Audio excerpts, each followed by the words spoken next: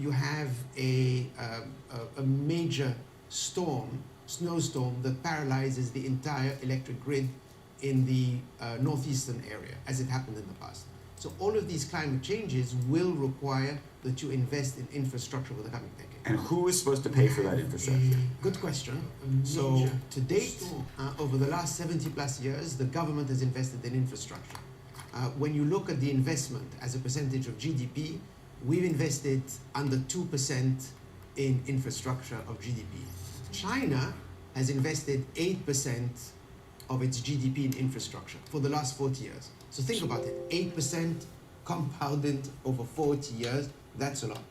The fact is, the infrastructure bill that was passed by President Biden, $1.2 trillion, has done a great job at trying to improve our infrastructure, given that we haven't invested in the last 40 years. But going forward, it has to come from user fees, it has to come from private capital that looks to invest in infrastructure for the country. What do you think the right number is? Is 8% too high? So if China's spending 8%, and we're 2%, you said, what would be the number that would make sense to you? If I was making you allow you to sort of re-budget America. So there's two questions. There's a quantity question, and then there's a quality question. So if you fund your infrastructure through taxes, that has certain implications. If you fund it through private capital, that's another implication. If you fund it and don't increase the fees, you're going to get the same type of behavior every day about the use of infrastructure. So you need to be able to have the right signal in the market for people to say, I need to be able to invest in infrastructure because I think I can Meaning what? I mean, I think about the tolls I pay to come across the GW Bridge every day. But Whoa. then you're here in New York No City, blow. and people aren't paying when they get on the buses. Like 40% of people don't pay when they get on them. Are those the type of user fees you're talking about? Those are the type of user fees that we're talking about. We have certain ouch. roads. I'll give you a simple example. Becky. How do we pay for our infrastructure and our roads in the United States, at the federal system, besides tolls? The gasoline tax. But I will tell you, in New Jersey with my registration, when I just sent it in the other day, there's She's a not happy. $250 fee you have to pay if you have an electric vehicle because you're not paying the gas tax, and they are using that to make sure you are paying your That's a state. That's a state issue. A state issue, yeah. Absolutely. And I was But the talking to one federal of your colleagues. probably has to do it too. I was talking to one of your colleagues who comes in Whoa. every day from New Jersey, and she was telling me the amount of taxes that I have to pay between Easy Pass, between taxes, between insurance is so are there certain states that you think it's going to become Astronomical. materially expensive therefore to live in? Because the other question is, when you say who should pay for all of this, I'm sure there are people, by the way, who may live in the Northeast or the Northwest who say to themselves, I don't want to pay for to help the folks in Florida or to help the folks in Texas. I mean, just look at the number of senators who don't want to even pass some FEMA bills. Ooh. But you're absolutely right. So you have to have state-by-state type Okay. policy. So you think it's all state, and it's going to be paid for by states, not federal government? At the end of the day, most of it will have to be done by states with the support of the government at the federal level.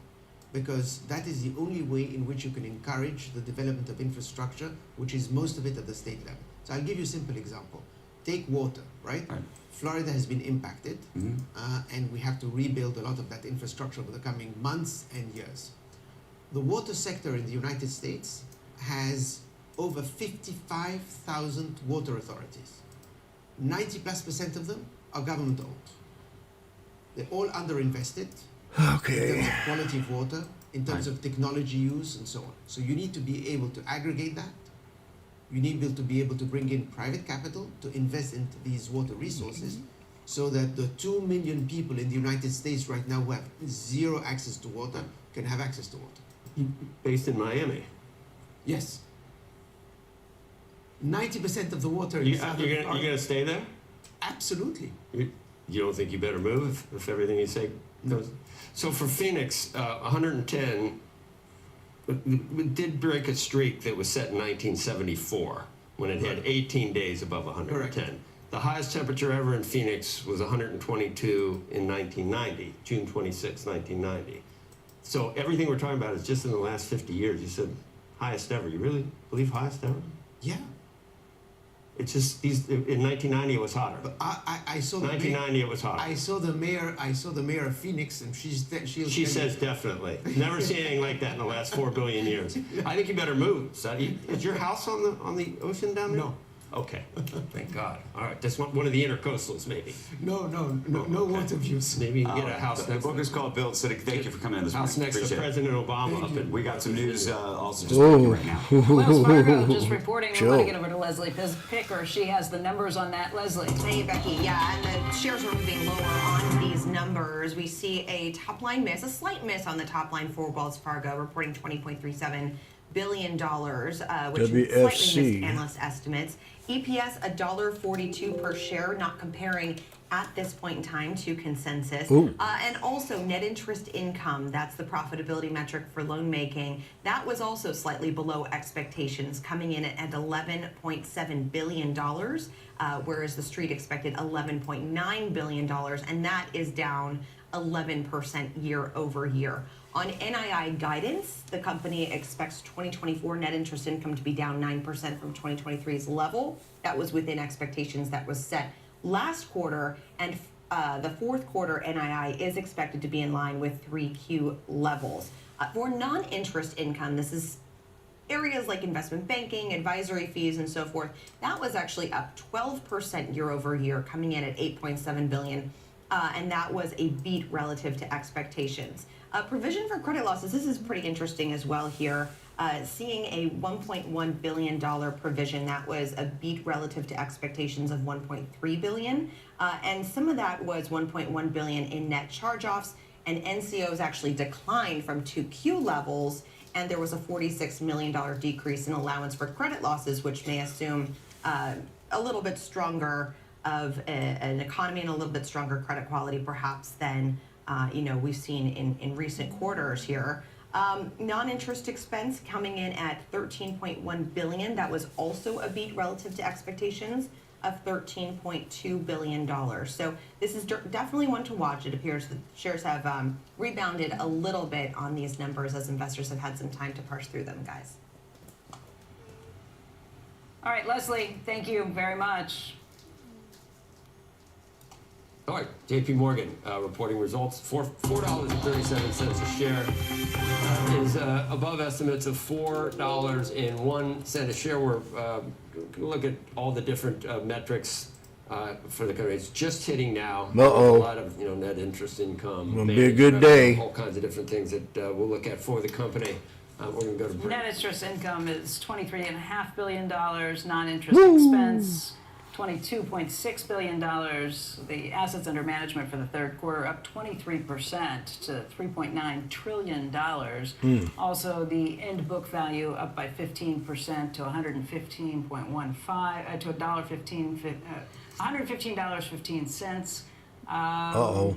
Return on tangible common equity 19%. And again, we have to get through to the 8K before we can read the rest of the results on this. But if you look right now, you'll see the stock is up by about 1%. When we come back, we will have more on the banks. And a reminder for you, you can get the best of Squawk Box in our daily podcast. Just follow Squawk Pod on your favorite podcast app, and you can listen anytime. We'll be right back. We're on a roll. Resistance is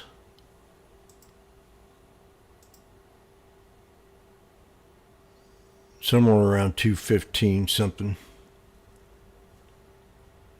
215.20.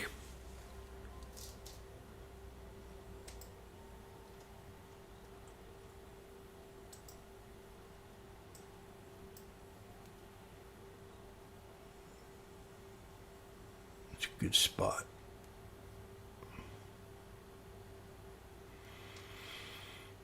Okay.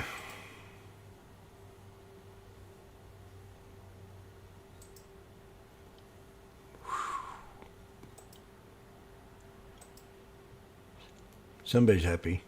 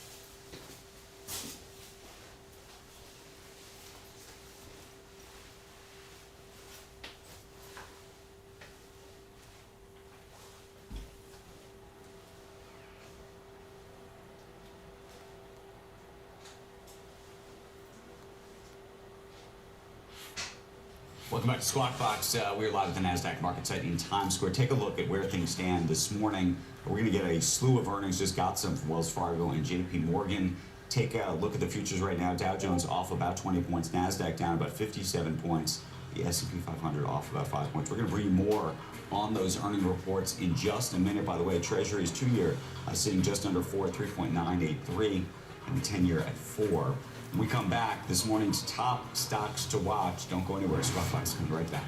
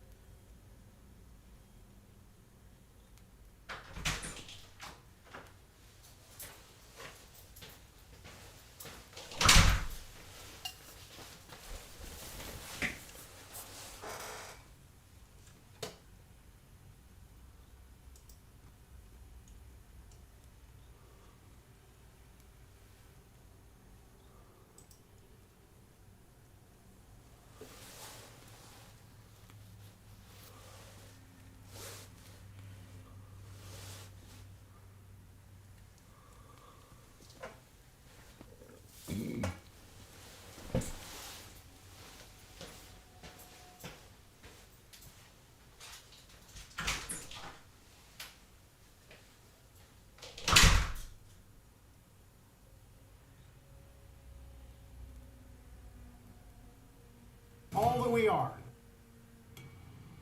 All right, let's bring in Stephanie Link to talk the bank earnings so far this morning. Steph, it looks like JP Morgan shares are up by about 2% right now. We've also heard from Wells Fargo and BlackRock with some of the earlier things that we were watching with this. What do you think? Have you looked through the numbers on JP Morgan? Yeah, the numbers were actually very good. Here's what I'm noticing from BNY, BlackRock, JP Morgan. AUM in their wealth management business, very, very strong. BNY was up 18%, BlackRock up 8%, JP Morgan up 15%.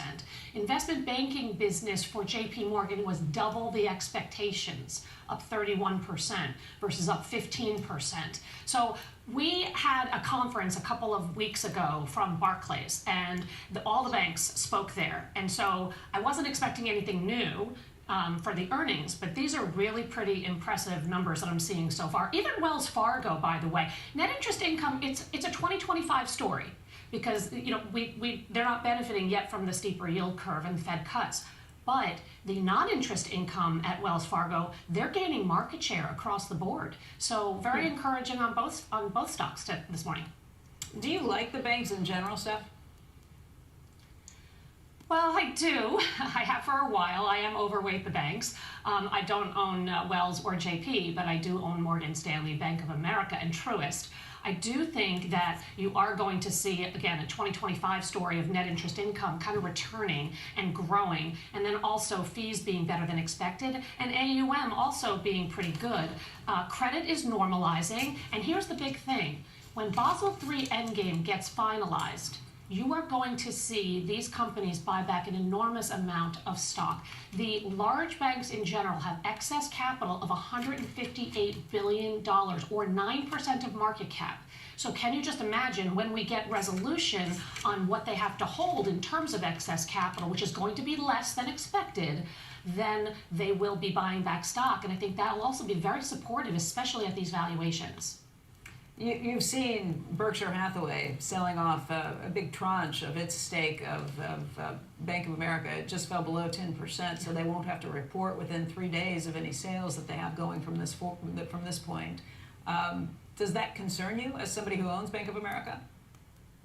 Yeah, I don't. It's not a really good sign, of course. But the stock has had a nice run, so maybe perhaps they're taking their profits. I thought that Brian Moynihan at the Barclays conference sounded the best out of all of the companies that spoke in terms of low single-digit loan growth, M&A pipelines actually starting to see acceleration. Their wealth management business, they're going to benefit just like these other companies from higher asset prices. And he actually raised net interest income for the fourth quarter, not the third quarter, but the fourth quarter when he spoke again at this conference.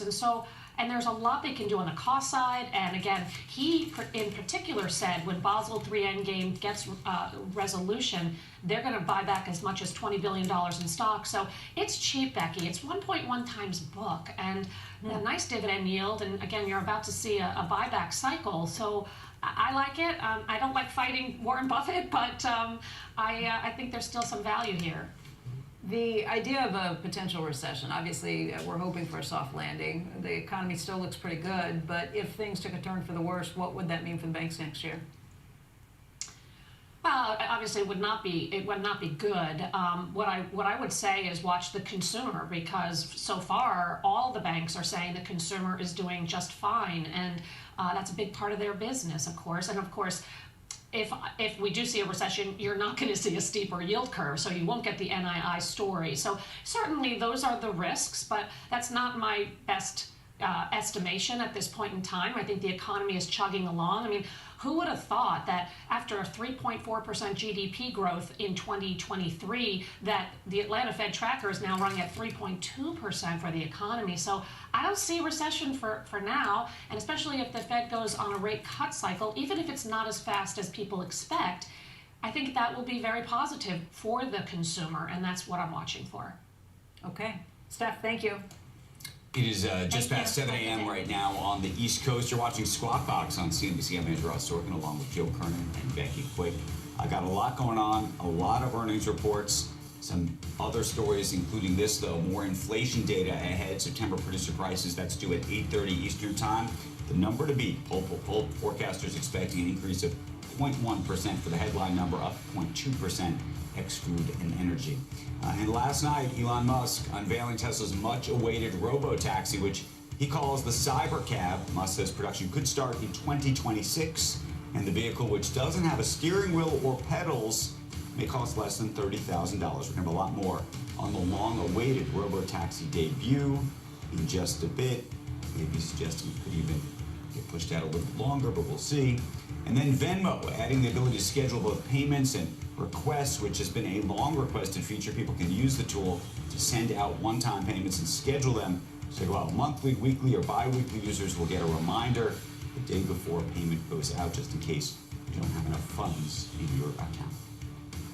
Checking the futures, which were off a little bit yesterday. We're actually have now turned positive on the Dow, up about 10 points, and as that continues lower, Tesla's down Let's get to Dom Chu with a look at this morning's pre-market numbers. He may talk about that. Hey, Dom. All right, so Joe, Becky, Andrew, will start off with that earnings kind of slew that we have coming out here. As Andrew alluded to, bank earnings kicking off today. BlackRock, I mean, asset manager, but still you get the idea. JP Morgan, Wells Fargo reporting before the opening bell. BlackRock shares higher by just about, well, 1/2% here. After posting a beat on both earnings and revenues, it reported a record $11.5 trillion in assets under management. JP Morgan Chase is also higher this morning, up around 2% or so after reporting a beat for profits and revenues on better than expected interest income numbers. And Wells Fargo shares are up just around 3.5% to 4% at this point. After mixed third quarter results, earnings came in above expectations. Revenues and net interest income came in below some analyst estimates. Still parsing through some of those numbers. That was late breaking in just the last 5 or 10 minutes. Now a couple of analyst notes to watch as well. NVIDIA shares right now up just about 0.1% after Goldman Sachs increased the target price on the stock to $150 from $135. They reiterated their buy rating on the chip maker, saying they believe the strong demand for AI computing should drive sales even higher. So NVIDIA shares in focus. And we'll end with a look on chips as well with Broadcom. Shares are just down maybe about 1/3%. Despite Bank of America naming the stock a top pick, the firm pointed to growing AI opportunities. What else these days, right? They say the company presents a unique combination of silicon, recurring software, and revenues, and also cash returns as well. So Broadcom shares, NVIDIA shares, and of course those big banks, Joe, in focus. I'll send things back over to you guys. Just the very beginning. So we've got the feeling of all the hope and promise of a long earnings season just flooding us with emotion right now, I think, Dom, but you summed it up nicely. Thank you. You got it. And we'll see you again. You got your work cut out for you, though. Don't go anywhere. It's a lot, but we're up to the task, too. All right, stay with us. All right, see you later. All right, when we come back, a report from Fitch Ratings says Hurricane Milton could cause up to $50 billion in insured losses for Florida property owners, pushing insurers' estimated losses in the state to over $100 billion in 2024. We'll have more on that story right after this break.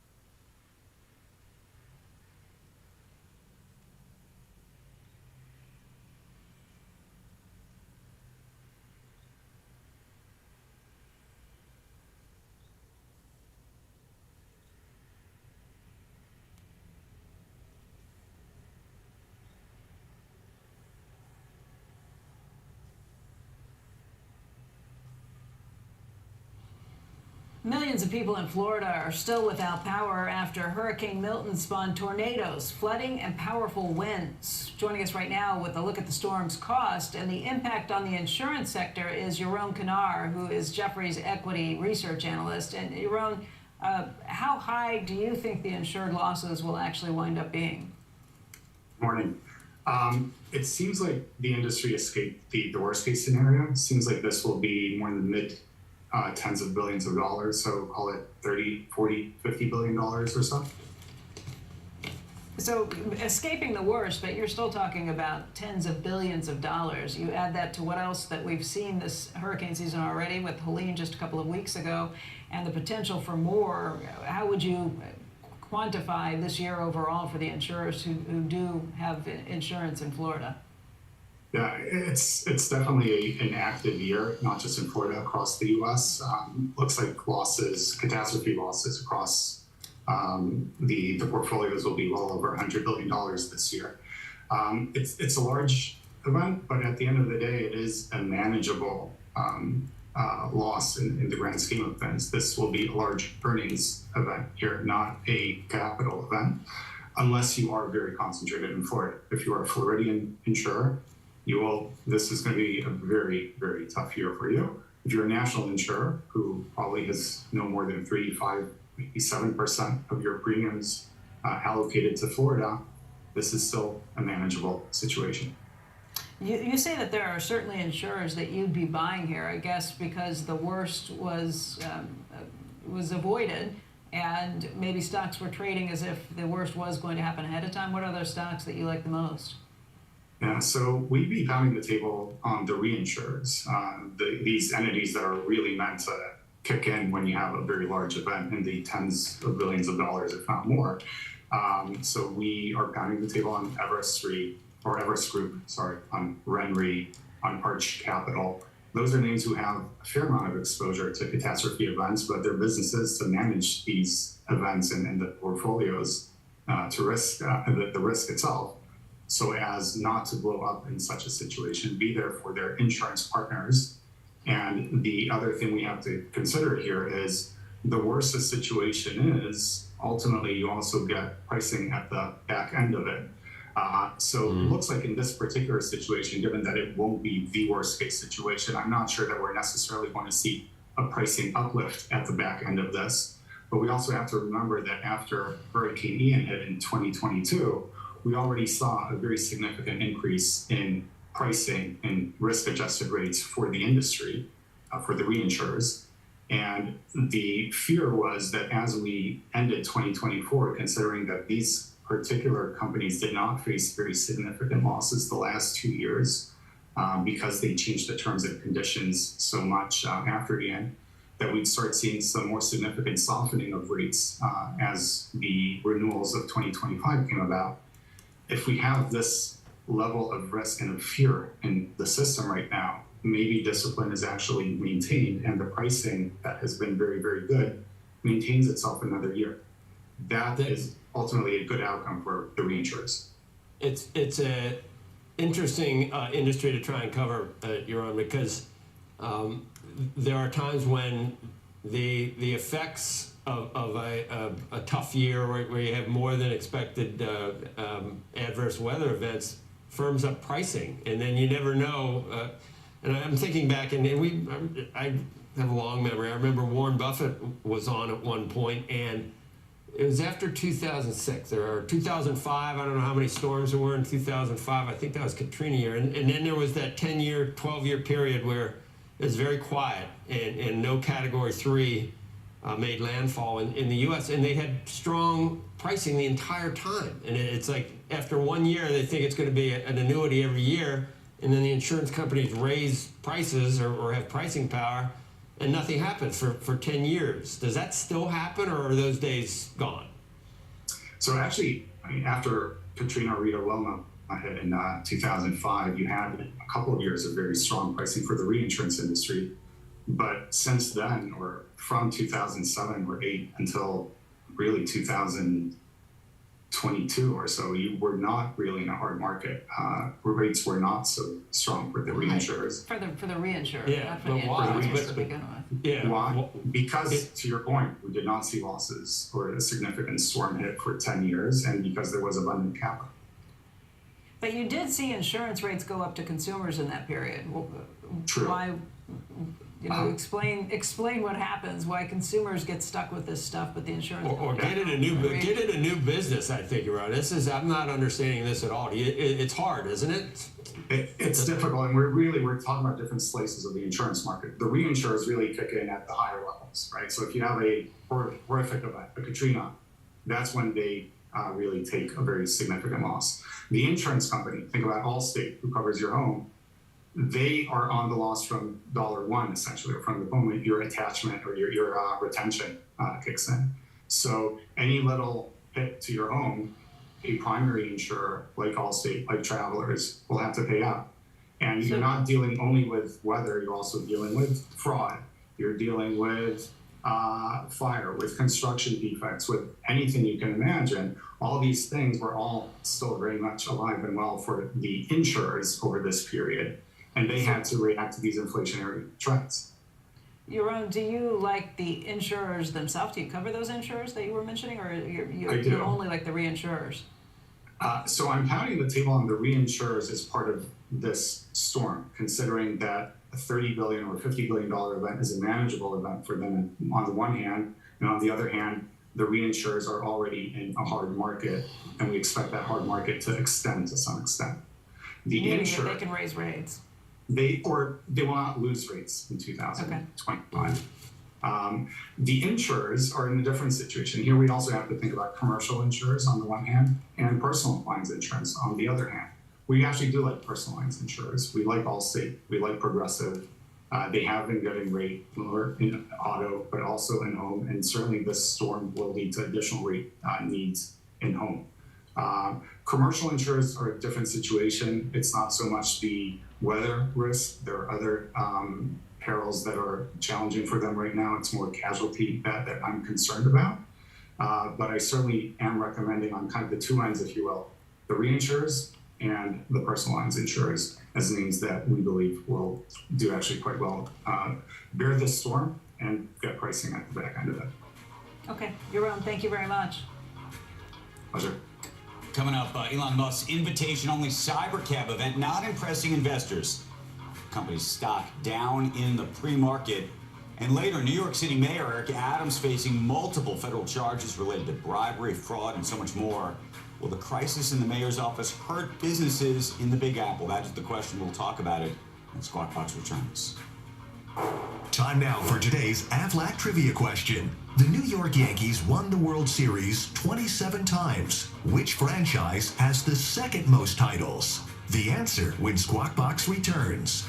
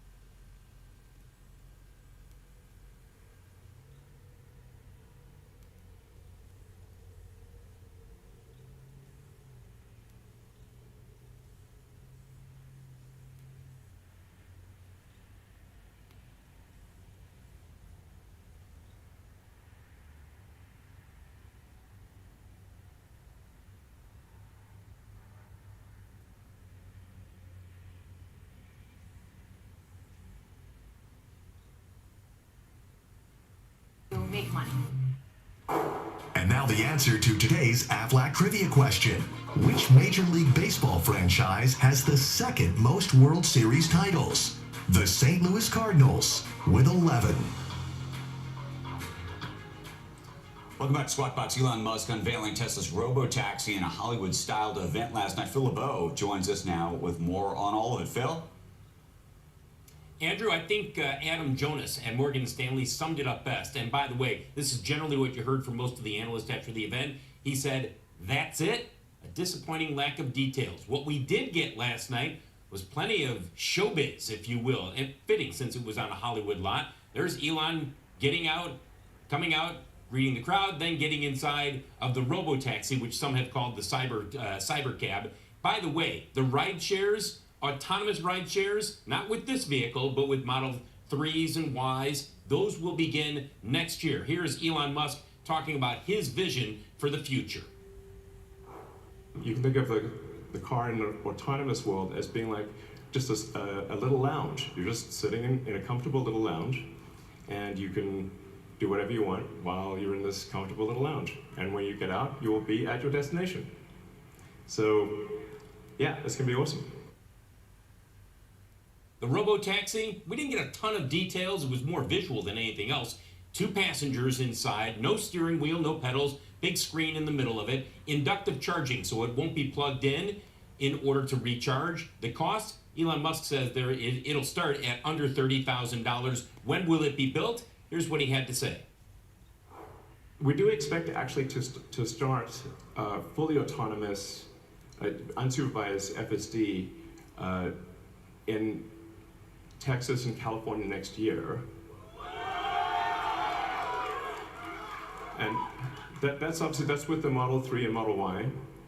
And then we expect to be in production with the cyber cab, which is really highly optimized for autonomous transport in probably, well, I tend to be a little optimistic with timeframes, but in 2026. So, yeah, before 2027, let me put it that way. All right, there you go. Before 2027. One more piece of Elon's vision of the future when it comes to autonomous vehicles. This is what he calls the robo-van. They unveiled it, can carry up to 20 people. They had, I presume those were Tesla staff members who exited the vehicle. And this is somewhere down the line, their vision of urban travel, autonomous travel, though they didn't give a timeline for this in terms of either when it'll be developed, go into production, etc. As you take a look at shares of Tesla, keep in mind that the one piece of news that everybody wanted, we didn't hear a peep out of Elon Musk about. And that is with regards to a lower priced drivable vehicle that in theory is going to go into production and then go on sale early next year. Remember, they teased that after Q1 that they would start working on a lower priced vehicle. We heard no mention of that last night. So that's another reason why you see shares of Tesla selling off this morning. A classic buy the news in the run up to, or buy the rumor on the run up to the event, sell the news. Guys, back to you. Phil, did you see in it, maybe I don't think about the future like Elon Musk, obviously, I don't, but he talked about the amount of land that's taken up with parking lots. And you think of some of the huge parking lots that we're talking about. Those are all people that have one car, one driver, here we are, I'm part of think if those. Yeah, it could change the whole world. It could change the whole world in terms of. If you really believe it. If you really believe it. Which, I think it's Joe, if you don't use a car, not if you're using the. Yeah, but those cars have to get parked somewhere. Now they do, but if everybody switches, yeah. You say if everybody switches, you know how many vehicles are in the U.S.? Take a guess. All vehicles. Well, how many people? That people are driving. 320 million. I say more. You're close, Becky. 290 million. 290 million. Like one for every person. You know how long it takes for a vehicle to really age out? The average age is 13 years. Yeah. Even if you start to see a ton of autonomous vehicles being developed, it's going to take a long time. I know. Joe, you and I will be long dead, talking and 100 years there will from be people now. driving vehicles this way. Speak for yourself, LeBeau. Those parking lots will turn into like little airports for your flying car. So don't get too excited just yet. They feel. One of the things I was noticing on the robotaxi though, only 2 doors. It's only two seats. Well, it's a 2-seater. Only 2-seaters, but is that and is that what if you have like a little child? Do you think you get a? Then you need one of those vans. You need one of those. Then you need the van. I think they'll cross that bridge at that time. Look, I think the idea here is you can drive down the cost because of the size, and most people who are getting into a cab, not all, but a good chunk, people getting into a cab, people who are driving around themselves, they're either driving themselves or it's one other person. That is the majority of vehicle rides in this country. And that doesn't mean that, there aren't people with 3 or 4. Yeah, that happens too. I pack my whole the whole vision here is to drive down the cost. robotaxi minivan. No, the RoboVan is for Elon's family, him and his kids, the 20.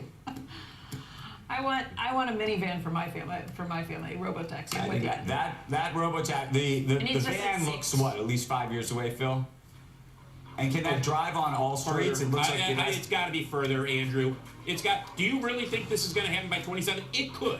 It could happen by 27. But let's be honest here. Elon Musk's history has been, I'm going to put a date out there, and then it's not going to happen by that date. He said that himself. It may last eventually night. happen, and it does often happen, but it doesn't often happen when he says it will. So the RoboVan, they didn't give us a date. So I'm not sure you should really sit there and say, oh yeah, we're going to see it in 4 or 5 years. Okay. You gotta hand it to him. I mean, even taking on the world's underpopulation problem, single-handedly himself. I mean, he is a can-do kind of a guy, is he not? I'm not kidding. It's amazing. Coming up, big bank results. A recap is next, and then later the CEO of Allstate joins us to talk about how much it's going to cost for the selling up after Hurricane Milton. Selling up. We'll be right back.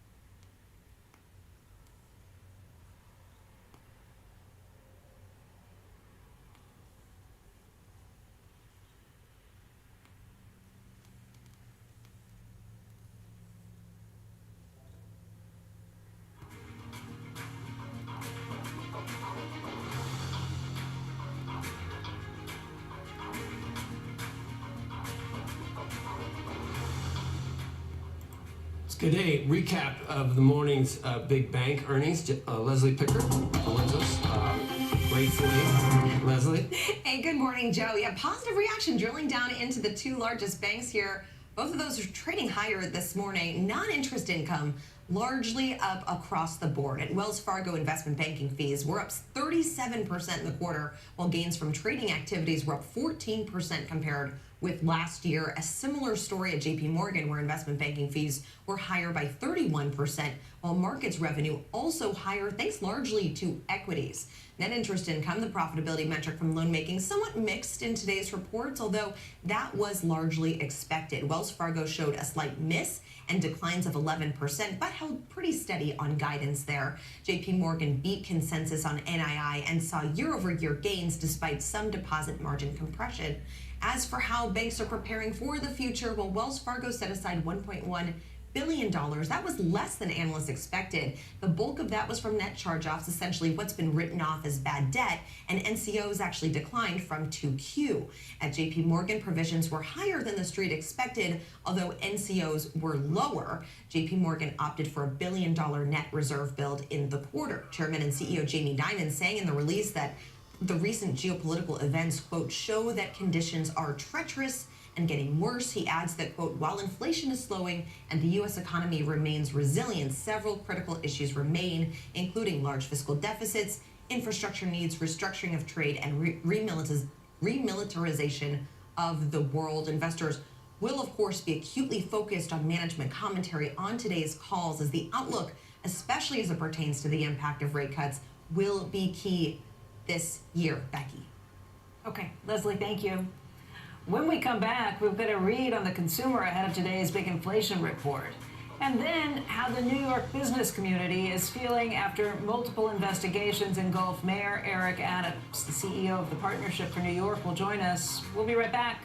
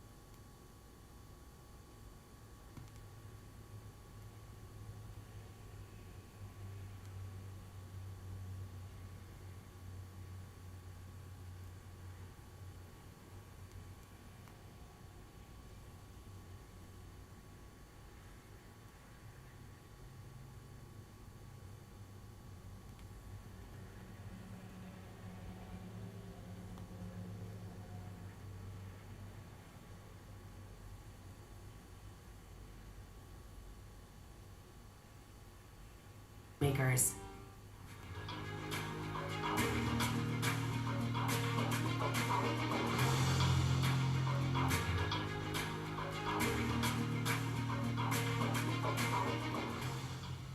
Right now it's time for a read on the consumer. Steve Leisman joins us with the latest results of the CNBC NRF retail monitor. Steve, what'd you find?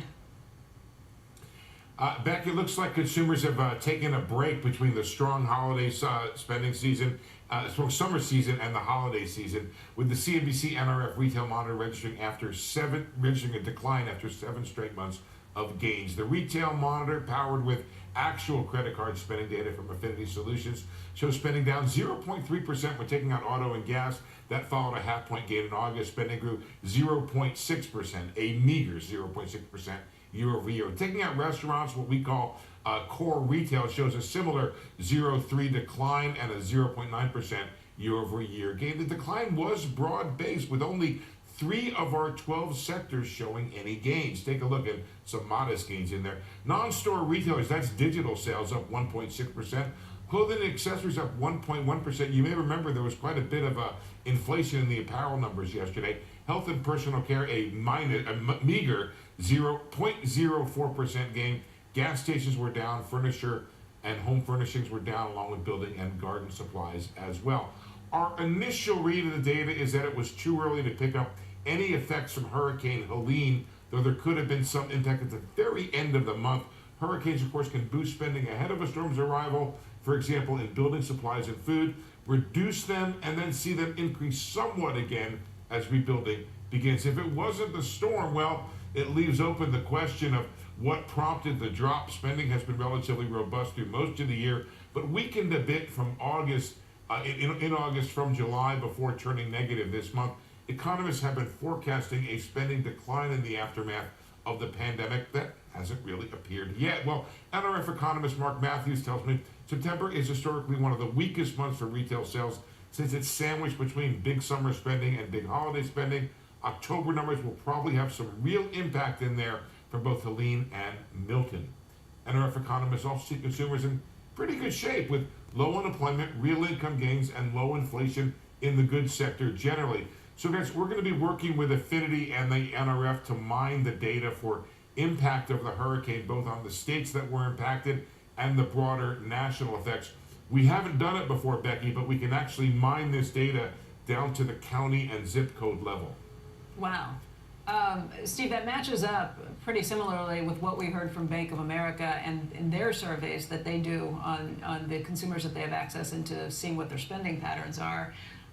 I guess at this time, not knowing what any wobbles in the data mean, you know, you've got to wait and see if it was an impact of these storms. You got to kind of hold out and see a little bit. Does that lead the Fed to a position where they might actually pause because they don't know if this data, exactly this data is telling them at this important time? And I did hear your interview yesterday with Austin Goolsbee. I know you tried to pin him down on that, and he kind of wiggled out and didn't want to answer it. But what are they thinking? Yeah, you did try. Valiant effort.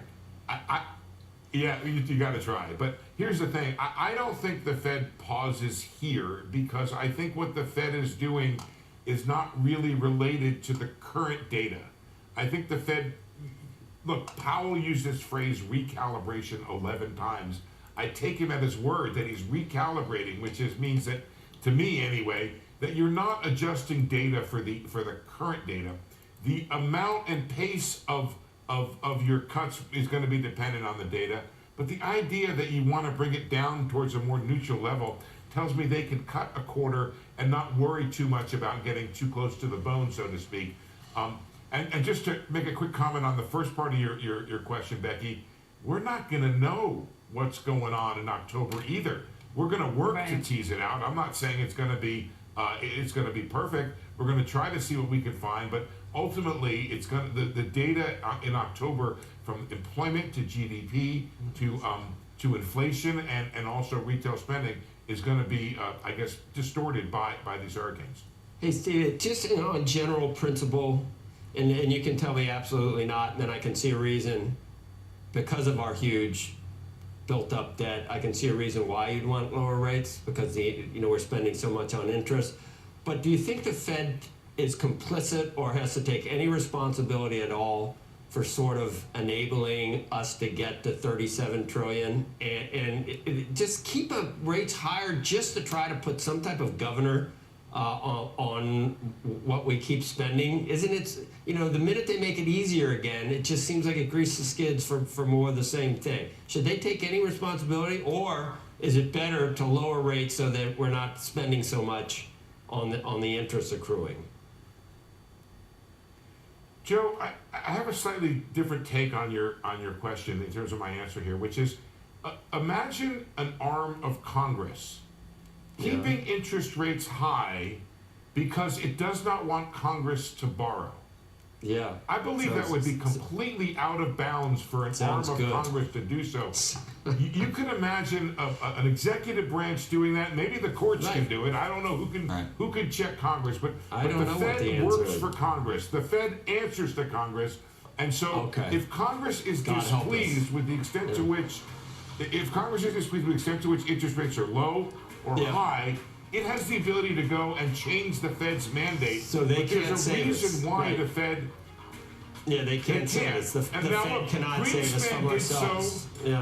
Greenspan talked about this. I just don't think it's the Fed's place, and I know the Fed doesn't think it's in its place to make interest rates higher or lower because of the amount of federal debt and to try to regulate. They just need whatever they need to do. They need to give them the ability to do it, which is scary.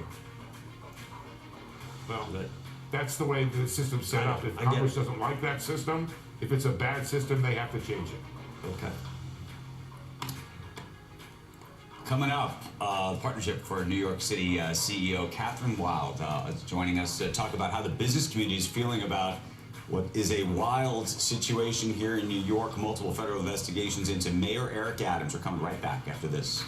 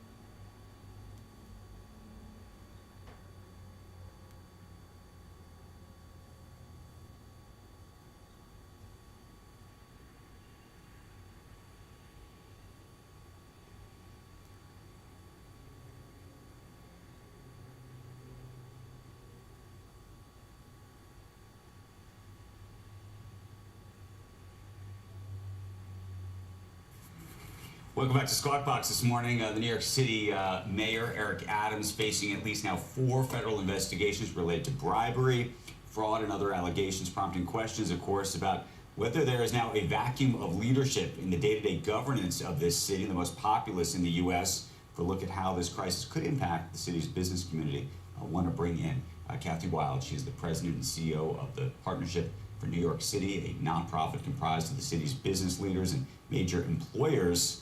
Good morning to you. Right. So this is a wild situation, if you will. It's crazy. Well, we're a 400-year-old city, and it's the first indictment we've had of a sitting mayor. So there's no way to deny it's concerning. And I think we had 24 hours of panic when everybody read the indictment. Right. And then I think that we saw that the actions were being taken by the mayor and the governor. Fortunately, we currently have a mayor and governor that have gotten along, and they've worked together. We've had a new first deputy mayor put in Right. place. And so things are running. The city has 330,000 employees, Right. and we've got we've got a few problems, but for the most part. But you seem not panicked then at all.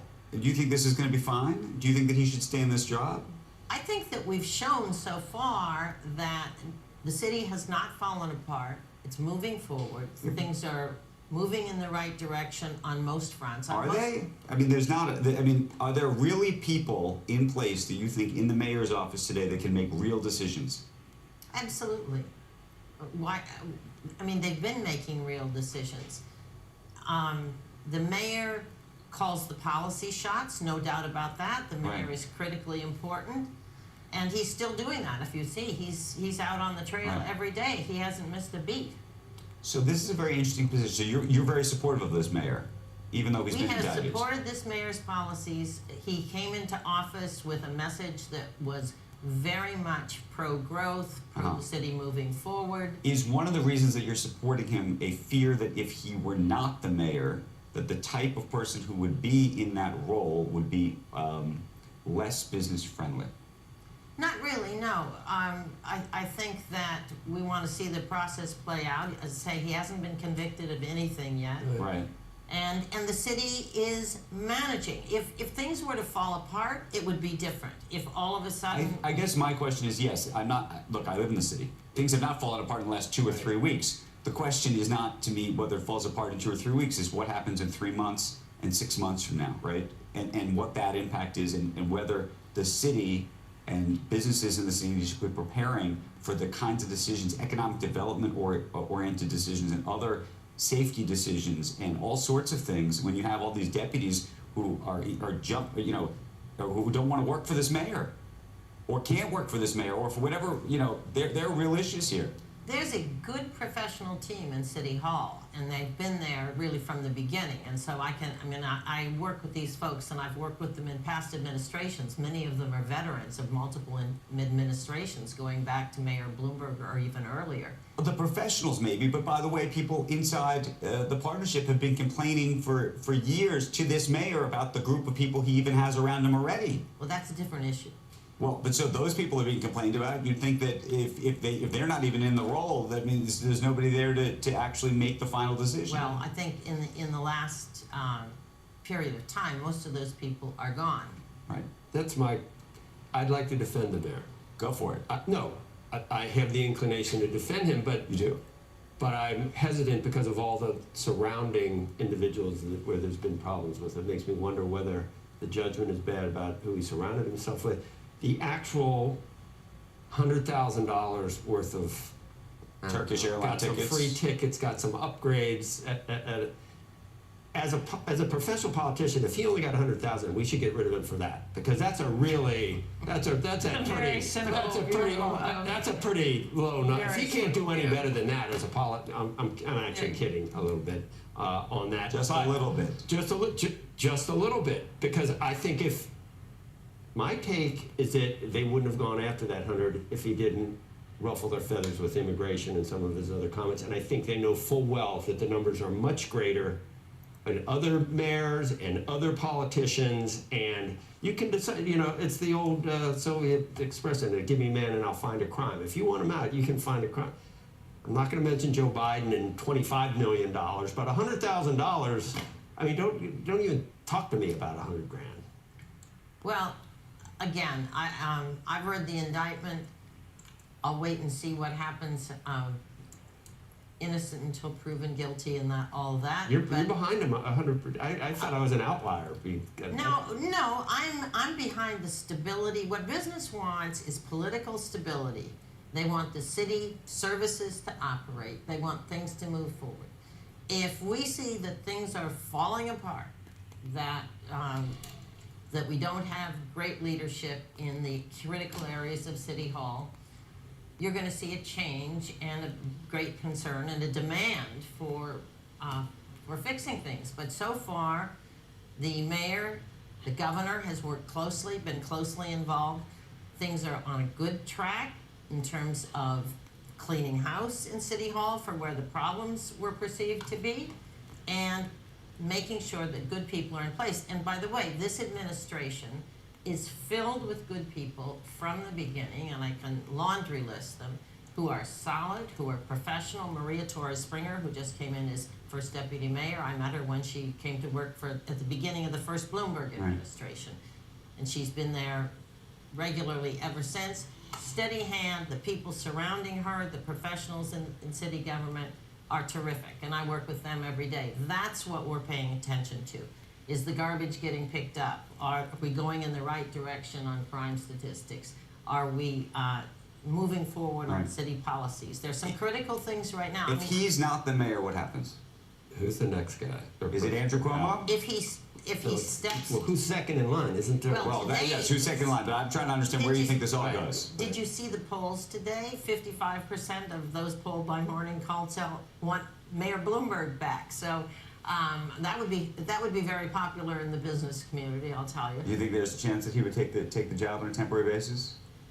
Well, we don't have a provision for that. We've got, if what the succession is, if the mayor is removed from office or resigns from office, the public advocate, Jimani Williams, becomes the mayor for 90 days. Right. During that period of time, they have a special nonpartisan election that elects a new mayor, and that'll be a very large cast of characters, or we go to if it's within 90 days, if it's after March 26th that the mayor leaves office, then we go to the June primary, which is the regularly scheduled primary. Let me primary. ask you this. When Kathy Hochul calls you up and says, what should I do? Should I pull this guy? I assume you're saying keep him there as long as humanly possible? I think Does she call you and ask you that? No. No. Well, she certainly has in regular touch with members of business, labor, etc., for thoughts about how to handle. This was, when the indictment first came down, because it was unprecedented. But she has had a steady hand, and I think everybody has said, let's be careful, let's work slowly. We do not want to blow this up beyond in a way that affects the operations of the city. That's the most important thing. And so far, that is what's happened. Where we're vulnerable, as you pointed out earlier, is whether or not new initiatives get started, how we move forward. Hopefully we'll see that. But we are in the end of the third year of an administration where the agenda is really set. The policies are out there. We want to drive home the city of yes for housing, which will bring 100,000 units of new housing to be built online. We want to make sure we're moving forward with progress. Let's hope. Captain Wild, thank you. It's nice to see you. Thank you. Coming up after a stimulus surge, Chinese tech stocks are coming back down to earth. More on that after the break. And then later, the CEO of Allstate joined us to talk insurance risks and the impact of hurricanes Helene and Milton. Squawk Box will be right back.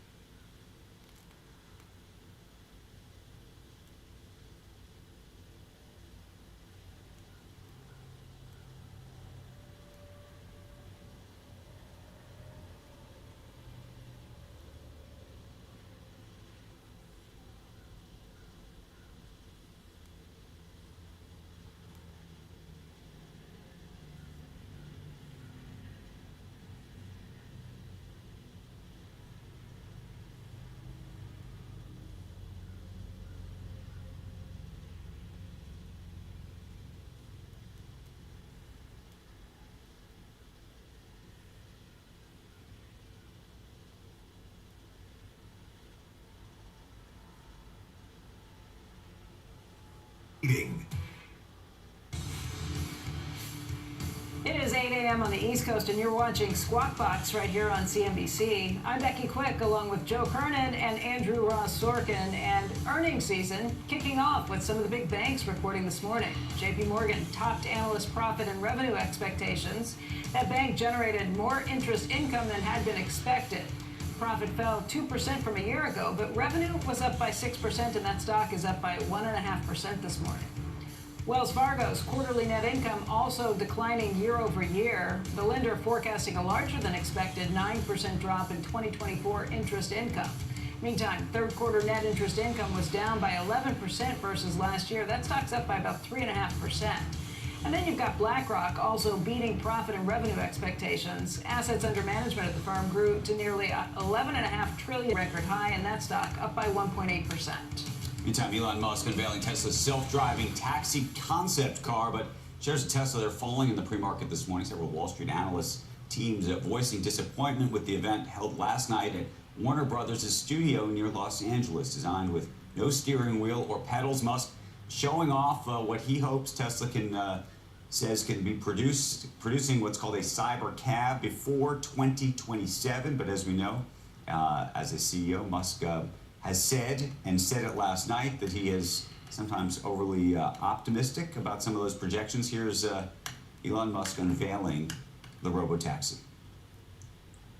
You can think of the car in the autonomous world as being like just a little lounge. You're just sitting in a comfortable little lounge, and you can do whatever you want while you're in this comfortable little lounge. And when you get out, you will be at your destination.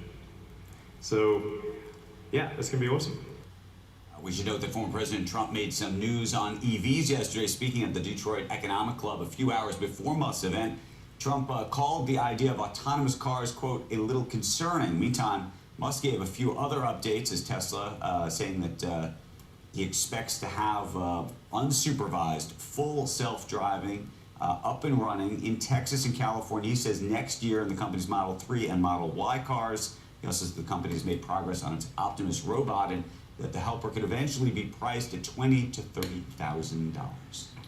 Futures have been moving around a little bit. We do have an important number coming at 8:30. We got the Dow off a little bit again, back in the red. The NASDAQ, as the Dow has moved lower, has actually moved a little bit more into the red, now down 68 points. Tesla is lower. Treasuries, 409 now, slowly creeping higher. It's too early, Mike, to say that the vigilantes have returned, but I'm ready. I'm ready for that at some point. And I was just talking to Steve about it.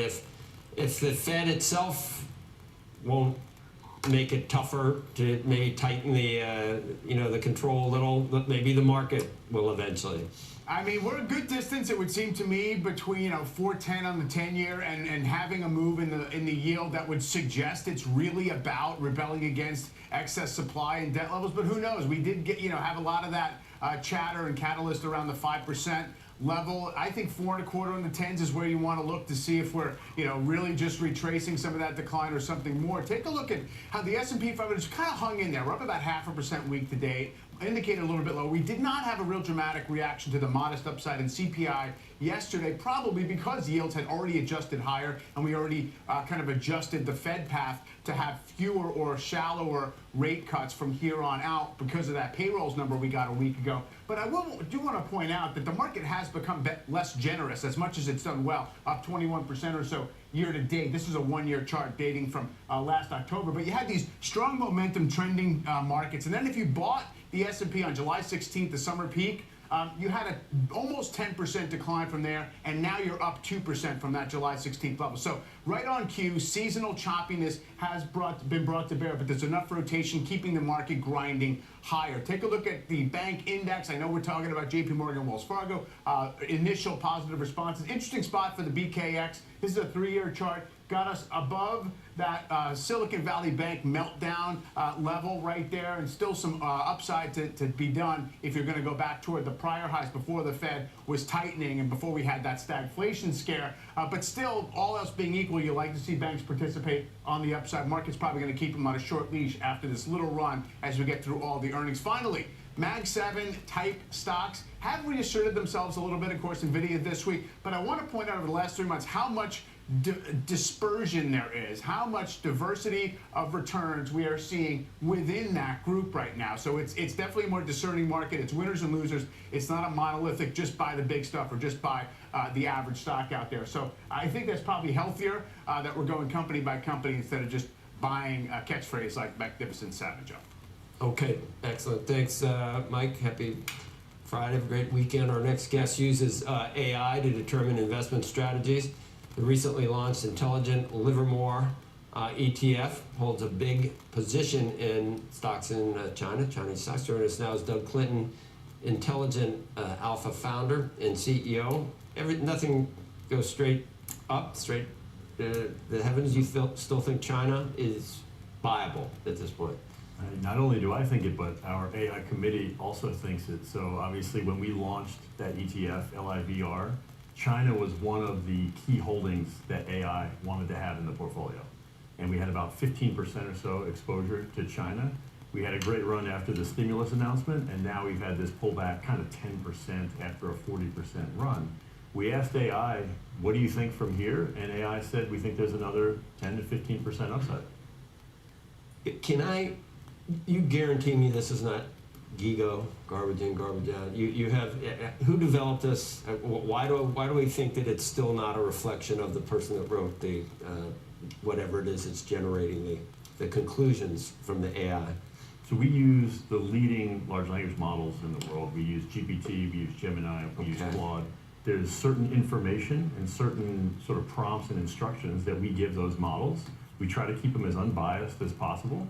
And we get those models then to give us responses. So I think we've, as humans still interacting with the models, we've tried to do our job, which is prevent garbage from going in. What so that we don't data get are you garbage providing it, though?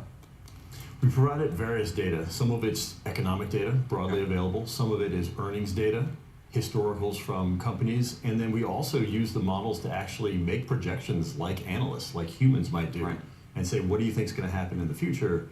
We use that as an input as well. Doug, do you correct just, oh, I'm sorry. Go ahead. Do you correct just the stuff going in, or do you correct some of it coming out and say, we believe this part of it, but not this part too? We try not to do the latter because I think the superpower of AI is really avoiding human bias. And if we start making our own judgments on what AI is saying, then it's more human-augmented analysis rather than AI-powered analysis. I want to go into what it's training on. So you're effectively providing it how much data? On a relative basis to, obviously, the public stuff it's trained on online. It's hard to quantify. I mean, you can think of it as depending on what the use case is. So let's say we're evaluating a set of large cap US stocks. We'd have 500 stocks and we might have several hundred rows of different data, if you think about it like a spreadsheet. So it's a significant amount of data. It's probably not as much data as traditional machine learning model approaches might use, but we're trying to also pull in the intelligence, the base intelligence of these large language models as well with that data. No, but so you're taking all the earnings reports for the last, how long?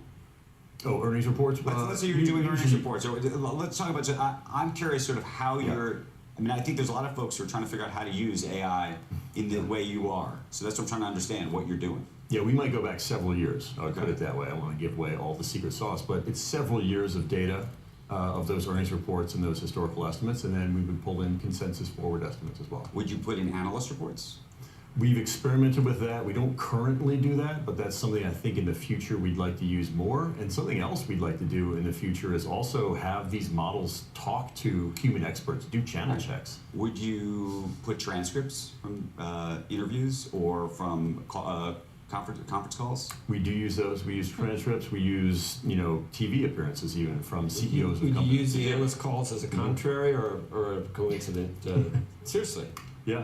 It might depend on the analyst, and it might depend on how the AI perceives. I don't think it depends on the analyst. Yeah. How the AI perceives how great that analyst has been in the past. Do you do, what would AI say about interest rates in the Fed right now? Are they on the right track? I would trust AI, I think, more than someone flying by the seat of their pants. I mean, I just think looking ahead, I don't think the Fed's very good at anticipating things. I think they're more reactive, and it's gotten them into trouble in the past. I don't know if they're getting in more trouble right now or not. Maybe they are, maybe they're not. But we're initially in this mess from staying at zero for too long. And any AI program would have said, get the hell off the snide. Yeah, right? Well, Becky, I think, mentioned to Steve in the last segment, could the Fed pause here? And AI, we do ask them about macro factors. Did it say pause? AI thinks there's a greater chance of pausing than I think the market thinks. Really? Okay, that's interesting. That's something we can actually come and check in the next 6 weeks. What's core? As of yesterday, it was core CPI still above 3, wasn't it? It was 2.9% year over year, I think. Was it? I'm not 100% sure, but I think that's the number. It's not. So that would be 50% too high from what they want. Right. Okay. Thanks. Thank you. When we come back, taking stock of the damage from the storms in the southeast, how much will Milton and Helene cost insurance companies? We're going to be speaking with the CEO of Allstate, and I can't remember if that was the headline number or core. 2.9% was one of them. You're watching Squawk Box, and this is CNBC.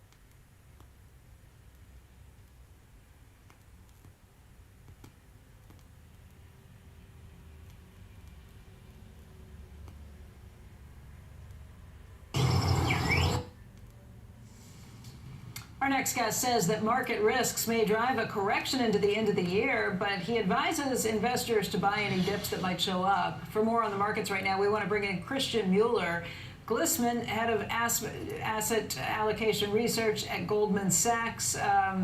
Christian, let's talk about this a little bit. You think the downdraft that we saw in stocks in August may have just been a warning shot, and there could be a lot more to come?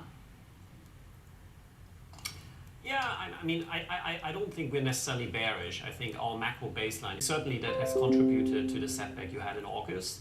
And you're dealing with mixed macro data and obviously geopolitical uncertainty in the Middle East and the US elections. So I think there's potential that you get more corrections, and we would buy the dip.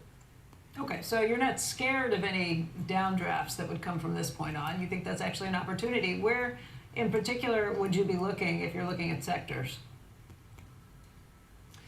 Well, the interesting thing is that we have this framework, this model that actually gives us a sense of when you should be really worried about the bear market. You don't want to buy a dip if you are worried that a 10% correction becomes a 20% plus drawdown. The model currently tells us the reason why you should not be worried about like a severe bear market is two things. First of all, inflation and inflation momentum. I think this kind of decline in inflation we've had in the last year or so has really opened up the central bank put. It really allows for central banks to cushion growth shocks and to some extent financial condition shocks.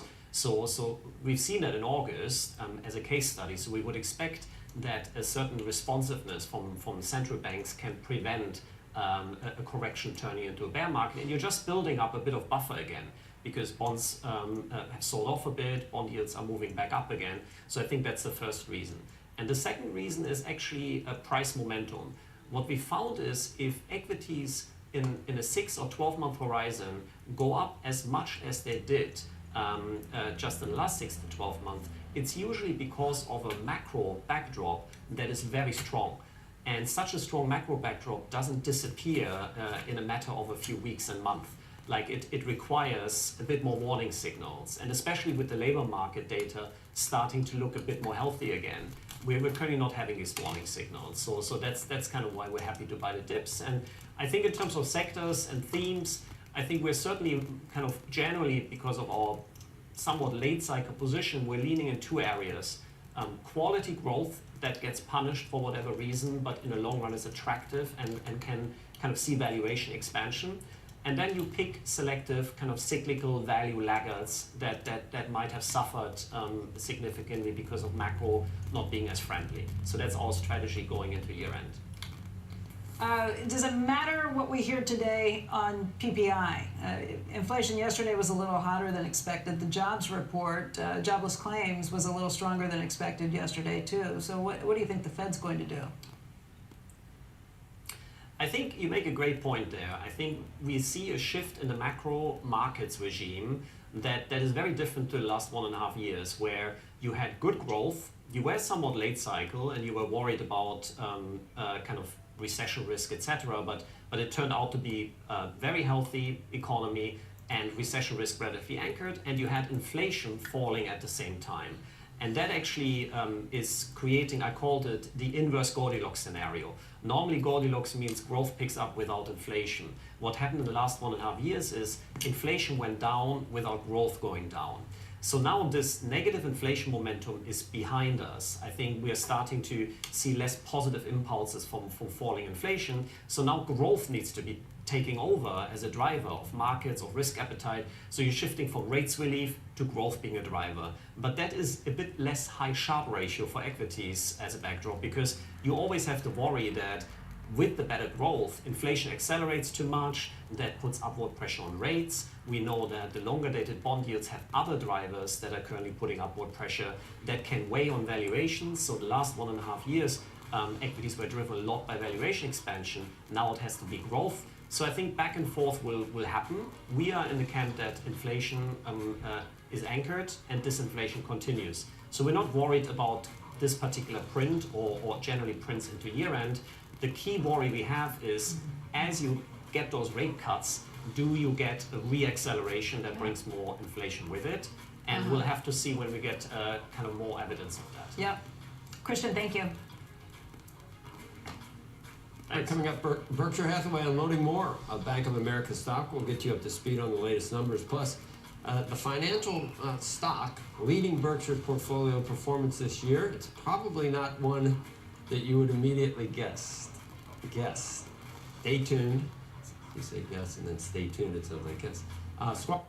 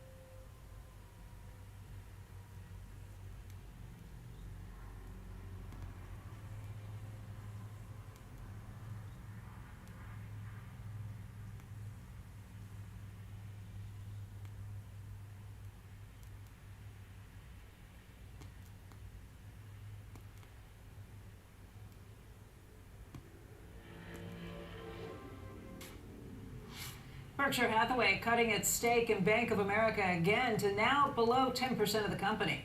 That means Berkshire no longer has to report transactions involving B of A to the SEC as quickly.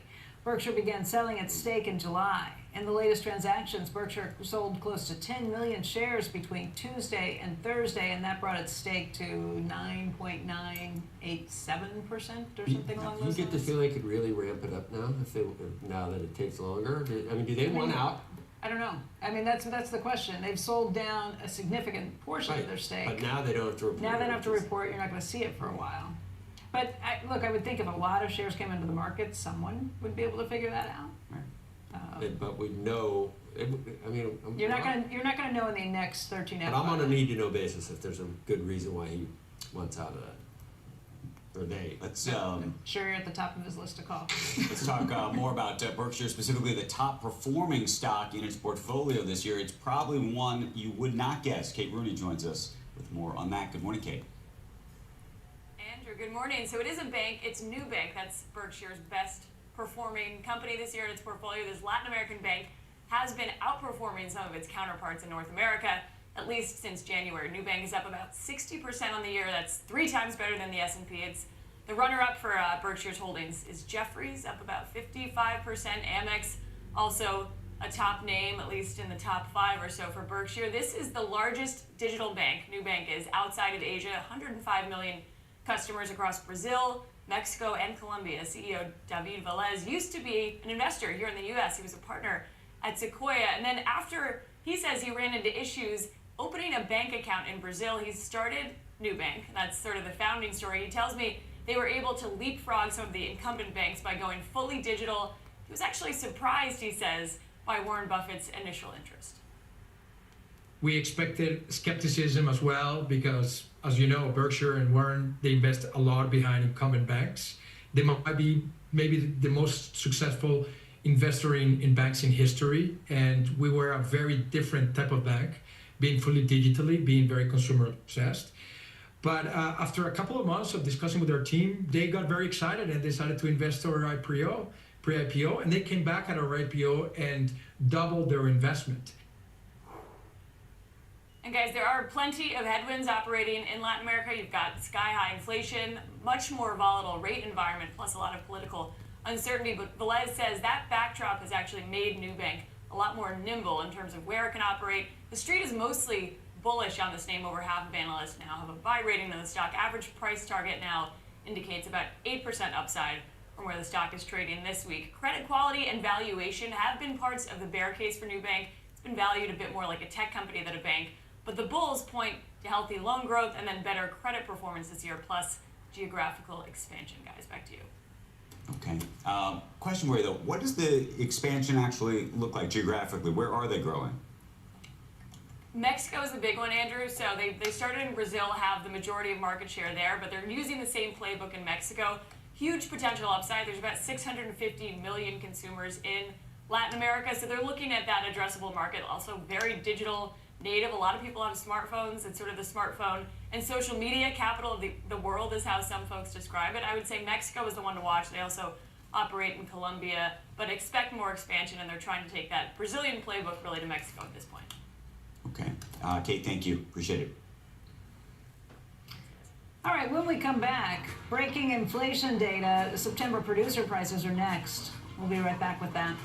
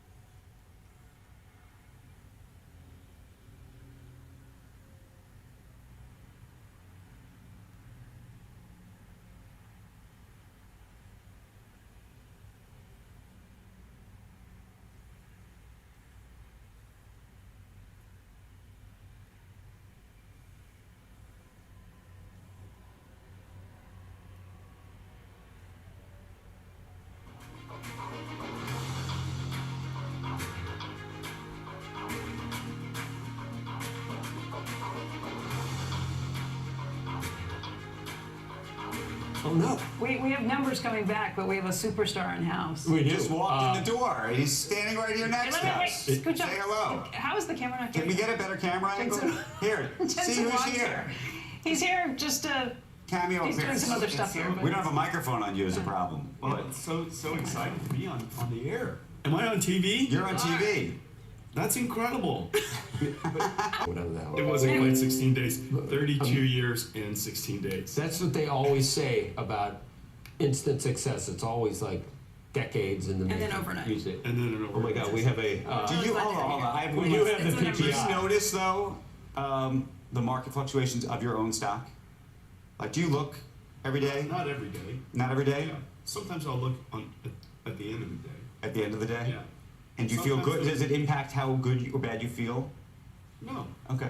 Just want to make. I'm curious. No, because it does go up and down a lot. That we talk about. Every day. Are you interested in the PPI today and what the? I know I said PP, but are you interested in the inflation data? We got to do. I think we should let Rick do There's it. nothing I could do about it, so my interest level is low. That's right.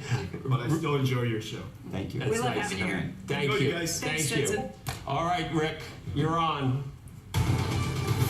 Number PPI, and there's some surprises here. Headline number coming in better than expected. Unchanged, but we have been there before. It was unchanged in July. To find a lower reading, you'd have to go to decent the end of last year when it was minus 110. If we look at X-Food and Energy, it's as expected up 0.2%, and it's 1/10 cooler than the rear view mirror, up 0.2. Well, up 0.2 is still a little warm considering we were down 0.2 in July. If we look at X-Food, Energy, and Trade on a month-over-month basis, coming in a 10th light, up 0.1%. Last month, downgraded from up 0.3 to up 0.2. Up 1/10. Well, once again, if you look at where we were in June, it was only up 1/10.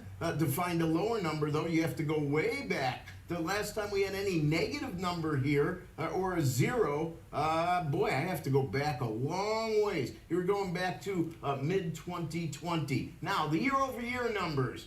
1.8 year-over-year headline, or final demand as we call it. That's definitely warmer than we're anticipating, and it's 1/10 hotter than our last look. It comps to 2.1 when we were in July. X-Food and Energy up 2.8. Definitely warmer than expected by 0.2 versus expectations. 0.4 higher than our last look, which was just revised from 2.4 to 2.6, which now makes it only 0.2 higher. 2.8, well, we're at 3% in June. 3% in June, that's where it comps. And finally, year-over-year X-Food, Energy, and Trade, 3.2. That is 1/10 cooler than the rear view mirror. It equals where we were in July. But boy, if you look at January, February, March, all three of those were under 3%. So how do you want to slice and dice this? Are we making progress?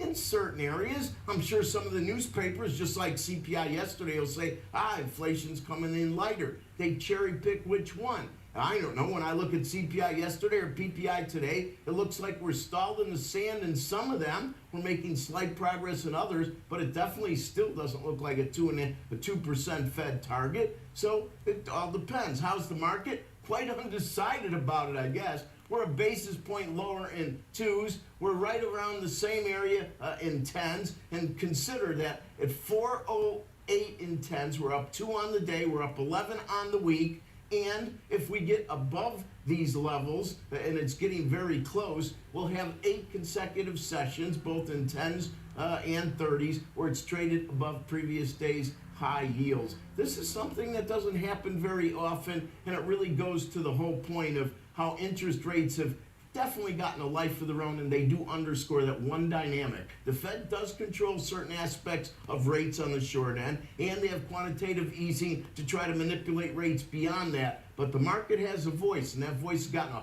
whole lot louder as of late. Joe, back to you. But is it loud? It's louder, but is it loud? That's the question I asked earlier. Is there actually, is the market itself chafing at the Fed, more or less saying, the last mile, whatever you want to call it, that's in the bag? Because I don't know, a move from 3 core to 2 core, which if they really don't move the goalposts, if they're dead set on getting to 2, there's no guarantee that they can get bring that last amount out. It could start going the other way and start increasing again. Rick, what would the market? I think yes. Yeah, that's what I think. It's not only that I really don't think, other than the Fed's favorite inflation gauge, which runs about 0.5% under where CPI is, I just don't think we're going to get anywhere near 2% on some of those. They said we have to. But I do. They said they'd keep doing it until they get there, no matter what. And they've already stopped. They carved it out. They carved it out. And they're already going down. And there's a credibility issue. Yes. And earlier, you had a great discussion with Steve. Wish I could have been there. Does the Fed somewhat... He poo-pooed on me.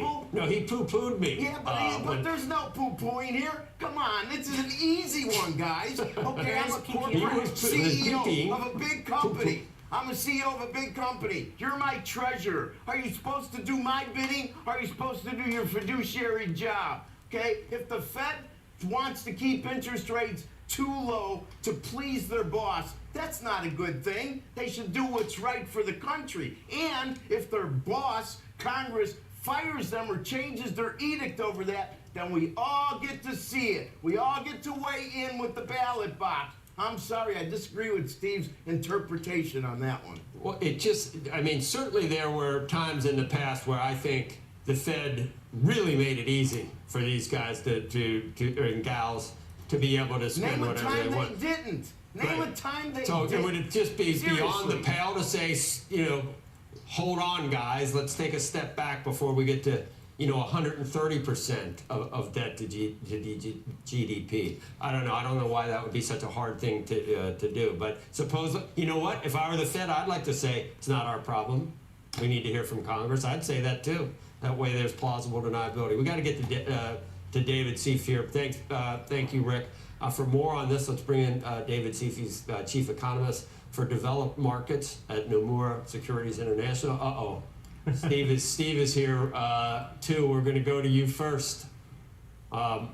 He's right above you. Look up at him like this, Steve. See, I gotta look. You gotta look down. Look, I really enjoyed that fictitious conversation you guys were having, because apparently, according to Rick Santelli, rates were not 5.5%, right? 5.38, right? Rick said, name a time they didn't. Okay, for 2 years, the Fed has kept rates well above any measure of neutral. So you guys can go back and have your conversation again. I don't see any inflation in this number. The market agrees with me. Yields are off. Yields are a little bit lower. The S&P turned from negative to positive, just a couple points, but I don't see inflation in the pipeline. Rick is right. They're up. They're down. And if you want, Joe, your kids to control your credit card, or the people who work for you to control your credit card, then that's the system you're creating, Joe. My kids totally control my credit card. Kids? Already. Yeah, that makes sense. Go ahead, Rick. Yeah. Other way around, Rick.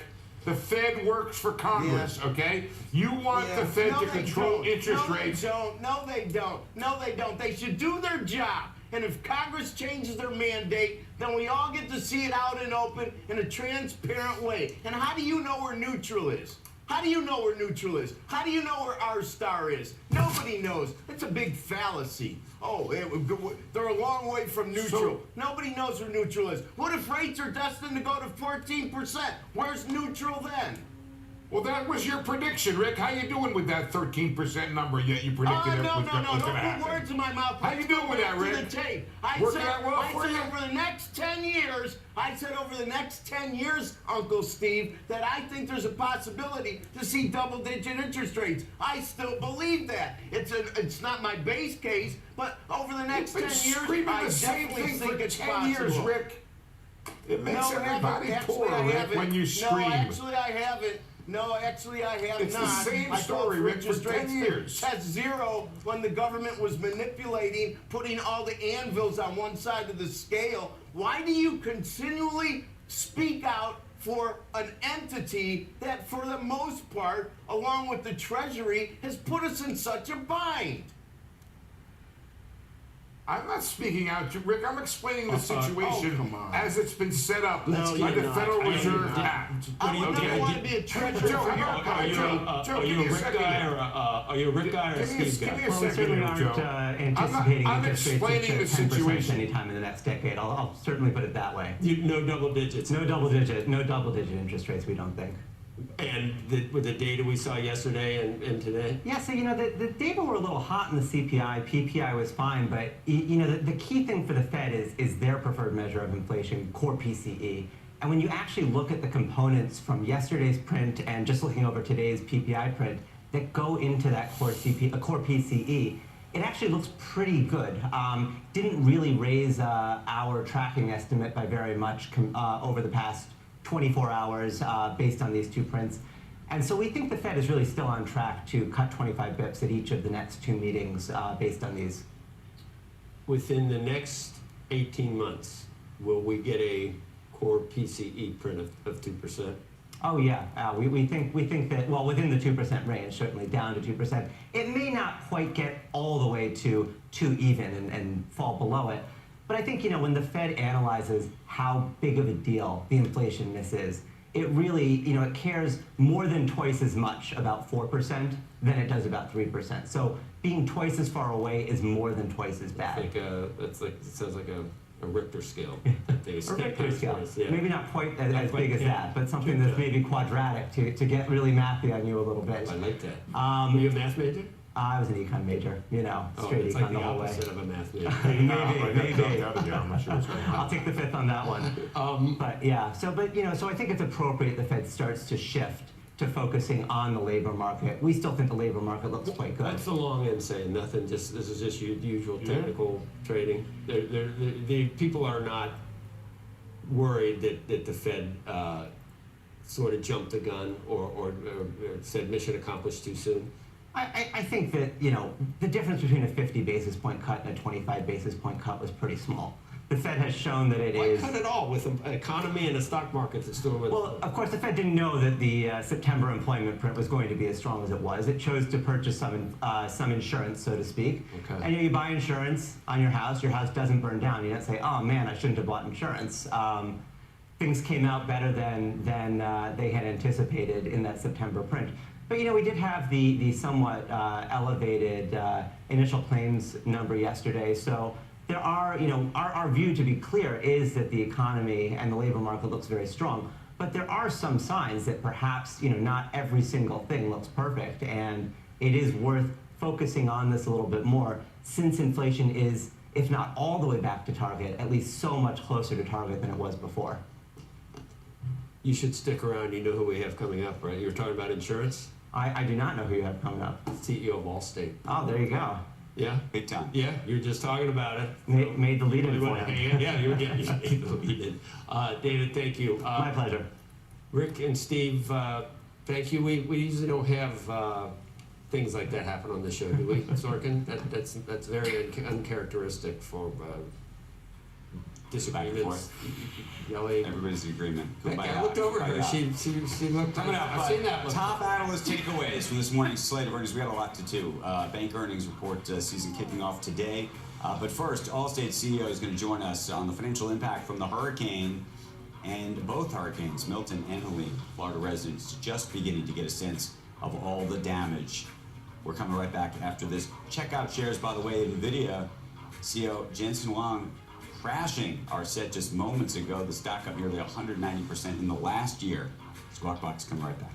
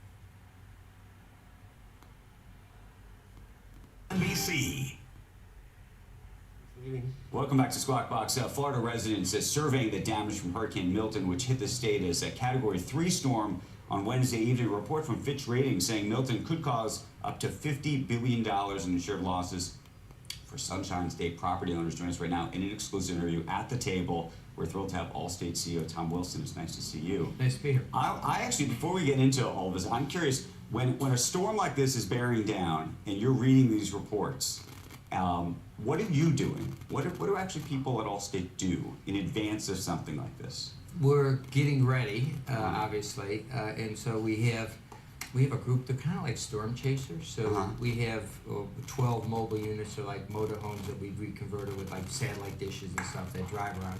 So we pre-position them in front of where we think the damage is going to be. We start emailing our customers and saying, hey, storm's coming, you should get prepared, take your furniture in the house and stuff like that. So right now we have about 5,000 people working on Helene and Milton. Most of those are on Helene because Milton's just still developing, maybe like 400 or 500 are on Milton.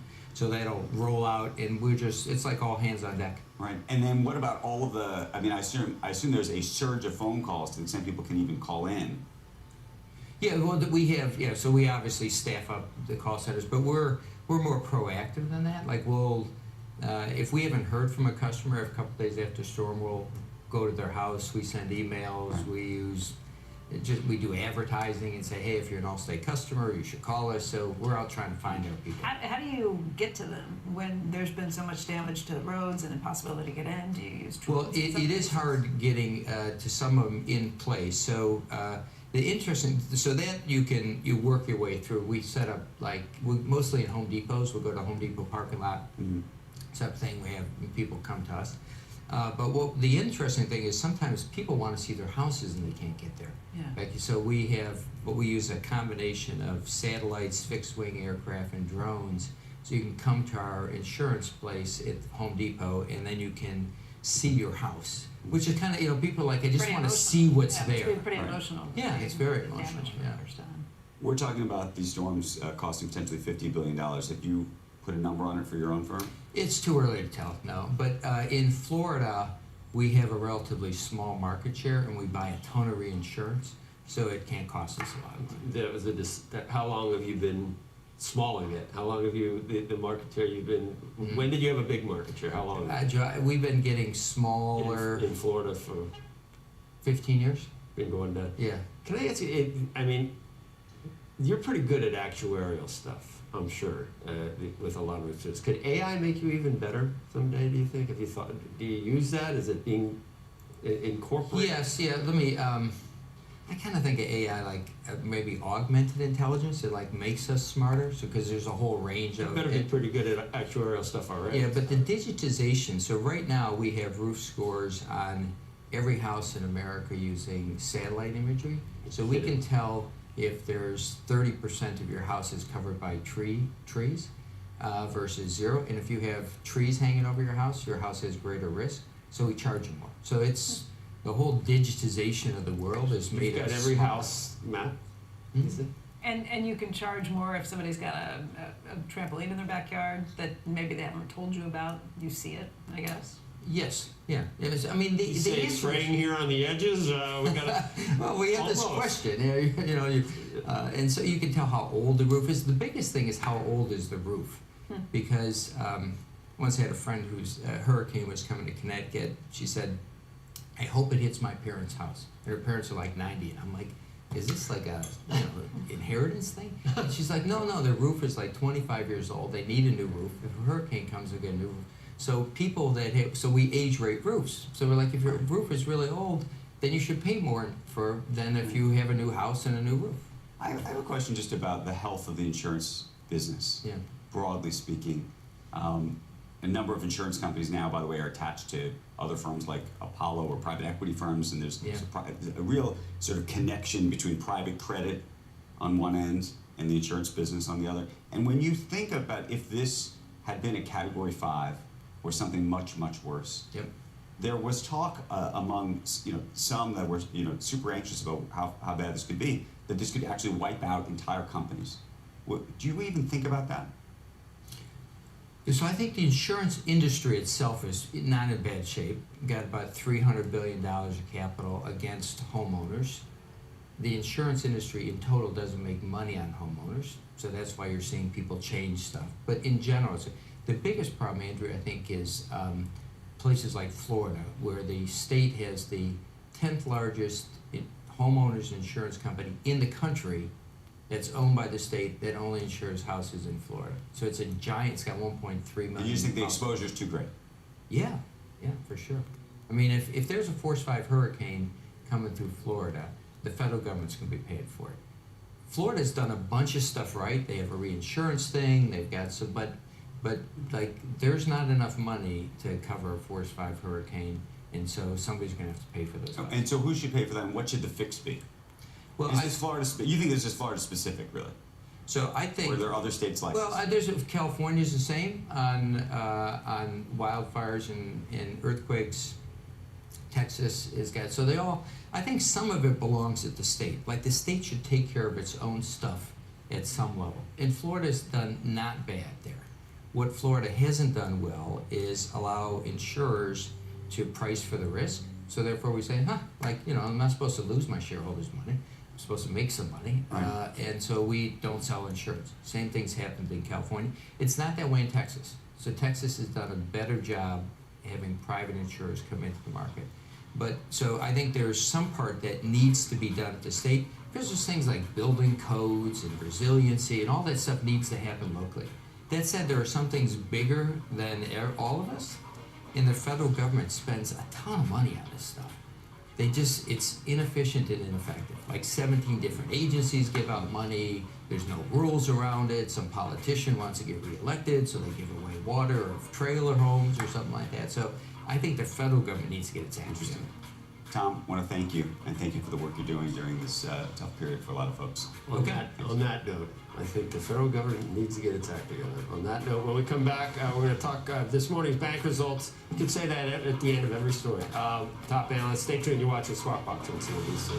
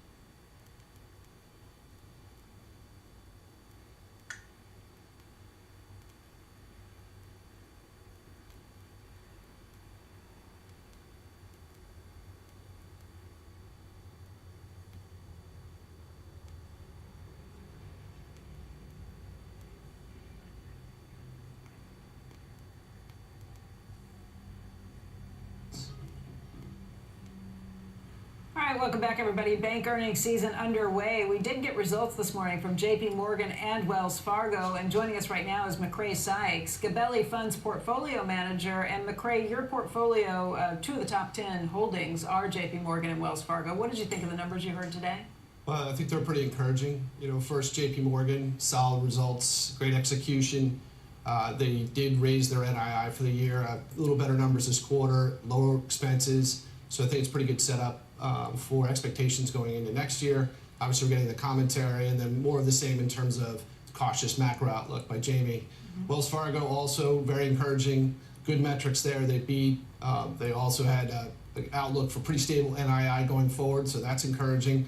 I think the big excitement that could be on the call at 10 a.m. is more of an update on the asset cap. There were some articles, a couple weeks ago suggesting that maybe we're in the final throes of getting that removed.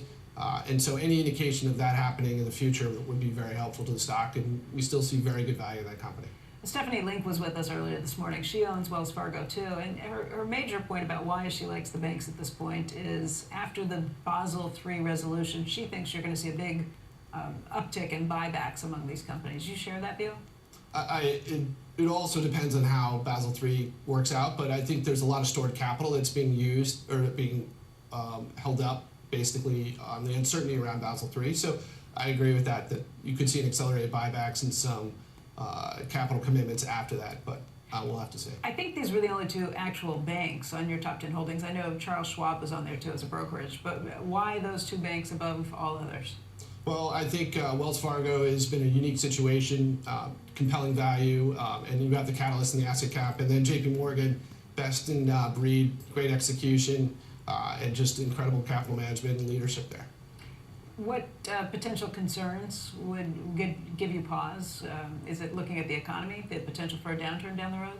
So I think all the kind of the obvious examples would be credit, first of all, change in consumer behavior, any macro shock, of course, and then we're monitoring rates as well in terms of the outlook for next year and how the Fed policy is going to play out. Yeah, we saw PPI this morning, CPI yesterday, and still trying to figure out what the Fed does next. Will it spook you if the Fed leaves things unchanged, lets it go?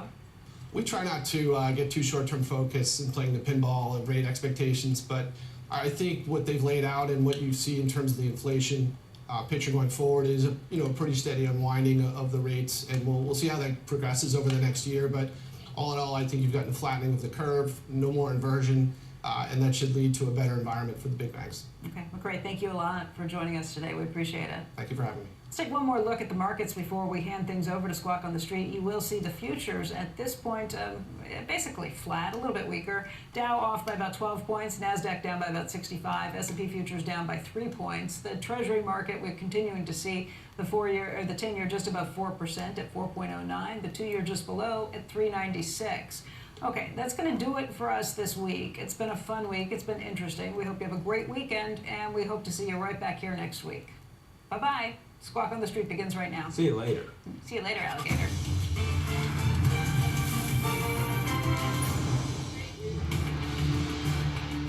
Good Friday morning. Welcome to Squawk on the Street. I'm Carl Quintanilla with Jim Cramer, David Faber at Post 9 of the New York Stock Exchange. Futures are a bit soft as financials kick off their earnings season with some outperformance. Watching reaction to Tesla's Cybercab. Headline PPI comes in light, matches the lowest print of the year. Our roadmap begins with the big banks, JPM, Wells, and BlackRock crossing the tape. Jamie Dimon says the economy is resilient, but warns on some geopolitical risks. BlackRock CEO Larry Fink is going to join us this hour. Plus, Tesla shares are, there he is, Tesla shares are under pressure. Why? Well, Elon Musk's razzle-dazzle robo-taxi unveil seems to have failed to impress investors. And the bull run turns 2 years old tomorrow. The S&P is up 61% since that bear market low in October of 2022. Carl. Let's begin with the reaction to these quarterly results from the big bank. Maybe the biggest surprise is this NII gain at JPM. Yeah, that's terrific. And by the way, we can talk about Wells Fargo. NII next quarter is what matters. That's why Wells is one of the reasons why Wells is looking up.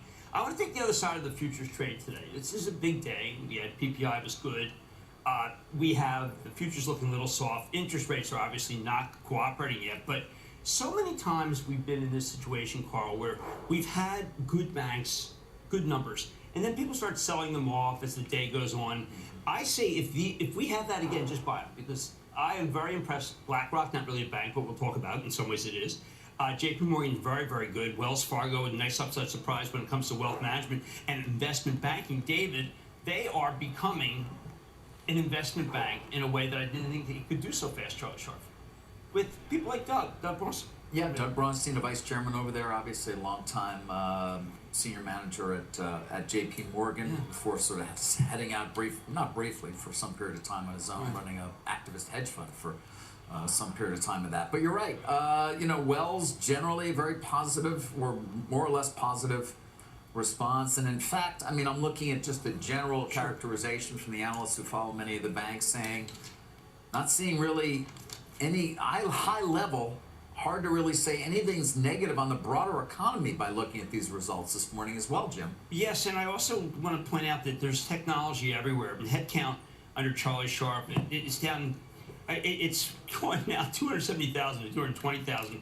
David, there's a lot of these banks, Jamie does this too, Jamie Dimon, a lot of these banks are making a lot of money in a less risky way than they used to. And I think it's really important to point out, because at this point in the economy, normally with the Fed tightening, you would expect that we see big credit problems. Nothing.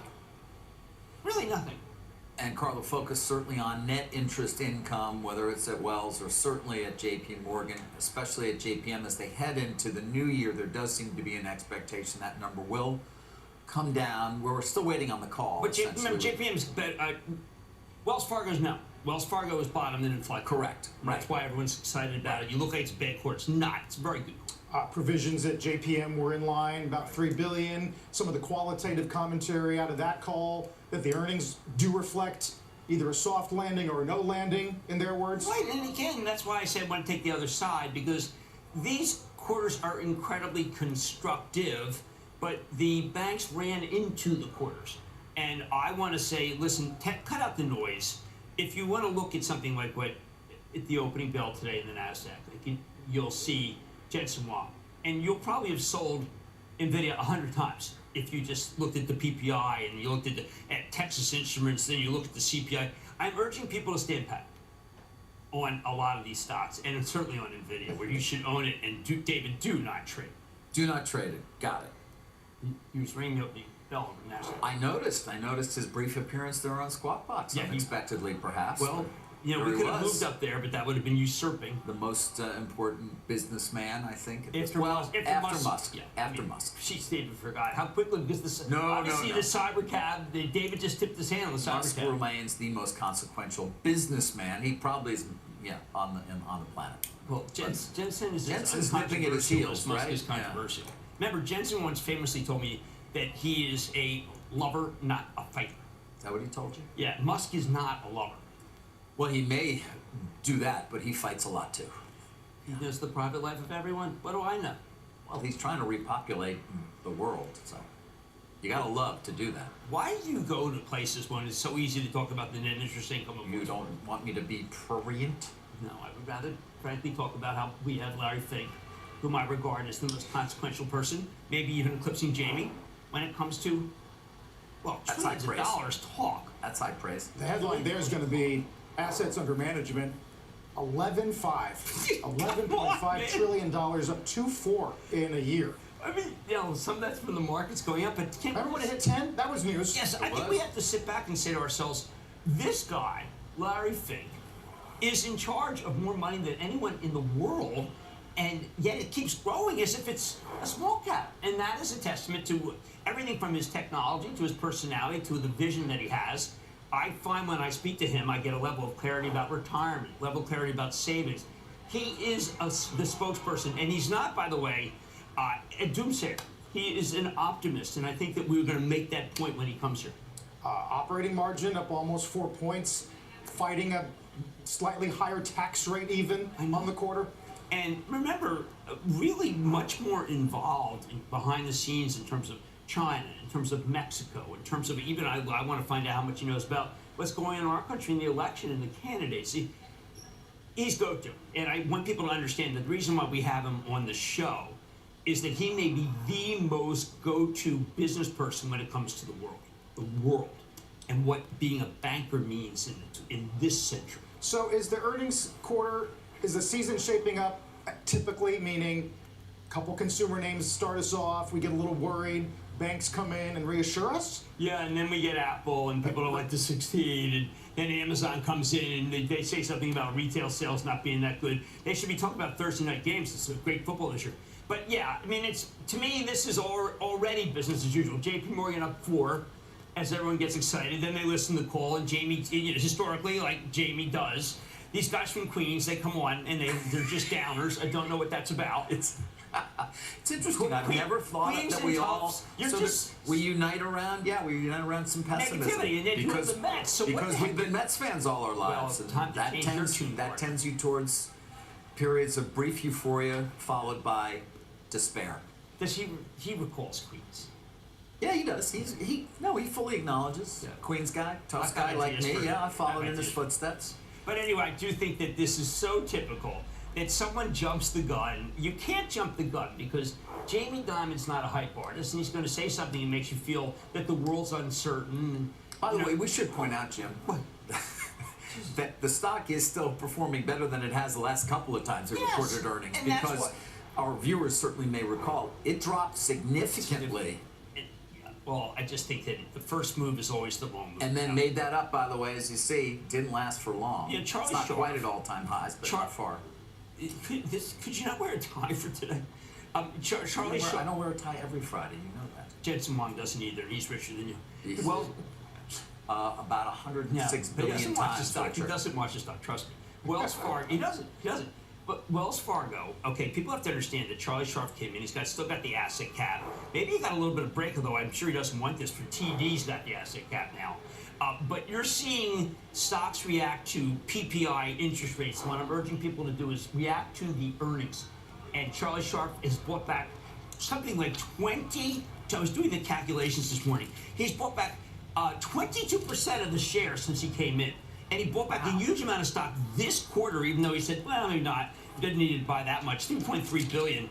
This is the guy who is the modern day, my stock's too cheap. Jamie, on the other hand, said, listen, we're not buying back the stock here because it's not. So Charlie Sharp is making a statement. He's making... I'm listening to you. I am looking occasionally at my phone because, unfortunately, that is the way that people communicate. And if we want to be in real time, I need to look at my phone. Look, David, when I look at the wealth management line, and when I look at I gotta get rid of the cows. I got the cows. You fully acknowledge we get texts from people who we need to see what they have to say. Candy Crush. Well, yeah. Never played that game in my life. I'm trying to explain my Wells is up when it was down badly at the opening. And if I'm not fully paying attention to you, you start to have a little problem. I've angst. Okay, I'm looking at you. Tell me exactly what's going on with Wells. What's going on is very much, Wells is turning into a premier investment bank, much faster than people thought. The revenues from investment bank were really extraordinary. You started the whole show by saying that, so you're okay, but let's go to Tesla. He was listening. Shocking. Where should we go? I'm willing to go anywhere you want. Let's do it. Let's do Tesla. Under some pressure pre-market, as you know, last night at the company's long-awaited robo-taxi event in California, Musk unveiled the Cybercab, which is autonomous and has no steering wheel or pedals. It says the price tag will be under $30K, with production, he says, set to begin before 2027. This is Musk offering his vision for the Cybercab. We'll move from supervised full self-driving to unsupervised full self-driving, where the car, you could fall asleep and wake up at your destination. Tesla also showcased the Robo-Van, which transports up to 20 people. The reaction, Jim Jeffries calls it toothless. Adam Jonas and Morgan Stanley, the title is, that's it? Yeah, we're working on a piece today about it for Mad, and we just kind of think you can't sell the guy short, you can't get out, but we didn't have the details. The Robovan is not really that attractive to people. We didn't get enough about the next new iteration of just a regular Tesla. But David, one of the things I thought was that struck me, though the price, is that Uber's up a lot this morning. And one of the reasons I think is because his car has 2, and you can put 4 in a Waymo. You can put 5, but that person has to be in the trunk and they catch you. To your point, Uber is Uber for now. It's kind of what some of the investors are saying. What did you say? I said Uber is the Uber for now. It's, That's what it is. The You like that? The forecast is the forecast. It's the forecast is the forecast. But your point is well taken. You can take a look. Uber shares up almost as much as 6% before we get started with trading 20 minutes or less from now. Generally speaking, not a particularly positive set of reviews. Again, given the lack of specifics that some had been hoping for, not to mention you sort of hoped they would introduce some new model. That didn't happen, right? I really did. Yeah. Didn't happen. Lack of data regarding rate of change on FSD, overall tech, rideshare economics, go-to-market strategy. That's from Morgan Stanley. You just mentioned Jonas earlier. I'm looking at, B of A, while investors may see little change to potential competition from Tesla long-term, we knew a Cybercab prototype was coming. Event lasted only 19 minutes with less concrete details and timelines than feared for Uber, in their view. So again, that's sort of more positive. Jeffries, Tesla's toothless taxi, best case outcome for Uber, and on from there. That said, it's Musk, and Wait, people can't him out again. you can't ever, as people like to point out. I mean, he is the only guy basically taking rockets up there and then landing them without any issue. By the way, I would like to point out both of my colleagues right now are on their phones, so I'm not the only one. I'm looking for the picture. We got a wide shot here. I'm You can see looking what's for the going picture on here. of Regina Gilgan, my executive producer, riding In the the truck in truck, Waymo yes. to show you can fit 5 on a Waymo versus 2 with Musk. The most interesting part for me and may ultimately be is the robots. Oh, thank you. Optimus Prime, man. Optimus, and I mean, we don't have this because we couldn't verify a lot of it, but you see on X people talking to the robots, and they're just getting more and more advanced. And the fact is that what that means for the total addressable market, for example, for NVIDIA chips. Thank you There's for saying. Goldman note recapped a meeting they had with investors this week, and Jensen said that the humanoid robot thing will generate a new total addressable market for chips. You like that? Yeah, because that's the Doge brain. That's the neural network that he's created in conjunction with the two of them working hand to hand, and the robot. We're all going. Okay, I'm going to tell you where Jensen's really going. We're all going to have our own robot. I mean, that's what Musk says. I mean, but it's true. And by the way, I got a lot of ChatGPT kind of thing. Right now, you ask Chat something, and it comes back with like, "What's the price of a Domino's pizza?" Well, it's like $7.50. How about the emergency pizza? Once you can get it down to $5. But the new iteration is, could you please compare the gross margins of Domino's to the gross margins of McDonald's? And it'll come back and it'll argue. So one way to look at the gross margins is this, but you might want to look at it like that. It's about to get in depth, and it's another level. And instead of being a high schooler, it's going to have a graduate degree. That's going to be what. Also, the advances, Carl, that have been made in the voice technology at this point is really incredible. I don't know if people have used, whether it's ChatGPT right now, which I have been trying out and talking to regularly. Thank God. General voice response that you get there. Not to mention this Google Notebook. People have been using that lately to create podcasts. A friend a couple of weeks ago had used it, said, "Oh, I asked it to do a podcast on you." I mean, they go. It's a man and a lady voice. They sound very natural. So you put that in robots, and there you are. And wait till you see what Agent Force is doing. I know Jensen likes this very much, where you want to ask for the agent. The agent knows more than almost anyone. You don't want to ask their human. Let me speak to the agent, please. There are things happening so fast now, Carl, that I am mesmerized. Jensen goes to Boston. He goes to Baltimore. He comes here. And we're all kind of like, and rings the bell because 25th anniversary of the G-Force. And you realize that things are happening so fast that you cannot keep up. The human brain can't keep up with what the neural networks are doing. You think these robots will... I'm thinking back to an interview we did with Musk, I don't know, 10 years ago, where we asked about guaranteed universal basic income because of the jobs that these robots may one day take. Well, I do believe... we're honoring Carmine DeCibio this weekend at a Columbus Day. He ran a UI, and we did an amazing thing. He did a great thing about immigration. The number of people that we are having in this country, the dearth of people, you do not have enough people to handle our business. So in order to be able to make it so that everybody has a good job, we're taking away I know the longshoremen don't hear this, but what he's doing is saying, listen, Carmine was saying, we have to have more people quickly. We're not. What we're going to have is robots. Right, and hopefully they take the sort of the work that's true drudgery, and then everybody else moves up, so to speak. Yeah. But There's a divergence of opinion here, but there is not a shortage of people who I do have a talk with about AI and the future of it, and they do come back, Carl, to what you just mentioned, UI, universal income, because you get to some point where the intelligence obviously exceeds our own, and then it's sort of like, well, what do we do, and what are they doing, and how are they doing it, and what are people doing every day? And you do get back to at least some who believe that. Others, of course, believe it will only create more jobs. The old, which has been the trend throughout. The loom, the sewing machine. Right. I mean, these are things that created tremendous productivity gains. That's where Jensen is. This idea that we're somehow going to be short-circuiting the American worker. But the things you mentioned, the printing press, the loom, were operated by people. Yes. That's not the case here. No.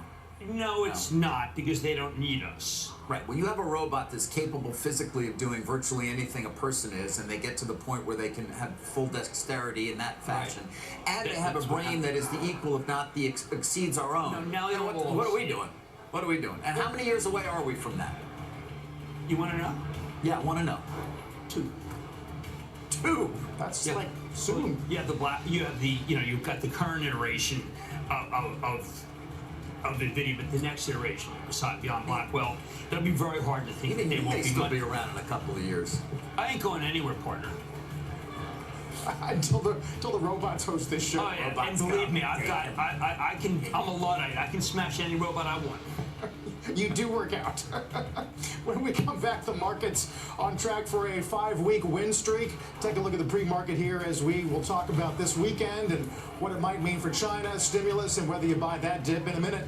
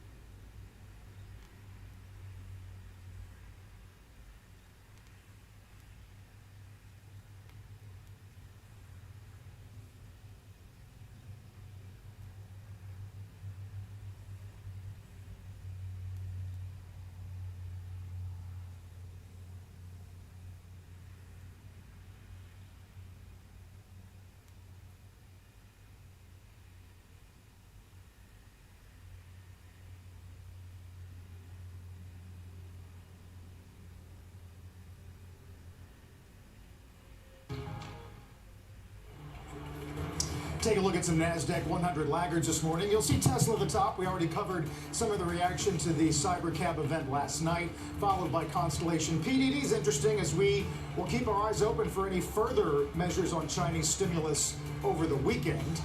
Kramer's Mad Dash and the opening bell coming up in just a couple of minutes.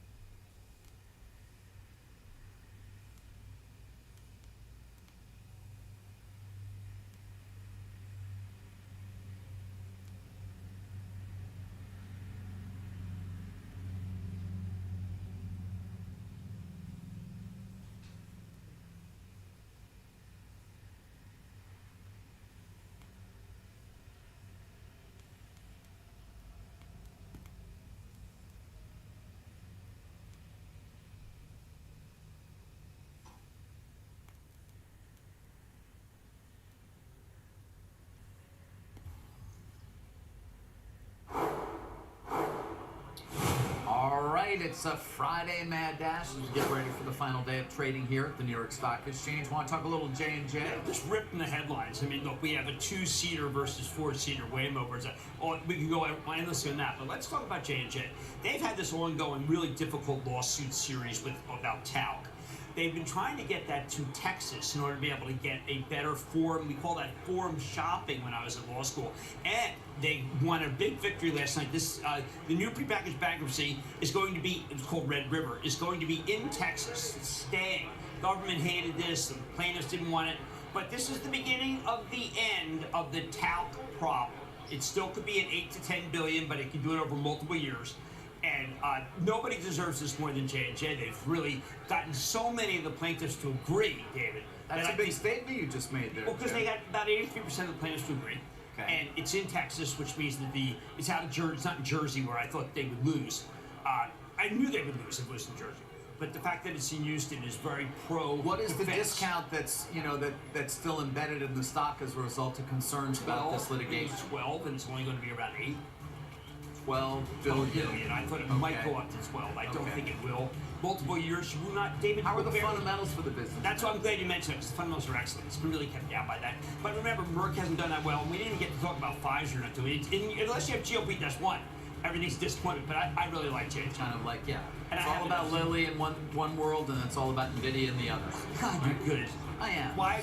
You don't need me. You just need a robot. No, I'm gonna replace you with a robot. Yeah. I'm gonna put your brain in the robot. All right, we got an opening bell coming up, of course, followed by BlackRock CEO Larry Fink. He'll join us right here at Post 9. Don't go anywhere.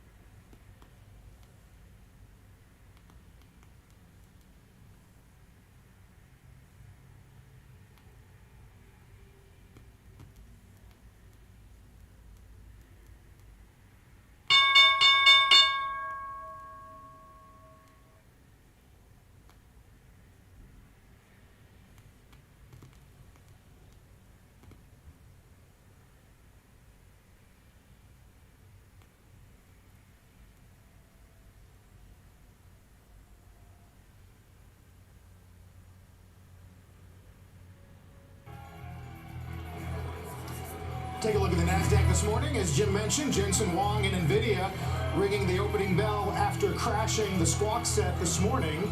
Made us a couple seconds late on PPI, but was it worth it? I think people have to understand that he's had a three-day roadshow. That's why the stock's been levitating. Speaking to all of the big accounts that own the stock, he's very loyal. If you want to hear what he's been saying, you go to the Tech Unheard. That's the podcast of Renee Haas, who used to work at NVIDIA, now works at runs ARM. Here's what I think he was telling you. Ellison needs every chip. ChatGPT needs every chip. Zuckerberg needs every chip. Musk needs every chip. Jassy needs every chip. The demand is so unbelievable here that we have to recognize that this is a multi-year phenomenon, not one iteration, not two. And he says software never dies. Jensen Huang is one of the most influential people in the world, and he's a force of good. Let's get the opening bell here at the big board as well. It's Beazer Homes celebrating its 30th listing anniversary, and as we mentioned, NVIDIA at the NAS celebrating 25 years listed as one as the honors. Yeah, can I, you talk NVIDIA, of course. AMD yesterday had an important unveiling of a new chip. The stock actually responded negatively to that. You talk about the unlimited need. We talk about it a great deal for these GPUs. Obviously, AMD entering that market previously. Now a new launch as well to try to compete with Blackwell. Is it just a function that there's so much need that they will succeed? Or yes, I think so. What do you make of the negative response? Last year she did the same thing. The stock 5 days later was up a lot. I think the people have to understand it because like AWS wasn't there. Apparently, there wasn't a big presence for Jassy. that people were like worried. I mean, just give me a break. She's doing a remarkable job. You want to own that stock too. She is, without a doubt, got the clear number 2, not Intel. I can't say enough good about her. And I can't say enough good about the next guest. Well, why don't we get started? You want to do it? That? Yeah, I really do. I'm bringing Larry Fink, and I don't think people understand that this I'm about to speak to the person who has more money under management than any. I don't know. I was going to say G-D. I don't want to do that. But Larry is the chairman and CEO of. Oh, market started. Congratulations! You are doing the impossible. You're organically growing the largest asset base in the world at a level that's high single digit. It's impossible. So tell us how you're doing it. Well, hi everyone. How are we doing it? I think it's, we also had our 25th anniversary a couple of weeks ago, or last week. I think we positioned the firm to take advantage of the growing capital markets worldwide. I think the foundational belief when we started the company 37 years ago, when we went public 25 years ago, was about Okay. more of the world's economic growth will be financed through the capital markets. And we positioned ourselves in that. He's positioned. Different measures. In 2009, when we did the acquisition of. Goodbye. So let's see what's happening here. Ooh, nice little spike here first thing this morning. Market's bullish.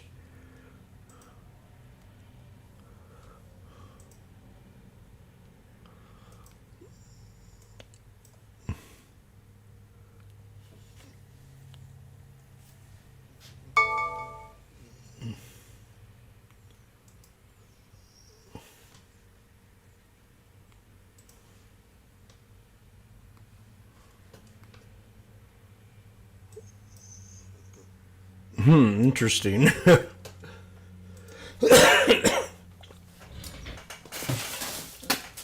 Somebody made a statement.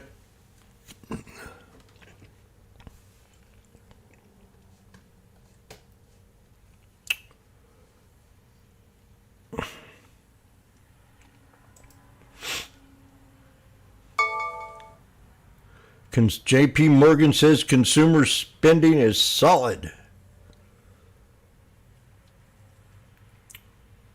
PPI.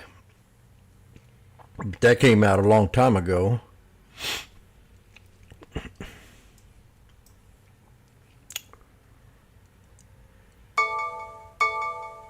So it was unchanged. Month over month, 0 compared to 1, which was prior was 2. It's all good.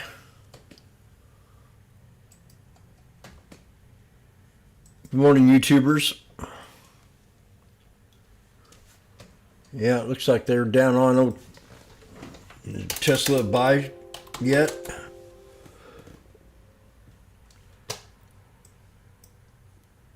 It's going to be losers.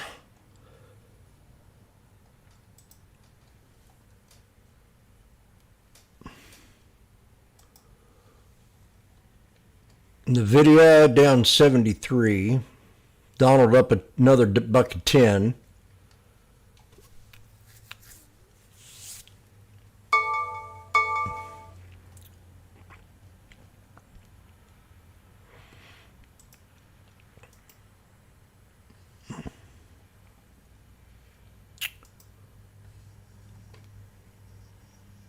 Peers, the semiconductor group, the chart has been much slower, but Goldman Sachs says a buy reading on Nvidia.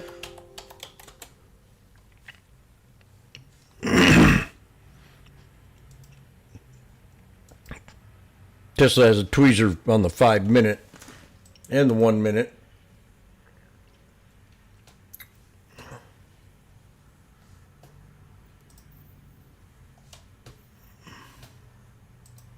Where's SPX? Let's see if I got any emails here.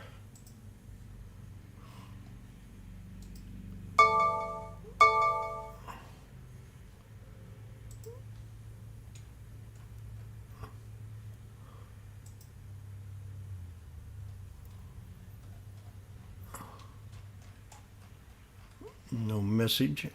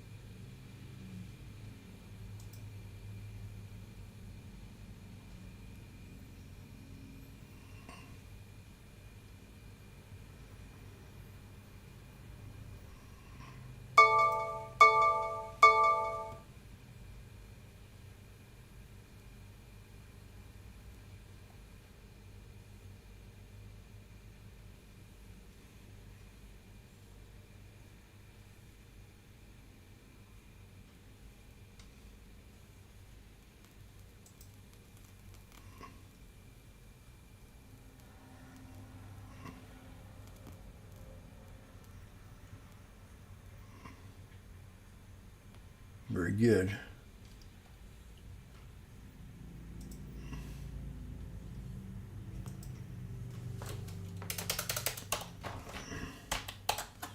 Just trying to get a feel of the market right now.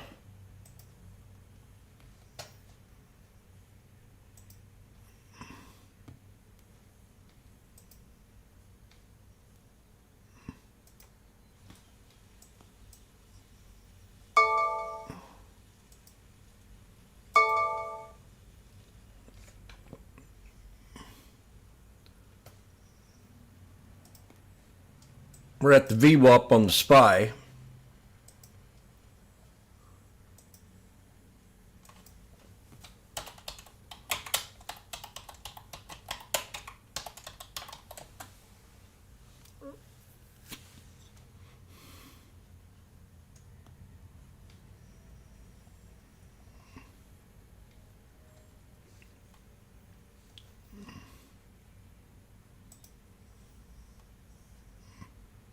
October 14, the 580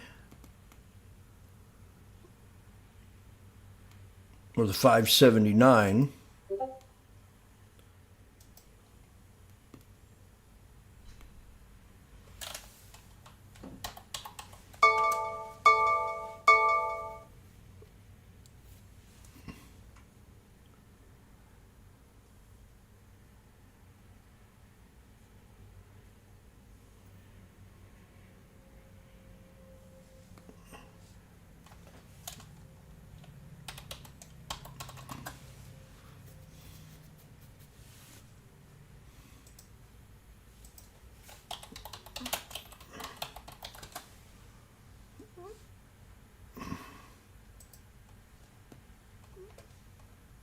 We got the 200 right down here, just in case it fails.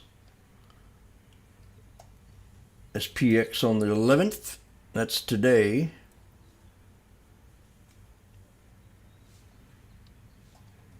We're getting ready to squeeze.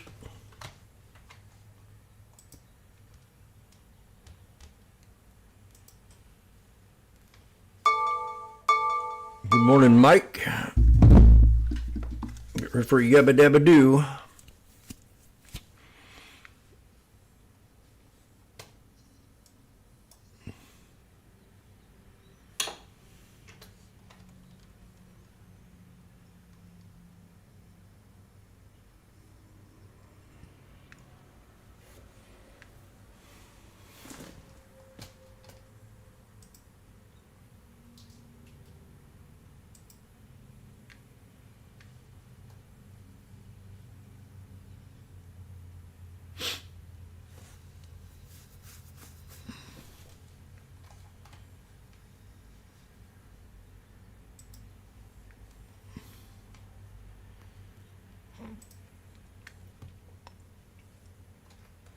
This is the SPY chart here. I'm going to go to the weekly and just get a look.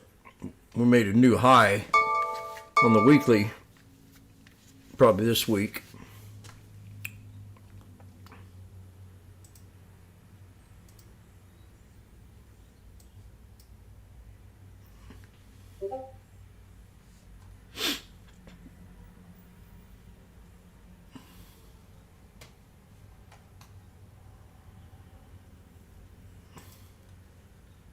Where's the SPX?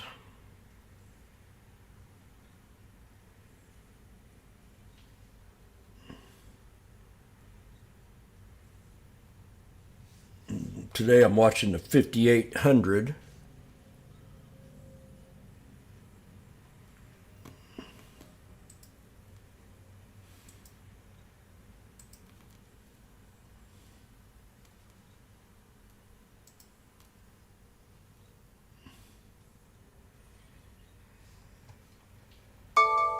That's in the calls, and then the puts on the SPX, the 70s, the 5775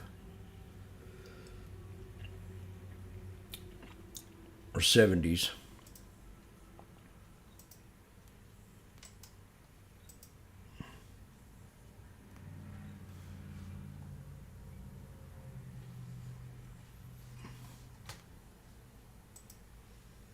Tesla's bouncing up a little bit off that pullback.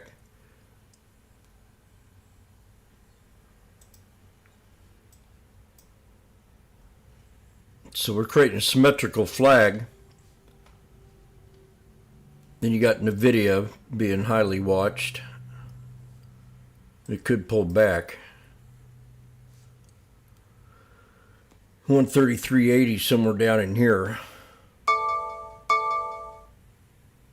And Uber is up today because it seats 4 people in its car.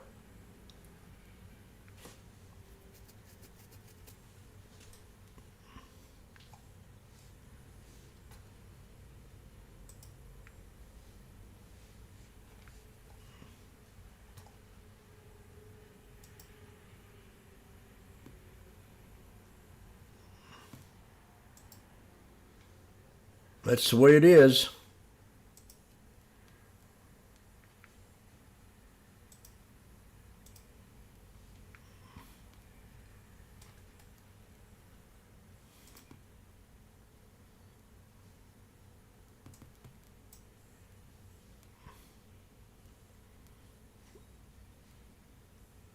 I'm gonna put an alert down here for Tesla at 2.7, another buck down.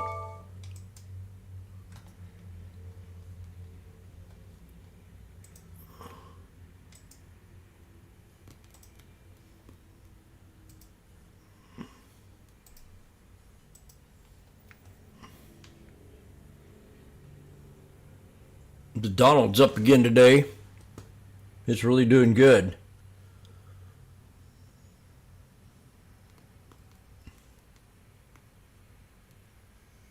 JP Morgan, 220 area.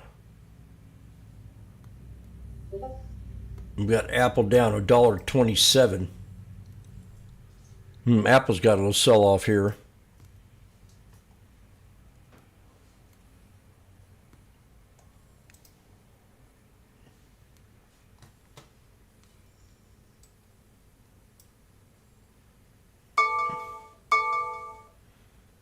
Spy trying to break out of the flag or what? Go get my coffee started.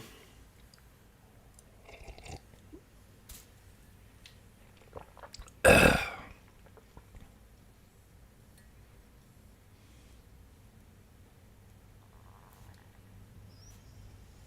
she goes.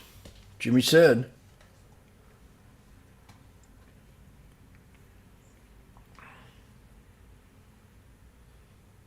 Broke double top.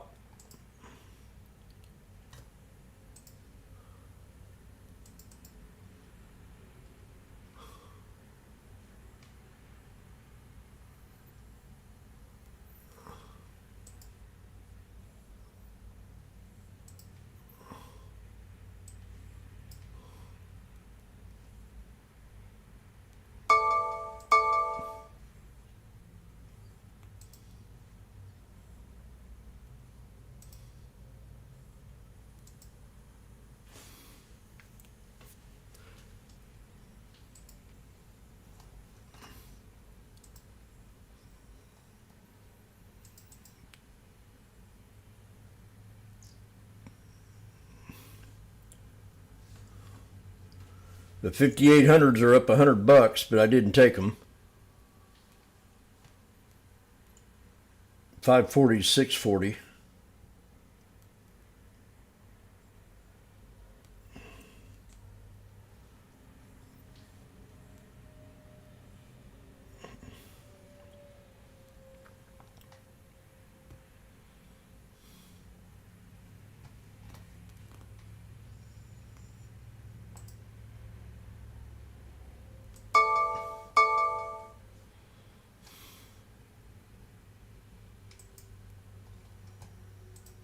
Set me an alert down here.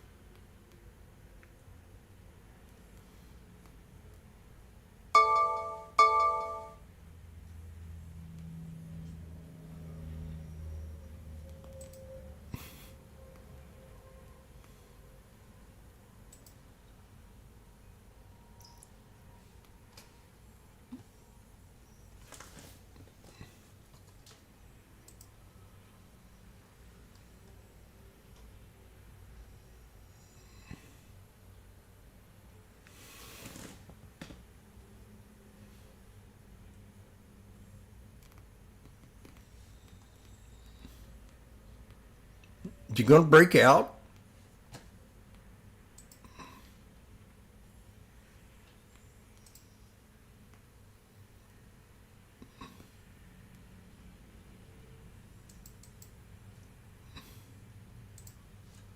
$57.90.12.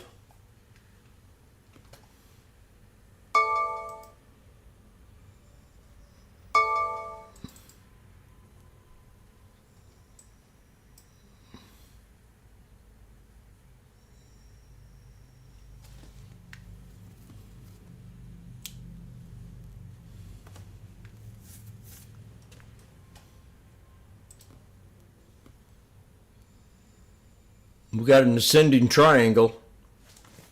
Mike. Randy. SPX ascending triangle. I cannot accept that course of action. That's correct.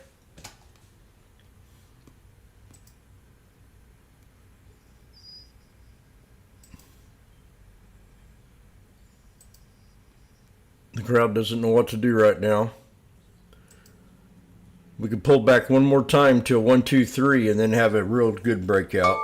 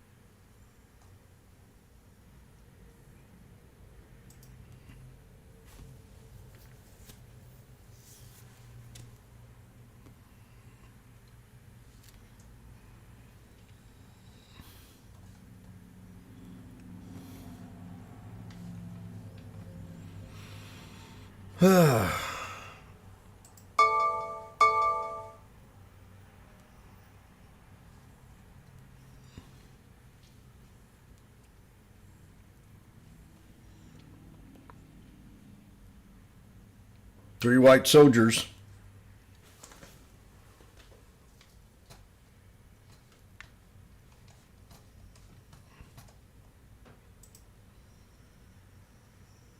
Tesla at 220. So it said, take this, bears.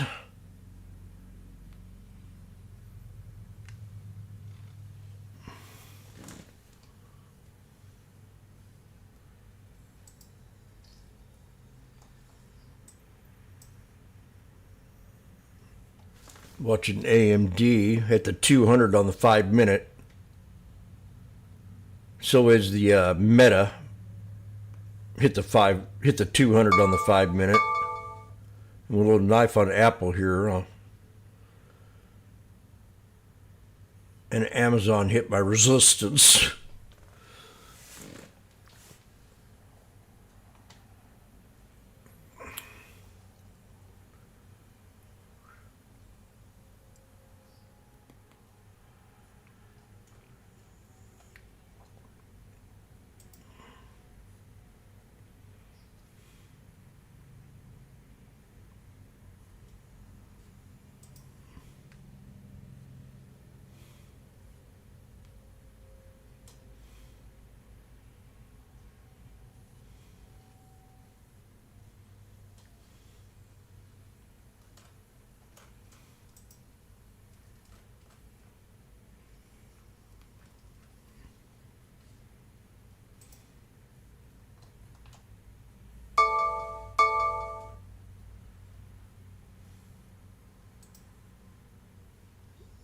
Boom, baby.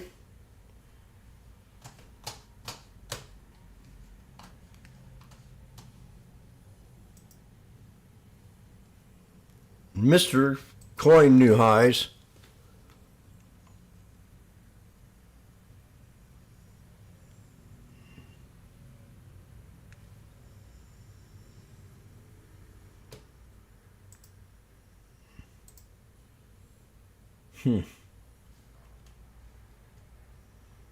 Nice little 720 right there.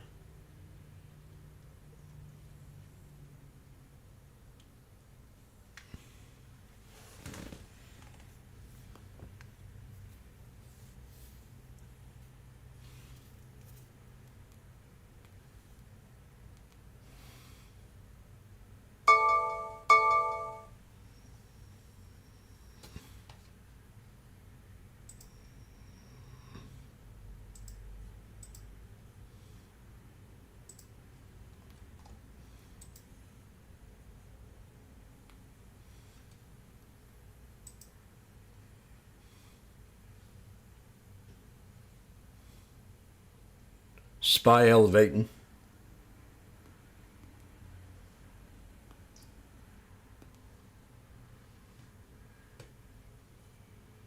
Man, look at that. SPX now at 810.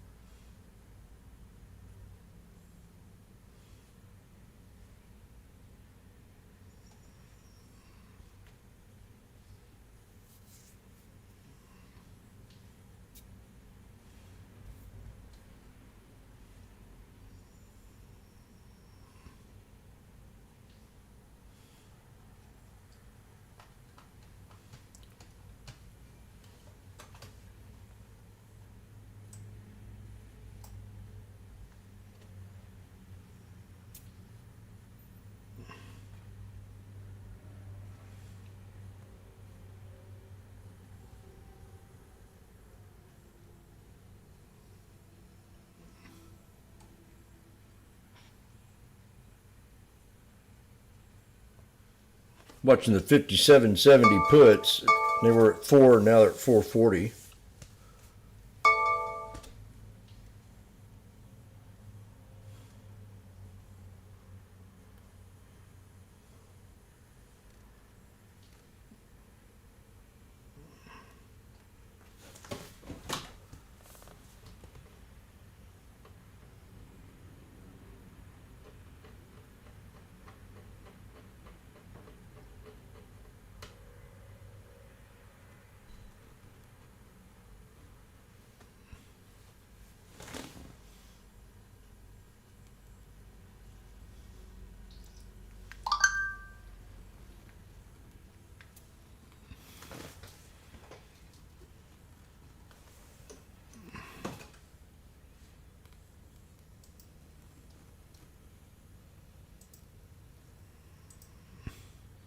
Definitely a reversal on Meta.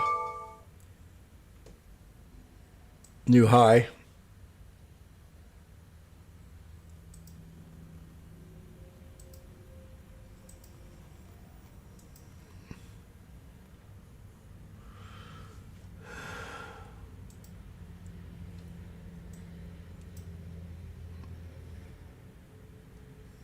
IWM had a big bounce this morning. SPY hit my 557.57 resistance or come close. 50.70 puts.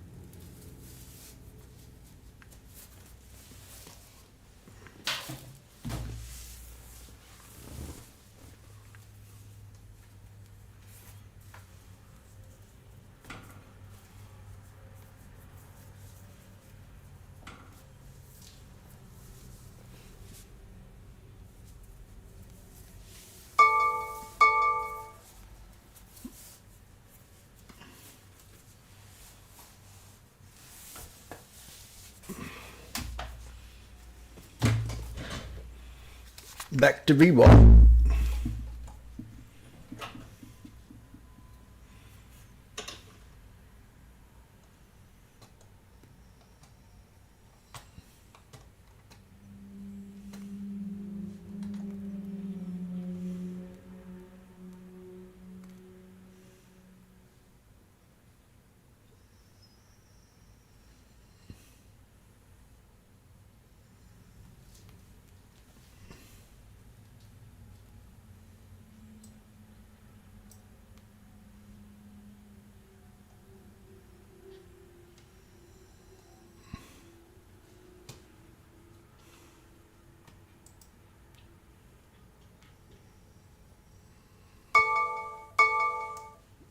Come to my alerts.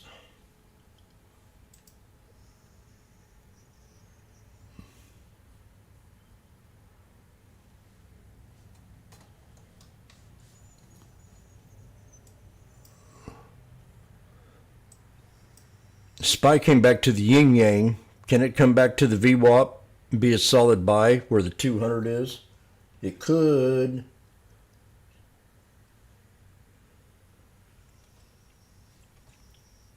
Easily.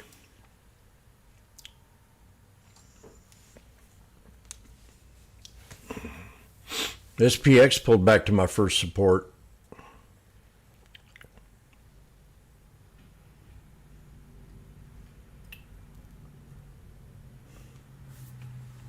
There's $100 right there. 590 to 690. Right there, boom.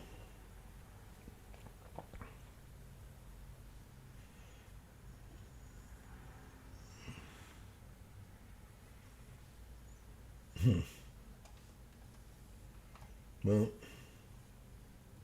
to 830. New high.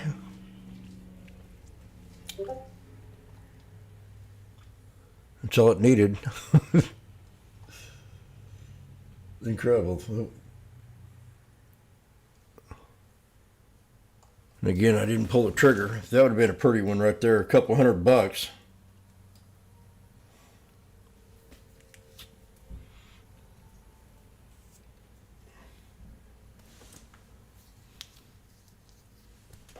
I was wanting the VWAP.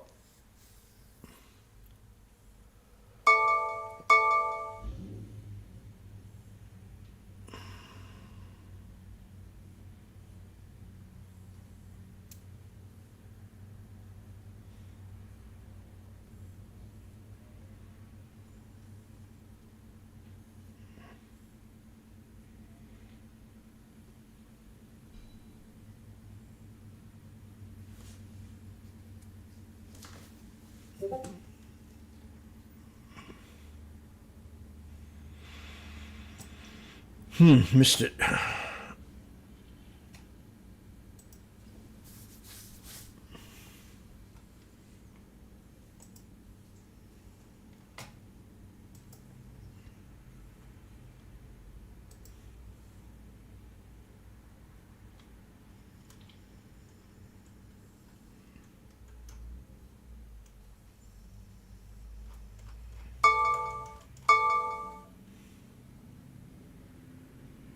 Fed speakers throughout the morning today.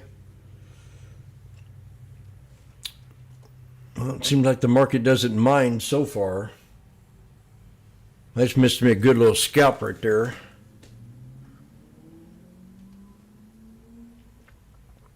Grr. I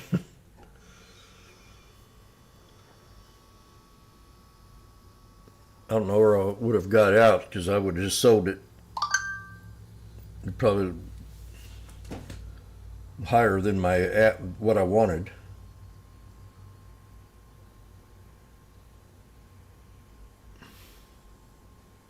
We're squeezing again here. I'm going to see if we get down to the VWAP.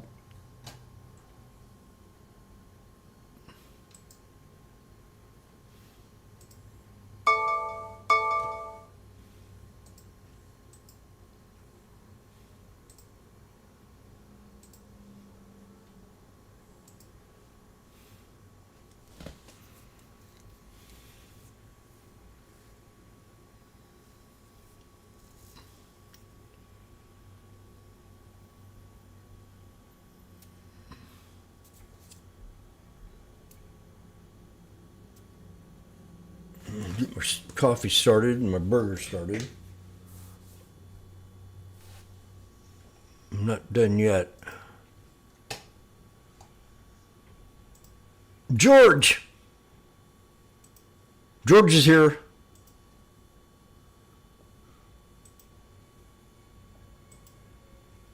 Part of that inflation is slowly going to creep to the upside. It looks like around 3% is their target benchmark from an inflation standpoint. But, nonetheless, I'm looking too, OJ, what's going on with bonds, because as I mentioned earlier, you see bonds down about 7 days in a row. Damn, and right now, it looks $9 like again.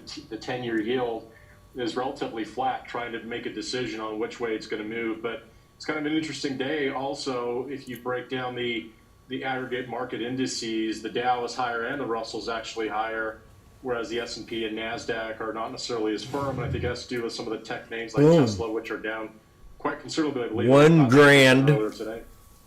So you're kind of $4. the same thing I was, which is whether or not bonds rally on this, and they're kind of getting some of it back, but it just seems like when you've got warm inflation on the week kind of being the economic highlight, then you're going to get yields up. But it's interesting. Look at them, they're taking it. yield move SPY, has held, SPX, given $11 the now. distance that it traveled, because we did have a weaker job Just hit number resistance. this week, so there's a little bit of competition for some of the recovery reflation. Look at areas, puts. But I mean, generally 4.116, the 10-year future high. We're real close to that right now. It seems like the onus is kind of on the bulls in the bond market right now to justify deeper cuts, because when we had 50 priced in and then another 50 priced in, it seems like that's now kind of the bar, whereas that gets priced out, yields are going up. Yeah, that's the thing. God. I think obviously, I think we're going to be moving 50 basis points by the end of the year and 2 25 basis point cuts. I don't think the Fed is going to deviate from that unless something, exogenous happens between now and the next meeting, or even by the end of the year. 57.80 I think, if you look at what's happening from the standpoint of at $4 right here.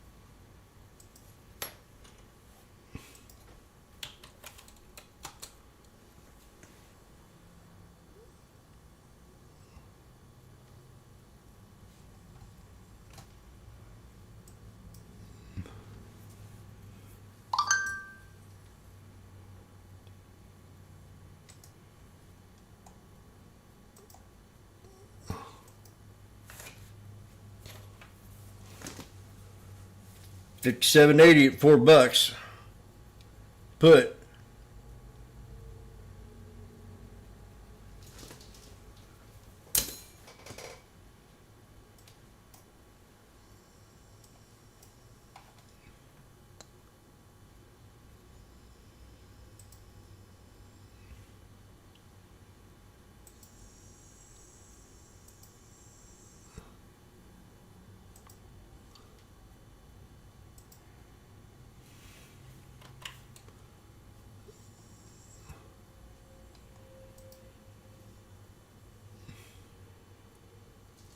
No. God. Don't do it to me.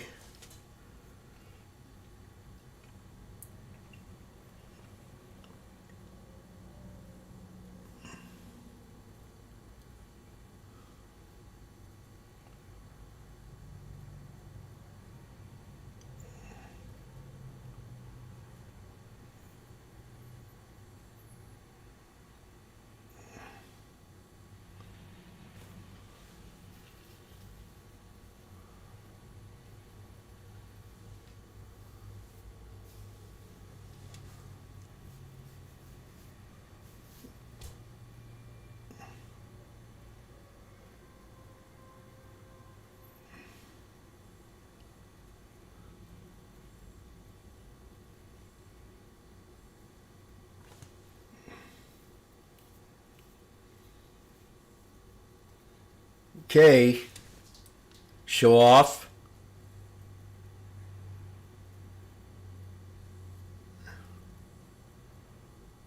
Damn.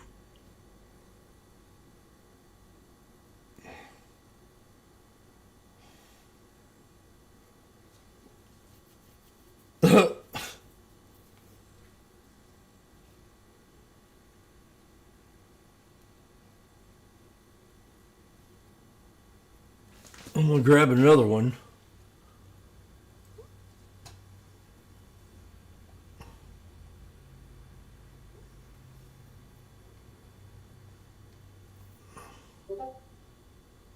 Grab another one.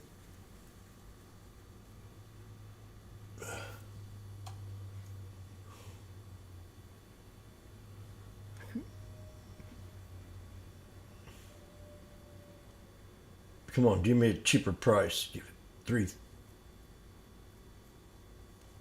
$320.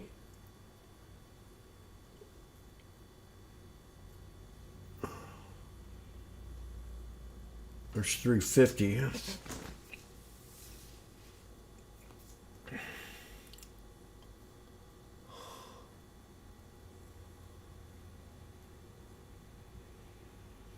There's $340.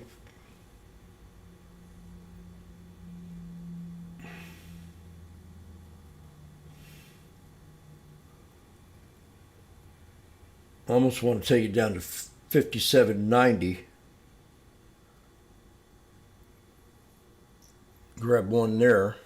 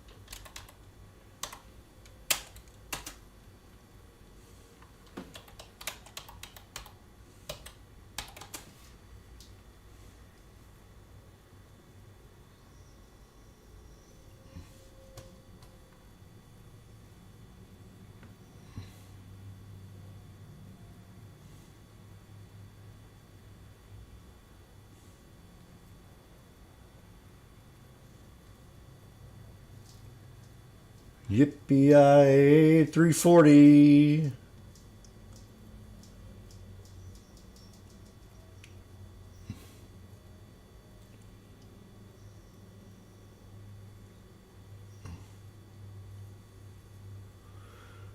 Oh.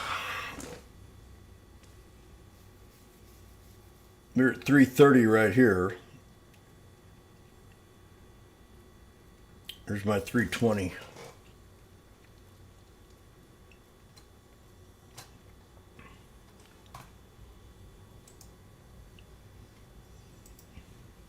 Okay, I'm taking a huge risk right here.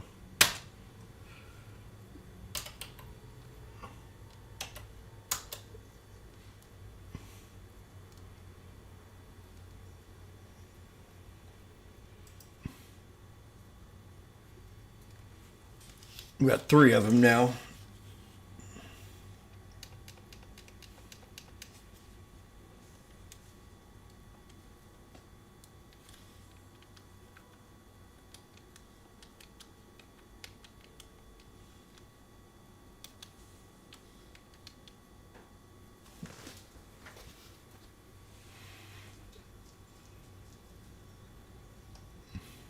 Damn.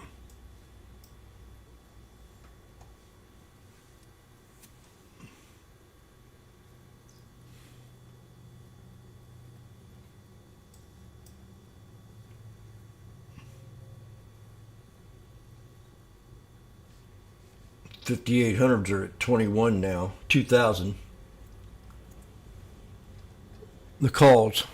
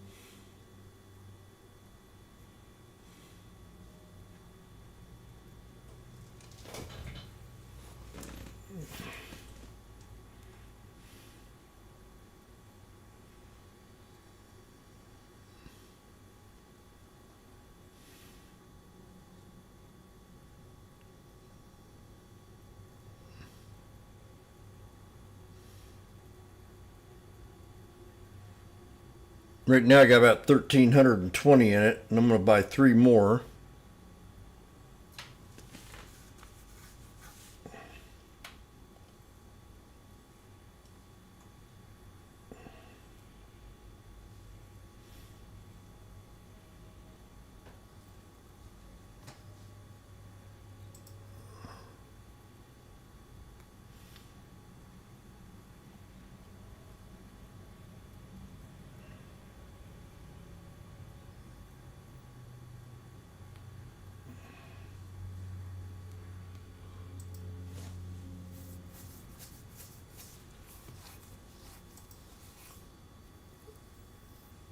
IWM new high. SPX new high, QQQ new high, and the SPY new high.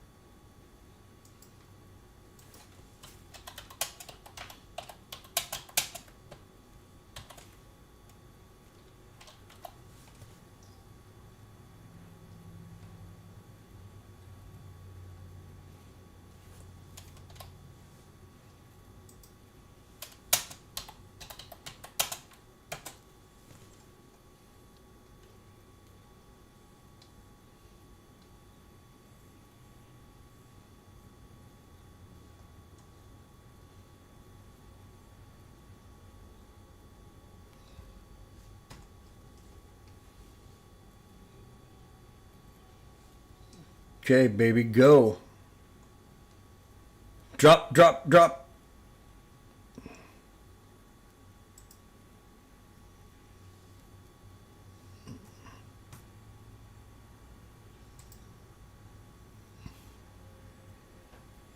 Right now I'm up on these things. We got 346, we're up to 440. What is that? No, that's the other one. Excuse me. No, I'm not up on them. I'm up on the 5790s.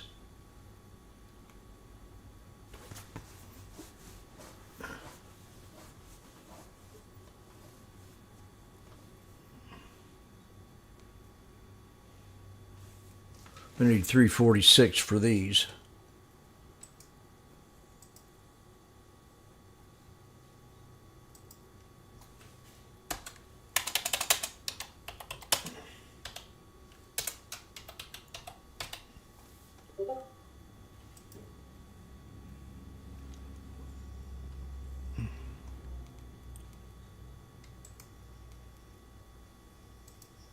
Oh!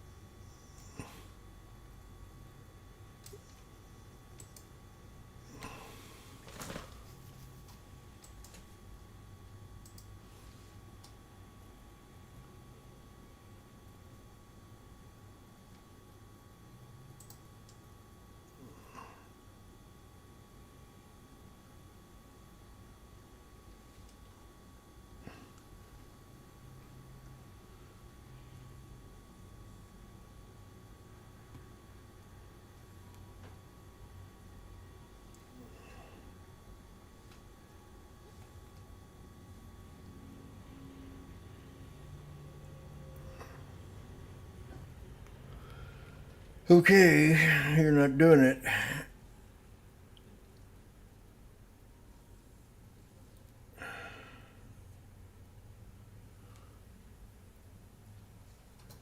Retesting the top again. They were eager to get back in it.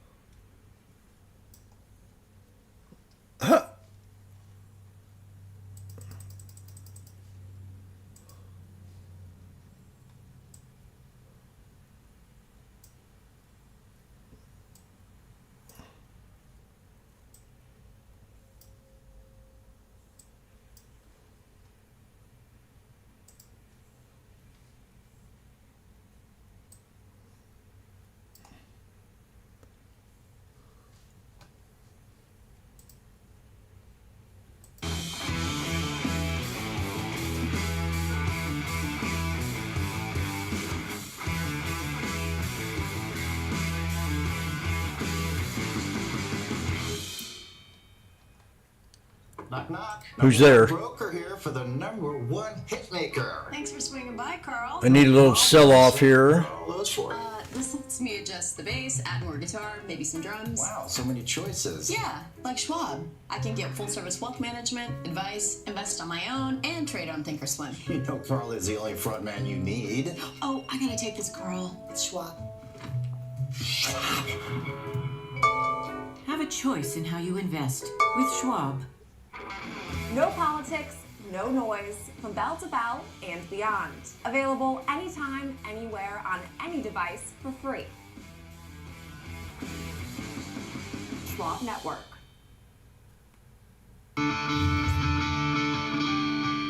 All right, let's talk the cyber world and robo-taxis. Tesla shares still down, but a little bit off the lows. Nicholas Mersch joins us. We're bashing Tesla, buddy. Investments. Nicholas, thanks for being here this morning. Thanks for having me. Okay, so when we look at last night's show, what's the key takeaway for you? Yeah, so look, I think heading into this event, expectations were sky high, and Musk back in April said They were too high, and they were directed in the wrong So direction. this event really provided us a great update on that vision. So the first update was that we should expect Tesla's Model 3s and Model Ys to really reach this level of unsupervised autonomy in the second half of next year. Now, there's a lot of skepticism around this idea because Tesla previously made this very high conviction hardware call by relying only on vision and removing Market's some of crazy. these LiDAR sensors. So this lowers the unit cost of the vehicle significantly, but really relying on The only vision is 5800s are currently at seen as a much 23. lower fidelity solution and doesn't really properly detect a lot of these edge use cases like And my LiDAR put cam, not depth doing very perception, well. when it navigates around potholes or spots someone walking into an intersection with their cell phone. And the second big unveil was obviously the wing door cybercab. No steering wheel or pedals, and it's slated to go in production before 2027. And this is a large part of the bull thesis because this could really fundamentally alter the personal transportation industry by driving down cost per mile driven. And this is where bears have really been concerned because You don't after know? looking at competitor Waymo, which already has reached 100,000 trips per week, they do this at L4 The 5790s are at deeper level 350. of autonomy. Now Waymo does have a much higher cost per unit, and the deeper level of autonomy is the competitive advantage there, and it's already also proven in the market. They also came out and unveiled this sort of robot that served drinks and danced to some Daft Punk, as well as the robo-van that can carry over 10 passengers. They still look very early in terms of the planned rollout. So I Damn. think this stock really remains very much a show-me story as investors wait for these sort of features to evolve from promises to reality. And I think a lot of Uber and Lyft investors here also kind of breathe the sigh of relief as we're seeing in the market today from the reaction from those companies as well. Yeah, good point on that. Uber up 8%. That probably speaks volumes enough right there. Tesla Just down seems like the 8%, Bears are in so, control, pretty though, even in a split way. there. The potential for this to become It's like a we're- side business for folks to buy, because he's talking about not just selling it to commercial. He wants people to buy these things and then use them to generate income for themselves, basically create their own personal kind of Uber. So that's where it makes sense that the Uber stock might trade inverse to the quality of this event. But I mean, he wouldn't be showing us this if it weren't coming, right? I mean, like these should be. This might be a real option for me as a little side gig within the next year. Yeah, look, and I think there are incredible businesses just around using sort of underutilized assets and using these sort of network and platform effects to really connect suppliers and buyers on each end of it. Now, in terms of the timeline, I mean, he does come out with extremely aggressive timelines, and I think that's part of the culture at Tesla that really drives everything forward. So this kind of this massive overpromise every time really just drives the culture at Tesla in terms of pushing forward innovation and really driving towards those production deadlines.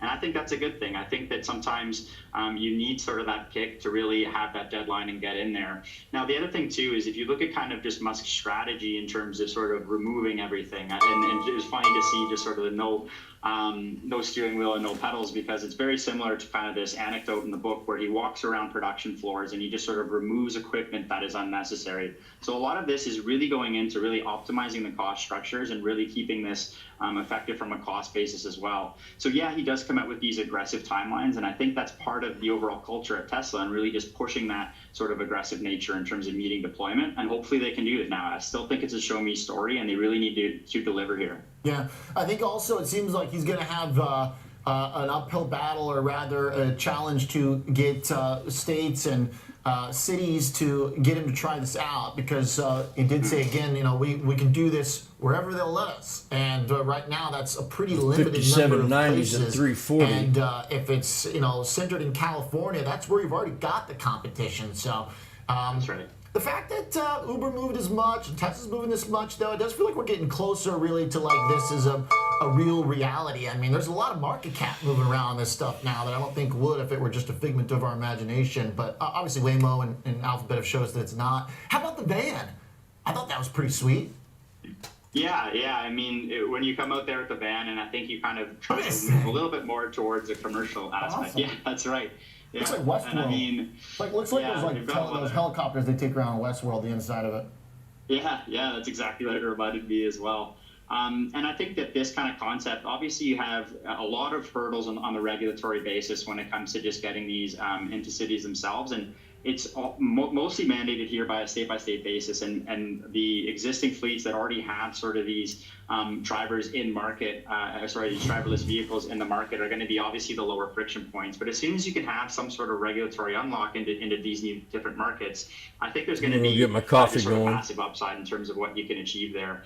And I think that if you look at the competitors here, a lot of people are narrowly focused on this hardware problem, but what you have to consider is just how many miles driven on the road that Tesla already has in their system, and they're retraining their models right now, where it was mostly sort of this very if and and statements and very sort of linear decision making. They've now really expanded the software capabilities beyond that to really drive a lot of the improvements that we're seeing in the overall AI community to make them much more efficient on the autonomous side. And it reminds me in the early days of sort of this Apple versus BlackBerry thing, where Jobs came out and he had his cell phone. He said, look, it's a programmable user interface where we can interact with it and change it to consumer patterns, whereas BlackBerries were stuck with a keyboard, and we all know what happened there. So I think just being able to push software 5790s at updates over the 340 air, at 380 to really now. comply with a lot of these new regulation systems are going to really lower the friction points there. And there's a lot of sort of similarities in terms of these other incredible hardware companies that we've seen in the past, and you're starting to see these really evolve with Tesla. I like that comparison. That's a good one. All right, and as far as like the investment thesis goes, you mentioned it's a show me story. Valuation obviously still nosebleed with Tesla even after an 8% drop compared to the other options in the tech category or the growth category or the innovation category. How do they rank in the world of AI right now, Nick? Yeah, so I think a lot of the weakness this year is mostly due to macro conditions and not so much due to kind of the competitive environment. Because if you just look how much kind of rates stayed up a little bit higher for longer, and it really changed sort of the function of the auto loan market, which lowered demand. Then they had to come back and do sort of repricing on not only their models, but then additionally their full self-drive sort of module that had to decrease in price. But in terms of just how quickly they're iterating on it, because you have to really pay attention, because they have so many different nodes of inputs where they're collecting so much of this, and now they have XAI as well as another vehicle that's really buying up a lot of these GPUs. They're using a lot of these different systems and different bodies across their different divisions to really stack all their innovative breakthroughs that they're coming up with. And if you think about just sort of these reasoning models that are coming out, even from OpenAI, the Strawberry model, Drop they're much 390 deeper in terms of the technical capabilities. And I think what that's going to translate to is manufacturing capacities through these digital twins from a sort of productivity enhancement perspective that we're going to see. 5180s are coming back. This area, because we talk about sort of these cloud companies and the chips themselves, but I think that there's going to be some incredibly difficult engineering problems solved over the short term with these reasoning sort of models and the advancements that we're making. Don't give up yet when it comes to AI. And I think that the symbiosis between this deep research level and these reasoning models is really going to invent all these new product categories that the human brain could not even conceive earlier. So incredibly exciting from a manufacturing side of it as well. All right. Nick, good stuff. I like the analysis. Appreciate your time. Thanks a lot. Nicholas Mersch, portfolio manager rather, at Purpose Investments. Some good thoughts on where we are in the robo adoption. We're going to take a look at some earnings for next week when we come back. Stocks are warming up. Nice little rally underway. Banks helping out. We've still got some big ones, of course. Bank of America will be a highlight next week. We'll look at lending in particular. Bank of America's rallying a lot this morning. now up almost $2, a 4.5% rip. JP Morgan also now pushing 4.5%. Pretty nice session here underway. Wells Fargo up 6%. Also next week, we will get back down to my TSM, 340. which is rallying very close to a high now, just $4 away. Semiconductors also up in the session now as Nvidia goes positive. But one of the biggest winners in the Mag 7 trade has been Netflix at all-time highs. We'll chart that one too.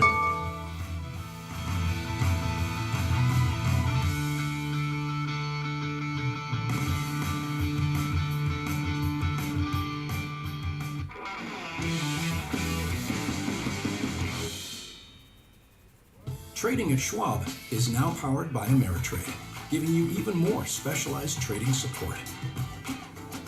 Connect with the Schwab Trade Desk, our team of passionate traders ready to tackle your trading questions, no matter how complex. Plus, get 24/7 live help and access support by phone, email, and in-platform chat. Trade brilliantly with Schwab. Trading the trending names every day. It's Fast Market. Ready for you. Damn it. Ready to go. I'm Kevin Hinks. Catch me on Fast Market, weekdays at noon on the Schwab Network. Ethan, how's my favorite client? Great. I started using Schwab investing themes, so now I can easily invest in trends, like wearable tech. Trends? All that research sounds exhausting. Nope. Schwab's technology does the work. So if I spot an opportunity in robotics or pets, I can buy those stocks in a few clicks. Can't be that easy. It is with Schwab. Schwab investing themes. 40 customizable themes, up to 25 stocks in just a few clicks. Download the Schwab Network app and join us to follow all the market trends. Schwab Network is available anytime, anywhere, on any device for free. Schwab Network. QQQ straight up.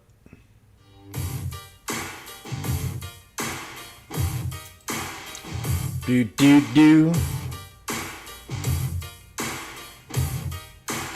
Need you to drop.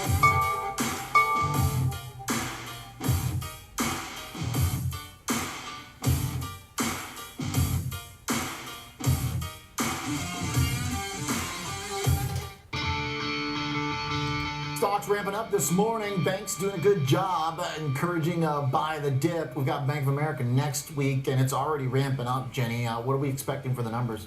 Yeah, I mean, having a pretty nice week, I mean, without even having its earnings. Of course, just backing on, somewhat on the back of, like, the strength we're seeing in some of the major banks today, but up 4.5% this week, and now up about 68% off its lows, 5.5% off of its recent highs. But also some news that Berkshire Hathaway did unload a further 382 million of shares of Bank of America over the last several days per a regulatory filing we actually received yesterday. So according to this report, now they're basically holding being below 10%. It's 99.9%, but it's now We're looking small good. enough for Buffett to provide now updates on a quarterly basis instead of within a few days. So it basically just changes some of the reporting. One more little structure, drop but that here does and we'll be remain, up at least Berkshire couple remains $100. Bank of America's biggest shareholder. Now, Bank of America, as far as its earnings, not expecting a lot of excitement because earnings are expected to come in around 78 cents a share. That would actually mark a contraction on a year-over-year basis by about 13%. Revenue is expected to come in around 25.3 billion. That would be Drop up modestly, about beers. 0.75% from a year I got ago. the SPX and I'm Amazingly watching enough, the out of all SPY. three of our names that have nothing to do with each other, there is not a single analyst that said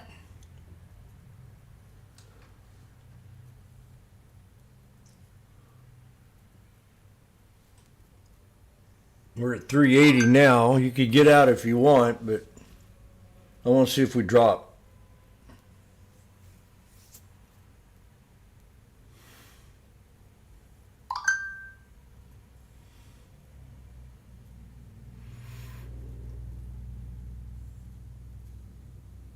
I'm going to go get my water ready for coffee. I'm going to still hold these. We got the 5790s at 340.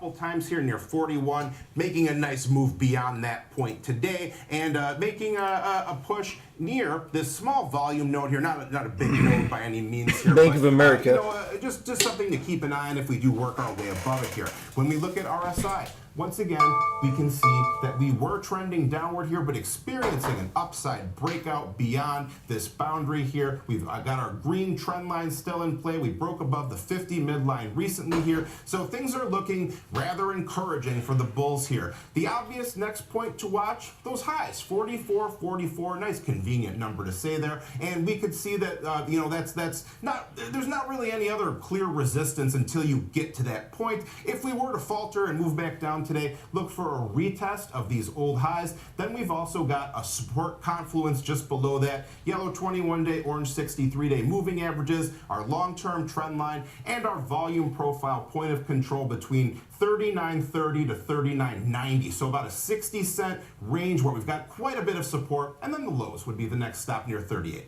It's kind of like we broke out of an ascending triangle right here. Yeah, so, exactly, yeah. Good stuff. All right, nice. Bank of America looking pretty good.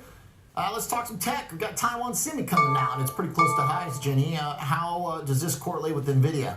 Well, I think that this is a really important story for NVIDIA. I'm not sure if, I feel like I'm alone in that statement and sentiment because I don't feel like they trade in tandem at all, but frankly, the narrative of Taiwan Semiconductor, how it is handling its supply chain, how it's able to keep up with demand, all of these things are hugely important to the success and the rollout of Blackwell. So I tend to look at this name as one of the most important proxies to NVIDIA, even though I know they don't really trade again in tandem. But they've been able to surpass their estimates in the first 2 quarters of this year. The trailing 4-quarter earnings surprise is almost 8% on average, and the stock has gained pretty steadily from those August lows. I mean, now it's trading, like you mentioned, around record levels, up 83% roughly on the year. September sales figures we did get this week, and they did increase pretty heftily. We did see that actually in the month that was up 40% from a year ago, with September sales totaling around $7.8 billion in US dollars.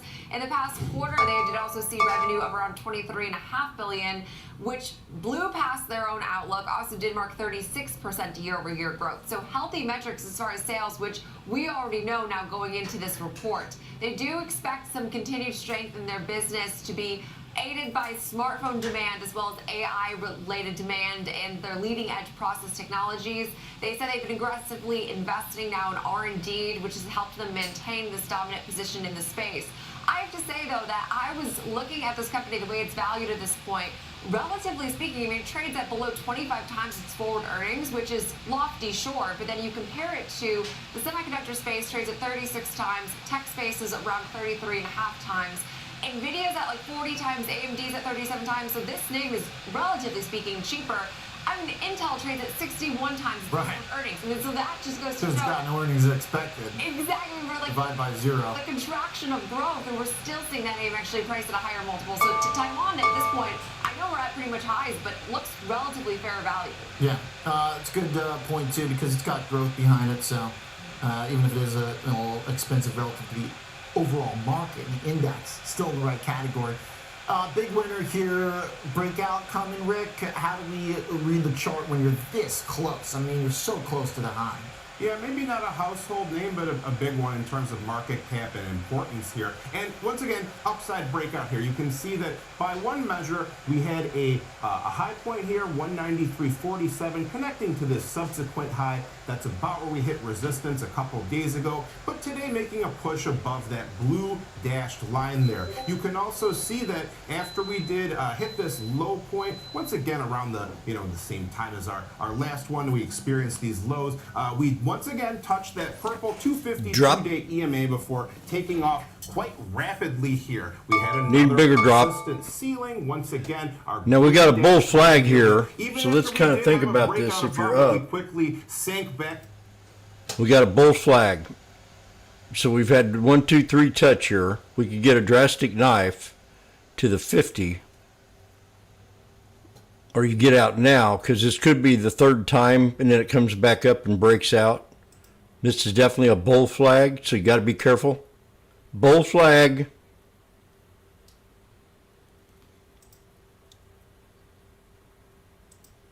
$4.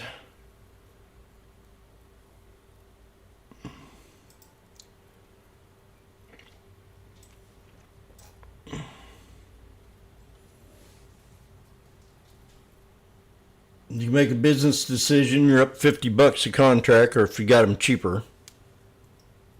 Now you're up 60. Let's see. Bull flag. But it's Friday. There's 410. This is the 50 right here. This is the 63. If the 9 crosses below the 21, we'll have a good little knife. If not, you got to consider profit or scale out.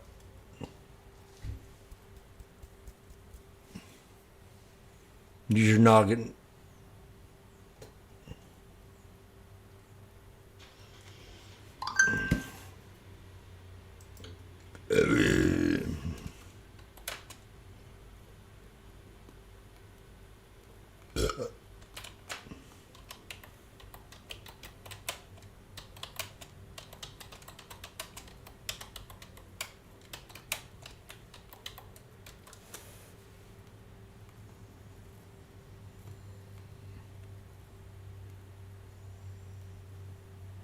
$4.10.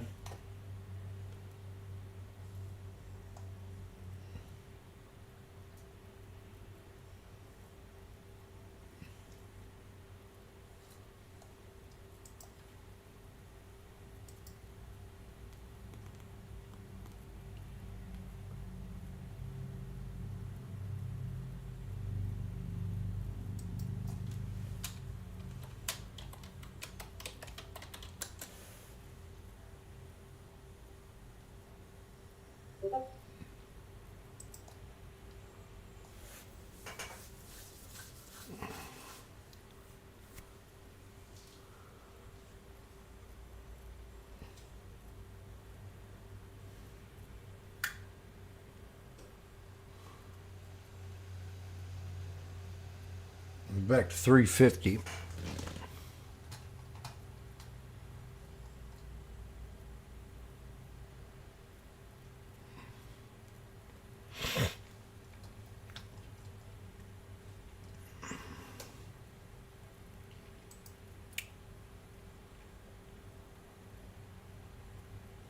There's your 410 again.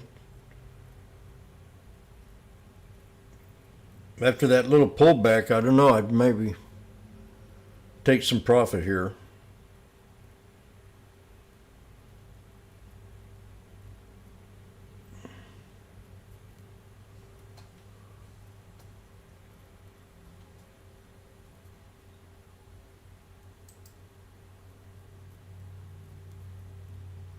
There it is, the 50. So this is where you want to get out.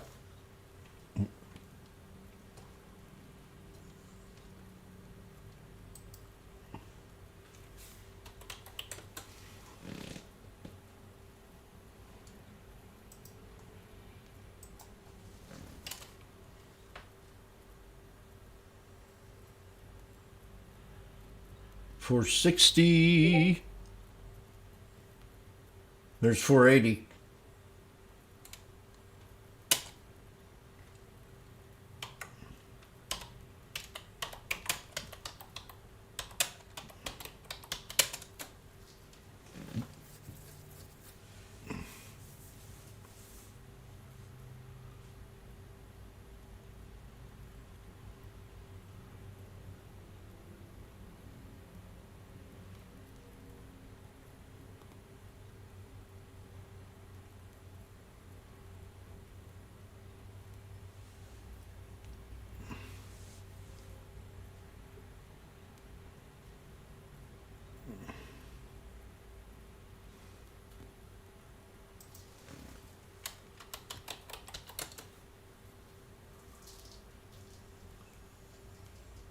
Bingo!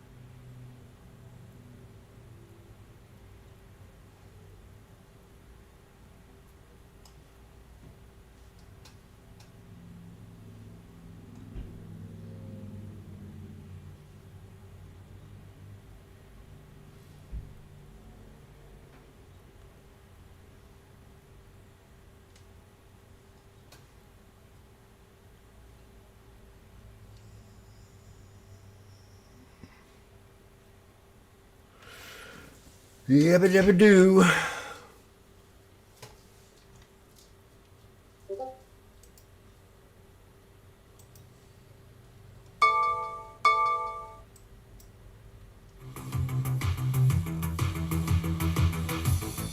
So let's do something here.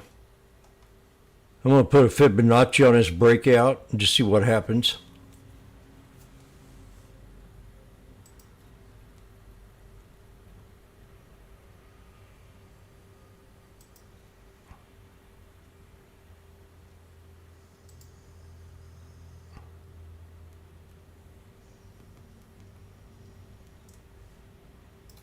So it's almost pulled back to the first support of 38.2%, but it stopped right here on this here flag.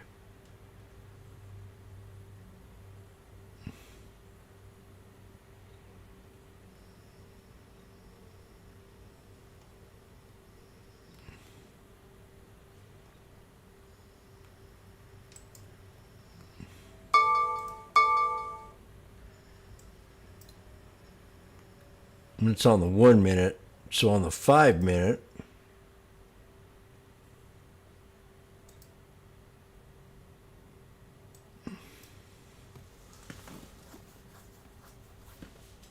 there's no support on the 5 minute. Right here.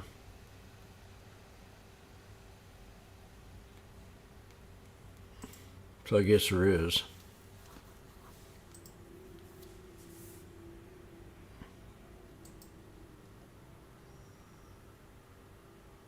Pretty solid one.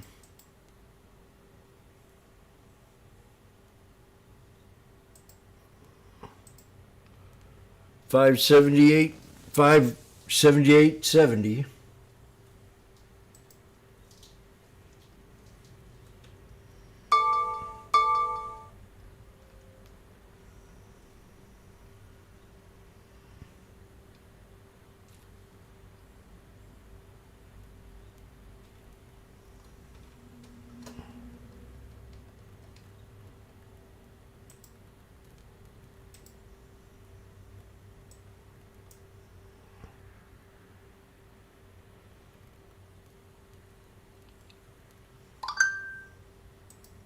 Overall reading came in weaker than expected. The consumer sentiment preliminary reading coming in at 68.9. That was definitely lower than expected, but it's not throwing cold water on the market in terms of the market reaction. I think the market, just really took that in a stride, is really focused on this better than expected start to earnings season, especially when you think of how the banks perform and what net interest income in particular looked like for JPMorgan Chase. These things are connected, of course. I'm glad Diane brings it up, Dan, because there was a moment of, a year and a half ago, people really thought the banks were going to explode like financial crisis again because a few regionals in California that were exposed to crypto and a bunch of other garbage went busto. Yeah, we had a couple other big name stocks that had some exposure. There were some big name stocks in the financial realm whose shares also declined, and they're recovering now. So they're maybe because they're going up in sentiment with JP Morgan just crushing it again. But here's the thing too, is that I forgot the second part of that, which of course was very much a treasury market event because there was so much intense inversion and there was such volatility that of course those maturities were getting hammered. So the bond market calming down, I feel like, is an important thing functionally as well because it limits some of the risk in the financials. I agree. I absolutely agree with that because you're taking the pressure down off the banks, right? Yeah. They don't have to worry about the mark to market anymore. That's as much. right. They still do. Yeah. Right. But the Fed raising rates is out of the picture right now. Yeah. I don't see the Fed ever raising rates. Correct. So like yields can move up, but they're not going to, shred the entire financial system. The way we were worried when they went from 1.3 to 5, I think too. Also, that was such an extreme move that it, basically brings us to this moment many were looking forward to for a long time, Diane, which was normalization. We hear a lot about that phrase of normalization, but today you've got stocks going up while yields go up. You've got the Treasury market responding to good data. The bond auctions are going okay. I mean, it feels like we're really finally kind of moving out of like the tail risk event days that were lingering post-COVID. It does seem like that, and we've talked about that before, kind of needing to get back to this period of normalization in terms of how the market takes in different data and the expectations for the path forward now. And you often feel like when we hear from different Fed speakers now, you're hearing that just this more sense of relief, it seems like, in terms of the path forward and just how this U.S. economy has held up even in the face of what had been high rates for so long, and now it feels like there's this almost reset that's happening in a lot of the market action. Okay, back to that chart though real quick, Dan. If we don't cut, market might be disappointed. Market might be disappointed. And you look at the VIX at above 20%. Right. 20, and we're fully valued in stocks. Weird that VIX is still up. Well, the stock market's going straight up, so there could be some. That's fair, yeah. There could be a misstep here. That's fair. We're going into election, so. Yeah. Yeah, all right. Good stuff. Good thoughts to close out the show. Thanks, Danny Hall. Thank you, Dan Grant. Thank you for joining Morning Trade Live. I'll see you this afternoon at 2 p.m., assuming they don't close the market early. This election season, stay out of the muck and the mudslinging with Schwab Network's by the numbers like that. of the presidential cycle. How could this election $4 drop. impact your financial future? Next week is going to be a crazy political week. Election trades are fraught with risk. No agenda, no. So we had a pretty good little breakout today.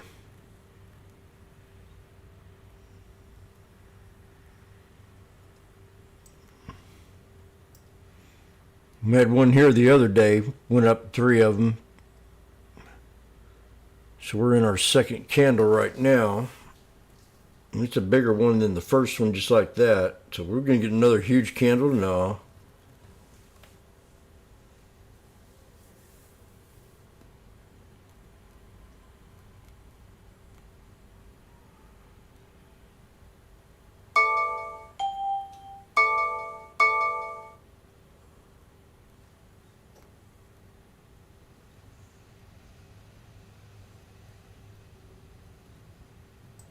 Formula for success. You need to be able to find opportunities.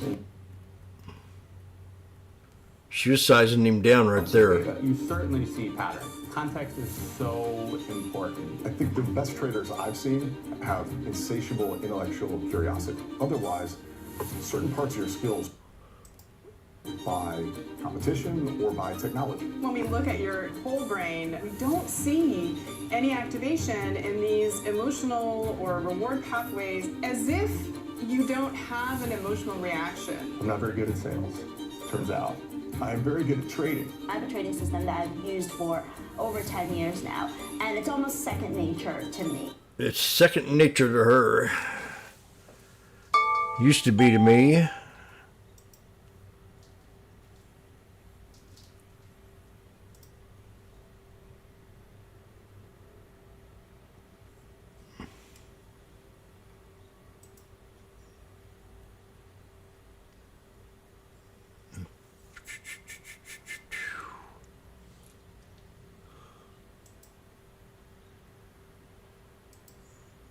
It's the 1 hour.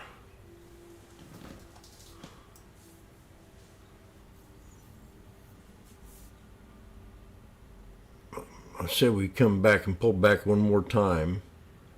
578.91. 578.94.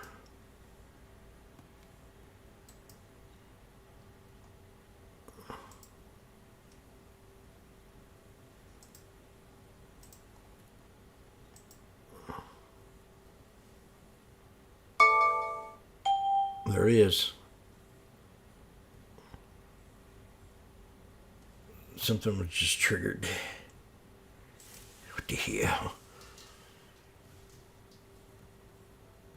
Okay.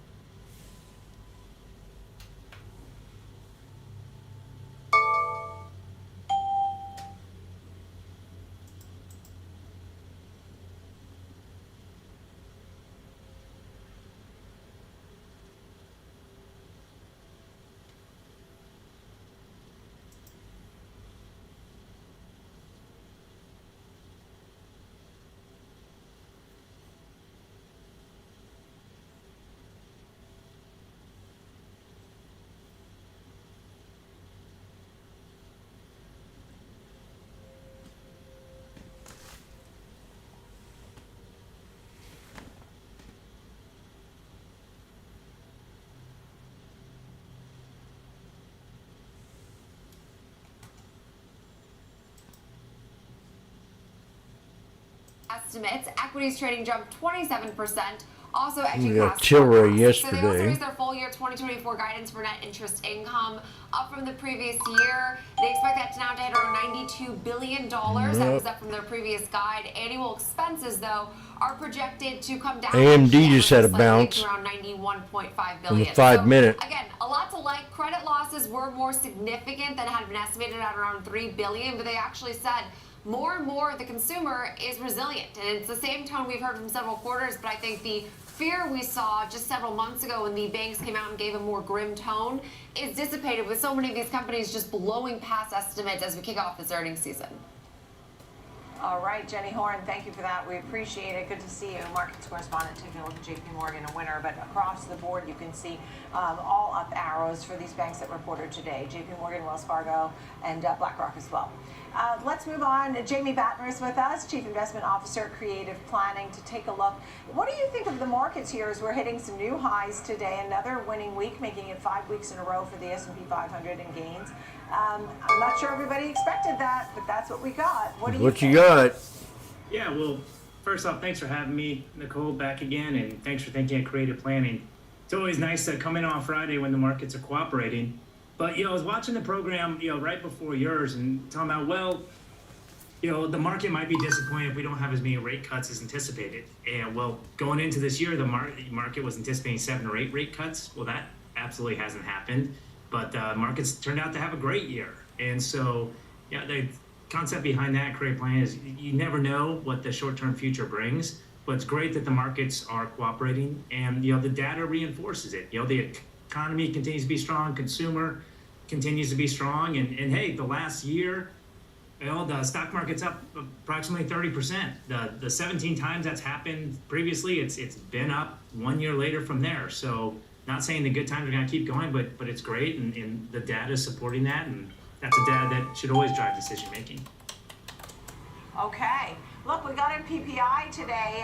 Certainly behaved. We saw a little bit of rise in services, a little bit of pullback in goods, so that evened out. In fact, it was relatively flat. So the takeaway there is not too much inflation on the heels of yesterday's CPI. What do you think the Fed's interpretation is of inflation prints that we've gotten in the last couple of days, and how could that affect the moves they make in November and December?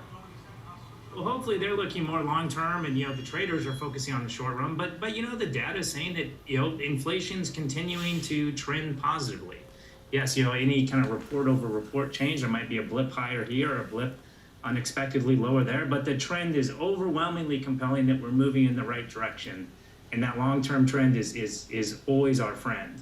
Now, inversely on that, what some of this other data that's coming out, Nicole, the jobs market a lot stronger than anticipated. Just a lot of other elements of people still spending more money than anticipated. These are things that on the counterbalance say, well, you don't have to lower so much. And so, we'll see how the Fed transitions that. But really what's interesting is, they've been raising rates, and, inflation's clearly gone a different way. But one thing to keep in mind is just, the consumer that drives everything, And how that's changed, recently, and that, as the baby boomers age, they're such that engine of power and spending, and they control what was like 40% of spending 25 years ago is 75% of spending now is, and they're just not as impacted day to day by interest rates. A lot more of them don't have mortgages. That's why you're seeing airports so busy, restaurants so busy, and so really the makeup of the consumer, the underlying like engine that makes up the consumer, that makes up everything, has changed. And so hopefully the Federal Reserve kind of changes with the times to take that into consideration, also, as well as just kind of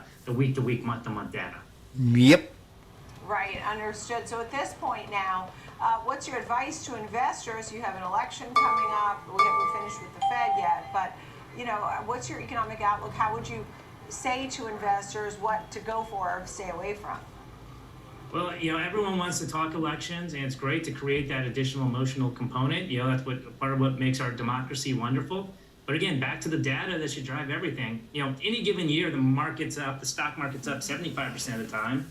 Well, when it's a presidential election, market's typically up 85% of the time, and the year's far from over, but continuing to trend positively. But overall, it's really kind of the long-term thesis that's really never changed in creative planning. Over the long run, you are rewarded more for being an owner versus being a lender. Take that risk on the equity side, broadly diversified, so you're not putting all your eggs in any one basket.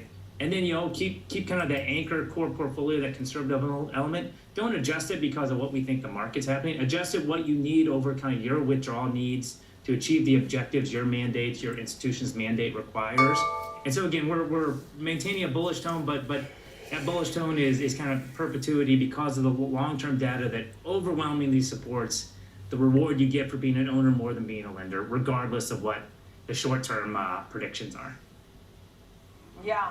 I mean, when people ask about Mag 7, for example, we had Tesla last night, a lot of the action there. But when you think about those kinds of names, do you like those for the long term? Well, I think it's great. Like what your headline earlier that that tech's lagging, but the market's still doing well. That's a wonderful thing. That's not all beholden to this few names, and so we love to see that. But as far as the great names, it's great, but how many of those great names would have been the Mag 7 of 20 years ago? Maybe 2. How many would have been there 20 years before that? Effectively 0. And so loving the Mag 1 of 20 years ago, Cisco, right? The market's still done great since then, but Cisco's still about 70% or so off its high. So yeah, they should be a part of there. They should be a large part of your large cap concentration because they make up that market cap weighted, relative weighting that justifies a large component to them. But being overly chasing them or focusing on them, and using the long-term data, that will not reward investors if they focus on the individual names. So invest in the Mag 7 as part of that broader diversification, but know that those Mag 7 names are always going to change, and that's a great thing about healthy market dynamics. And then I think about China and the questions about whether or not China will provide more stimulus. And granted, it gave a boost to a lot of stocks, Chinese stocks. It gave to some of the materials and commodities got a boost. But now we start to question, you hear people saying about the uncertainty about how much more stimulus is to come and how much demand really is there from China, that it's struggling a bit, right? Not really coming back in the same way. Do you delve into those kinds of stocks? How big is China in our picture of success?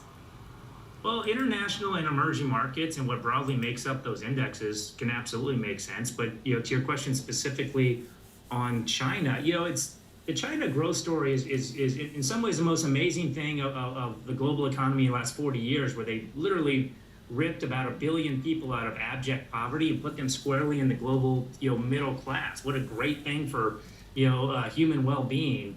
But again, a lot of policies they've done recently have kind of been more focused on control instead of growth. I mean, the recent decree of taking away passports for government workers, does that lend itself to economically positive, broader thinking ideas? Probably not. And so again, international emerging market, absolutely. But again, just like avoiding focusing on the Mag 7, avoid focusing just on China, let global market capitalizations justify that. It'd be just as Nicole, if we were here and I was kind of pitching an individual product, which we never do. Think of it, 20 years ago, people had been talking about the BRICS, Brazil, Russia, India, China.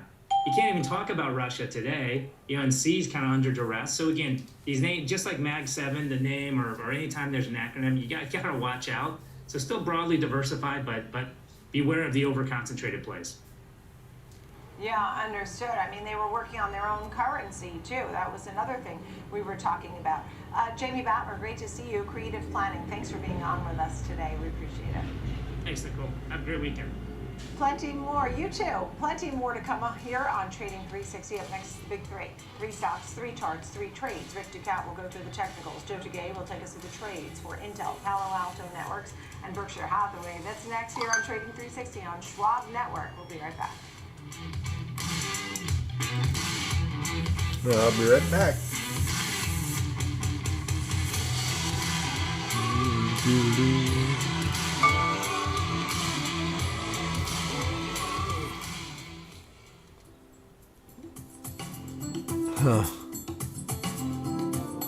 I'm just getting ready to leave, and I've seen some action on the SPX.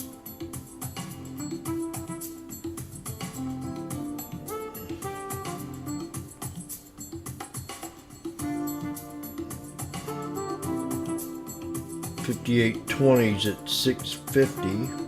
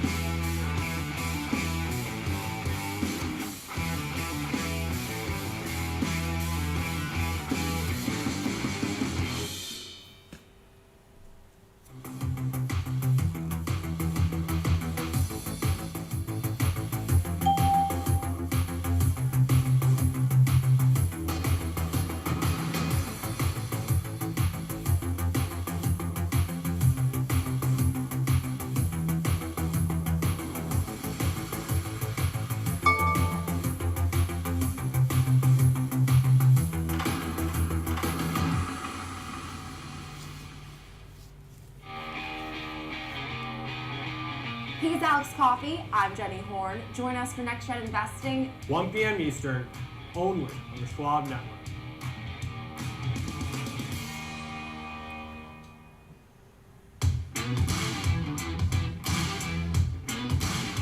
Welcome back to Trading 360. I'm Nicole Petalides, live at the New York Stock Exchange. Watching the SPX here. 3 stocks, 3 Call. charts, 3 trades. Rick Ducat will take us through the charts. Here to take us through the trades, Joe Tagay, portfolio manager of the 58.20s. Fund. Glad you're both here. Joe, how are you feeling about the markets today? Hi, well, it feels good today. Usually October is a positive month, but it's also a volatile month. I am cautious here, though. We have Better be. 21 yesterday, 20-ish right now. So we have elevated levels of volatility at the markets at all-time highs. Something smells a little unusual here. I think we're going to see some volatility. It might be upwards momentum. We might see a pullback too. So I'm just cautiously optimistic. I want to play for some upside, but a little more concerned than normal. So we're taking a look at Intel today. That's on your radar. We've actually heard some positive comments recently. Some of the folks have come out, have chosen Intel on the show, but no doubt it hit a low of $18 and change to 23 now. Where do you think this is headed and why? Well, I think it's going higher, and there's no question it was the most hated semiconductor name in just a sea of green for semiconductors all year long. Everyone's been on board in the AI game, and Intel has just been left out. And this is a name I have disliked most of the year until that following their last earnings, they had a little bit of a corporate shakeup, maybe a little proxy struggle, but I think finally the board is getting the message. Finally, the board is listening and adjusting to the new reality. We are living in an AI world, They were so far behind the game when it came to this race, and finally they're getting on board. Big news for me, the big change for me was when they decided to spin off their foundry into a subsidiary. That's really why NVIDIA has been so successful. They've focused in on the design of the chips. Now Intel, I think they tried to do everything in the semiconductor space. They didn't do anything well. They can focus in on the design. That's where the money is. If they can succeed in that level, I think they'll be quite successful. They don't have to beat NVIDIA, but they just need to get a little bit of that market share. And they have been so far behind in the chips because they're on like 2 generations behind. They're on the 7 nanometer chips. NVIDIA is down to 3 nanometer. They're 2 generations ahead. Well, Intel's coming out with a 1.8 nanometer chip. I want to see when that gets here. Hopefully it's next year, not 2026. If it's coming out next year, I think they'll be right on board with the ability to compete with NVIDIA and get these really fast, powerful AI processing servers. Okay. You know, I'll tell you, the stock's down in 3 months, down 30%, year to date down 50%. So for a believer, there is probably some room to claw back. Some of our guests have talked about the fact they liked Intel, but they just didn't know how quickly it could come back. And that was the real concern. Not that whether or not if it would, but in how long it might take. That being said, Rick, and I'm echoing at least one of our guests who was concerned about that. Rick, some of your thoughts. A chart in the doldrums, to be sure here. We can see that, you know, from this high point all the way back over here, 51.28, that gives us our long-term downward sloping trend line. And unfortunately for anyone bullish in this name, earnings really took an axe to share prices here. We're nowhere even close to our long-term downward trend line here, which happens to match up with our 250 2-day exponential moving average and our volume profile point of control. So if we were to get up to around this area, around our trend line, that would be significant resistance to overcome anyway, too. So definitely a difficult situation for this one. To be sure, though, we are up 27.6% off of this low point here. We seem to stabilize a bit around this area. We formed a large volume node here, so that makes me a little curious if perhaps there were some traders who think the bottom might have been in, at least temporarily, in this semiconductor name here. We can see RSI has also been improving. We were in the oversold area there, severely oversold. We were around, I think, 15 or so. Remember, RSI only goes from 0 to 100, so that's quite a low reading. And we did trend upward. We made our way above the 50 midline. We held on to our trend line. However, we are still short of our old highs, and we need to clear this area right here near 2466 or so to really get some further progress on this burgeoning uptrend here. Today, we are finding a little bit of resistance at our orange 63-day EMA price, kind of sandwiched between the 63 and 21-day EMAs, between 2254 and 2389. So those are some natural kind of bookends here for our price action. If we were to keep moving lower beyond the confluence of our short-term trend line and our 21-day EMA, kind of a support zone between our recent lows and our yearly lows, near like 1884 to 2035. To the upside, recent highs, 2466, and then the bulls would want to try to fill this gap near 2889. A tough situation overall, to be sure. Yeah, I try and fill that gap. I mean, it just seems so far away when you talk about 29. I saw Deutsche Bank go hold with a $25 target and a few others that were similar to that. Joe, what kind of time period are we talking for when? Because you said you do like Intel, but I am curious as to when this thing can, you know, come back to life. Yeah, well, we're talking breaking that 28 level. That might take a little bit more time, but it does seem to me like there are buyers on these pullbacks. Okay, I'm watching. Interested in merging or buying parts of the company outright. There are people looking at taking equity stakes in Intel. So it seems like on these pullbacks there is a bid. I think there's potential for an upward catalyst on this earnings. If they can talk about their corporate restructuring, cost-cutting measures, that'd be great. If they can talk about when these new chips are coming on, with the timetable, that'd be even better for me. I just want to play this earnings. I want to buy it if it pulls back. I want to own it if it goes higher. I can do that with a little bit of a fun trade. I want to sell the Nove 22 put, buy the 24-27 call spread. All in all, I'm going to collect money to do that. basically a stock replace, and any money I would be looking to buy Intel, I'll put into this trade, have the cash on hand. If it pulls back, I get to own it below 22. If it trades higher, I'm going to participate in that upward trend. With the caveat, I'm stopped out at 27 again. I don't think there's much more room above 27 anyways. Yeah. Up next, Palo Alto. Morgan Stanley raising the price target there to 421 from 390 recently. Right now, Palo Alto's at 375 and change. Where do you think this one's headed, Joe? Yeah, I want to own this one for the long term. I'm thinking 400 looks good to me. But bottom line is, I want to own this name because people will need more and more cybersecurity, and not just in the United States. It's really a global concern. All of the conflicts going on around the world, unfortunately, it does not seem like they're going to be ending anytime soon, and there are other methods of being nefarious, and Palo Alto is right on the front line of that defense. Of course, cloud is a huge area of growth, of course. That's not stopping PANW. all of the new AI infrastructure we've been talking about. So yeah, I think Palo Alto is absolutely a staple there. Should be owned by anyone looking at this cybersecurity world. So yeah, I think it's a fantastic name, and I want to own it for the long haul. There was some talk, too, about how it would fare after a CrowdStrike's big outage, and maybe that could at least be some parts of good news, but that seems so long ago. Rick, some of your thoughts on the charts. For many purposes of looking at this chart here, this is the most important point here.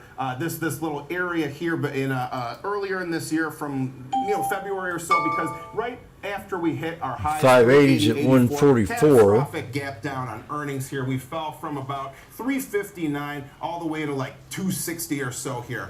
We did make our way back to the upside though. And one thing I found really interesting is that we didn't even touch our purple 252-day EMA, which speaks to how quickly this stock rose up, that it outpaced this long-term moving average by such a large margin. And even after that extreme drop to the downside, we didn't even touch it here. Once again, we didn't touch it here either. This point, we did find some support around this level here. So that's the area where we really started to see things take off here. We had a ceiling that we hit at this light green line here, 346. That was another ceiling all the way back here before we had that small gap up heading into the highs. So we struggled a little bit around this area. You can see there was heavy volume in this space here, a consolidation area. We had a downward sloping trend line in effect after failing to make it above our previous yearly highs. Now we have crossed above our moving averages once again. They are trending upward here. We have crossed above our gap levels. We have our sights set on that high point here.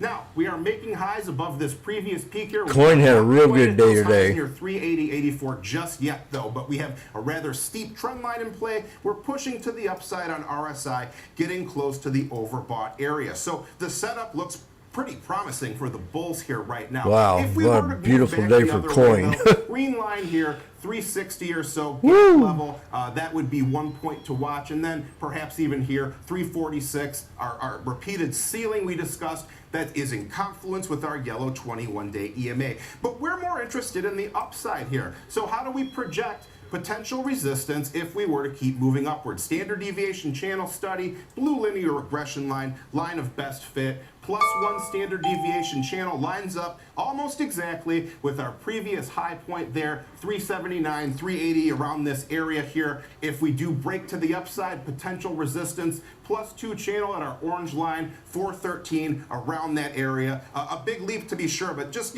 this is just what the study tells us we could see in the future around that point. Yeah, look at those recent highs, looking back to those other highs. I won't say higher highs, but certainly on that trajectory. Let's talk about any final thoughts on this name here, Joe. Yeah, I got a trade developed or designed just to partake to the upside. Again, my thesis is I'm worried about the volatility. I don't want to have some downside if we go lower. So another stock replacement, buy the 370-400 call spread in January, sell the 340 put. Another trade where I can collect money to set on the sideline. I don't lose any money all the way down to 340. I get to buy at 340 below there. That'd be great for me. And I get to participate to the upside. We trade up. up to 400, I'll get all of those gains. And again, 400, we're just talking about an area of resistance. Don't need to own any more gains past 400 anyways through January. Okay, next up, we're looking at Berkshire Hathaway. Year to date, up about 30%. Some of your thoughts on where this could be headed? Yeah, so it's almost like a defensive name. Of course, we know it does own Apple, but it owns industrials and Coca-Cola and McDonald's. So I just love the name for the long term. Cash cow. They don't have any debt. It's going to do very well if the economy is slowing down just a little bit. So, yeah, I think it's a great spot to park and wait and watch the rest of the market churn a little bit. It's been a fantastic performer for my entire life, and I don't expect that to stop anytime soon. Okay. What do you think, Rick, about the charts? I mean, it hit a recent high of 484. Tell me some thoughts about the technicals.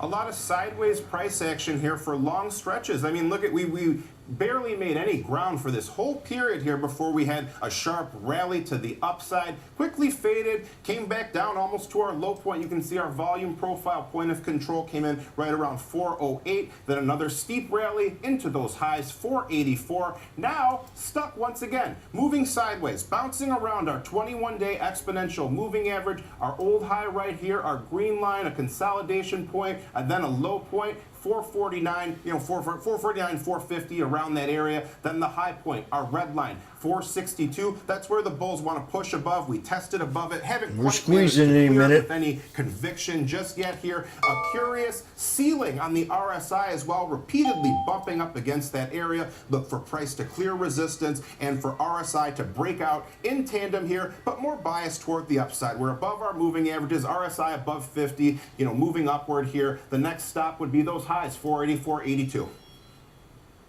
Okay. Look, I mean, when we look at that and think about Berkshire Hathaway, a lot of insurance stocks, rail stocks, Apple, we've been selling off Bank of America there, but that's a lot of those holdings and buybacks, too, have been on the Berkshire Hathaway plan and agenda, it seems. Joe, final thoughts? Yeah, just for me, a great spot to hang out here. Defensive name. The buybacks are fantastic. The leadership is fantastic. The debt is fantastic. So I think if there is a bit of a pullback, they're going to be ready to make some purchases. They always are.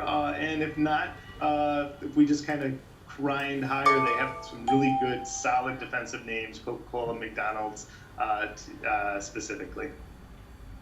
Yeah, and also raised nearly $2 billion in a yen-denominated bond offering this week as well. Thank you both so much for the big three today. We had Rick Ducat there on the charts, Joe Tegay, Rational Equity Armor Fund, and we looked at Intel, Palo Alto, and Berkshire Hathaway for the big three. Thank you. Coming up next, the spotlight on the earnings from Delta and the look ahead, the reaction in the stock, but what lies ahead for Delta and the rest of the group overall? We have an election, then we have the holidays. What you need to know. Trading 360, we'll be right back.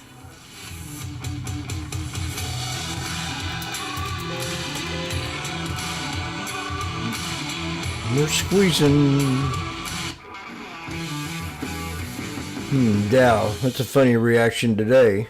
Ameritrade is now part of Schwab, bringing you an elevated experience tailor-made for trader minds. Go deeper with Thinkorswim, our award-winning trading platforms. Unlock support from the Schwab Trade Desk, our team We're under a lot of pressure here. who live and breathe trading.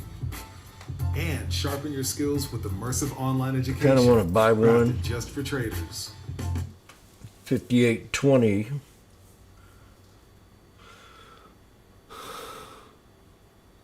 I'm just going to wait.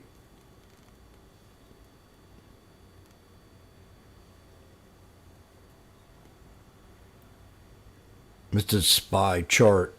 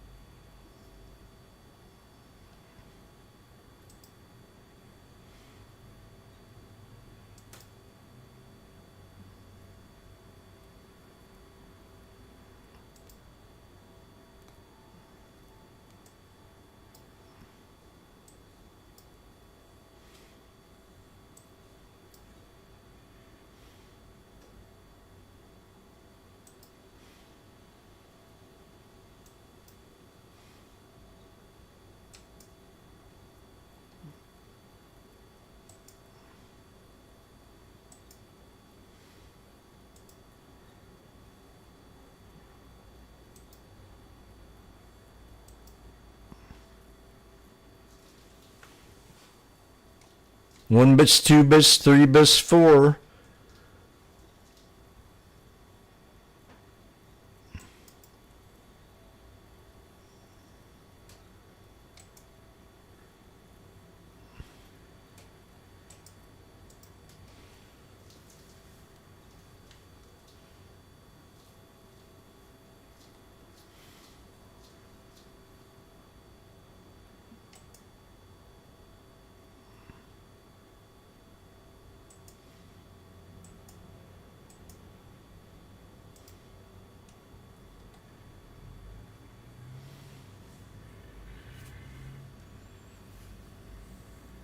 Hmm. 58 20s.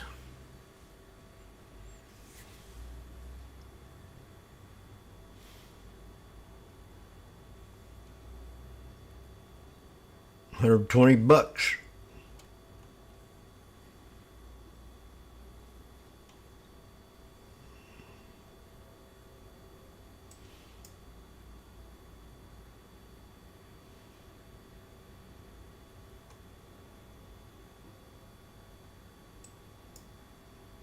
So we broke out number 4.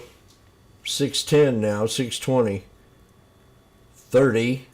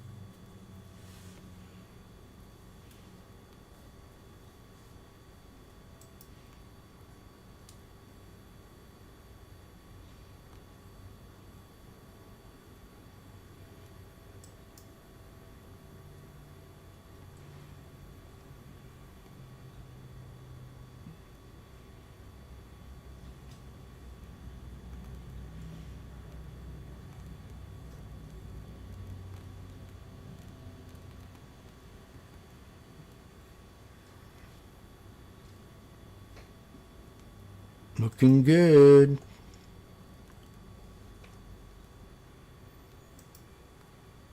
Very strongly, the entire group is running really strongly, and it has become overbought. So that's another reason why I'm a little bit more cautious. So I don't want to say that, oh my gosh, you've got to completely, abandon this group. I'm just saying that after the big run it's had with some of this new news, people don't want to necessarily buy every little dip that may take place over the near term, even though that worked really well over the last couple of months.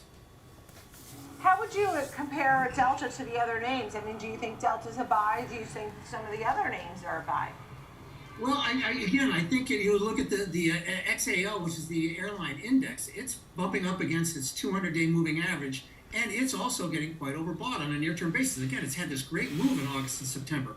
Okay, I'm going to go cook my lunch real fast. Again, on a technical basis, which is more short-term, that creates some headwinds, and it'll keep it from really rallying in a big way. We get started. So I guess my point is they're all kind of in the same boat, but I will say this. Delta, I think, is probably the best run airline out there. When you do want to move back into that scope, and I think that'll be in weeks rather than days, you do want to look at Delta. I think what they've done here with this CrowdStrike issue, they've met it, and they're not avoiding it at all. And so, a well-run company. This is the one I think you want to stick with. Some of the others a little bit JetBlue. They've had some issues there, and of course we've got to figure out what's going to happen with Southwest Airlines with the people on the board and things like that. So I think Delta's really your best play. Yeah. Oh, so Delta is the best play. So I was going to say, which is really your favorite of the group? So it sounds like Delta.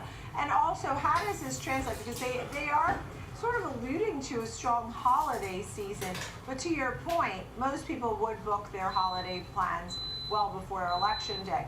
How does this translate into other things like cruise lines or hotels? Are you feeling confident on those groups?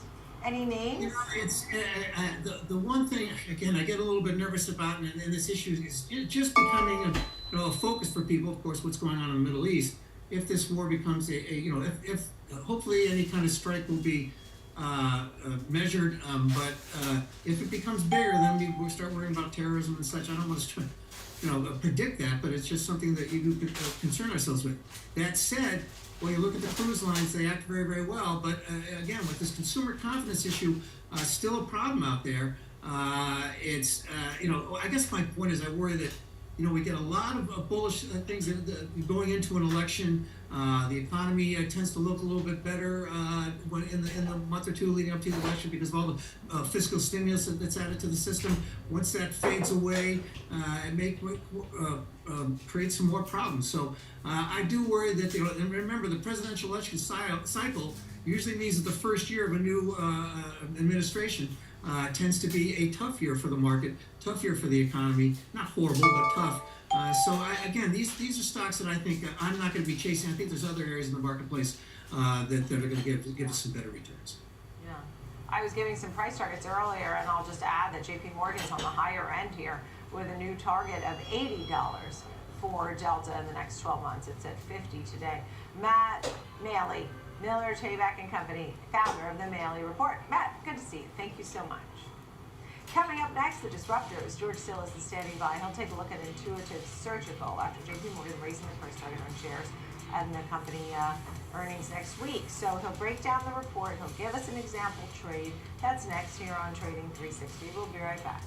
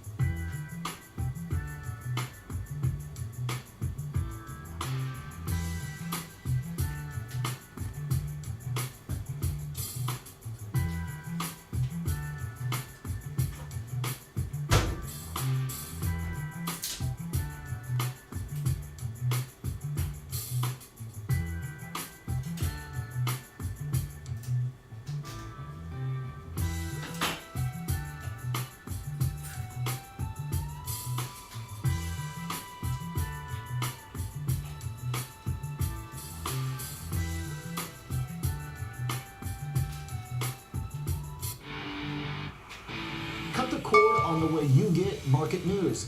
It's Market on Close. Join me, Oliver Rennick, for the biggest earnings coverage, insights from the smartest minds on Wall Street. Monday through Friday, 3 p.m. Eastern, available anytime, anywhere, on any device for free.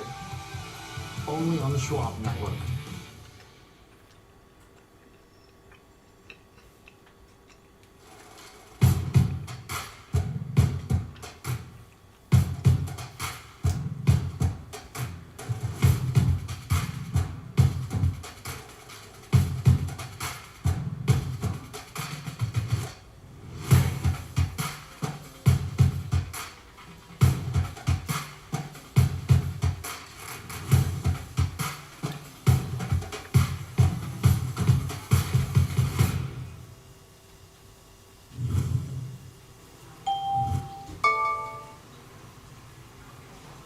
Trading 360, I'm Nicole Petalides, live on the floor of the New York Stock Exchange. We've had three big banks reporting today. We heard about JP Morgan. You also have BlackRock, which is higher. JP Morgan and BlackRock higher. And there's Wells Fargo.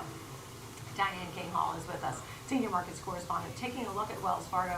And this one, too, a winner today as far as the stock. Tell us some of the details people are focusing on. It's interesting. It is actually a mixed picture at Wells Fargo, but investors choosing to focus more on the positive than the misses, right? So when you look at their numbers, adjusted EPS came in at $1.52 a share. That was better than expected. Revenue totaled $20.37 billion. That was a little short of expectations. The big thing that investors were paying attention to for this cycle of earnings when it comes to the banks is net interest income, because that had been a fuel for all of these banks in this higher interest rate environment. The expectation was that it would come down, and it did for Wells Fargo, unlike JP Morgan Chase. So net interest income was $11.69 billion. That was an 11% decline from the same time a year ago. It was a little weaker than expected, but in terms of the path forward from here, they maintained their guidance for net interest income through the balance of the year. What else helped to kind of soften the blow for Wells Fargo was an increase in investment banking activity. We did expect to see that with the bank, so we did indeed see that with Wells Fargo, with JP Morgan Chase. Investment banking fees jumped 37% to $672 million during the quarter. So again, it looks like investors are paying more attention to the positives when it comes to Wells Fargo's latest quarterly report card share jumping more than 5%. All right, thank you for that. Everybody was watching the net interest income on each one of these today. And we'll have so many more banks, folks, next week. So this is only the beginning of earnings season. In the meantime, thank you, Diane King-Hall. We turn our attention over to the disruptors. George Sillis is with us, senior markets correspondent, taking a look at Intuit. It's surgical, and you had JP Morgan raising the price target on ISRG and on the shares ahead of next week's earnings, which there's a lot of earnings next week. Some of your thoughts? Yeah, I mean, if you look at ISRG, Nicole, I mean, the stock has performed exceptionally well over the last year, actually in the last few years, as the robotic surgery market has really developed for ISRG. They have about 80% of total domestic market share for robotic-assisted surgery.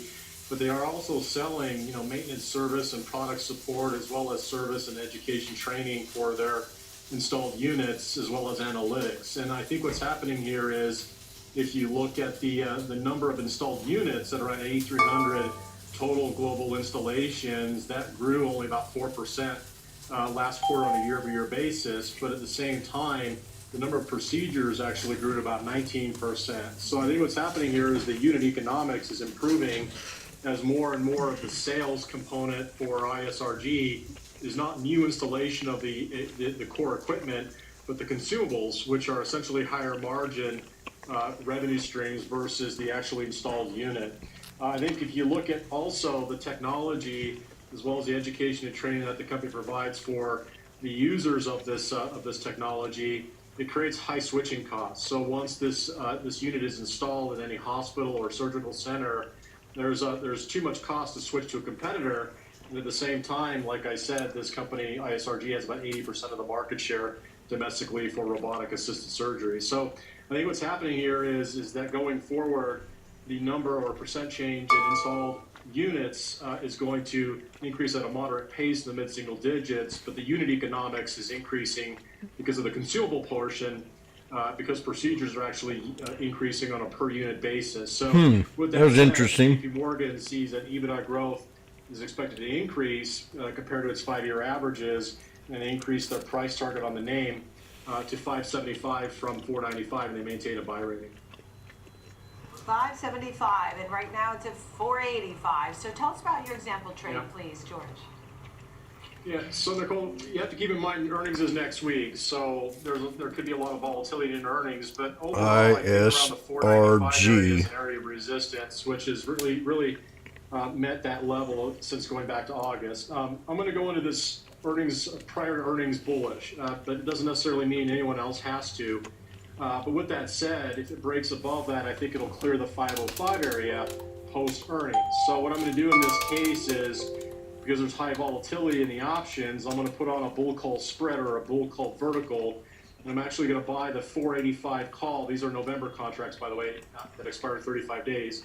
Buy the 485 call, and then simultaneously sell the 505 call. Now, altogether, that's scary. It costs you about $9 a share or $900 a contract. So it's a bullish trade. The stock has to essentially hit, at the very least, 494 by expiration of 34 days.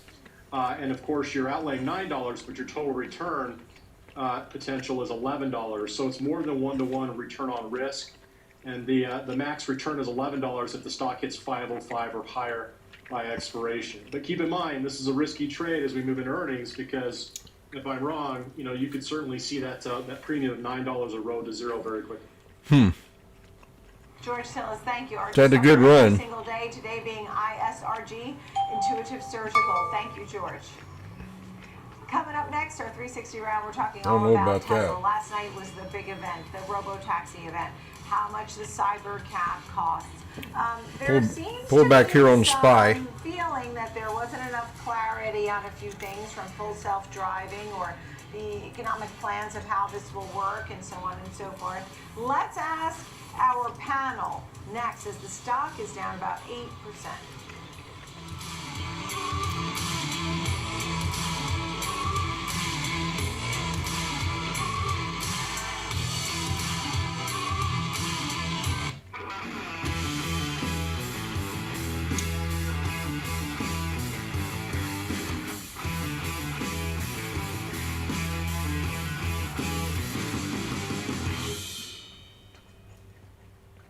Trading at Schwab is now powered by Ameritrade, giving you even more specialized trading support.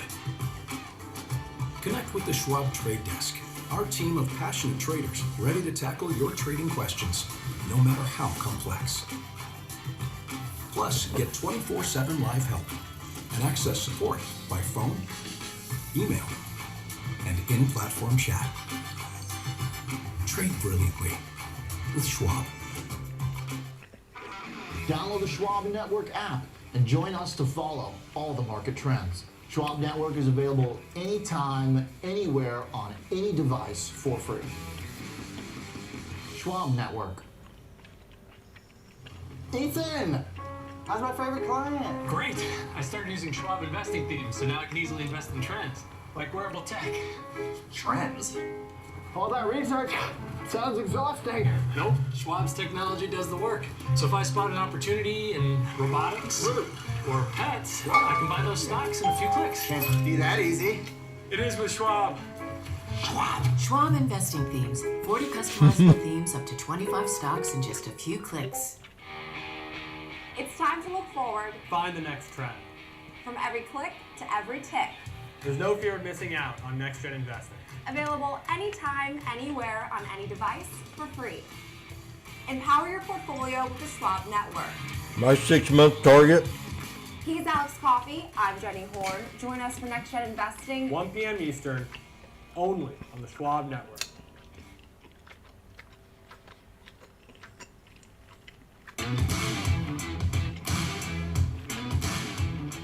Welcome back to Trading 360. It's time for our 360 I'd have to say round. We're looking at 600. Tesla after the big robo-taxi event last night. Everybody But was after really the excited. election. It was supposed to be on 8-8.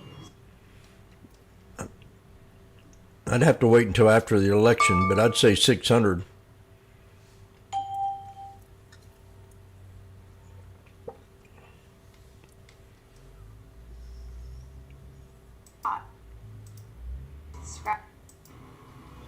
Go back in there. I'm almost done with dinner.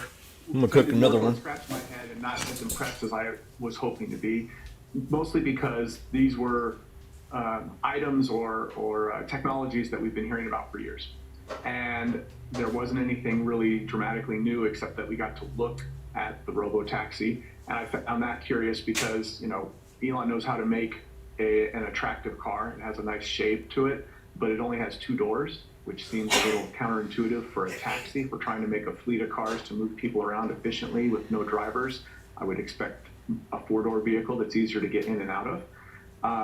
And then we saw robots, and we saw a new self-driving party van. And then there's no set timeline except maybe 2027 for the self-driving technology to start rolling out. That's 2+ years away, and there's a lot of other players out there that are going to be a lot further along in 2 years besides Tesla. So I don't know. Yeah. I wasn't super impressed. I watched the video. I wasn't able to stay up. It was late because it began after 7 p.m. Central Time, after 10 p.m. Eastern Time. So I wasn't able, but I watched a lot of the clips this morning. And the car was cool, and the robots coming out were cool, and him driving down Warner Brothers Studios in Burbank, California, cool. But the 2027, is that a kick you in the teeth moment? Because there's never enough clarity. He says 2027, and is it really 2027? Gary, is that one of the reasons you cut the price target today? It is. You know, we were left scratching our heads as well. We get that it was a robo-taxi event, but there was no mention of the mass market EV, which on the last earnings call, Musk said they'd have first production in the first half of next year. Now that's just months away. So there was absolutely no mention of that. No mention of the Roadster either, which management said they would have first production by the end of next year. So, you know, those are two big question marks that are still out there.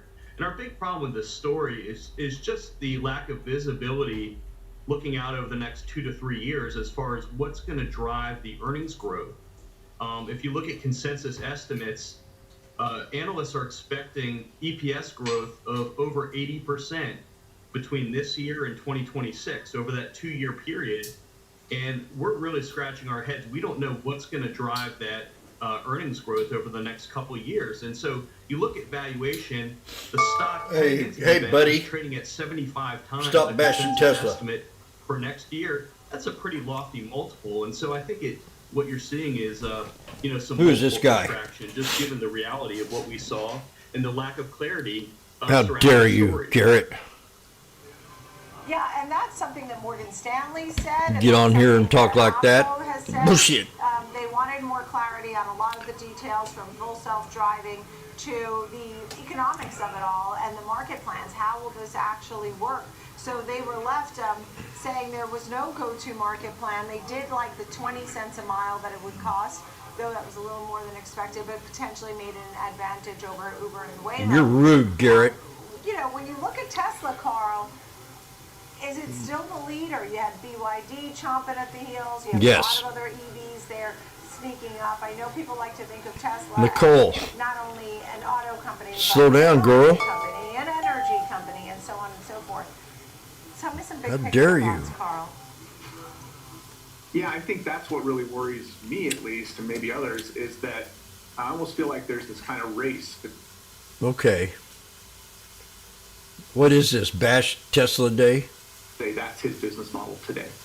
And his product's looking older and aging, and there's increasing competition from everywhere, from all these other automakers in the Western Hemisphere, and of course China is just coming rapidly with lower cost, new, and increasingly impressive electric vehicles. So everyone, including Tesla, is under pressure to try to compete with China and with each other. And in the meantime, you know, as Garrett was saying, you know, what is going to drive this growth in the next couple of years, and how long of a runway does he have before he has these all new business models based on self-driving or personal robots, when the timeline doesn't seem to be too consistent? We've been hearing self-driving in a couple of years for 8 years. Golly. And so, Garrett, what are your buys these days? I mean, we have names and makers here at home. We have a lot of Chinese names. Which names are buys right now? They're acting. Good acting. Looking across the auto space, there's not much that we like right now. We have There's nothing else you like. We have a sell on Rivian. You know, the big theme we're seeing is the rise of hybrids. Hybrids are proving to be much more popular with consumers than pure electric vehicles. They're growing faster, and they're selling more units than electric vehicles. And so you look at some of the automakers that are more leveraged, who have made bigger bets on the hybrid side. It's really a lot of the Asian manufacturers, such as Toyota and Honda. We have a buy on Toyota, looking at that group, but I would really steer investors away from some of the U.S. manufacturers. In fact, we have no buys on the U.S. automakers. You know, we have a hold on GM and a hold on Ford as well, a hold on Tesla. So we'd really urge investors to look elsewhere. Yeah, it's pretty amazing. I mean, I heard that the Genesis, I mean, that's not even a name we talk a lot about, but that it drives by itself. If you're on the highway, you can sort of take your hands off the wheels, and it knows to change lanes and things like that. But, you know, where are we really? And people were hoping all of this Tesla stuff would happen now, not 2027. Okay, Garrett Nelson, CFRA, Carl Brower, iccars.com. Good to see you both. Thank you so much. Thanks for joining us, friends, here on Trading 360. I'm Nicole Petalides. Download our free Schwab Network app. It's available in the Apple App Store. Tune in 24/7, schwabnetwork.com. I'll see you at 2 o'clock for the watch list. Fast Market is next.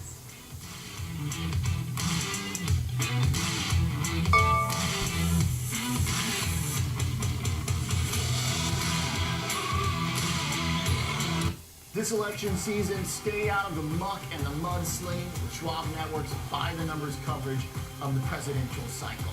How could this election impact your financial future? Next week, it's going to be a crazy political week. Election trades are fraught with risk. No agenda, no hysteria, just good old-fashioned analysis of what policy means for your portfolio. Stay informed, stay ahead. Tune in to our election coverage on Schwab Network. The market is a multi-trillion-dollar beast. When there's profit there, you take it. That's always going through my head. My job as a trader is to just make money. With a history and a geography degree, how did you find your way into trading? Trading attracts a lot of the best and the brightest students because it is this enormous data set. It is incredibly competitive. And so if you really want to put yourself out there and test yourself and find out how good you are, it is very attractive. So how are you exploiting human weaknesses? Being lucky at trading is great, but it's not the formula for success. You need to be able to find opportunities in the marketplace and sift through enormous, staggering amounts of data. You certainly see patterns. Context is so important. I think the best traders I've seen have insatiable intellectual curiosity. Otherwise, certain parts of your skills will become outmoded by competition or by technology. When we look at your whole brain, we don't see any activation in these emotional or reward pathways as if you don't have an emotional reaction. I'm not very good at sales, turns out. I'm very good at trading. I have a trading system that I've used for over 10 years now, and it's almost second nature to me. Do you think that this is potentially a human superpower?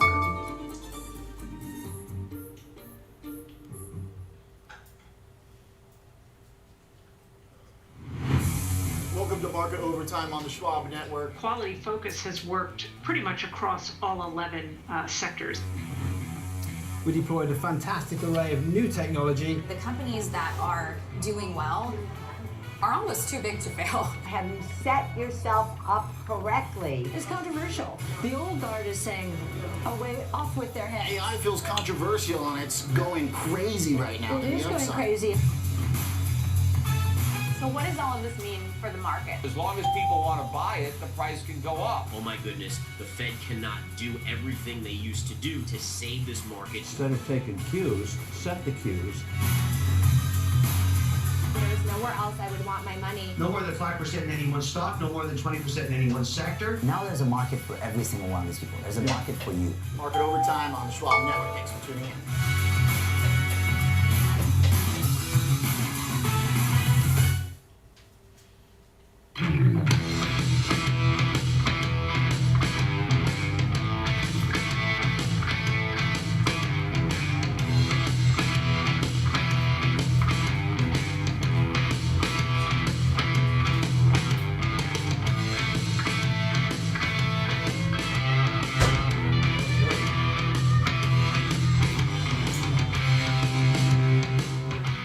Friday, welcome to Fast Market. Alex Coffey in for Tom White and Kevin Hanks.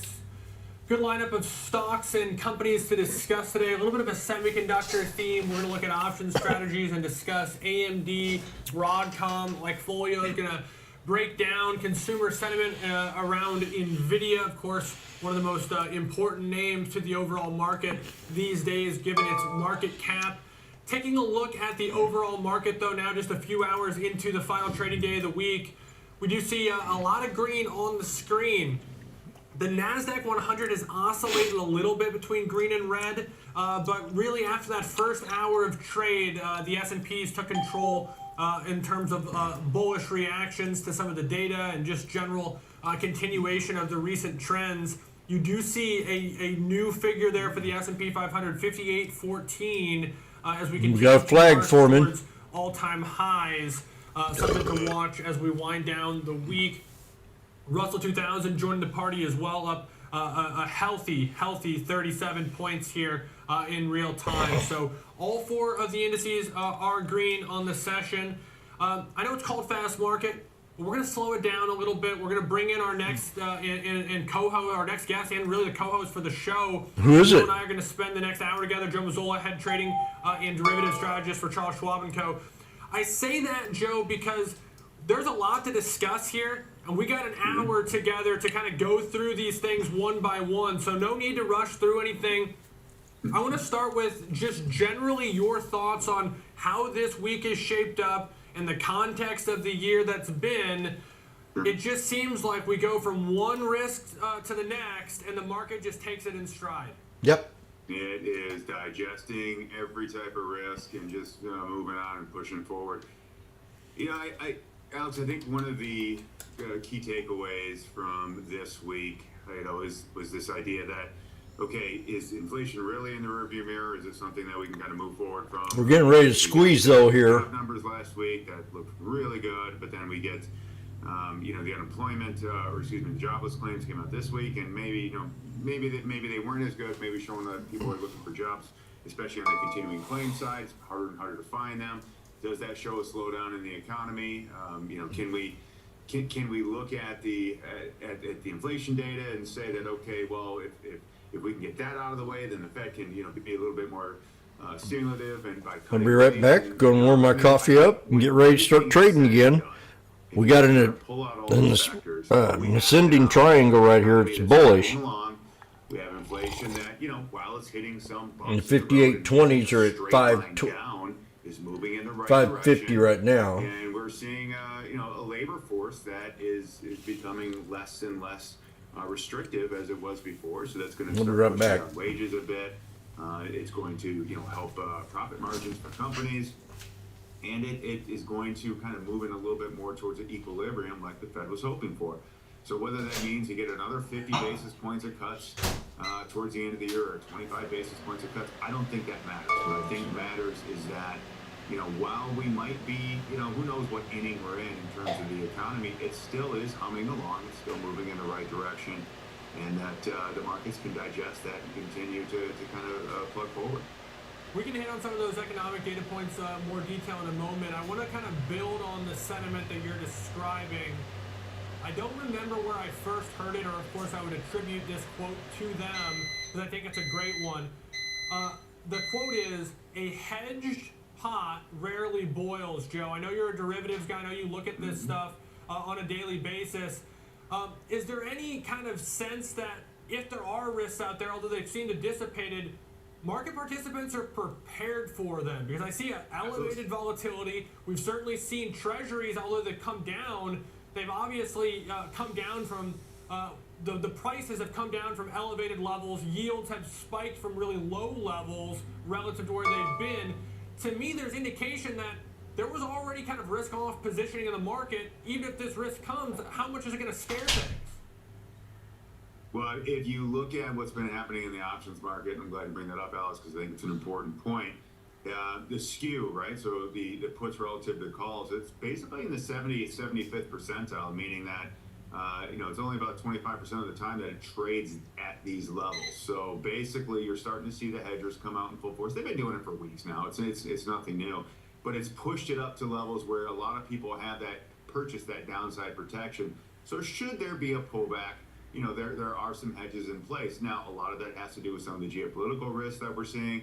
What's interesting to me is that I'm not sure how much of that is tied to the election, because some of the bigger trades that we've actually seen have been a little bit more near term.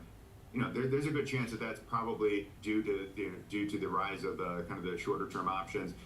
People want to look for event risk and hedge that, as opposed to holding on to these positions over the course of 30 to 60 to 90 days, as traditionally had been the case. So there's a lot more choices for hedgers now. But either way, hedgers are stepping in. And you can see the skew as you got there, but at the same time, you can even take a look at the VIX, which is trading 20 now. So it's still elevated. It's not the 21 level that it was yesterday. So it's coming a little bit, and it's actually coming a decent amount over the last couple of days, but it's still elevated. And you would think that as we're kind of pushing towards new highs, like we see on a daily basis here, you would think that would come back down to the 15, 16 level that we saw maybe at the end of September. That hasn't been the case because of the elevated hedging that you mentioned. One thing I like to look at too, Joe, is the relationship between volatility, VIX as you mentioned, and then its own volatility, which of course you can look up as VVIX. That ratio right now is about 5.6. It's been a lot higher. Now, it doesn't work quite as well as a contrarian indicator for overbought conditions. It really can flash those oversold conditions when you start seeing that relationship below 3. But I'm glad you brought up skew as well. And what you'll notice, and there's not a perfect way to look at this, it just kind of gives you indication of sort of how things are priced. But you go back to the end of July, which of course we knew what happened to kick off August. We were basically at year-to-date lows for skew. So that's kind of the recipe for those big tail risk moves, is people were off sides into them. And so now if they're okay, it's a do or die situation here. See how there's a little bit more reasons to think that that velocity risk isn't necessarily there. I think that's the point you're making, right? No, absolutely. That was the big issue in July headed into August, was that everybody kind of had the same trade on. You know, it's been a while since we talked about the yen carry trade, but I mean, that was a big part of it. Everybody was shorting the yen. They were buying tech stocks. No trust. No trust. Stocks, but they were buying upside calls on those tech stocks. So, you know, once that domino effect occurred and you started to see that money rotate out of the tech stocks as people had to start covering their shorts on the yen carry trade, not only was the money pulling out of those names, but then you had all those calls that were kind of rolling off at the same time, and that caused. Could see 58.10. You know, as of right now, I would say that things are a little bit more balanced, maybe even a little bit more push towards the downside than what we've seen in quite a while. But that does kind of set up for a little bit ahead should we see a downside move. That doesn't say that a downside move can't occur, Alex, right? Because we don't know what could happen over the weekend, and with Middle East tensions, we don't know what could happen if anything gets elevated between Ukraine and Russia. You know, there's plenty of geopolitical risks that we need to take into consideration. But at the same time, you can't remain hedged all the time, right? It's like buying too much insurance for your home or for your car. At some point, you know, that kind of eats and erodes at the value. So, you know, we're in one of those situations right now where people are willing to pay up for that because of all the, you know, all the different variables that could affect the market within the next few weeks. What'll be interesting to me is as we kind of move closer and closer to the election, does that start to pick up, or does that start to kind of recede a little bit? You know, my thought is you might continue to see that pick up a little bit, and then boy, as we get closer and closer, maybe the day of or the day after, that's when I think you'll see a lot of that hedging dissipate. But you know, a lot of it's more short term than even into November. So, what I think as long as there's an outcome, that's what we need to pay attention to. We need to notice too, hey, that 30-day window that the volatility index is going to capture right now has the election and it has some of these other events in it. That's going to explain why all of a sudden there's a kink in that volatility, and you got a VIX right now that's over 20, even though we're at all-time highs. I don't know that it's just simply fear, more so, hey, there's some events that have the ability to move this market, and they're happening in the next month. That's more what I see there. When you talk about some of those hedging positions and things too, it's cyclical, right? If I've been hedging and hedging and hedging, and it's a drag on my portfolio, and I'm watching my friend over there who doesn't have any hedges, I'm going to say, hey, why am I wasting all this money on it? And then all of a sudden no one's hedged, and that gives you kind of to the other side too, and eventually something does go wrong. But Joe, let's kind of recap the week here, then I want to get your thoughts on bank earnings as well and look towards next week. We kind of came into this week with 5, I would say, economic macro things to look at. First was FOMC minutes. Any thoughts there? Anything that stuck out on FOMC? Yeah, you know, a couple of important points there is you didn't have a complete sign-off on the 50 basis point cut, right? There were some dissidents there. And, you know, it pointed to this idea that, yes, we, as the Fed, kind of believe that inflation is in the rearview mirror, but there's a lot of, there was definitely some pushback in terms of whether 50 basis points was the right move. And I think if you kind of, you know, read deeper into the minutes, it was really more of, well, we're trying to make up for what we didn't do in July, right? It was more of a catch-up trade than anything else, but there was nothing in the minutes that said to me, hey, you should expect this going forward. I think if anything, yes, we're moving in the right direction according to the Fed, but this idea that you're going to get another one of these large cuts going forward, you should probably maybe scale back those expectations. And the market did that. I mean, the market actually started doing that last week, right after the jobs number, when you saw the probabilities of a 50 basis point cut basically go from a coin flip down to 0. I mean, and then Right. we went to, basically 25 basis points being the likely outcome, and even a no change, right? It has a little bit of a probability to it now. So, we started to see that last week, made its way into this week, but yeah, I think the minutes solidified that idea. Next three, I'm gonna lump together with CPI, PPI, and jobless claims. I think the thing that we struggle with as market participants, investors, as traders, is we look at every point, every second of every day, and every reaction. And I think policymakers take a longer term view. They're looking at trends. They're looking, hey, what was it last year at this time? What was it last quarter? And so it's this jagged tooth, sawtooth path towards the goal. And I think policy members understand that, and I think sometimes we get lost in the minutia as investors and traders, particularly as traders watching every little move. Did anything really change your views from jobless claims or the inflation data this week in terms of the general trajectory of either market? No, I think they're if you think about it in terms of a chart, right? They're moving from left to right, but they're moving in a downward trajectory in terms of the jobs, not jobless claims, but jobs themselves are kind of moving down, and you're also seeing inflation move down. And I mean, to a certain extent, that's what the Fed wants, right? They want equilibrium in the job market. They want inflation to move back towards their target rate of 2%. Between CPI and PPI, I think you could probably aggregate it and say we're probably somewhere in that 2.4% year-over-year range. The PPI came in. I guess it really depends on how you look at it, but from at least the headline PPI came in a little bit light today, and CPI was basically in line with slightly up a little bit yesterday. But I think it's more important, as you mentioned, Alex, to take a look at kind of smoothing out that data. Look at a 30-day moving average. Look at a 60 or 90-day kind of a 3-month moving average, if you will. And what you'll see is, like I said, you'll see everything is kind of moving from that top corner, that top quadrant, moving on down. And whether it's whether it's new jobs, non-farm payrolls, and new jobs, that we'll see whether or not that was a blip as we look for revisions. And that's the other thing to take into consideration too, is not only can we not look at this as you mentioned, the sawtooth or the blip, but at the same time, remember, we're going to get revisions on all this data at some point too, especially non-farm payrolls. So the overall starting to look good now. We hit my support level direction is kind on the SPX. Both job creation is heading down for inflation, and it's starting to get closer to that equilibrium, which means that the Fed can keep moving in the direction it's moving. Now, how quickly it moves, that's a different matter. Joe, we got to keep things moving. I do want to touch on the last one, which of course consumer sentiment. I guess my big takeaway is you continue to have kind of headline macro data, stock market saying, hey, things have never been better, or at least they're really strong and good.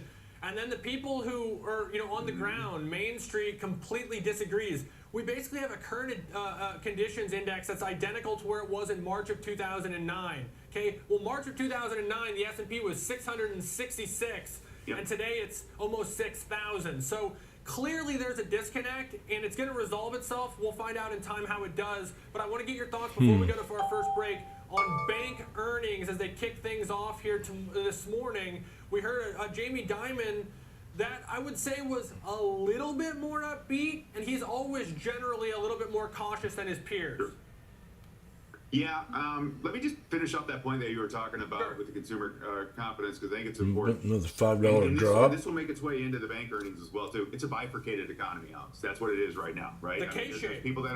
There's people, the K-shaped, exactly. There's people that are invested in the market that are seeing that wealth effect, that are seeing the values of their homes go up, and they're feeling pretty good about where they're at right now. And then there's a lot of people that don't have money invested in the market, that are renting, that are kind of struggling at the grocery stores as they're seeing increase in prices for their non-disposable goods, and that's hurting. And you're starting to see that make its way into not only the economy, but you're going to start to see it in the bank earnings as well too. It hasn't really hit yet, but we are hearing a little bit more and more about credit quality.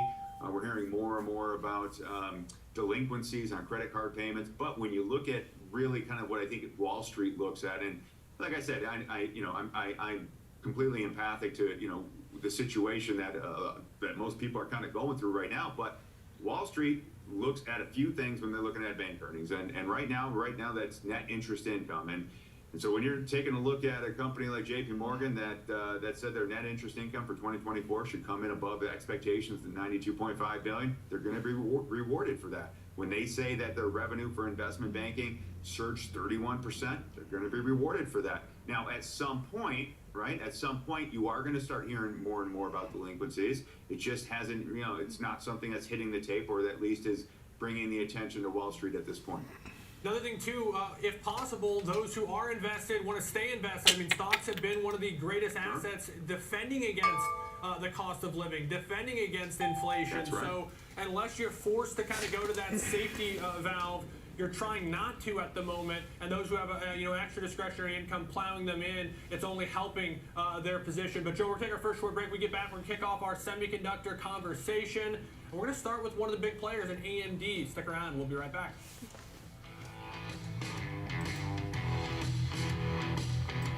JP Morgan was a nice one.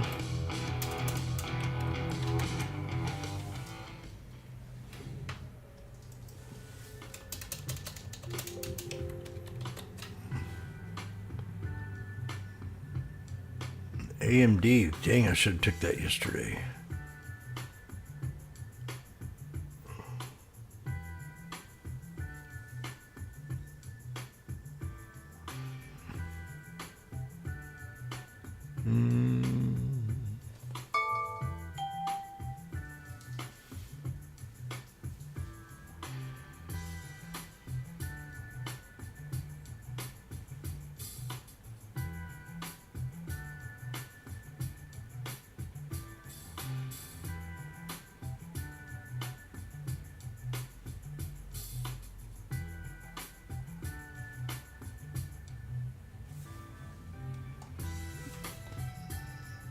Well, 75. Every morning, every trade, always live. Expert earnings analysis, in-depth technical insights on every changing What's it? trend. ISGR. Available anytime, anywhere, on any device for free. Welcome to Morning Trade Live on the Schwab Network. I'm Oliver Rank.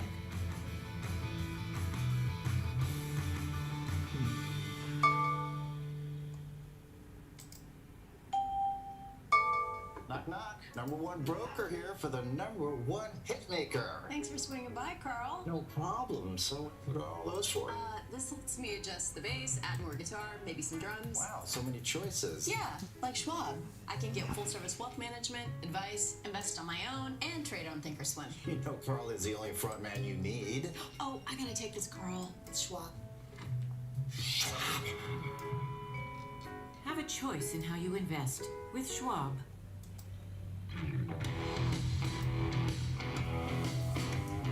Welcome back to Fast Market. Alex Coffey alongside Joe Mazzola for the hour. And joining us now, it's our delight to welcome in our next guest, Diane King-Hall, Senior Markets Correspondent for the Schwab Network. Diane, thanks for taking the time, joining us here on this Friday ahead of the weekend. Let's talk some AMD. Either short memory from the market, because I saw some disappointment yesterday, but a nice move here today, bouncing back a bit. Talk to us about some of the takeaways from this event they had yesterday.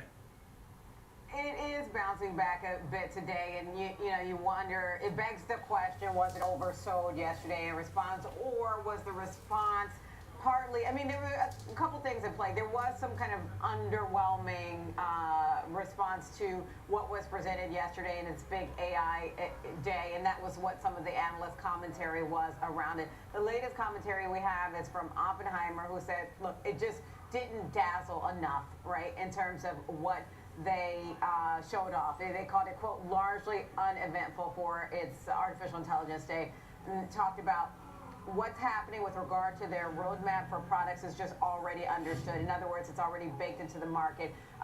Oppenheimer points out that discussions with investors reveal the MI3 XX family. The revenue expectations for investor revenue expectations are for $10 billion. That's the expectation, but Oppenheimer says they see it a little less than that. Their expectation is for $8 billion for that. And they just said investor expectations have been out of reach for AMD, because we know AMD has been playing catch up with NVIDIA, who is far and away the front runner in this space. They talked about yesterday their answer to NVIDIA with regard to some of these chips.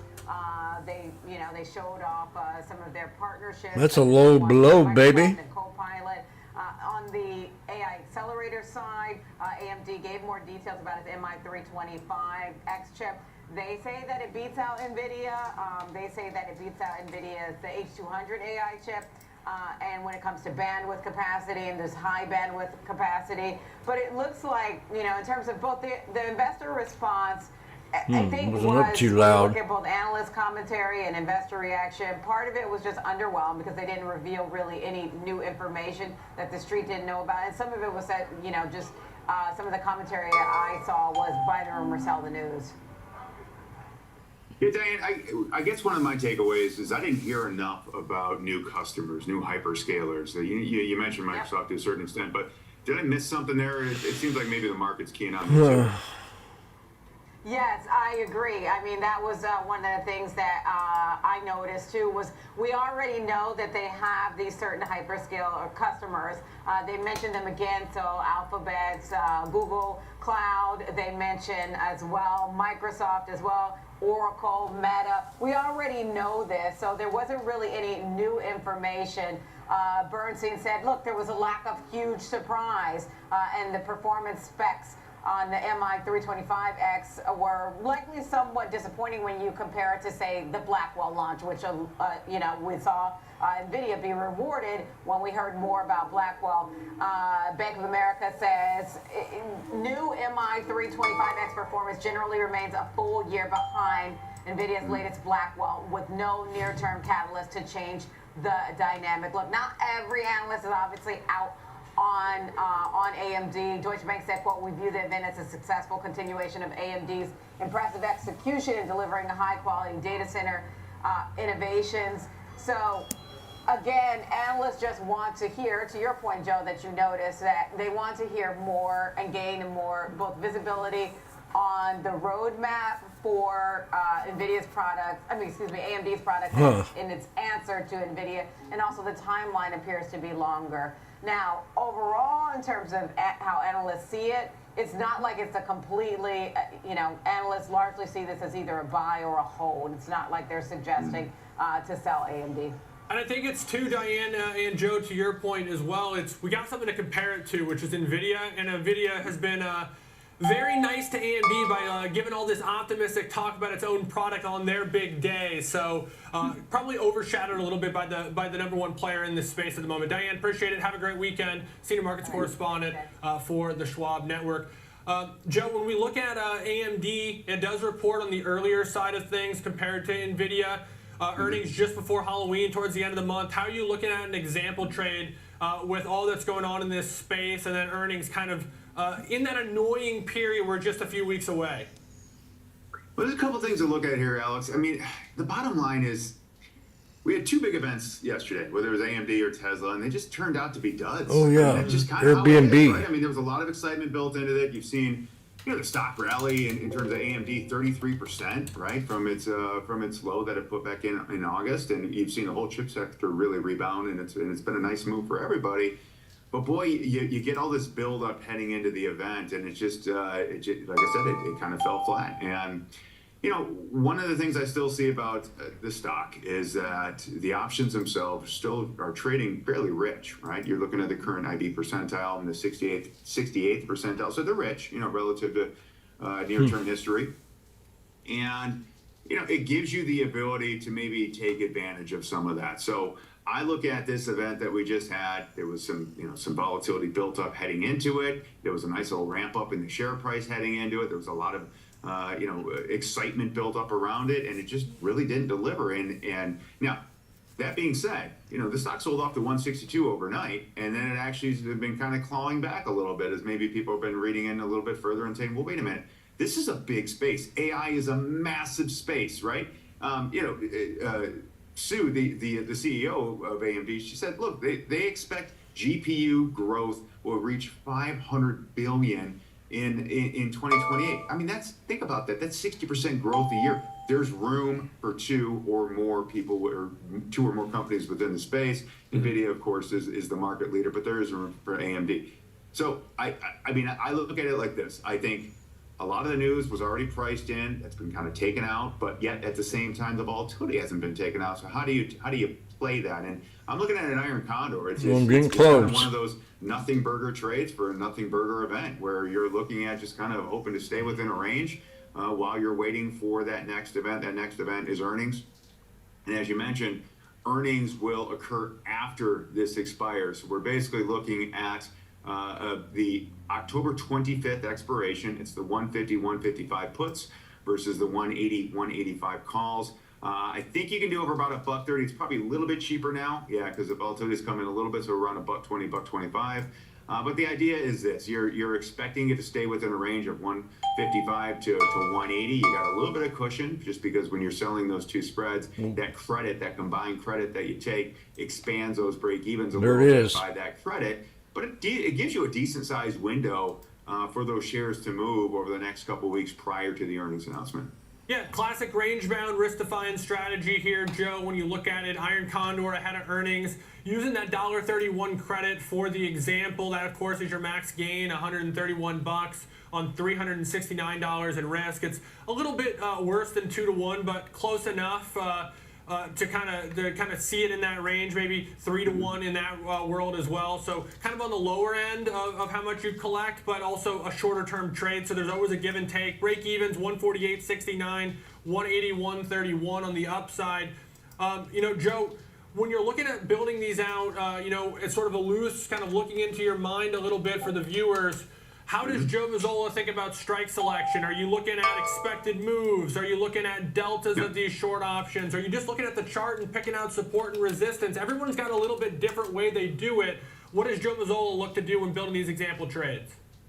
That's a great question. The first thing I actually do is I go to the option stats page and I look at the expected move and I look at the current implied volatility percentage. Those are really two things that help me out in terms of determining how wide I want to make this. And then the bottom line is, as you're looking at that, you maybe take those to the charts and you see where's their support, where's their resistance. I mean, think about it. That 180 strike just happens to line up with where we've kind of seen the most recent high.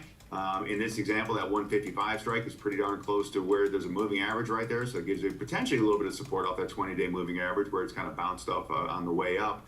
So that helps. I mean, that helps in the analysis. But I think ultimately, what it really comes down to is this final thing here. Am I getting enough reward for the risks that I'm taking, right? And, I think when Kevin and Tom traditionally do the show, they're probably looking at something around 33 cents or 30 cents a dollar. It just depends. It just depends on how you want to construct this. Every trader has their own, has their own preferences that they use. In this example, I gave it a little bit wider on the strike selection, and that means I collected a little bit less credit. But that so be it. That's fine. Yeah, and I love the point too about this, the function of the pricing, maybe somewhere between a quarter of the width of the strikes to a third. But also, there's a lot of money in this market, Joe. These markets have a lot of liquidity. I always look at them as maybe they're not perfectly efficient, but they're definitely seeking that efficiency. Sometimes just the price of the spread gives you enough information to see if you're kind of off base when you're pricing things out. You start getting half the width of the strikes, maybe you're a little bit too close. You're getting, a fifth or less, maybe you're a little bit too far away. So sometimes that can be a loose kind of, keep you in check, kind of a vibe check, if you will. But we're going to take our final break. You're loud, here, Alex. Our first break before we get back to cash tags. We're going to look at NVIDIA. So we talked kind of number 2, which is AMD. And we're going to talk, I think, what no one would argue right now is the number 1 player in semiconductors. That's NVIDIA. I don't think anybody can argue. Really close to its closing all-time high as we speak. So we'll check sentiment with the team from Folio right after this.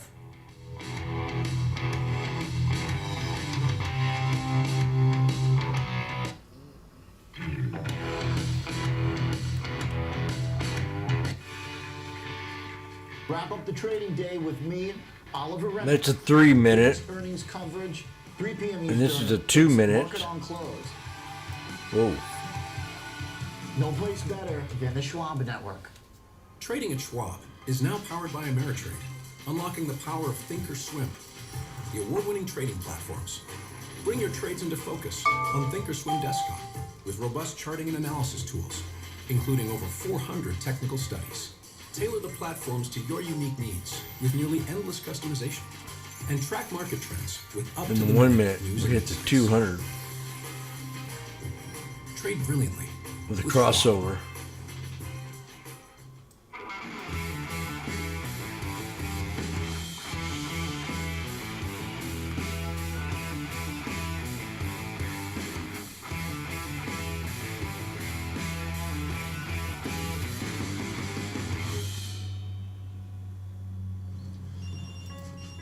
Neil, how's my favorite client? Quick question, Carl. Can you offer me the same choices as Schwab? Choices? Yeah. At Schwab, I can get full-service wealth management, advice, and invest and trade on my own. Come on, you know Carl's the only choice you need, right? Neil, tell me you know this. Gotta run, Carl. Schwab. Have a choice in how you invest with Schwab.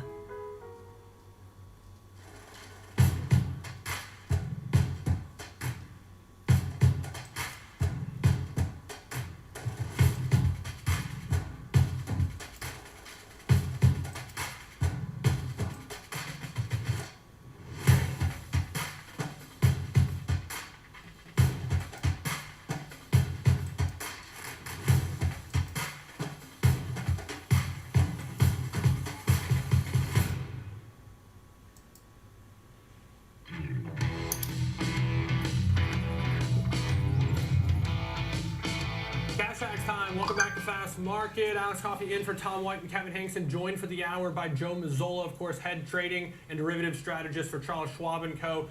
We're delighted to welcome in our next guest, which is Landon Swan, the co-founder of Likefolio.com, who's going to give us some insights on, I think, the stock that has more attention within the market than any at the moment, and has for the last few years. That, of course, NVIDIA. You know, Landon, I was going to ask you if you could find something negative in the data around NVIDIA, but I don't even want to challenge you. Just tell me about the data that you guys are tracking for this, because I imagine the only difficult thing would be that it's mostly a B2B business. So how do you guys track sentiment around NVIDIA? Yeah, I tell you, the most negative thing I could find is that their happiness levels are basically the same as AMD and Intel. That's it. I mean, everything else they're leading far and away. And it is interesting that it's B2B. I mean, I can remember when this company was, you know, computer graphics cards back in the day, the GeForce cards, and that was it. Like, that's what they did. And now it's, you know, over time that became what you used to mine cryptocurrency, because they could do more calculations because of the polygons and all the technical stuff. It's incredible how far this flag on SMCI. And they are by far and away, you guys talked about it, they're the leader. I mean, there's an arms race going on in AI right now. Oh, there is? And they are the clear leader with dominating 70 to... There's an arms race? Market share. They just had that new chip. Man, you're they loud. Talked about coming out. Blackwell is 35 times more powerful than the current generation, and it's already sold out for next year. I mean, it's going to be decreasing the time and energy costs for software development and all kinds of different things. And it's incredible how quickly this is growing. I mean, I know you guys talked about that the Tesla show yesterday, and you know, I think it was a little disappointing for a lot of investors, but if you kind of step back and think of what it's going to become, and you maybe have all of these robo-taxis and delivery services and an Optimus in every home, AI is powering all of that. And the only way that kind of stuff is possible is if you have chips like NVIDIA is making. And I think that, you know, there's a lot of estimates out there about, you know, the demand for AI being plus 20% a year over the next 5 years, or maybe more, maybe 30%. I think it's going to kind of flip. It's going to go over. Sure, one in calls yet. It's going to hit real world applications, and it's going to. Here we are. We're back at support right now. In 1 year, it's going to go well over 100% demand, and it's beautiful. And NVIDIA's they've got to be able to turn up the output. I mean, I know that their partner in Taiwan is already expanding. That's great, but it's going to flip one day, and it's going to go from GPT 5820s really at cool 220. thing that you can kind of, you know, write better with and create some presentations and things like that too. It's going to be software developers out of a job and, you know, creating software code in minutes instead of months. And I think things are going to change extremely quickly, and NVIDIA's leading the pack. So it's hard to not be bullish on them. It's almost like you can put blinders on, and whatever the price is, you know, just buy it because it's, you know, it has to go up, right? I think that's how people have thought about it. I guess the downside is when you look at what the revenue growth has been, it was only up 122% year over year last report, and that's bad because the one before it was up 260%. So it's slowing down. It's still doubling, but it's slowing down. So it's just a matter of ratios. But once you start thinking about the exponential growth of AI, it's not, you have to kind of get out of the linear growth of the stock and think about the demand for the products that they're creating is going to be exponential. So, yeah, obviously I'm pretty bullish on this company. Lanny, we talk so much about the Blackwell and it being sold out for 2025. There's still demand for some of the older unit chips, right? I mean, NVIDIA can clearly fill their coffers just by selling those chips because there's a lot of countries throughout the world that don't even have the processing speed to be able to use those Blackwell chips. Can you talk about that for a moment?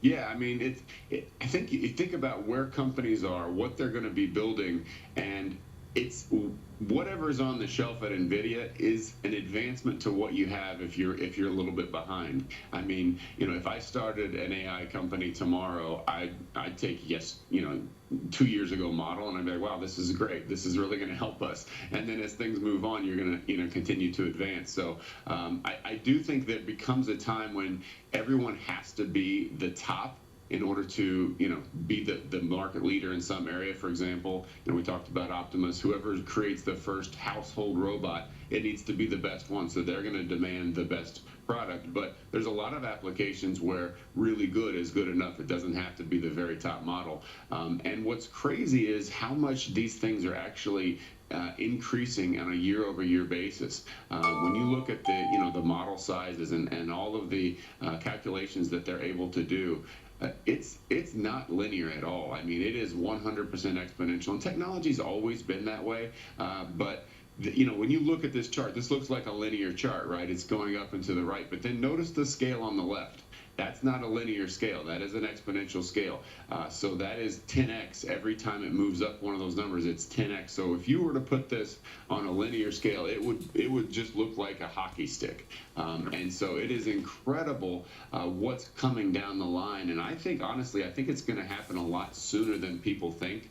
I think that there's going to be a massive disruption in labor markets when it comes to, if you're at a desk job, if you type on a keyboard, your job is in jeopardy. And all of those companies that employ thousands of people that do that kind of work, their profits, their margins are spike calls are at 180 or 110. The consumer is going to go to the floor because it's going to be so much cheaper. So it's going to be an interesting move, I think, in the economy. And all of it, again, talking about the stock, this is a all good of it spot. is going to funnel back to the market leaders in this. NVIDIA right now, but AMD is trying to take a piece out of them, but NVIDIA for sure right now. We're at the Yeah, VWAP. that last point I think is the real uncertainty is where does this head, right? Because a lot of the same things were said around the internet time, and it actually created more opportunity.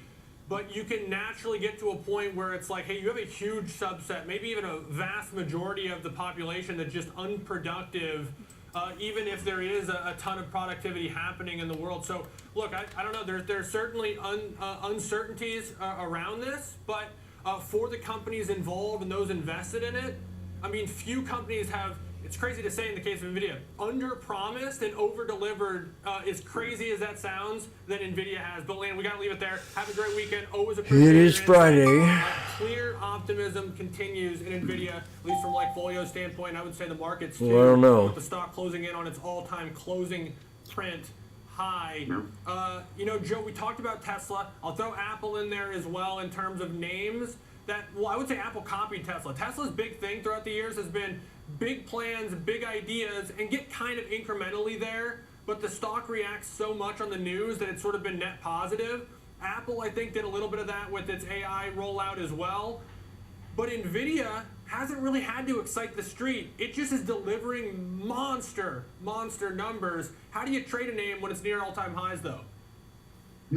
So that's interesting. So there's a way to kind of do it in terms of stock replacement, right? If you don't want to buy the shares right here, you could do diagonal spreads, you could do vertical spreads, and I think that probably makes sense, kind of given where the stock heads, especially if you're concerned that you might be peaking out and you don't want to have the same amount of capital outlay that would normally be attributed to buying the shares in and of themselves. So Once again, what's the first thing I did, Alex? I went and I looked at the option stats page and I looked at the current IB percentile. It's 30%. That means that kind of given where we're at right now, it's in the lower third in terms of what you're paying for these options.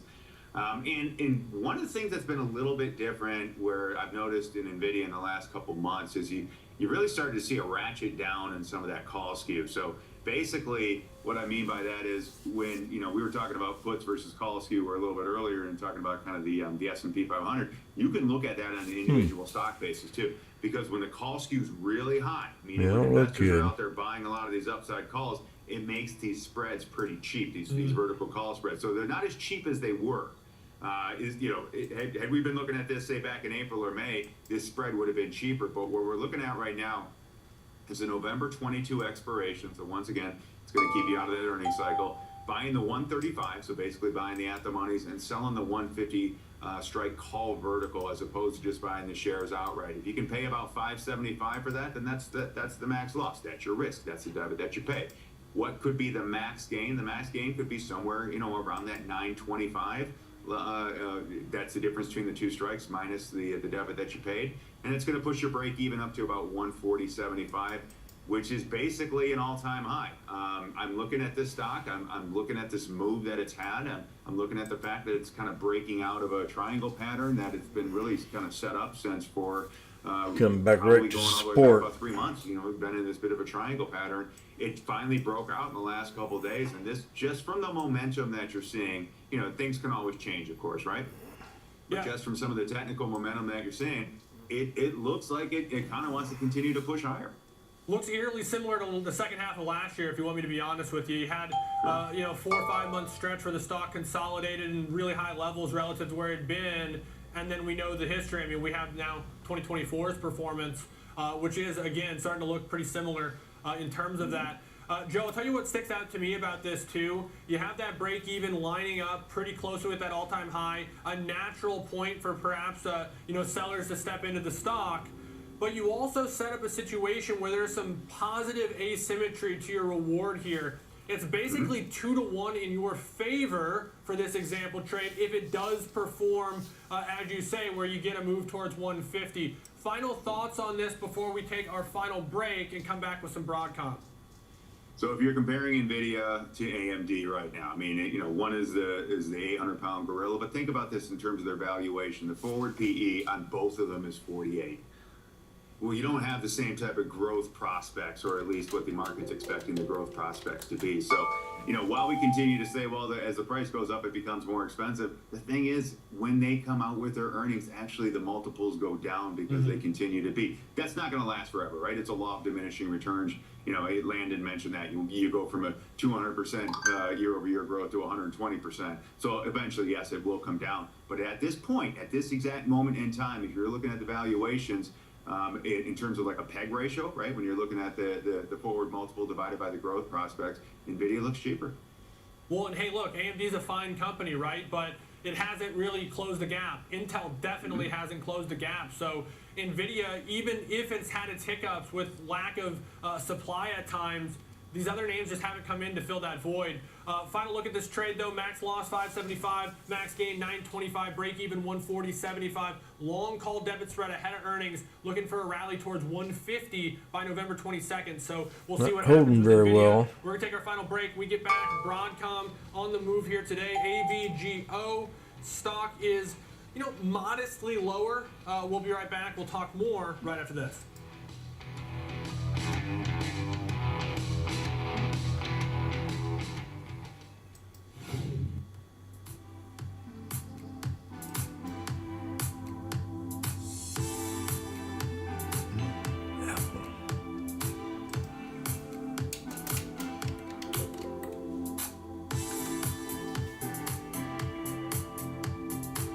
Watch Apple here. Double bottom.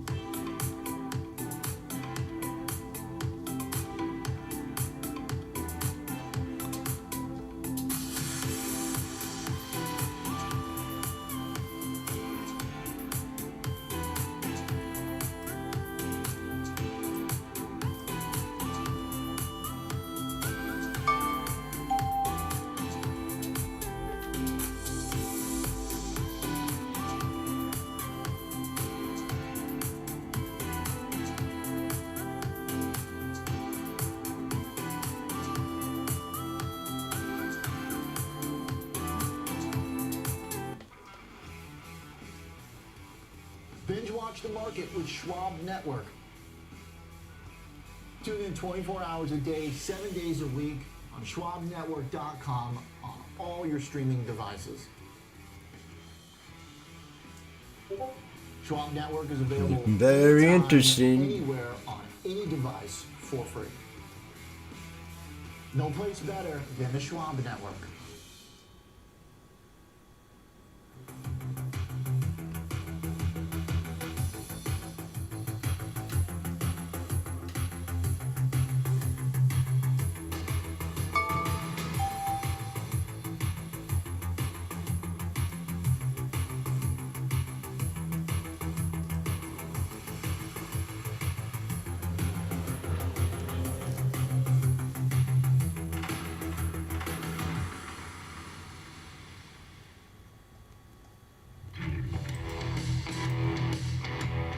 Welcome back to Fast Market. Alex Coffey in for Kevin Hanks and Tom White. I do want to take a look at the overall market now, about the halfway point in the trading day.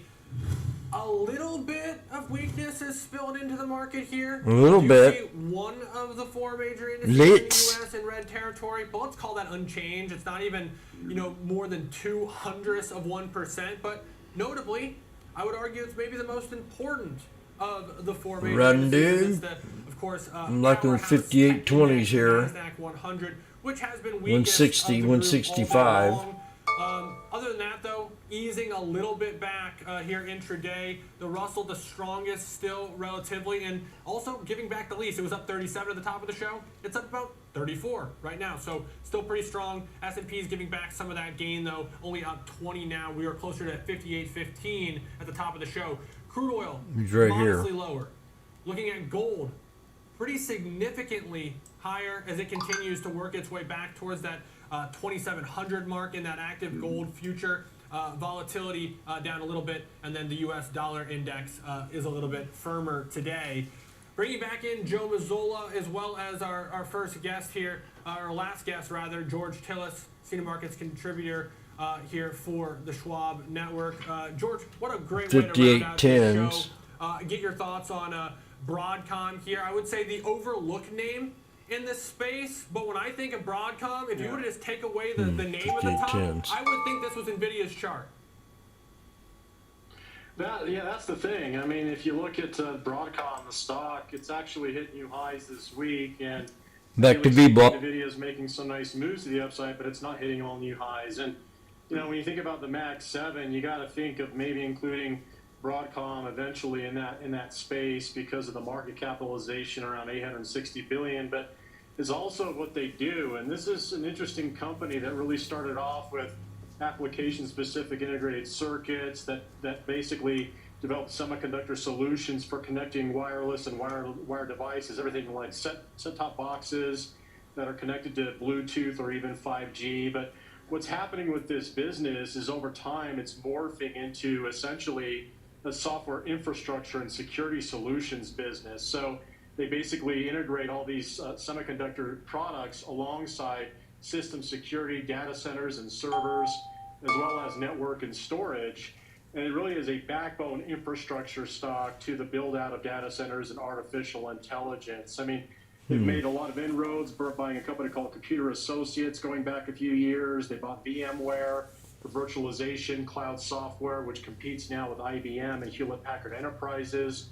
And this company has just been growing tremendously in terms of its prospects, adoption, if you will, from major, Fortune 500 companies, which about 80% use their products. But you have to consider the build out of AI. Meta platforms, Google, Amazon, all these big companies have declared that they're willing to overinvest in AI rather than be underinvested. And within the backdrop of artificial intelligence, Broadcom is an infrastructure stock that is highly utilized and of course, synergistic across different technologies, including hardware and software. George, one of the things that I think the analysts have been attracted to in terms of Broadcom itself is, number one, as you mentioned, the tentacles that it has across all these different platforms, but also just the cash flow. This thing has been a cash machine in terms of the generation. Can you talk about that a little bit? Yeah, I mean, if you consider the business itself, I mean, look at the revenues. They're about $60 billion per annum. But at the same time, the company's been generating a high cash flow yield of about 11%, which again, anything above 10% is very generous. The other thing is, if you look at its sales last quarter, or actually on a year-over-year basis, on a trailing basis, sales have actually improved by over 30%. One of the things about their net income, it only grew essentially by 11%. So it looks like there's a lot of backlog when it comes down to their products and services on a trailing basis. But essentially, it's hard to find a company that's both done two things. One has increased over 110% over the last year, and two, pays a dividend. And in fact, the dividend that they pay is around $2.11, or about 40% of the total earnings, based on 2024's earnings, which is around $4.85. So essentially, it's a cash flow machine. It's generating pretty significant gross margins, especially on software, because software right now, which actually last quarter, if you look, grew about 43% year over year, but the gross margins on software are about 90% versus the overall business at around 73%. So the company's been growing its top line sales.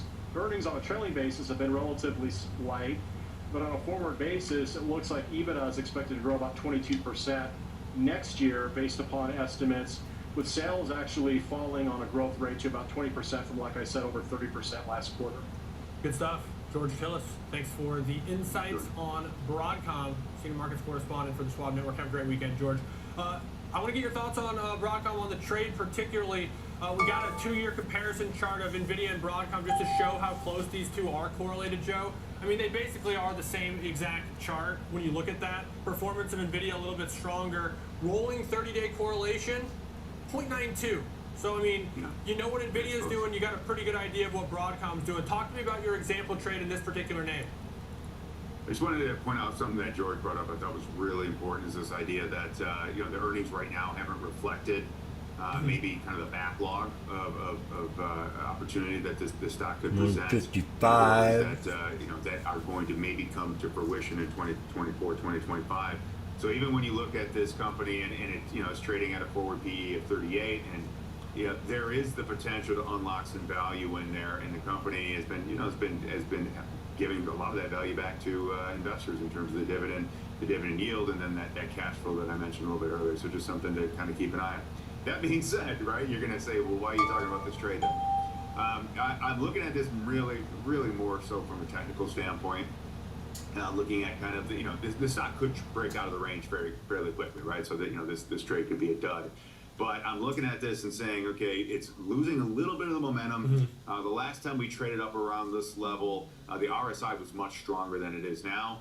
So you're starting to see it lose some of their relative strength as it kind of pushes back up towards those highs again. And I'm just basically looking at a put calendar that would be the October 25 versus the November 15.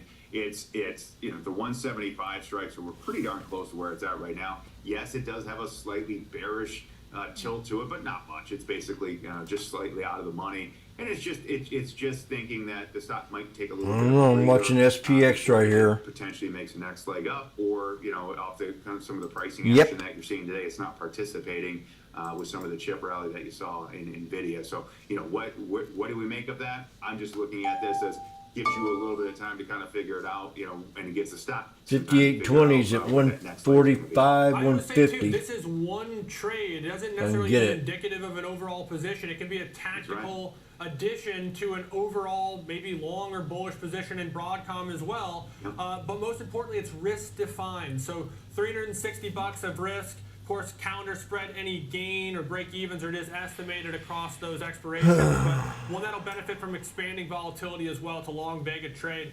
Joe, I really appreciate you taking the hour and joining me here on this Friday. But unfortunately, we are out of time. That's going to do it for us here on Fast Market. Coming up next, I'll be joined by Jenny Horn for Next Gen Investing. We'll look at some more stock-specific moves. Stick around. We'll be right back right after this short break.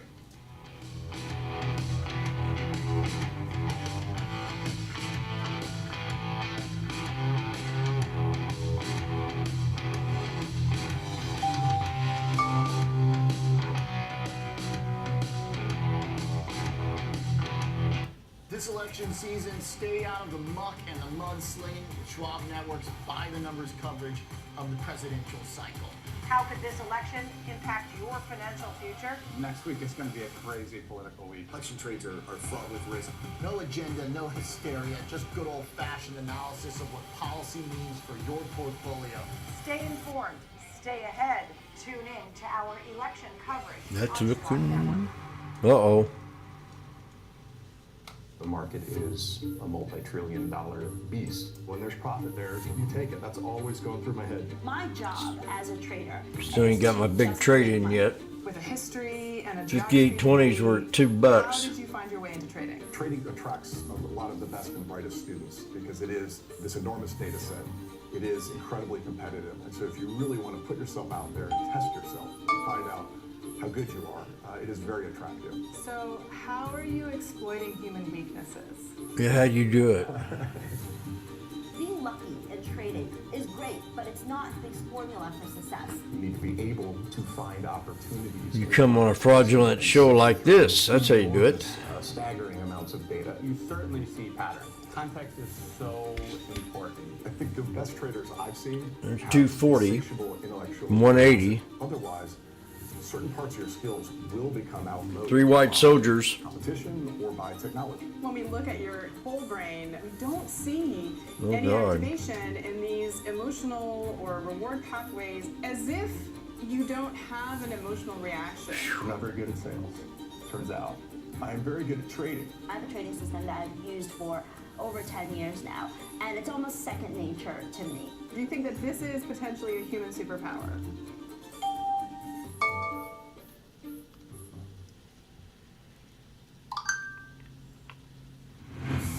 Welcome to Market Overtime on the Schwab Network. Quality Focus has worked pretty much across all 11 sectors.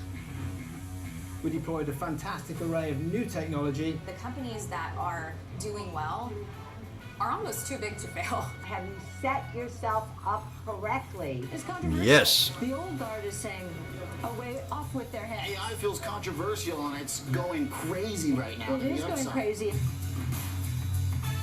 So what does all of this mean for the market? As long as people want to buy it, the price can go up. Oh my goodness, the Fed cannot do everything they used to do to save this market. Instead of taking cues, set the cues. There's nowhere else I would want my money. No more than 5% in any one stock, no more than 20% in any one sector. Now there's a market for every single one of these people. There's a market for you. Market Overtime on the Schwab Network. Thanks for tuning in.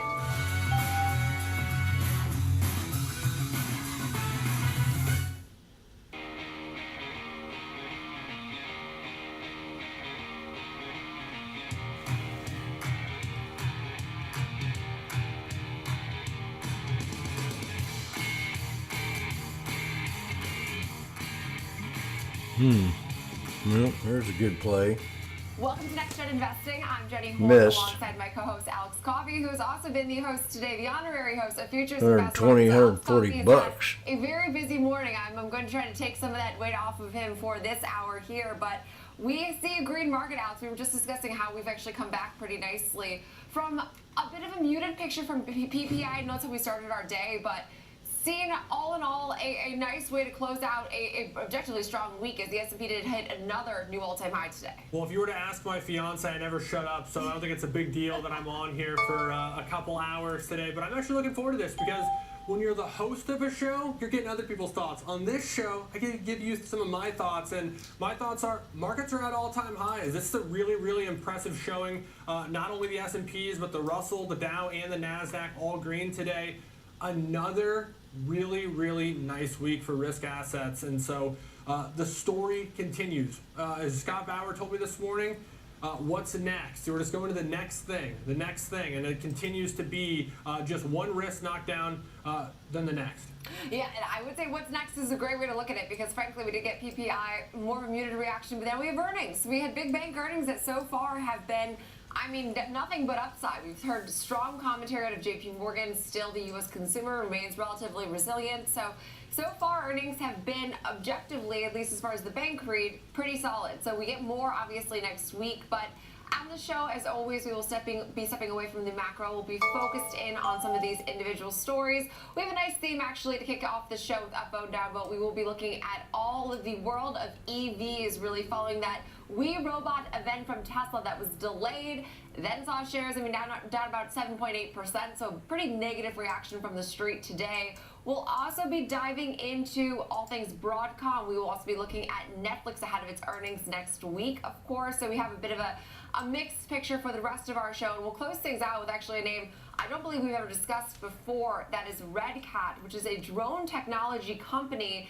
now announcing it has a pretty major deal with the U.S. military and perhaps looking to increase the technology there. So a name we've never discussed before, but it's a pretty interesting story today.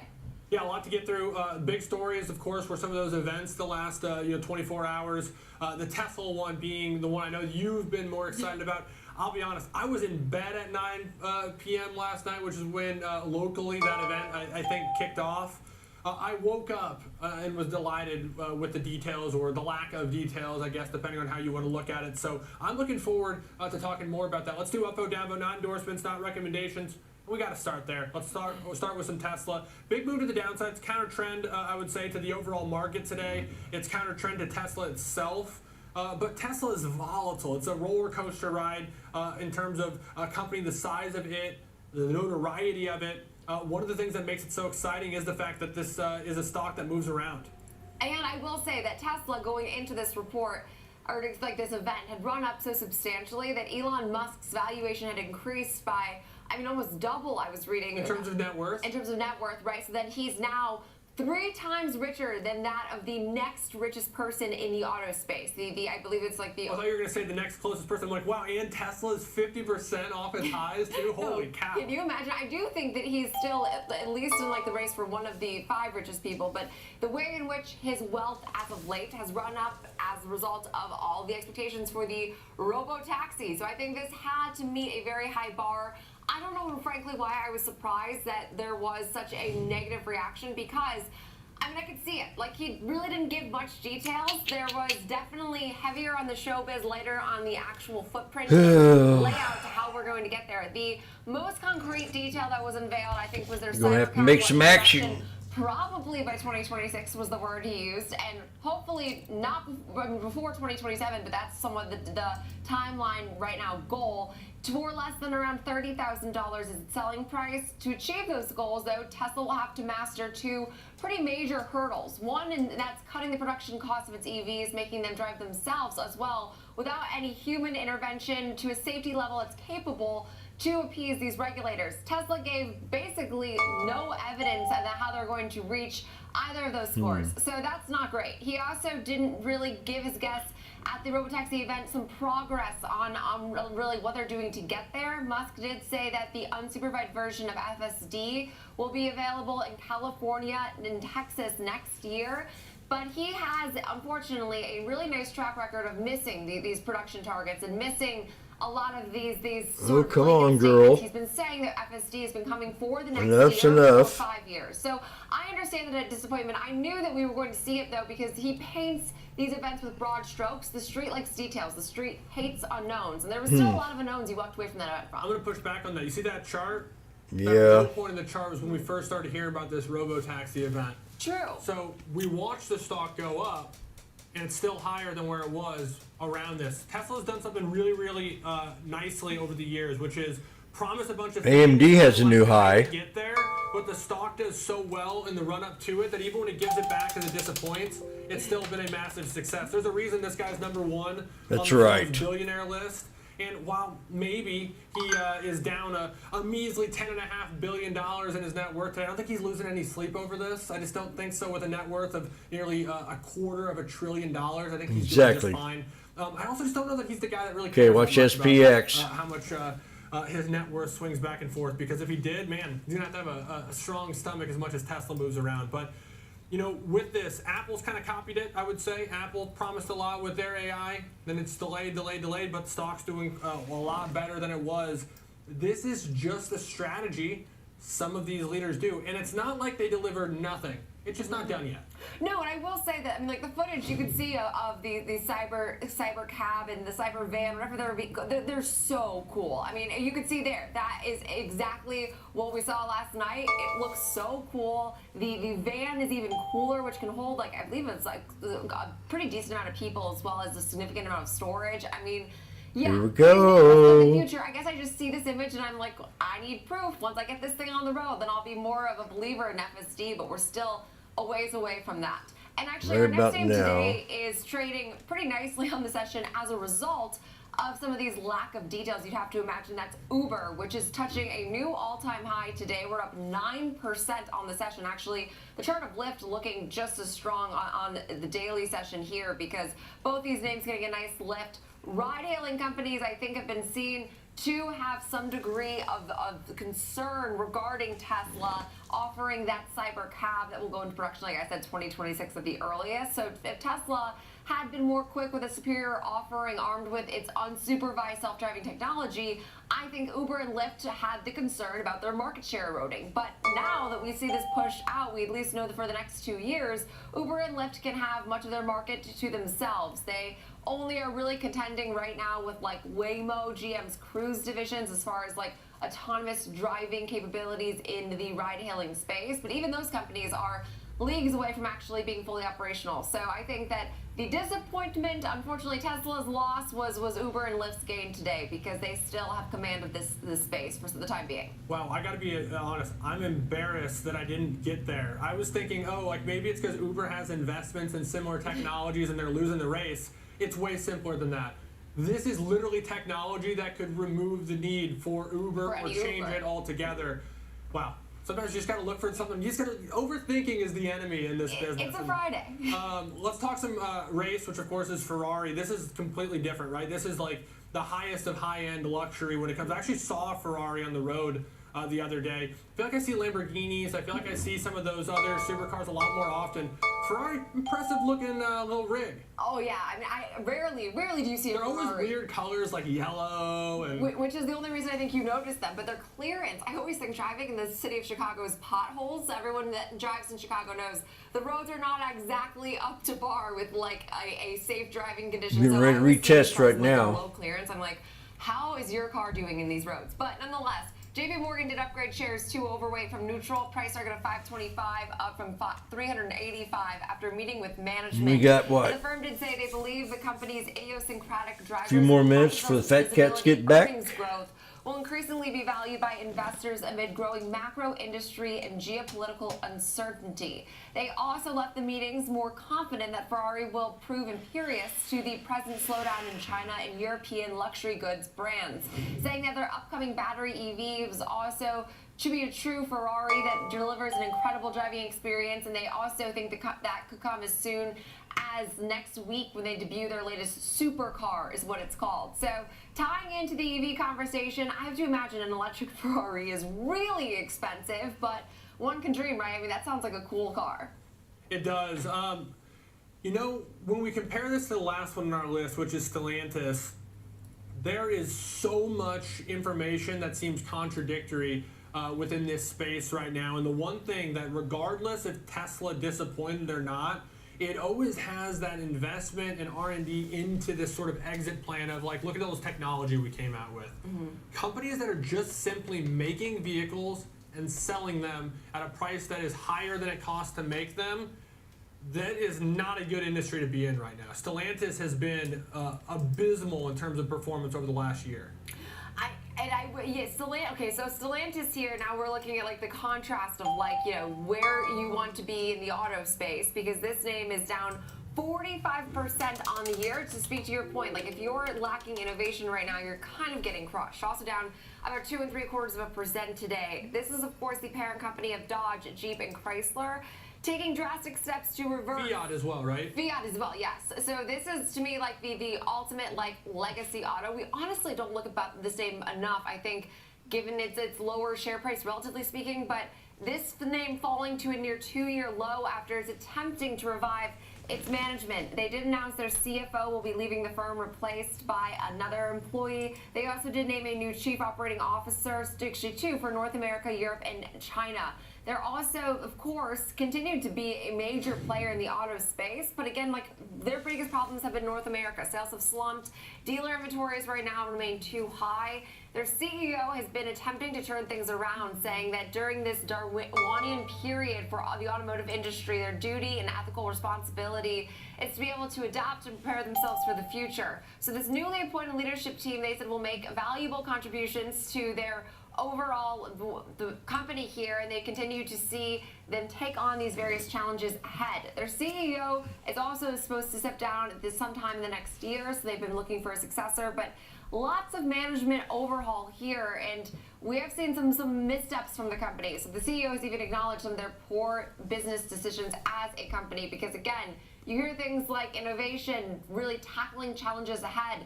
This company is just not who I think of when I think of innovating in the auto space.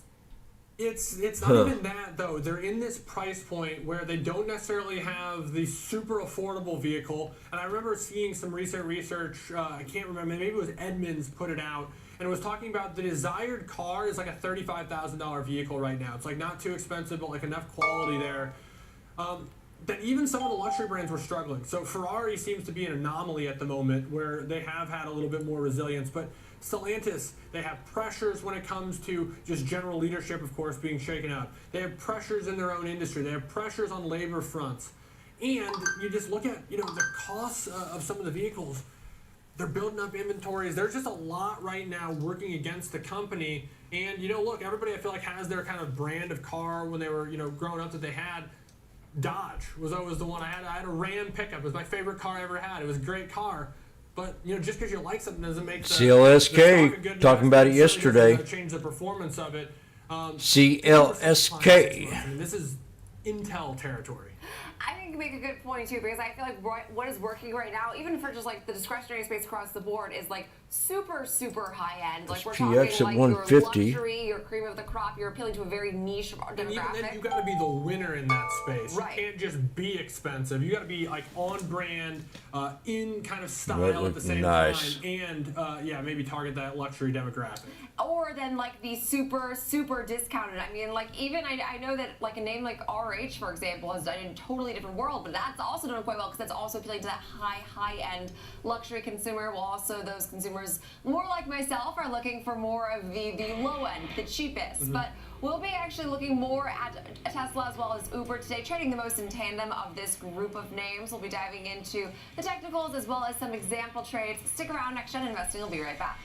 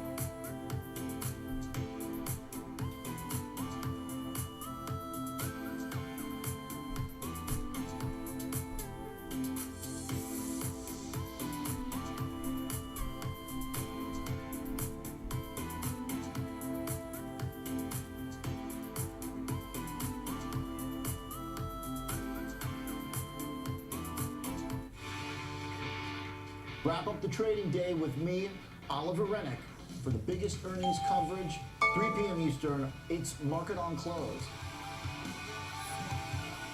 No place better than the Schwab Network.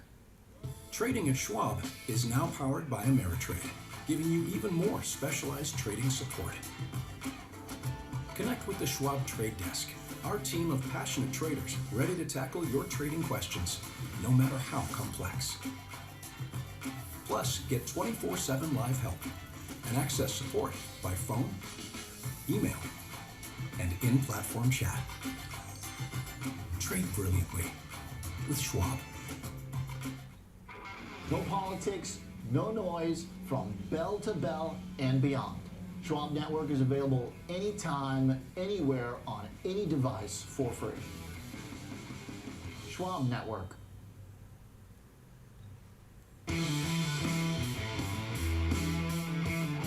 Welcome back to Next Gen Investing. It's now time for our Chartmaster segment. So joining me is Rick Ducat, our Chartmaster, of course, and we're diving into Tesla, objectively one of the biggest movers of the day, and Uber making some gains as a result of Tesla's losses. So Rick, Tesla, I did see, is pacing to be the S&P 500's worst performer this week, down about 12%, obviously down 8% just today alone, not exactly helping here. So walk us through some of the recent trends on, unfortunately, a down day for Tesla shares. The overall consensus from analysts about last night's event, as I was pouring through the news this morning, was razzle-dazzle without a lot of substance. Color me shocked, but you know, in all seriousness, no. When we look at the chart here, we can see that we had some trouble even before this event was beginning here because we had this high that we just couldn't quite make any progress above during our last rally here. 265 was the high point around that area that we reached. Since then, trending downward, our downward move,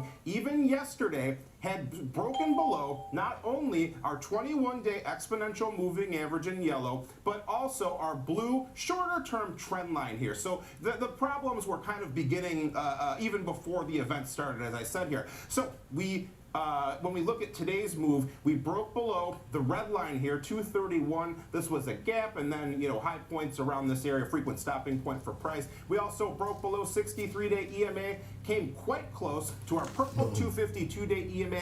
It looks on the chart like they're touching, but it did not actually touch it. It was less than a buck away from it though, so very, very close to this crucial source of support. Heavy volume, but not quite at the level of a volume spike yet today, but we still have a couple hours of trading left, a few hours of trading left here. So we sure do. Interesting to see if that did develop or if we got some kind of larger turnaround here, but right now pretty close to where we opened the day for this stock. Yeah, so I guess that's a relief. At least not seeing the selling pick up as the day goes on, and I think that we've been hanging out here around 218, 220 as far as I've been watching. So now when we see momentum here, judging by RSI, what are we seeing? Kind of predictably, RSI fell off sharply today here. Getting ready for a 1, 2, 3 down here. Given the context of what's been happening more recently, it's kind of a more bearish picture now. You can see, first of all, that we had a longer-term green trend line going across these lows on the RSI. It happened to line up very closely with our 50 midline that separates bullish and bearish momentum. We've broken through both of them pretty resoundingly so far today, and we still have our downtrend in play, beginning with that high point that we had back in July around that time here. So momentum definitely falling off, kind of behaving as expected though, not seeing any divergences or anything out of the ordinary like that, but still a rather rough move to be sure. Yeah, so I mean, it is a pretty rough move, especially when you are someone that follows it as closely as I do. I knew we were going to open lower, Rick, frankly, because I just knew based on the reaction last night and the news last night there wasn't going to be enough. And yeah, color me shocked is also exactly what I was thinking. But watching some levels here going forward here in Tesla, we do have earnings actually in October 23rd, I believe, so just about 2 weeks from now. So what are we watching? Sure, so another catalyst on the near-term horizon here to consider if you're planning any kind of trades here. But when we look at the recent price action here, I think perhaps we're more worried about the downside right now, so let's look there first. As I said, purple 252-day EMA, the longest-term moving average that we follow here, and thus the most important in terms of if a close above or below it here. If we do break that one, that would be a long-term breach of support. That would be a warning sign. We've also got this volume node right here. You can see these peaks on our volume profile study, this blue bar graph here. So this is a heavy trading area. This is an important area that price needs to work through to the upside or the downside, and then we could see some faster movement here coming in right around 214. So around 214 would be that area. We've also got our green line here. Frequent stopping point for price happens to match up pretty closely with our short-term upward trend line in that light orange color there. So roughly around 206, 205, around that point would be another supportive area. To the upside, orange 63-day EMA, comes in around 227.77, let's call it 228 here. You can also see our red line that I mentioned earlier, frequent stopping point for price. 231 would be another area to watch, and just above that a little bit, we would then close the gap that was formed today here. So probably those would be some obvious areas to keep an eye on. Yeah, right, and I would definitely say that the $220 level has been on my radar today. $200 level, I also think is like that psychological value. So now when we trade this name, Alex, walk us through your thinking here. Obviously, taking it on the chin today. A lot of people see this as a buying opportunity, though. Yeah, with that in mind, looking at a neutral to bullish strategy centered around that psychological $200 level. Going out to the November monthly cycle, selling the 200 put, buying the 195 put for a risk-defined short put vertical. Neutral to bullish strategy, $1.50 credit would be 30 cents on the dollar in risk. So in this case, that creates a risk reward of $350 in max loss potential with a chance to make 150. Elongated Z risk profile, stay above 200, chance to keep that full credit, which is 150 bucks. Break even 198.50, and then risk below 195 for this particular strategy. So looking for buyers to come in, but they got about 10% of cushion down to that short strike, Jenny. Granted, this is a little bit longer term trade as it goes out to the middle of November. Right, and so we would get obviously that earnings event, but also we have some duration even past that, to Alex's point. So now to look at Uber, which is up 9.4%, actually just continuing to rip here. I know we've come off of highs by now about 1%, but all-time highs in this name, I believe, Rick. So walk us through a very different chart that we're seeing today in Uber. Yeah, these are the all-time highs. You're correct. And when we look here, we can see, we pretty much opened at the previous highs here. So it's just been up and away all day. You can see all the way back here, we formed that green line near about 82. And that was our boundary for quite some time there. We struggled a little bit, downward sloping trend line. Once again, formed a rather difficult ceiling that to overcome there. Hit these lows like many other stocks around August 5th, and then took off, made our way above our resistance area, our purple line, 73.82, faltered a little bit, went back to our supportive orange 63-day EMA, and then moved upward again, halting yesterday at our previous highs near 78.45, and then just off very sharply today here. Hard to see because we had an outlier in terms of volume all the way back on our chart, but we are seeing a volume spike today. Volume is coming in around, let's see, 38 million or so compared to the 50-day moving average of about 23 million. So a heavy trading day, showing some conviction on the part of this move. Absolutely. And so the conviction behind this move, are we seeing RSI match with a nice, conviction as far as momentum is concerned?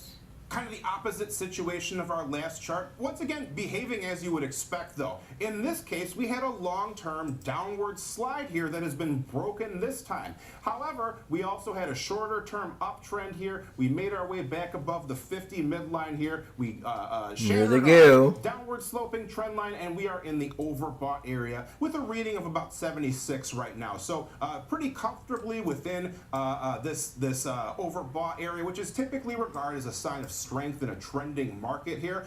So that would be another bullish signal here. If you are someone who's worried about a pullback, look for the RSI to break back below that overbought area, below 70. That would be the bearish signal then. Perhaps you could see a retreat to these old highs near 82 in that case here, and then it'd be up to you to figure out what to do.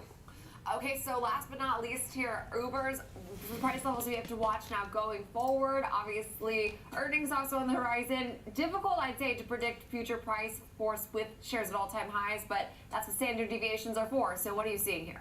This is one of the few tools that we have to try to project prices when there's no prior history here. And just to be clear, this is not a crystal ball that tells you where price is going to stop. This is a way to analyze, based on the own price history, what a relatively extreme point would be based on our blue line here, our linear regression line, our line of best fit. One standard deviation to the upside comes in at 86.69, a little bit short of where the highs were today. So this could be an important point to keep an eye on going forward into the end of this trading day and this trading week here. If you were to move beyond that, +2 channel presently comes in near 96.14. Remember though, this will be a moving target as we keep going here. This is just kind of a snapshot for this moment in time where that extreme level would be.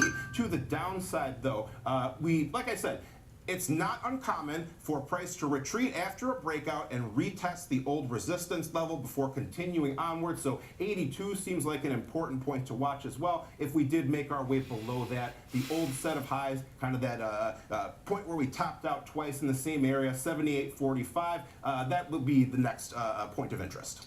Yeah, and obviously ripping today. Uber actually, and in the contrast to Tesla being one of the worst performers of the S&P 500 this week, Uber is one of the best. So with this in mind, and obviously leaning into maybe some of this optimism today, Alex, walk us through your thinking. Yeah, same style strategy here, Jenny, but this time we're looking at a stock at all-time highs, reacting positively. Neutral bullish strategy, selling a short put vertical.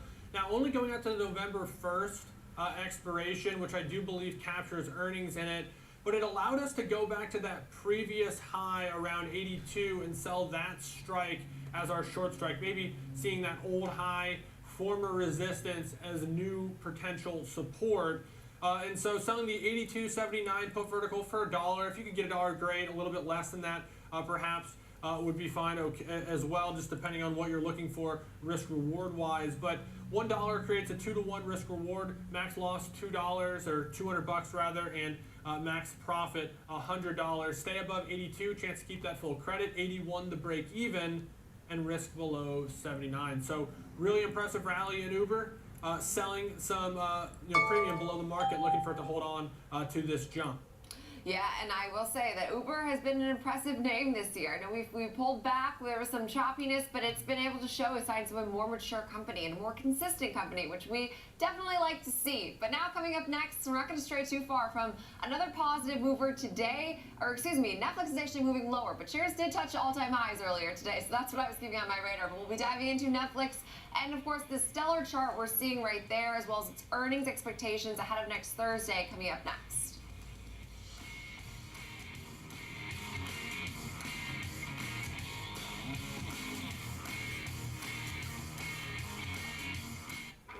Empower your portfolio with the Schwab Network. Schwab Network is available anytime, anywhere, on any device for free. Schwab Network. With Schwab investing themes, it's easy to invest in ideas you believe in. Spot a trend in electric vehicles? Have a passion for online gaming? Or want to explore the space economy?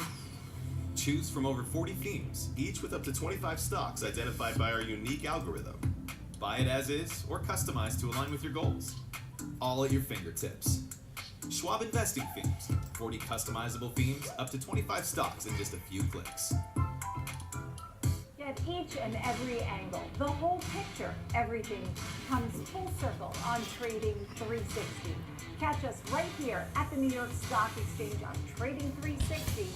Only on Schwab Network. Don't know what to expect here. Stay out of the muck and the mudslinging with Schwab Network's by-the-numbers coverage of the presidential cycle. How could this election... Looks like it wants to break out to the 63. Election trades are fraught with risk. No agenda, no hysteria, just good old-fashioned analysis of what policy means for your portfolio. Stay informed, stay ahead.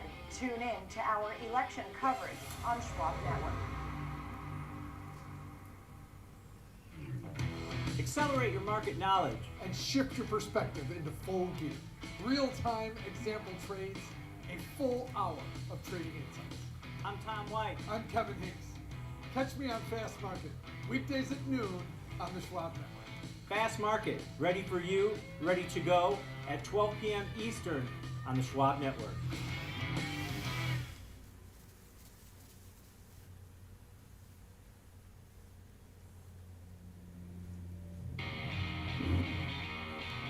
Welcome back to Next Gen Investing. It's now time for FOMO. Today we are looking at Netflix, which did touch all-time highs. I know we pulled off a bit here by about 1.5%, which now we're lower on the session, which just really messed up my whole narrative about Netflix being really in line with the overall market. But nonetheless, we do have earnings to look forward to next week. So joining me more to discuss on this is Diane King-Hall, senior markets correspondent for the network. So Diane, thank you so much for being here today. Walk us through all the analyst news, all the earnings expectations. There's a lot to get through when it comes to Netflix.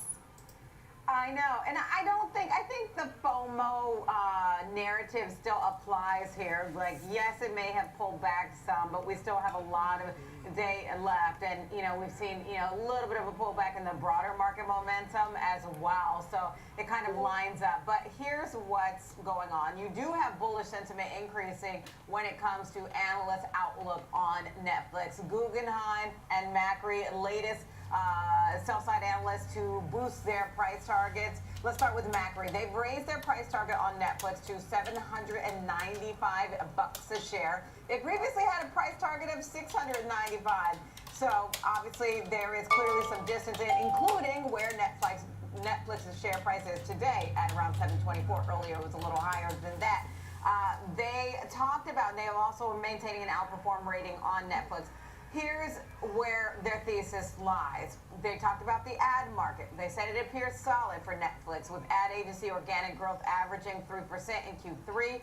They say they think that will support modest improvement in linear TV ad revenues.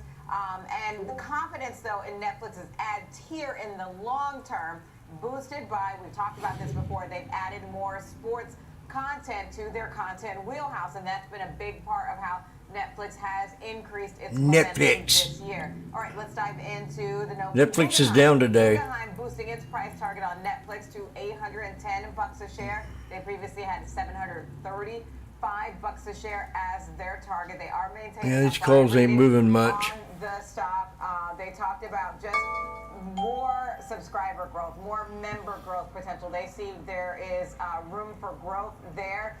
They also talked about ad revenue. They think that will increase and that we'll see more there. And then margin expansion. They are expecting to see greater margin expansion.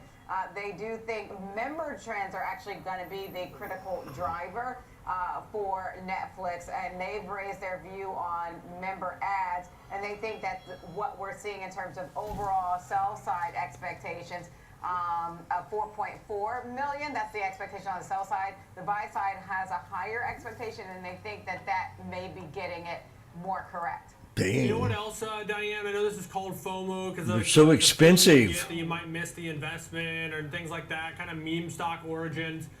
This company and just what they do creates the feeling of FOMO. They have this like uncanny ability to release content that goes viral and it's everywhere. And then they made it so you got hooked on it because they let everybody use one login. And then they said, oh, by the way, now that you're hooked on it and you love our content, we're actually not going to let you do that anymore. So now you have to buy your own and you can't share those passwords. So got to tip your hat to them. They really entered this space and revolutionized it. They did, and a lot of people originally thought that password crackdown would be difficult. It's proved to be not as difficult as expected in terms of converting more subscribers. I will admit I'm actually one of the holdouts that still shares one. I can't believe I just confessed that. But in if they do come for me, I will join the camp of having my own individual login. And so it's clearly worked in general. We won't tell anybody. Analysts pointing to that. And then when you saw, just in terms of their content recently, some of the analyst call-outs have been Squid Game 2 has been nice for them, the sports, NFL activity on the platform has been good for Netflix as well. They've shown that they are a content powerhouse, and that is very beneficial to their growth, their subscriber momentum that they've had. Earnings we have to look forward to next Thursday, so less than a week away. Yeah, and Diane, I have to say that I also, for a long time, was somehow able to still, I know that the crackdown happened, and months later I got kicked off. So I was riding it out as long as I could. I mean, I don't blame you at all, because I think this world is expensive. We got to take what we can get where we can get it. So I'm also in full agreement there. But we will be watching, of course, Netflix very closely. I will say I've recently been watching more Netflix, and I'm impressed with the content. I think there's a reason I keep somehow coming back to it. But Diane King Hall, great breakdown as always, senior markets correspondent for the network. And so now, very we're trying interesting. this name, Alex. And of course, to Diane's point, and what we've reiterated, we have earnings next Thursday. This to me is one of the major tech names that kicks off. I know we have banks next week, but I get really excited about Thursday when we start to hear from some of these tech names with volatility, and that to me is what trading is all about. Yeah, no doubt, and it can really set a tone for a market day when you have some of the moves that a name like Netflix has been known to make, both ways too. Huge moves to the upside, huge moves to the downside in the history of this company. Now, recently, the volatility has been a little bit more contained, I would say, but something could change at any notice. It's FOMO, though. The stock was at all-time highs, and perhaps you saw more all-time highs in the future for this name. So I looked at something kind of, extremely bullish in this stock. Maybe a test of 800 in the next few weeks post-earnings. Now, the nice thing is it's very customizable, so if you've got a different kind of target in mind over this time frame or a different one, you'll be able to adjust that. But it's FOMO. I wanted to look at something that lived up to that FOMO name. And so looking at a call calendar, 800 call calendar in this particular case, selling next Friday is October 18th, 800 call, buying the following week, which is October 25th, same strike, 800 call. This is the next real big round number, psychological target to the upside from Netflix here. So if it's to make a test there, we knew it ran out of gas last time around 700. It's now at its new all-time highs, made them today. Perhaps a test of a new big round number around 800 could be in the future. Most importantly though, risk defined, customizable. $2 debit, $200 in risk. This one, I would say, Jenny, while it's not impossible for it to get to 800 for some other circumstance, is probably really relying on some sort of blowout earnings to send the stock towards that number. So if you don't feel that way about earnings, you probably wouldn't look at this exact example trade or something related to it. You would adjust to better reflect where you think the stock might be after this earnings announcement, which is next week, I believe.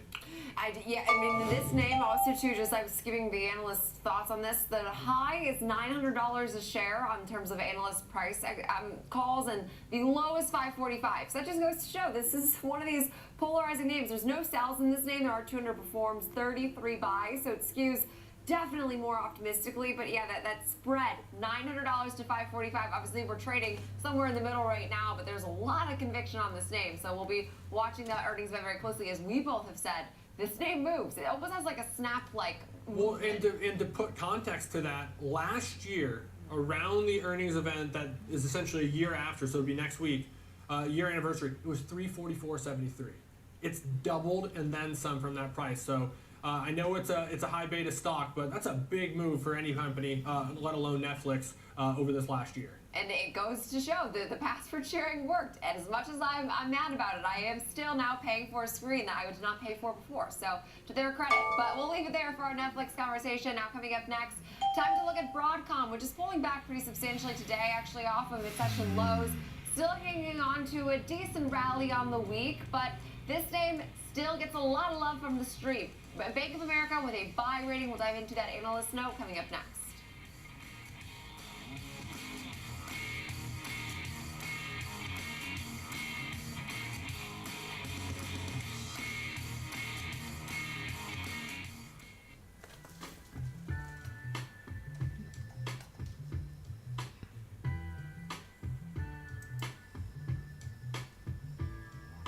Above the VWAP on the SPY,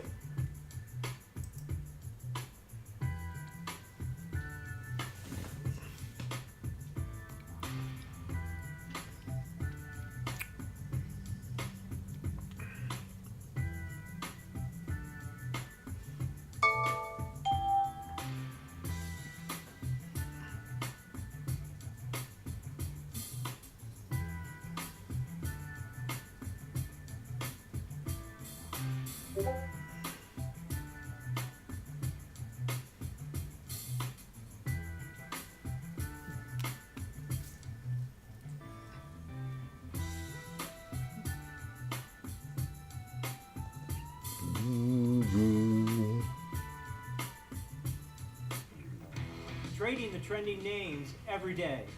I'm Tom White, host of Fast Market, ready for you, ready to go at 12 p.m. Eastern on the Schwab Network. Trading at Schwab is powered by Ameritrade, bringing you futures and forex for round-the-clock market access, even when equities markets are closed. All on our award-winning Thinkorswim platforms. So no matter what or when you want to trade, Schwab has cutting-edge tools, curated education and insights, and trading specialists ready to help, however complex the strategy. With a wider range of opportunities, you can trade brilliantly with Schwab. No politics, no noise, from bell to bell and beyond. Schwab Network is available anytime, anywhere, on any device for free. Schwab Network.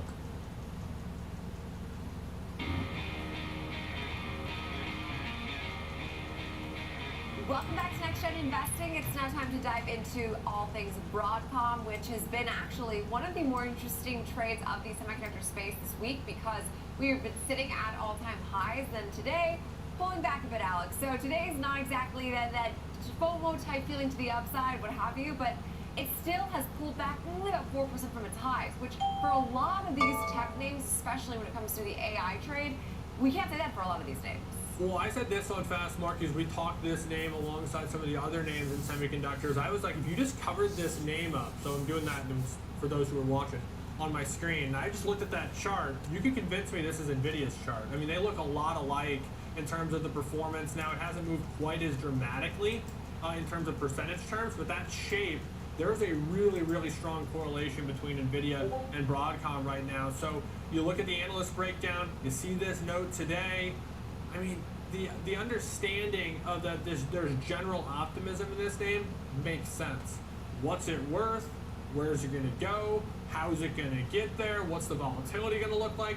Those are all questions that I cannot answer, but I'm not surprised that 90% of analysts on the street have a buy rating on this stock. I'm not either, and yeah, I always like to look at market cap just because I think it paints a great picture of like the company's scale, how massive it is, and I was frankly shocked when I looked at Broadcom because I mean, like you look at a Micron, it's like 120 billion. You look at AMD, it's like around 100. Same with Intel. Same with a lot of these names that we talk about so frequently in terms of semiconductors. You look at this name right now has market cap of over $840 billion. So actually putting it very much on par with Taiwan Semiconductor, which I think like we get, maybe just my own attention. I pay a lot of attention to Taiwan Semi. I don't necessarily pay as much attention to Broadcom, and I think maybe you should. And today, with a note to match, Bank of America did keep a buy rating, focusing. They said on this $100 to $125 billion AI opportunity for Broadcom.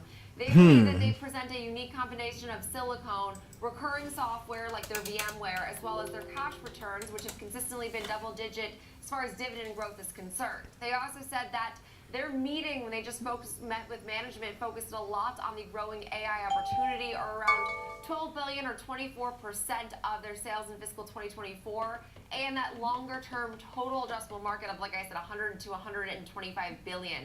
The demand, they also highlighted, is growing rapidly, and they continue to see these large language models driving the ever-increasing AI cluster sizes. So near-term, management characterizes AI visibility pretty well, with good support and adequate supply of their Asia supply chain, which refutes any concerns about packaging allocation, were their words. So this note is definitely very detailed. I just pulled out the highlights, and I think that there's definitely a lot to like as far as like what this analyst laid out following their takeaways from management. So I always think about this, like I'd watch a sports game or something. This is gonna have a point, so you just gotta trust me here. And then you'd like read about the game recap the next day, and you're like, did that guy watch the same game that I watched, or did he just look at the box score to see the final score? So 5820s or 220. Space that I broadly understand. Look, they're making technology you need for technology, but all those words that you're saying, from silicone to GPUs and all this, I'm not going to pretend I get it. The same I think about digital assets and crypto. The same I feel about some of the medical products and things. Like, I broadly get it, but I'm not in the weeds. And so what I do get, though, is revenue numbers. This stock, this company has seen revenues go from a year ago at this time, growing 4%, to expecting to grow 51% this particular quarter that we're about to hear from them.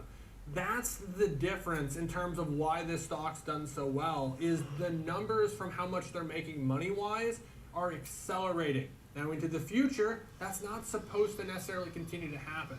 So there's risks out there if this AI excitement doesn't continue to maintain itself. But in terms of what product they make and where they fit, there's someone watching us, I'm sure, that is in this space. They work for one of these companies and they know the intricacies. I don't pretend to, and that's why these analysts that are in this world have jobs. And I'm not going to defer to them, but when it comes to the technicals and which things are going to work this way, I'm going to assume they know what they're talking about.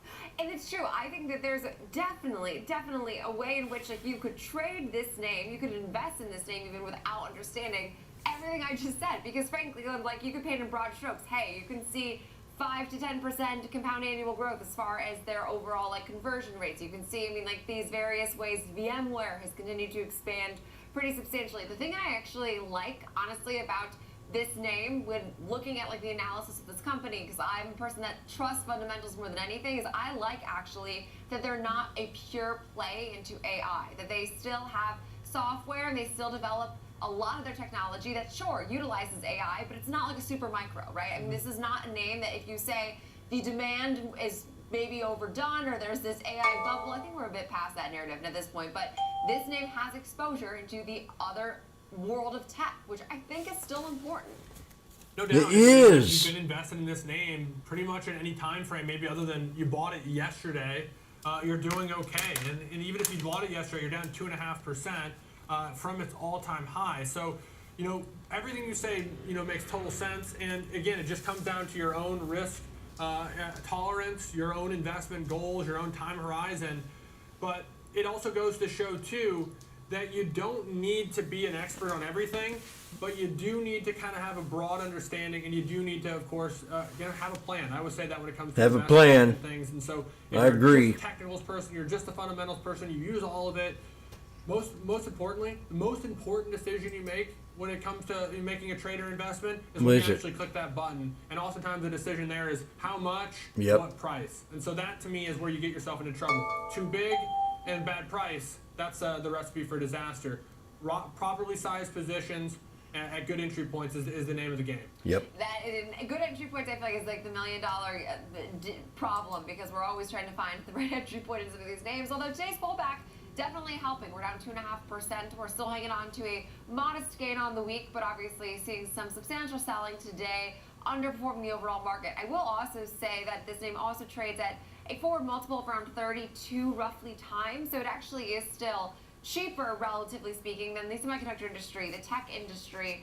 Slightly more pricey than the S&P 500, but in the world of semiconductors, it's actually, you know, relatively lower valued. But we'll leave it there for our Broadcom, our semiconductor discussion. Coming up next, we will be completely shifting gears, looking at our under 30 name today, which is Red Cat, which is a drone company, seeing some movement on the back of a U.S. government deal, which they will help with the hurricane response. We'll discuss more coming up next.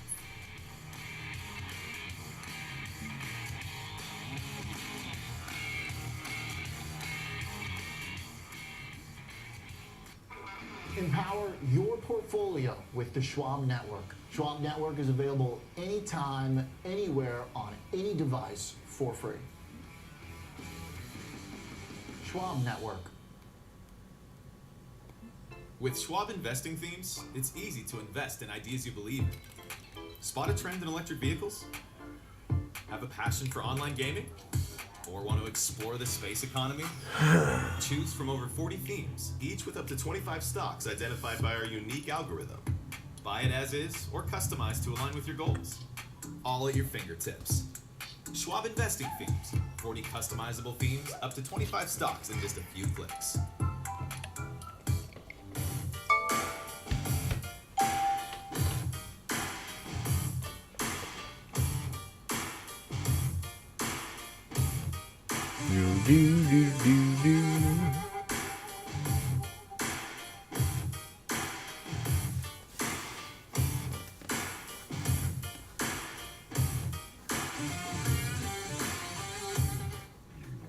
Trading the trending names. Another 2 hours and 10 minutes left.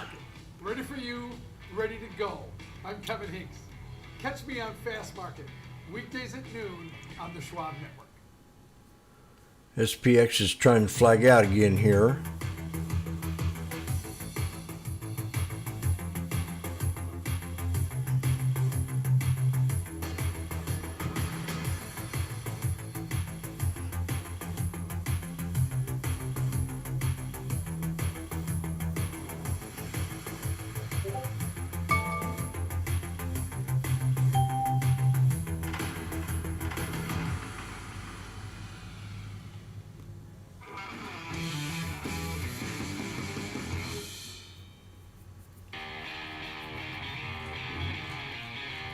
Welcome back to Next Gen Investing. It's now time for Under 30, and we are talking Red Cat today, which is a drone maker. I have the images of these drones pulled up. They look really cool. Oh, do they? I'm an expert on this drone world, to be quite honest. So here to bring in the expert now, I'd like to welcome in George Schill, Senior Markets Correspondent for the network. So George, through this story today. Of course, I did see the drones helping with some of these relief efforts for the various hurricanes in Florida. So that's great news. I mean, I love the way technology now can serve like the greater good here.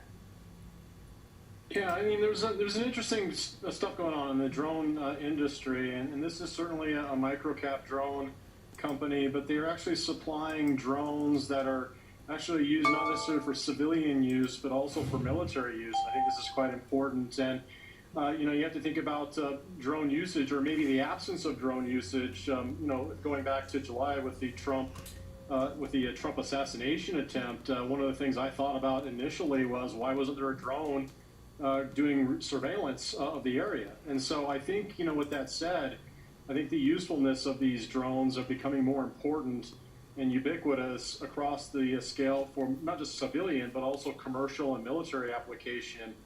Just think if the Secret Service actually had a drone and was utilizing it for surveillance during that day. Anyhow, if you consider what's going on with the business itself, this company, they've actually been generating quite a significant increase in revenues. I mean, last year's sales were less than $5 million, and if you look at the last 4 quarters, we're at $19 million. So that's over close to 300% increase in total sales for the underlying business, and they keep securing contracts. I mean, just a few days ago, they were awarded an additional $1.6 million contract from the Customs and Border Protection Agency, which is the Department of Homeland Security. The other thing is, as of recent, this company is also utilizing their technologies for the Florida National Guard to do surveillance and, of course, damage assessment, as well as search and rescue because of the hurricane. So I think this is an interesting situation for companies that are probably going to be generating, more revenues because of demands for, drones, especially in the military application going forward. But this company, essentially, if you look at it since April, has been moving quite significantly. So it wasn't necessarily a day that it's been moving. It's actually been moving, for about the last 6 months, with the stock higher by close to 300% over the last year. Technology specifics aside, George, I know one thing that you like to look at is sort of just the general financials of a company. We know this gets bucketed into that non-profitable growth tech bucket. But I'm looking at free cash flow. Look, it's still burning cash, but that story seems to be one that's improving. It's not at this point where, it's, let's call it $250 million market cap. It's not burning $50 million a year here, George. It's maybe burning, 5 to 10, which is seemingly still a lot of money, but a little bit more sustainable as it works its way towards potentially maintaining itself and then being profitable. Is my assessment of that correct? Man, Uber's had one heck of a run. I think you picked my brain, Alex. Yes. What I'm saying here is if you look at the price action, first off, I mean, the stock has been trending since around April, and it seems to be holding, or at least, coming towards that 50-day moving average, or if you'd like to smooth things out, the 20-week moving average, if you look at that in that regard, which is equivalent to a 100-day moving average. But with that said, looking at the market capitalization and the cash needs, the market cap is around $265 million, so let's call it $250 million. And I looked at the 4 quarters of losses, excluding cash and operations, the net loss was $28 million. So essentially, the company could issue, 10% additional shares to cover, an additional years of losses. But 10% now, if you look at the stock price, is about, 35 cents or so. So And with that said, if it does drop another 35 cents, it still would hold some of those, I would call it more intermediate term areas of support, which include, of course, your 10 and 20 week moving average. So I'm not saying it's a buy, but when I look at the financials, they're not bad and they're generating more revenue. It would only take, a small increase or a bite size of a major contract. In fact, the Army is looking to secure about $650 million worth of drone purchases, according to what I've done some research on. And if ARCAT gets a portion of that, I think that would be tremendous. So I think this is one worth watching. I'm not suggesting it's a buy or a sell, but it is certainly one worth watching because of what you alluded to. The cash burn isn't that bad compared to the market capitalization, and then the technicals also match. Yeah, and that's also a really good point here, George. I think a great breakdown on a name, making an 11% plus move to the upside today to close out this week. Red Cat, which I recommend anyone Google their drones because they're actually really fascinating. But thank you, as always, George Tellis, senior markets correspondent for the network. And just to check in on markets, actually, we've pretty much been trending slightly sideways, if not a little bit more optimistic than where we started this show about 55 minutes ago, Alex. So closing things out as we usually do, pretty much unchanged from where we started. But that'll do it for Next Gen Investing for today, for this week. Coming up next, we have the watch list with Nicole Pedalides. Just pulled back to the 200 right there.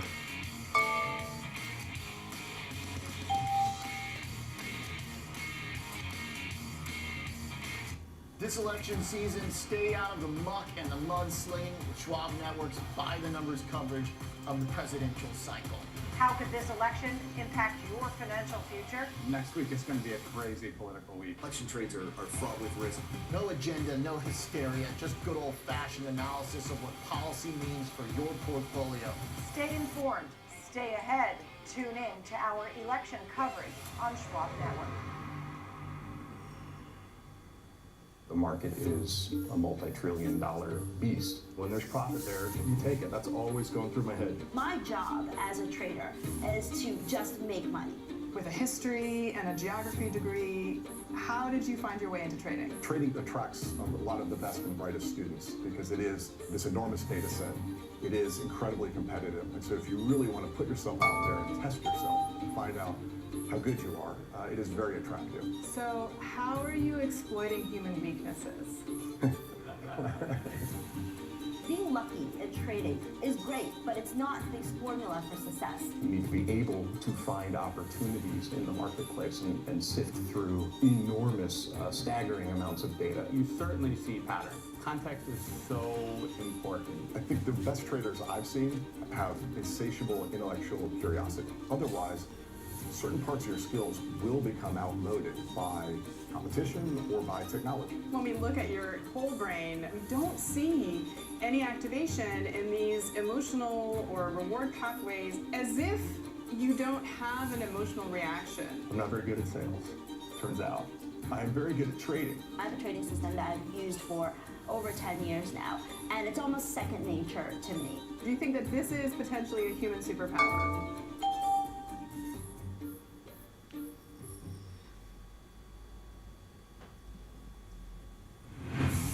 Welcome to Market Overtime on the Schwab Network. Quality Focus has worked pretty much across all 11 sectors. We deployed a fantastic array of new technology. The companies that are doing well are almost too big to fail. Have you set yourself up correctly? It's controversial. The old guard is saying, away, off with their heads. AI feels controversial and it's going crazy right now. It is going crazy. So what does all of this mean for the market? As long as people want to buy it, the price can go up. Oh my goodness, the Fed cannot do everything they used to do to save this market. Instead of taking cues, set the cues. There's nowhere else I would want my money. No more than 5% in any one stock, no more than 20% in any one sector. Now there's a market for every single one of these people. There's a market for you. Market Overtime on the Schwab Network. Thanks for tuning in.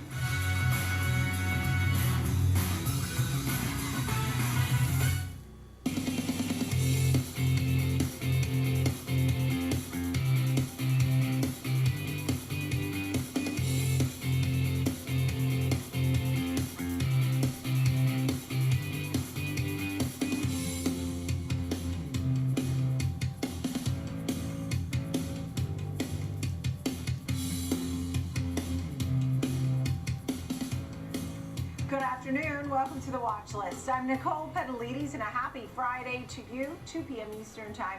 We're coming to you live from the New York Stock Exchange. So glad you're with us. It's another winning week on Wall Street, making it 5 in a row, and the S&P and Dow hitting new highs. Today's show, we'll dive into some of the big news. Of course, the fallout from Tesla's much-anticipated robo-taxi event. Morgan Stanley ripping it for the lack of detail. Then we turn your attention over to housing. Dolly Lenz, Jenny Lenz will join us to talk about some of the shifts that we've been seeing in trends in real estate, their outlook for the months ahead.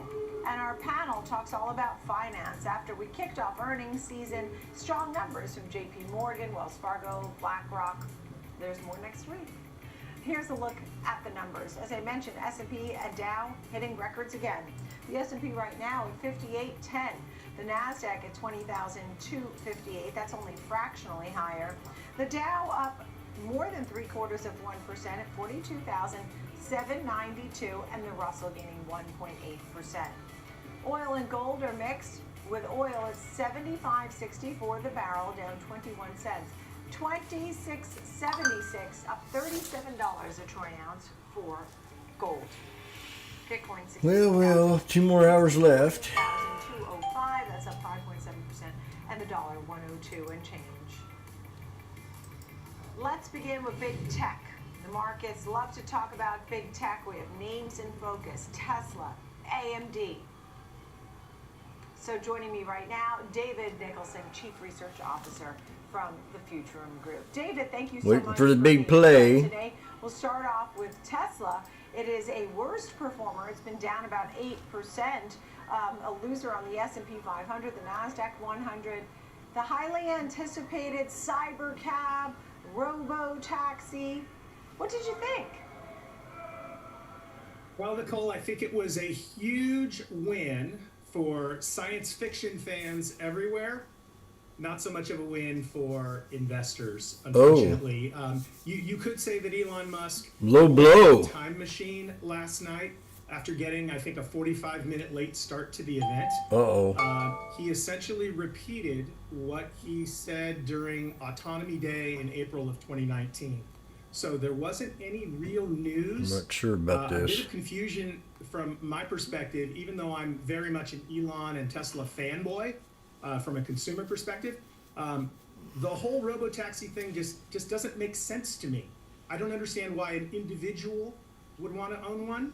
And if it's such a great ROI opportunity for a fleet of these things, you would think that Tesla has got better access to capital than soccer moms do. So why wouldn't they just push out a fleet of them? It really left me with more questions than answers. We did see at least one overweight rating, 310 from Morgan Stanley, but they noted the lack of details on full self-driving, the lack of details on really a plan, no real market, go-to market plan. The cybercab, 30,000, roughly 20 cents a mile, which actually averaged out to be a little more favorable than the likes of Uber or Waymo. But really sort of frowning upon the fact that there's just no sheer economics on this. And OPCO said much of the same, lack of clarity and limited stock upside potential. Would you agree with all of that? I would. And again, my bias personally is I want to believe. I want to have faith. I think these things are eventually going to happen.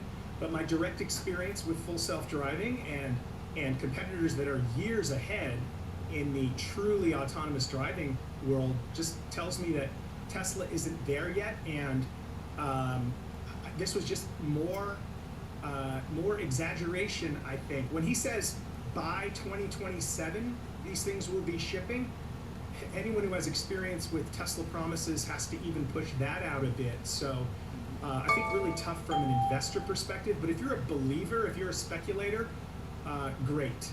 But the fundamentals, I don't know. And that's the whole thing, is like, when you talk about 2027, and we know that they often have to delay, that's already far away. And you do see some of the other vehicles with self-driving already underway. This is full self-driving. It has no pedals, no steering wheel, so it takes it to another level. But you are seeing people with their hands off the wheel and maybe holding their phone or doing something Nice else bounce. other than driving the car. It's already out. It's just now he's trying to get it out further, but maybe too late. I have no idea, but there certainly seems to be frustration with the 2027 deadline there, or outlook. How about we turn our attention over to AMD shares? You Some got of down to your thoughts on 120 what's going on almost. with AMD. Back to $2. As far as share price is concerned, I think that the market isn't dependable when it comes to immediate recognition of reality, but it's really good at eventual recognition of reality. So setting aside any questions of, well, why wouldn't it go up on good news?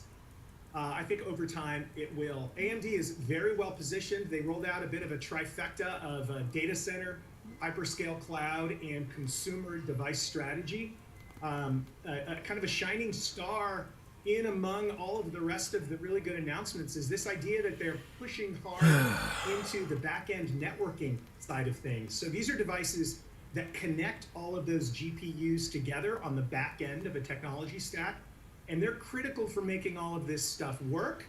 And that's critical if they want to be the sort of number 2 partner to NVIDIA in this dance. Brilliant. So I think all good news from AMD. I do have a couple of things that I'd like to see them do that they're not doing, specifically in the enterprise sales realm. They're great working with hyperscale cloud providers, but they've taken a backseat to Intel for so long in the enterprise data center. I think they've sort of shied away and they've let that enterprise sales and marketing muscle atrophy over time. I'd like to see them double down on that. I think there's real upside there. Intel is vulnerable right now in that space, but they won't be forever. I just saw Roth MKM has a $200 price target on AMD. Cantor has an overweight, a 180 price target. It's at 168. Curious whether or not you'd be buying either or AMD and Tesla. Buying Tesla, my personal thought is, again, if you have faith in the AI and robotics and autonomy vision that Tesla has over the next 5 years, absolutely. That's very, very different than being an institutional investor and looking for returns over a short horizon. AMD, I think, is absolutely poised to do very well over time. And so regardless of specific targets that are being tossed around today, I would be very, very positive on the idea of AMD being that corporate shield, frankly, for NVIDIA as we move forward, as they get more and more scrutiny around the questions of monopoly and the exercise of monopoly power. So really, really bullish on AMD, but Tesla as a stock, sadly, they didn't deliver last night in my mind. How about NVIDIA? Because you talked about AMD sort of working along with NVIDIA. NVIDIA has been obviously the front runner. Is NVIDIA interesting to you? Yeah, NVIDIA is interesting. I think that that close watchers of the AI space are predicting that this rise and fall, if you will, the sort of disruption curve is going to be the quickest we've ever seen in tech history.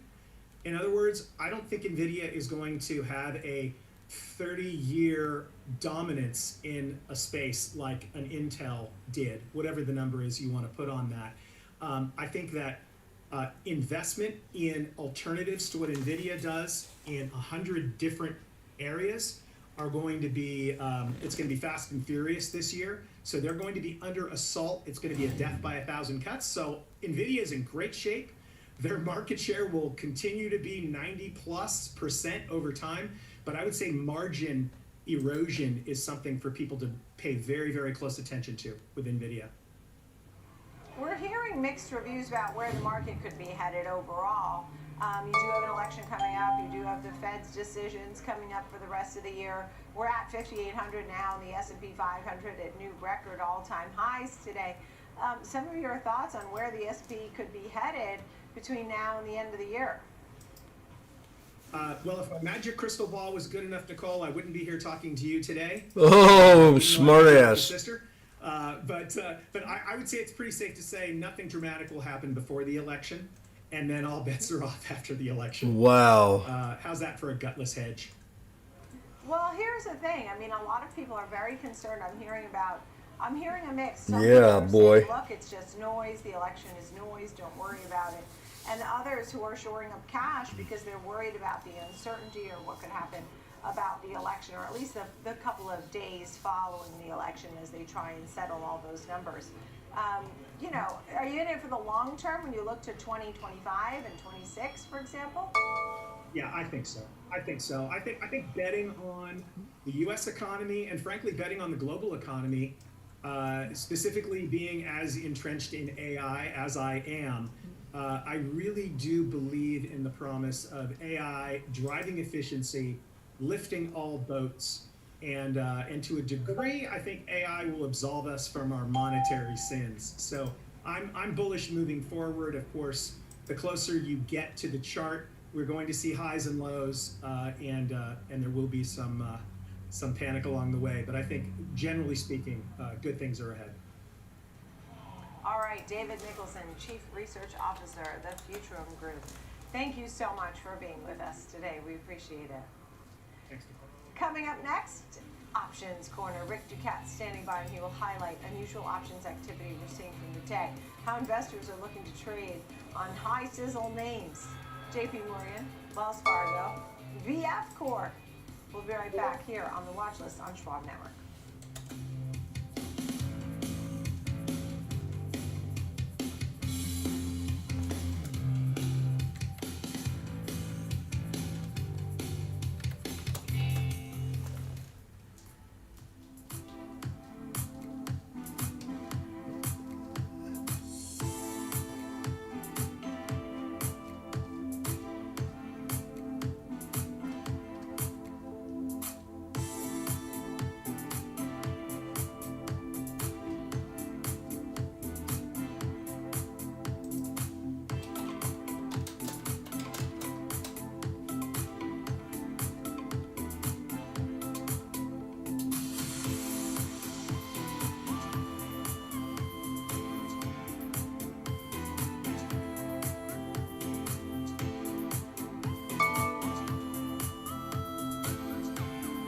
$58.20s, yeah.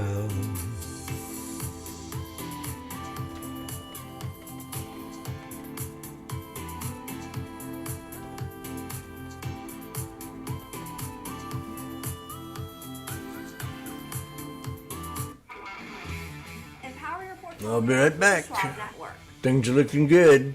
Available anytime, anywhere, on any device for free. Schwab Network. Schwab.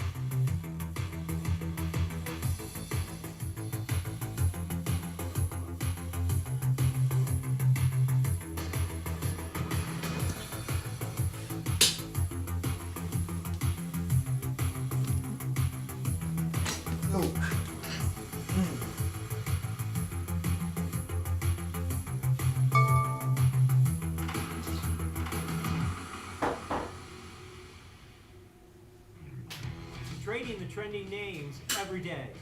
I'm Tom White, host of Fast Market, ready for you, ready to go at 12 p.m. Eastern on the Schwab Network.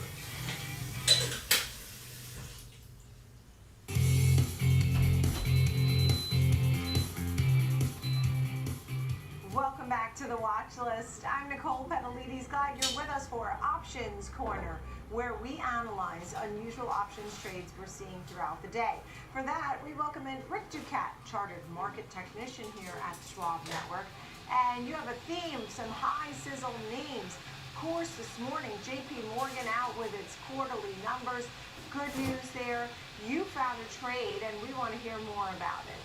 I like doing themes here. So the theme today is high sizzle names here today. And what do I mean by sizzle? Well, the sizzle is a measure of options volume relative to its recent history here. So you take the total volume, calls and puts traded, and then you divide it by the 5-day average of total options volume here. So it gives you a reading on whether it's a heavy day or a light day. And I found a few names here that are particularly heavy. So starting with JP Morgan, obviously one of the main names of today here, I found two really interesting trades here that seem to have been done by the same person, same time, same number of contracts here, but vastly different in terms of their structure here. So two separate legs. The first leg, plus 1,110 October 11th, 212.5 strike calls at a $10.05 debit. The second leg, same quantity, plus 1,110 October 18th, 227.5 calls at a $1 debit here. So very different, parameters for these trades here. And, I was amazed when I was looking at this trade here at how insanely risky the first one is. We have a 0 data expiration option that cost over $1 million here. So the cost of that first trade was $1.1 million, and it's really an all or nothing trade. You got to get above that break even by the end of today, otherwise the options will all be worthless. You'll lose the $1 million.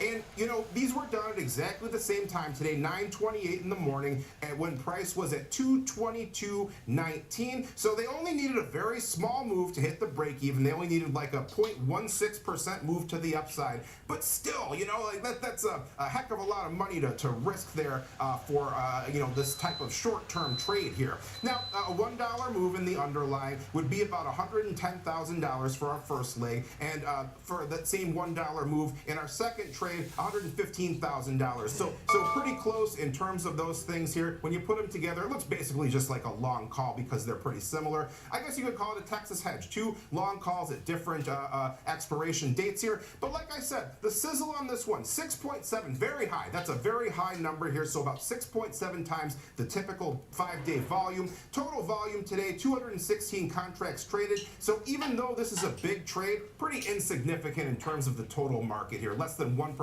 of the total contracts traded. When I look at this and you see the 11th and the 18th, when you look at the chart, how's it looking? What do you think the likelihood is, at least the one for today? Sure, the break even for the one today came in at, let me see real quick, 222.55. So we are above that break even. I think we would need about a 0.7% decline to slip up there and start to lose money. So for now, it's looking like they're safe. A lot can happen in a couple hours though, but it looks like a pretty solid move to the upside here. Much lower risk for the second leg. That's only about $100,000 that they put on, and they would only need about 1.9% to the upside to hit that break even. All right, so look, as long as we don't drop a percent for that name, then that one's good to go. You said about $1 million on the line. It's pretty amazing. You said, obviously we'll watch this now. Made the close more interesting to me, I'll tell you that. Let's get to the next one here, and I believe your next one is Bank of America. Is that right? Yeah, that's Bank right. of America. Tell us about that. So, it's a big day for the big banks. Nice sympathy move with JP Morgan and Wells Fargo. Don't forget about them. Another big move. Both reported earnings this morning. Bank of America enjoying the party here with a nice push above that previous resistance area that was carved out near the $41 mark here. And they've got their own earnings coming up as well, October 15th next week here. So it's another trade here that big contract size, and it's a strangle this time. Minus 5,000, January 17th, 41.43 strangle at a 353 credit. So we're selling the 41 puts and we're selling the 43 calls in equal increments here. So not the most common type of trade here, but it's not like crazy or anything. A more neutral trade. This is more like an iron condor here. And let's compare those two types of trades. Iron condor, you're selling a call spread and selling a put spread. This method, you're just selling the puts and selling the calls. So you'll get a bigger credit, but the trade-off is very important here because the trade that we have here, this short strangle, it is not risk defined.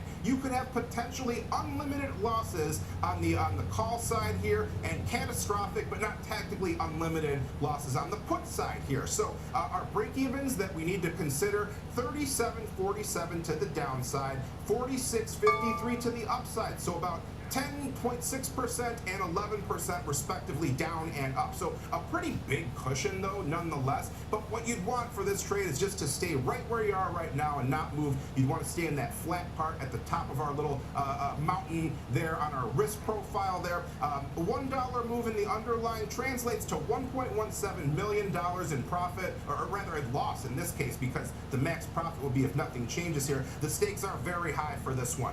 Expected move 5.2. So, you know, the break-evens are within range, but that's not what you want for this trade. That would be the dangerous thing for this trade. So there's some heavy risk on the table for this one. Sizzle 5.1, not as big as JP Morgan, but still really high, 5 times the typical volume here. 297,000 options traded, 10,000 is about 3% or so of that total number. All right, yeah, I saw the Sizzle and the last one was 6.7. You had, and this one's 5.7. And BF Corp, which is the parent of so many cool names and brands that we know. I think North Face is under that, Vans is under that. You need some big moves for these people who place these trades. Need some big moves, right? Yes, yes. So this trade is a little different here. This is perhaps our most unorthodox trade setup here. Another 350. But it's in addition to being the smallest name we're covering and kind of the only one that's not a bank, it's actually the most significant trade Not bad. relative to its own market, and it has the highest sizzle. So 170. look at the trade though. 140. So we've got plus 7,500 November 1st, 21.23 call vertical. So a long call vertical. But they're also combining it with long puts, plus 7,500 November 1st, 17 strike puts, all coming together at a 97-cent net debit. I don't know if there's a specific name for this type of trade here, but it's, a long call vertical plus a long put. 21 days out, not a ton of time here, and what we need for this one is a big move in either direction. When we look at our break-evens, 16.03 to the downside, 21.97 to the upside. So about a 20% drop, almost 21% drop to get to that downside break even. A much closer target for the upside at 8.6%. Max profit $12 million if the stock goes to zero. That would be that long put coming into effect here. But the long side profit camps out at about $772,000 here. So you can see on the right side of the screen, we have kind of our long call vertical risk profile here, combined with our long put vertical, our long put on the left side there, giving us this rather. Does she want to break out shape again? here. So you can see that we kind of the opposite of our last trade. We want a big move in one direction or the other. I don't if think we stay so. the same, we will lose the whole amount that we paid for this one, which was $727,000 or so. A $1 move in the underlying translates to about $1 million of profit here. So we would want that. It went to 5. Move on as far as we could if we were making this trade here. So, and you can see we cap out on the long side. Damn. Much higher potential on the short side here. The highest sizzle of our the 3 names today, 8.7, so very high sizzle. And also the biggest trade relative to its own market here. This 22,500 lot trade was about 31% of the total market, which was about 73,000 options contracts traded. All right, pretty impressive there. Yeah, it is. As we looked at that, I mean, we see the action right now is just down, but I saw Jefferies has a hold. And Goldman Sachs has a neutral, but these trades need some action. That's for sure. So thank you for all of that. It's good to see you. Rick Magnificent's being funny. Look at Options Corner and real trades that he's finding throughout the day with some heavy volume as well. Thank you. Coming up, Dolly Lens, Jenny Lens to talk all about real estate, the recent market shifts we've been seeing, some of the red flags to watch. Of course, Florida, which was once a most desired area. 5810s. For Florida. Lot to discuss. We'll be right back.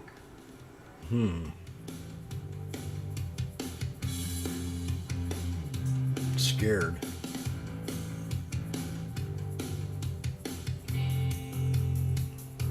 Trading at Schwab is powered by Ameritrade. bringing you futures and forex for round-the-clock market access, even when equities markets are closed. All on our award-winning thinkorswim platforms. So no matter what or when you want to trade, Schwab has cutting-edge tools, curated education and insights, and trading specialists ready to help, however complex the strategy. With a wider range of opportunities, you can trade brilliantly with Schwab. Calls or puts? Stay out of the muck and the mudslinging. Schwab numbers coverage of the presidential cycle. How could this election impact your financial future? Next week is going to be a crazy political week. Election trades are fraught with risk. Oh, okay. Calm down, Jim. Just good old-fashioned analysis of what policy means for your portfolio. Stay informed. Stay ahead. Tune in to our election coverage on Schwab Network. Knock, knock. Number one broker here for the number one hitmaker. Thanks for swinging by, Carl. No problem. So what are all those for? This lets me Don't adjust touch. the bass, add more guitar, maybe some drums. Wow, so many choices. Yeah, like Schwab. I can get full-service wealth management, advice, invest on my own, and trade on thinkorswim. You know Carl is the only front man you need. Oh, I gotta take this, Carl. It's Schwab. Have a choice in how you invest with Schwab. I never get calls. And shift your perspective into full gear. Real-time example trades, a full hour of trading insights. I'm Tom White. I'm Kevin Hicks. Catch me on Fast Market, weekdays at noon on the Schwab Network. Fast Market, ready for you, ready to go at 12 p.m. Eastern on the Schwab Network.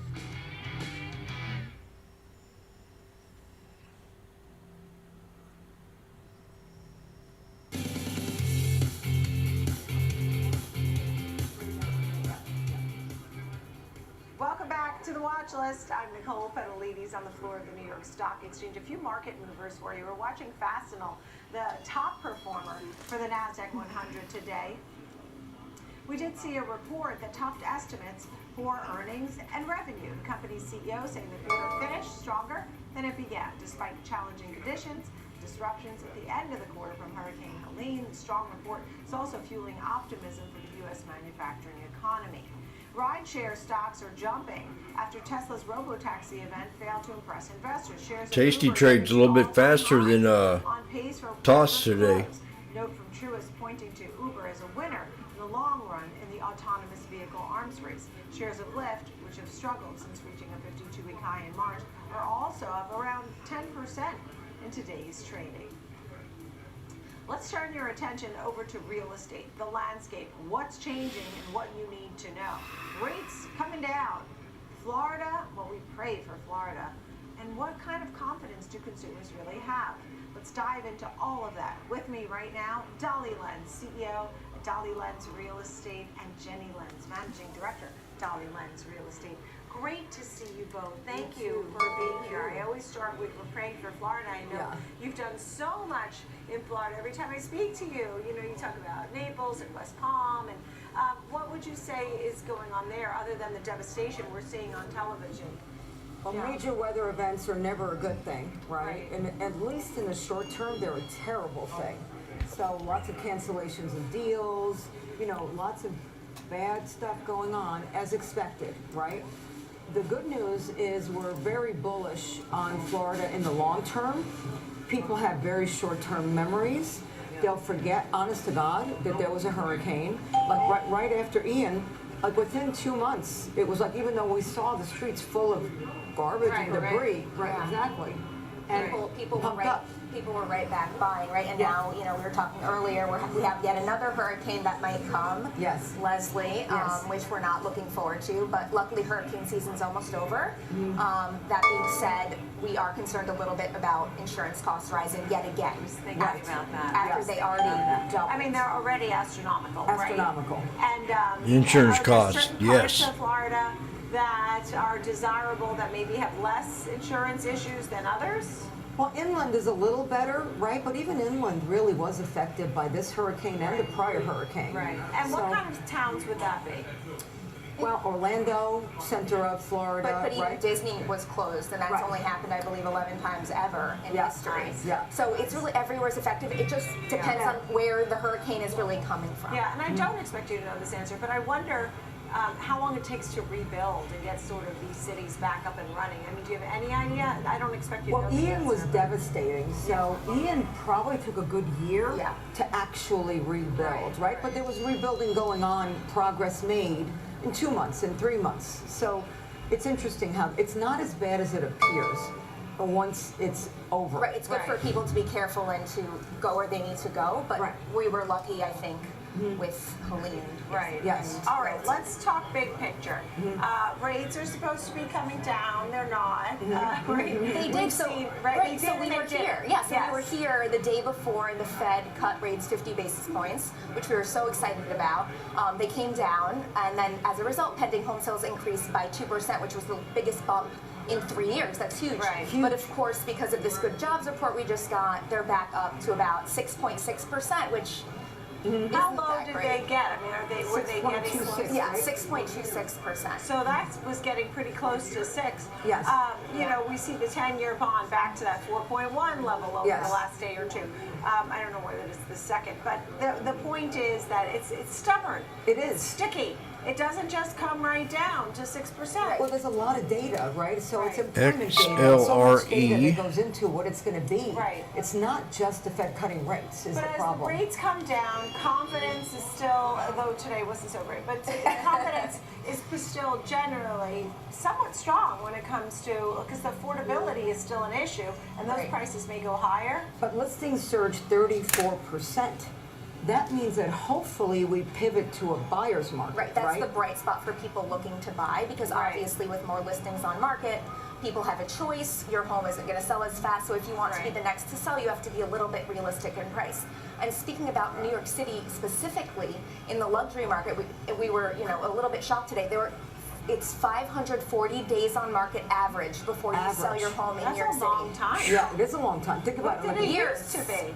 It was like a year. Yeah, and a year was high, but it was 6 months for a long time. Then it went up to a year. Right. You know, New York so is a 365 days versus 540 days. Big Right, difference. it sounds better when you say 540 days, not couple years. Yeah, exactly. You know, and that's what we're telling our sellers, right? If you want to be the next to sell, you have to be realistic on pricing, and that number also encompasses an 11% drop from the most recent asking price. Right. So think about that. What was the original asking price? So it's really probably a 30% drop, not 11. When we saw the most recent inflation prints, which I guess people seem to be relatively happy with, you know, you had Logan from the Fed saying the recent inflation data is very welcome because things. 28 minutes to power hour. Shelter even came down Yeah. a bit. How are we doing on rents versus buying, at least in New York City? New York City rents dropped a little bit recently, so I think people are still going with renting, which is a reason for the days on market, right? Because people really are saying, I don't know, you know, the election year. Especially since before the election, we're really coming up on it.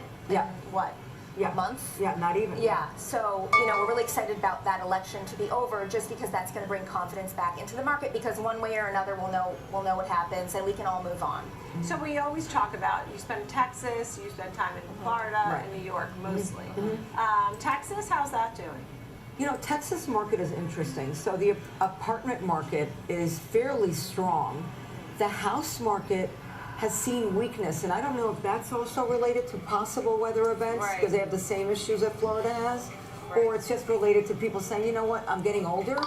You know, the population there is not a young population, except for Austin and a few others.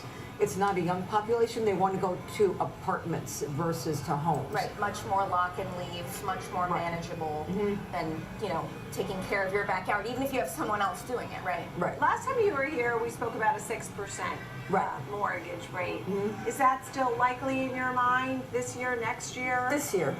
Yeah. Yeah, because I think it goes back after the election to the 626-ish. Right. And then we have a whole other month plus to end the year. Right. So I think it could be 6 at the end. And if inflation is going down like we're saying, then hopefully, you know, the Fed continues to lower those interest rates. And then what about refinancing? I mean, are you recommending for folks to refinance, and Well, there when was should a they big do bump. that? There was actually a big bump in there was that short actually little maybe period. like a week or two ago. Yes. It was But that stopped. a lead story. Yes, and that stopped. But again, if you're expecting rates to go down further, it's not free to refinance. So you should wait a little bit until it's a substantial drop, such that, you know. Right. What are some of the conversations you have with some of the clients? I mean, one must be how to get a mortgage, because mortgages are still somewhat difficult, or they're credit's difficult.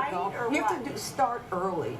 The conversations are go to the bank now, get an idea what they're going to lend, at the rates they're going to lend today, so you know what money you have to spend. Right. Yeah. And I think that's super important now more than ever. Right, even before you look. You should do your homework, know what you can spend, and then obviously that could change a little bit.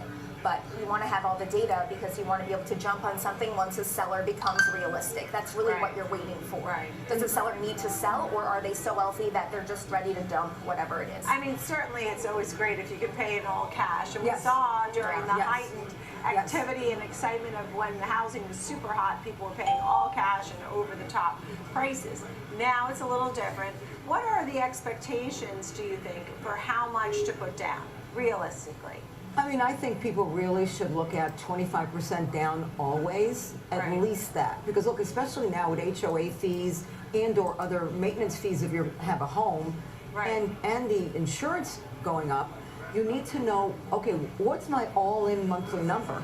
So you can't just look at a mortgage number. You have to look at real estate taxes, which are increasing. Which go up every time I look at my real estate bill. Yeah, you know? all over the country. Yeah. So I see. And what about the election? You know, do you think one candidate, without being too political, when you have a home or want to buy a home or, I don't know, want to get a loan, do you think one candidate may help folks a little more than the other? I mean, one candidate probably is more pro small business, and I think that candidate, whichever one that might be, would likely help homes sales more. Because it's the first-time home buyers who are really out of the market. Right. And those are the ones we need to get back in, and the ones helping small business thrive are going to be the ones that influence the real estate market most. And we saw the 25,000, Exactly. right, Yes. to give folks to get them started with that. I'm Exactly. not sure how the government will pay for that. Right. No, we're going to pay for that. But it's, it's a nice idea. Yeah. But you do expect housing to remain hot. I mean, Yes. it's real estate. It was always said real estate's a great investment. Yes. Would you agree with that? Only if you time it right. So you really have to be thoughtful. Real estate can be a very good investment, but you can't need to sell. Right, it's not liquid, right? That's a huge negative of real estate. So if you need to sell and these insurance costs keep going up and your maintenance and all of these things, right? That's going to be a problem because you will take a loss. You have to buy well because selling is difficult, as we just said. In New York with these 540 days or what. That's unbelievable. Yeah. And luxury market is quantified by how many rooms or above a certain price? Probably 4 million in New York. Yeah. Yeah. But across the country, one thing we are seeing is a lot, more than ever, $100 million plus sales. Yeah. Right? So California, Florida leading the way. Yeah. But there are others that are happening. And that's huge. Right. The wealthy are still very Yes. wealthy. And We always say you're over the $1 billion broker. You've had so much selling that you've done. I've lost count of the billions number. And you often bring to us some of the snazzy, glitzy sales or anything like that. We have a little knife here. Anything you've been watching of late? Malibu is on fire. Malibu, there's like no inventory and multiple $100 million sales. And Palm Beach area, right? Not just Palm Beach Island itself, but Palm Beach area. You can drop more. Such a limited inventory in these places. Like, Right. So that keeps pricing high. High. Interesting. Yes, very So high. California is back. I mean, That's on a Malibu 3 is minute. back. You know, I think the LA region, but Malibu is super Interesting. back. Very interesting. Always great to see you. You're the best. Dolly Thank Lenz, you. Jenny Lenz, we thank you for being here and giving us your perspective. Your color from the streets and your experiences, we appreciate it, of Dolly Lenz Real Estate. Dolly Lenz, Jenny Lenz, thank you. Yeah, I'm gonna wait. Still ahead, some portfolio strategies to consider and why one guest sees good things ahead for PayPal, Pfizer, and Amazon. We'll be right back.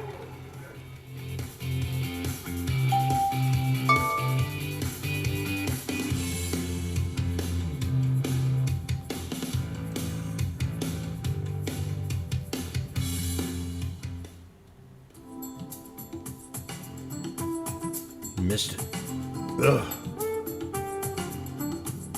Dang man. I tried to get 120, 130.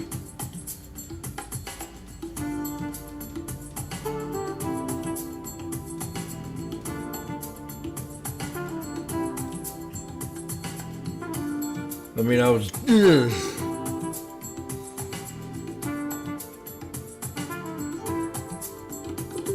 The 5820s.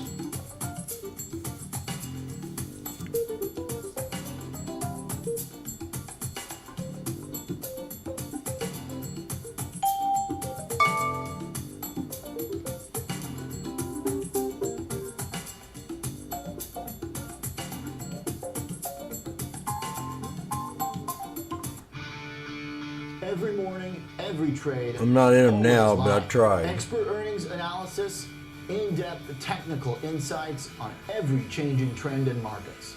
Available anytime, anywhere, on any device for free. Welcome to Morning Trade Live on the Schwab Network. I'm Oliver Rennick. My God.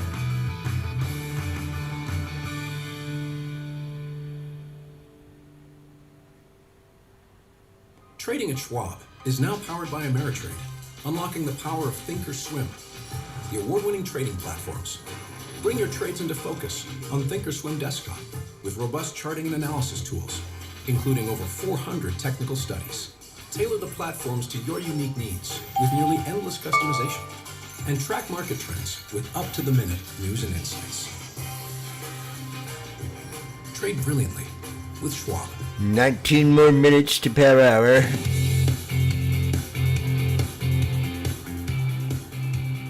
Welcome back to the watch list. I'm Nicole Petalides. We have a look at some different stocks and strategies that you may want to consider for your portfolio. As we move into this final fourth quarter, the final quarter of this year, Andrew Ahrens is with us, founder, partner, Synergy Advisory Management Group. Good to see you. Thank you for being here. I'm getting mixed reactions on how people feel about the market here in the fourth quarter. What are some of your thoughts? Well, you know, the market's had a great year. Yes, it I've has. kind of been pretty bullish all year, and things kind of have come to fruition. We've seen, you know, rate cuts. We've seen a lot of these AI stocks do well. We've seen a lot of the technology sector do well. And I think that this is still going to continue on a little bit longer here, Nicole. I'm pretty optimistic as we head into the final stretch of this year. Yep. Yeah, I mean, you've been bullish, so you continue to be bullish. I mean, is today a buying opportunity? What days are the buying opportunities, and what would you be buying? Before I get to the specific stocks, are there themes to your strategy? Well, you know, right now, there's a lot of momentum in certain stocks right now. And these stocks are, you know, when there's a little bit of a dip, a lot of the money keeps going back into the same stocks.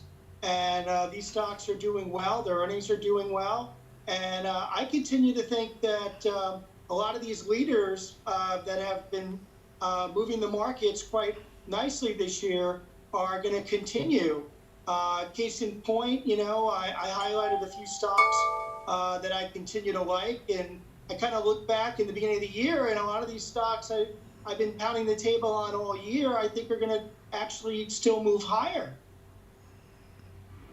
Yeah, you have a few names that are in focus here. You think about PayPal, and this is a turnaround play. Tell me a little bit about your thoughts behind this name.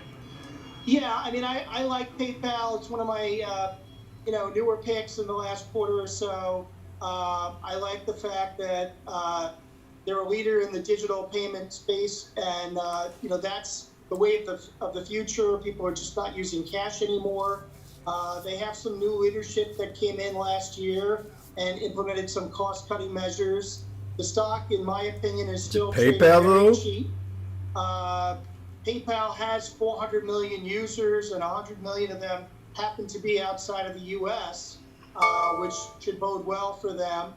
And they're also launching into the ad business to pitch data to some of their advertisers. So I think that the stock right now looks cheap, considering that the stock was trading over $300 back in 2021. We've seen the stock move up nicely in the last year, and I continue to think that this stock should do very well.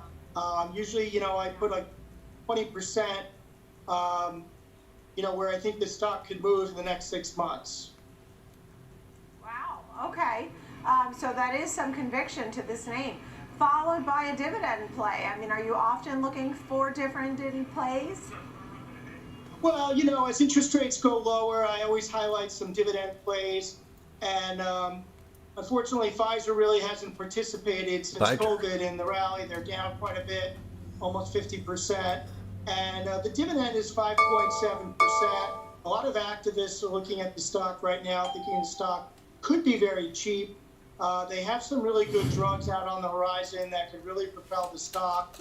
And I think with the cheap valuation right here, and should the market pull back at all, I think Pfizer would be a very strong play in someone's portfolio.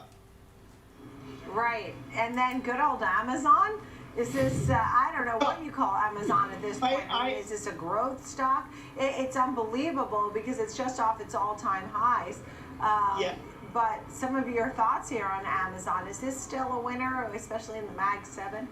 Yeah, I think Amazon's going to be a winner here for quite a while. Sort of like how Walmart was a winner back, in the 80s and 90s. So I think Amazon's here to stay for quite a while. They have a really diversified business. They're hitting pretty much on all cylinders. They had some cost-cutting measures that they put into effect. And, their advertising and web services are doing extremely well. And, even Prime Video, I mean, they're getting more involved in the NFL, and their streaming is doing very well. And, they're diversifying their whole business. And I just like Amazon and continue to think that it's going to be one of the leaders here in the markets in the end of this year and into 2025. We have Tesla in the news. We have 3 banks in the news as far as them reporting. Delta reported, Pepsi reported. We're already underway with some exciting names to watch overall. Are any of them exciting to you at this time that you can share with us? Well, I mean, I think Tesla is a pretty exciting stock. I know they came out, and it wasn't favorable, what a lot of people had to say. But, in the future, I do think that they're going to do very, very well. It may take a while longer for their plans to pan out. But I think Tesla would definitely be an interesting play. Finally. And I think that that should do very well in the future. Looking at other stocks that have sold off, looks like maybe Nike is that made my day. Should be looked at. The valuation looks pretty good on Nike. Someone said something nice. I think that they're going to do well over the next several years, and I think the stock should do very well. And of course, another stock that has lagged is Disney, and I think Disney should do well also. And as we move out of tech a little bit going into 2025, we may see some of these value names pop up, and I think that they could do well. But right now, it looks like we're still in growth mode, and I think we're going to be there till the end of the year.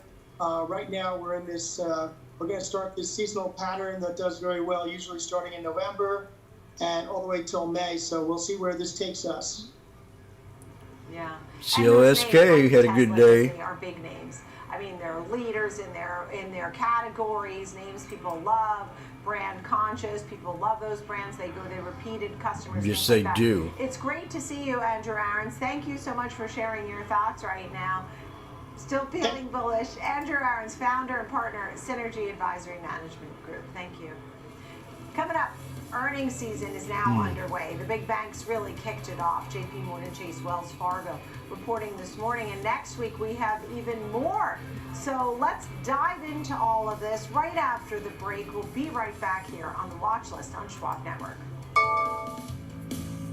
Disney's up today.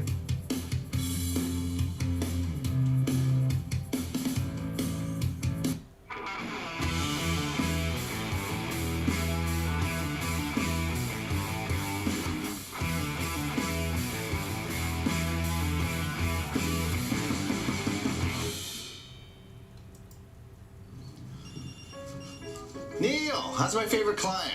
Quick question, Carl. Can you offer me the same choices as Schwab? Choices? Yeah. At Schwab, I can get full-service wealth management, advice, and invest and trade on my own. Come on, you know Carl's the only choice you need, right? Neil, tell me you know this. Gotta run, Carl. Schwab. Have a choice in how you invest with Schwab. Cut the cord on the way you get market news. It's Well. Join me, Oliver Rennick, for the biggest earnings coverage, insights from the smartest minds on Wall Street. Monday through Friday, 3 p.m. Eastern, available anytime, anywhere, on any device for free. Only on the Schwab Network.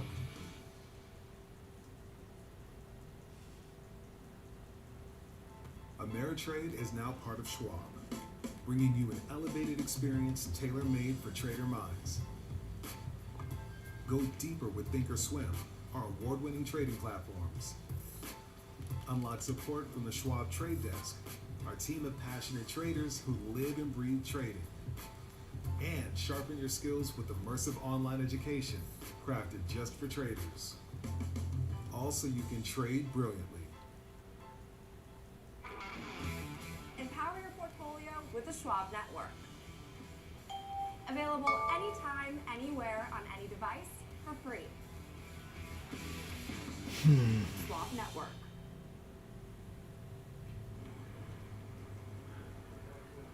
Welcome back to the watch list. I'm glad you're here with us. Just looking at some of the numbers for JP Morgan, Wells Fargo, BlackRock.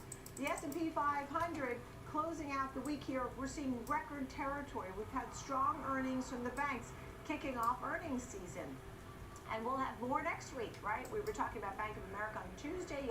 You'll hear from Citigroup and Morgan Stanley and many, many others, just to name a few. So let's have our panel here on board.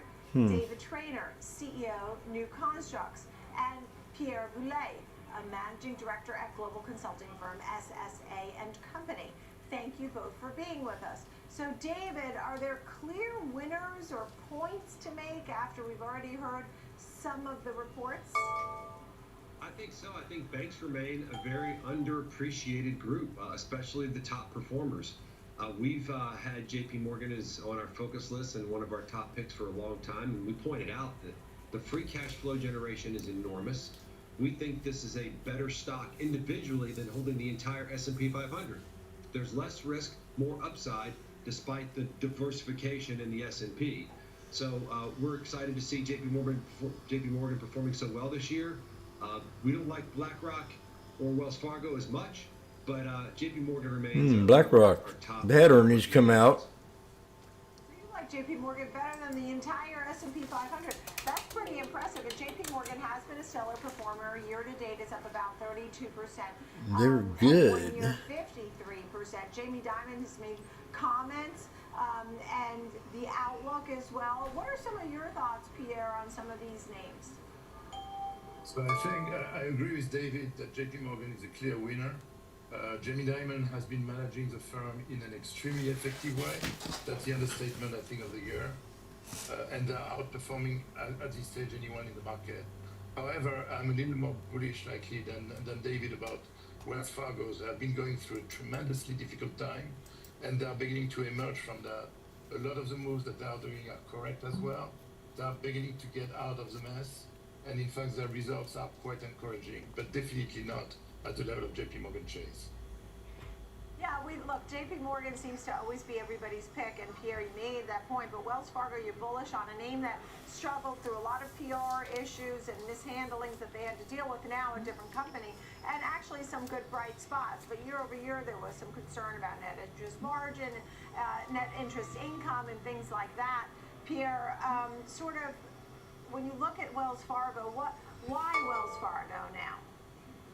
So Wells Fargo is definitely a consumer banking business mostly, unlike JP Morgan Chase, which is extremely diversified, at least in the financial services area. What they are doing on the consumer banking side is to clean up their books, make sure effectively that the risks, specifically the credit risk, is controlled. I personally believe that credit risk is not going away. And in fact, banks like Wells Fargo or JP Morgan Chase are very, very careful to not issue too many loans. I do believe it's not only an issue of demand, it's an issue of supply, where they are very, very careful to the loans that they underwrite. Yeah. David, are you making any moves ahead of some of the names for next week? Bank of America, Citi, Morgan Stanley, PNC, and others. Are you thinking that one may be an extreme bright spot or one may be a complete dud?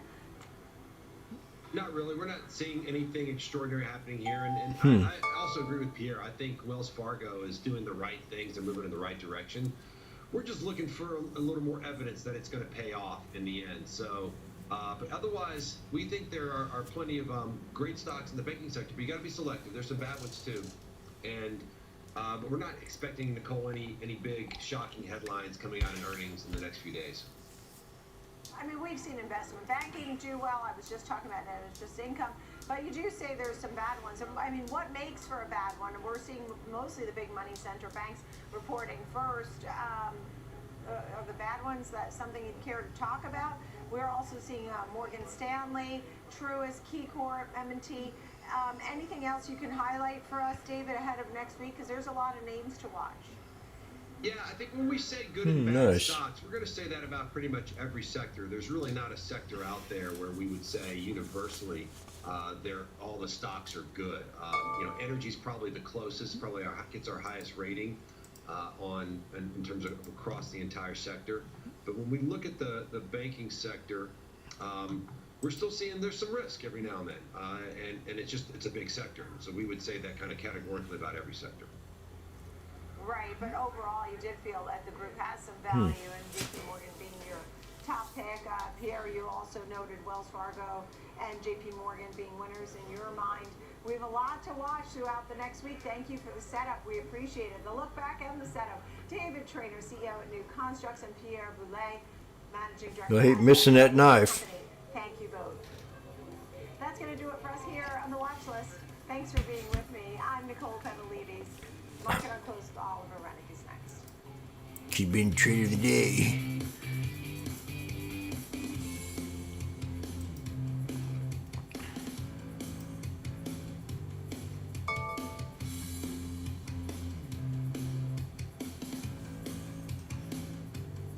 This election season, stay out of the muck and the mudslinging with Schwab Network's by-the-numbers coverage of the presidential cycle. How could this election impact your financial future? Next week is going to be a crazy political week. Election trades are fraught with risk. No agenda, no hysteria, just good old-fashioned analysis of what policy means for your portfolio. Stay informed, stay ahead. Tune in to our election coverage on Schwab Network. The market is a multi-trillion-dollar beast. When there's profit there, you take it. That's always going through my head. My job as a trader is to just make money. With a history and a geography degree, how did you find your way into trading? Trading attracts a lot of the best and brightest students because it is this enormous data set. It is incredibly competitive. And so if you really want to put yourself out there and test yourself and find out how good you are, it is very attractive. So how are you exploiting human weaknesses? Being lucky at trading is great, but it's not the formula for success. You need to be able to find opportunities in the marketplace and sift through enormous, staggering amounts of data. You certainly see patterns. Context is so important. I think the best traders I've seen, certain parts of your skills will become outmoded by competition or by technology. When we look at your whole brain, we don't see any activation in these emotional or reward pathways as if you don't have an emotional reaction. I'm not very good at sales, turns out. I'm very good at trading. I have a trading system that I've used for over 10 years, and it's almost second nature. Do you think that this is potentially a human superpower?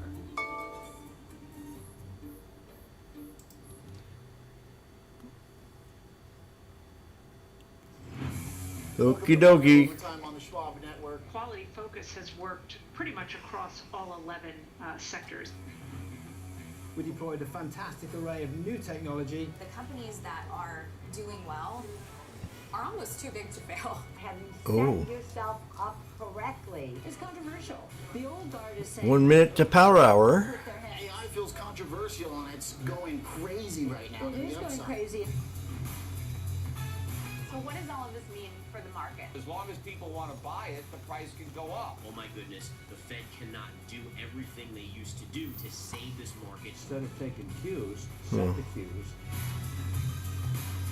Very funny. I would want my money. No more than 5% in any one stock, no more than 20% in any one sector. Now there's a market for every single one of these people. There's a market for you. Market Overtime on Schwab Network.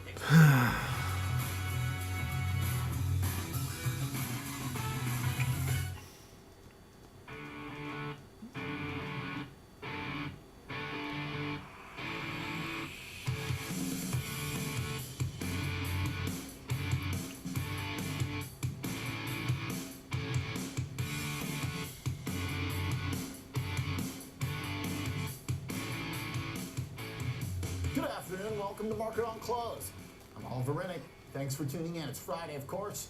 Counting down the minutes till the weekend here, but more time for stocks to keep ramping up. We're at all-time highs. The Russell 2000 has been leading the day. It's now almost up 2%. We were looking at it this morning, about like 10 a.m. It started getting interesting. The Russell rallied, then faded, and then came back, and we were kind of walking through the logic on MTL. What would get in the way of a ramp today didn't seem like much. Kind of was expecting that since Wednesday.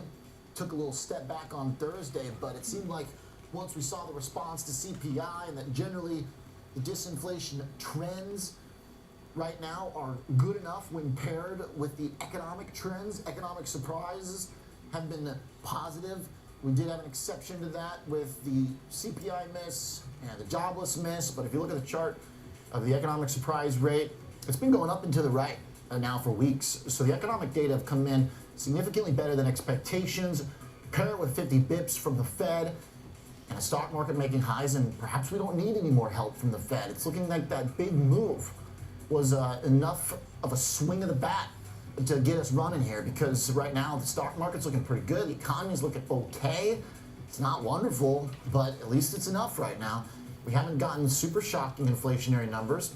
PPI was fine, nothing really that exciting there. CPI was a little bit warm, but when you pair just a little tiny beat in CPI with the overall weeks-long beats in the other economic data, the logic adds up for markets. Risk on into earnings as well. The banks are kicking off that quarter of reports with some pretty good numbers. They'd already been rallying, and now they're picking up the pace with a big jump today. So there's a lot of stuff that's working in favor for the market right now. And we've also got an election coming around the corner, but as the market starts to maybe see the light at the end of that tunnel, there's not a whole lot right now for the bears, I don't think, unless you start bombing on earnings. You got valuation issues, arguably, but the valuations are the most expensive and the stuff that has the most growth. That was my spiel yesterday about the high quality trade. The market generally has also been pretty healthy in its approach. It's been steady as it goes. We're nowhere near the COVID style sentiment mania. In fact, we did see sentiment come off a little bit in the consumer number this morning. And we also did see that expectations have skewed pretty hard towards looking for cuts. Great chart from Kevin Gordon and Charles Schwab that tweeted, go check it out. We talked about this morning, shows in the sentiment report today, the expectations for interest rates have gone way south, obviously. So that might be an issue. But the point is that we've been unwinding in the marketplace, in bonds these last few weeks, expectations for further Fed cuts, and the stock market is rallying alongside that. We've had higher yields for weeks now since the Fed cut. All those things point to a healthy market to me. And even today, we're getting a little bit of bounce back in BTC. We'll get to that in a sec. Here's a look at the Treasury yield for the 10-year. Thing about this is that it's been going pretty clearly up and to the right with some conviction. Now, after a few warm inflation prints, it actually stalls out. So you might say, okay, well, that's kind of weird. How come yields aren't spiking even more? But I think that's telling us that this was kind of priced in. That 50 basis point move from the Fed, that was the whole case for them doing that. That's what I argued here before they did the 52 a week ahead, was that the 50 was the logical one to do if you're going to cut. There's your double top. Impact. It should be pro-cyclical. It should be helpful to the economy. If you think that the rates have any impact, then they should help, and it should also limit, this is the crucial part, this is the kind of the irony of how the bond market works, because of the reflexivity In duration, is that by doing something productive, you limit the need to do even more productive things later on. So the terminal rate, the expectation for where the Fed will end this cut cycle has come up. And that's generally a good thing. So now we're not pricing as many cuts going forward. That's the market saying that maybe the first cut is actually making a difference.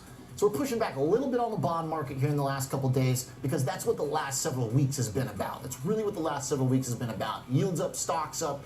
We've been talking about nonstop, pounding the table that that's what you want to root for if you're a stock bull. You don't want to be dependent on the Fed. So, kind of like resting the case here. We'll see what comes next now that we're in earnings. But so far, they're looking okay as well.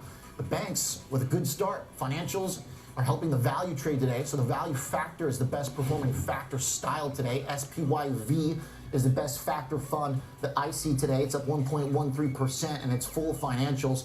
Here's a look at a couple different parts of the financials. XLF, your main one, they're up 23%. So right on par with the S&P 500. The insurance companies have actually done the best. KIE, the insurance ETF, up 25.5%. And then the regionals are hanging in there, back near the high end of the range, but obviously lagging a good bit. Really find anything that's going to be really important to watch to see if regionals are going to join in the party. And that's where today does get a little bit more speculative in nature. I've also argued that you like the slower, steadier, more high-quality driven rally. Today is a little bit different. When you see value up front, that's actually lower quality. Really important difference between those factors you have to understand. The quality stuff right now is still very much big tech. Maybe not Tesla because their valuations aren't justifying the robo event. But quality right now is still semiconductors that have the growth, that have the profits. But you're starting to see some of the value trade justify itself as well when banks report good earnings. And so the rally in JP Morgan and everything else is pretty compelling across the board. VIX still looks a little bit high for everything I'm talking about right now, which is fairly kind of Goldilocks, if you will. The VIX at 20. There's definitely some election risks still baked in there. Maybe that's sticky until November. Hopefully not until January. At least if I think we have to root for one thing in November, that first week when we elect, is that it's such a decisive victory that there's not going to be chaos around it. That would probably be the lowest volatility event you can look for no matter who wins. So that's a little bit curious still. VIX probably has to come down further. And the other thing, Bitcoin bouncing back 6%. Okay, so I put the red light on Bitcoin yesterday because the chart looks terrible still. It still looks terrible, but today's a nice bounce back. And it fits the session too. It's a frothier, more speculative session today. You got the Russell up, you got small caps, you got value. But Jenny Horn, we don't have Tesla. In fact, it's actually Uber who's leading us today. And that's like kind of twisted. It's like one thing to sell Tesla, it's another to buy Uber, like rubbing it in. I think maybe because there was the fear that this was going to like completely shatter Uber's market share. I mean, Uber dominates ride hailing right now. Like it's basically Uber, and then there's like the rest of the like small market share of ride hailing is taxis, Lyft. So I can understand the fear, I guess, but it's amazing. You look at the S&P 500 best performers this week. Uber's the top of the list, and then the worst performer is Tesla. So today is almost a great screenshot of like what the S&P saw this week, because frankly, that's the best and the worst of the week now. Yeah. All right. And we kind of, I mean, the odds like seem to like so against them, given there's just so much like negativity around Elon and the quick to sell button generally when it comes to these bigger events. And given the fact that we basically have traded on this expectation now for so long. Like, I know this was delayed, but the more it was delayed, the more the share price just took off. So that's basically, that's basically why we got through like $200. Exactly. And so then you had to deliver because the stock price had been pushed up too much. I mean, we trade now at 95 times forward earnings. I mean, get real. And I'm a believer. Make no mistake, I am a believer in Elon Musk and his vision. I think that any universe in where we can eliminate the human component of driving is a win, because frankly, if you study like traffic patterns as I have before, frankly, you understand it's mostly driven by the human component of error. That is why these vehicles aren't on the road yet. But to me, then there's still that massive gap. We are frankly not in a world that is ready for full autonomy yet. And so you see these vehicles, they're amazing. I love the fact that they have no pedal, no steering wheel, and the footage there just shows how spectacular they look. Are we there yet as a world, as a society? No. California is. They want to be. They are. Hold on, I got some numbers for you here. We're going to talk about Tesla later too, so I don't want to get like stuck on it, but it just does still feel like the most fun thing because Uber like had this huge rally and breakout on top of it. The other thing too is that the numbers on the Waymo and California is pretty wild. They did 100,000 paid robo-taxi rides per week in the U.S. That was on a LinkedIn announcement that the co-CEO put up, which was double the weekly paid trips from May. So that's just what they did this summer. So Alphabet's like rocking on it. I'm kind of surprised maybe that Alphabet didn't even move more on this, because if we could move all this market cap around for Uber and Tesla, shouldn't like Alphabet getting more credit for Waymo? 100%. Here she goes. Alphabet right now is unfortunately caught up in like antitrust regulatory stuff, which frankly I don't really think matters. I mean, I think that if we see actual, action from the DOJ, that's different. But right now, I think Alphabet is trading on like concerns over regulatory risk, right. split up of the search engine. I mean, that is their bread and butter. But Waymo, I was making the same argument, because I was like, if you want to find an investment in LSD, you can basically already do that with Waymo, which is already on the road. That's correct. Okay, so Uber's at the top of the S&P 500 today. Behind it, Fastenal, that's our overlooked stock of the day, by the way. We're going to talk about that one later. Wells Fargo, the bank's obviously doing really well. Domino's is in the mix too, bouncing back after their report. So when you include that stock too, which reported yesterday, the beginning of earnings season is kind of kicking butt right now. I mean, did you see Domino's Pizza was also ripping today? I know you're happy about that. I was happy about that. It's more of a recovery story there. But yeah, banks, I mean, a lot to like as far as banks were concerned. We touched on this morning, but JP Morgan, I think anytime you have Jamie Dimon coming out saying our balance sheet is solid, the U.S. consumer is solid. I mean, Chase is seeing more and more of they are facing some higher credit losses, but they're also, still making more money than they ever have. They also did say that they continue to expect these loans and deposit payouts to basically continue at this pace.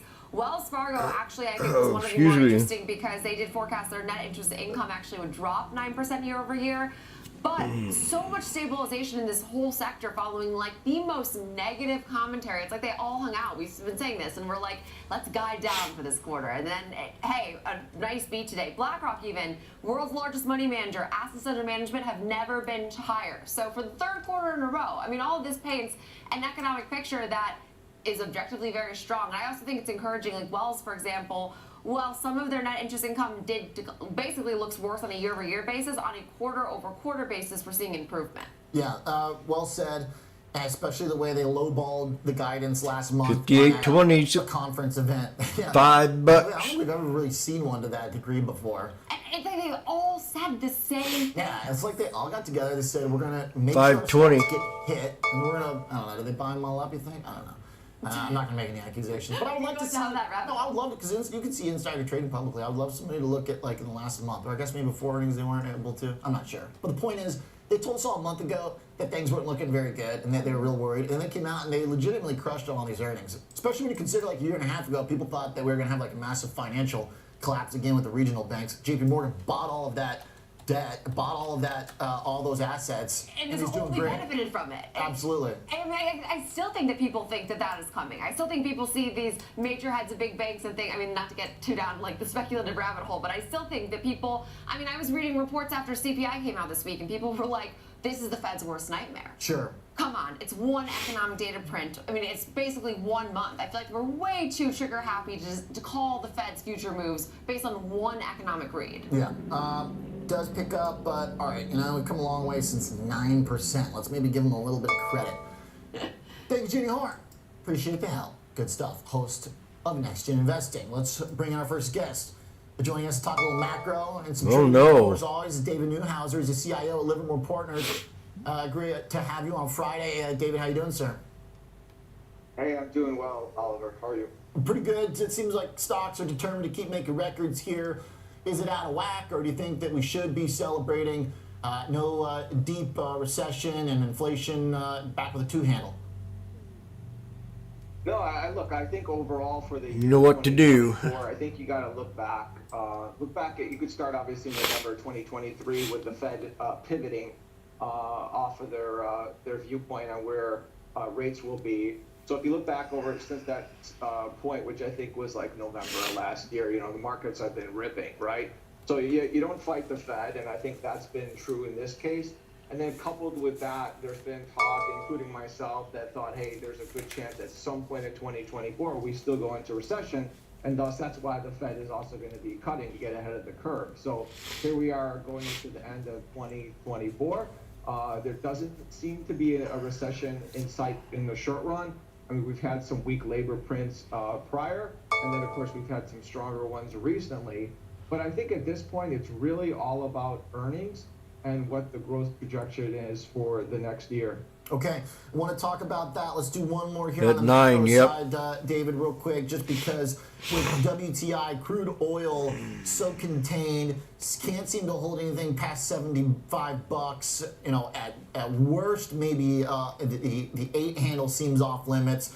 But with that contained, do we put the reflation risk behind us firmly now, or do you look at the core CPI at 3.3 and say, you know, let's be wary, or is it more that possibly we could just plateau?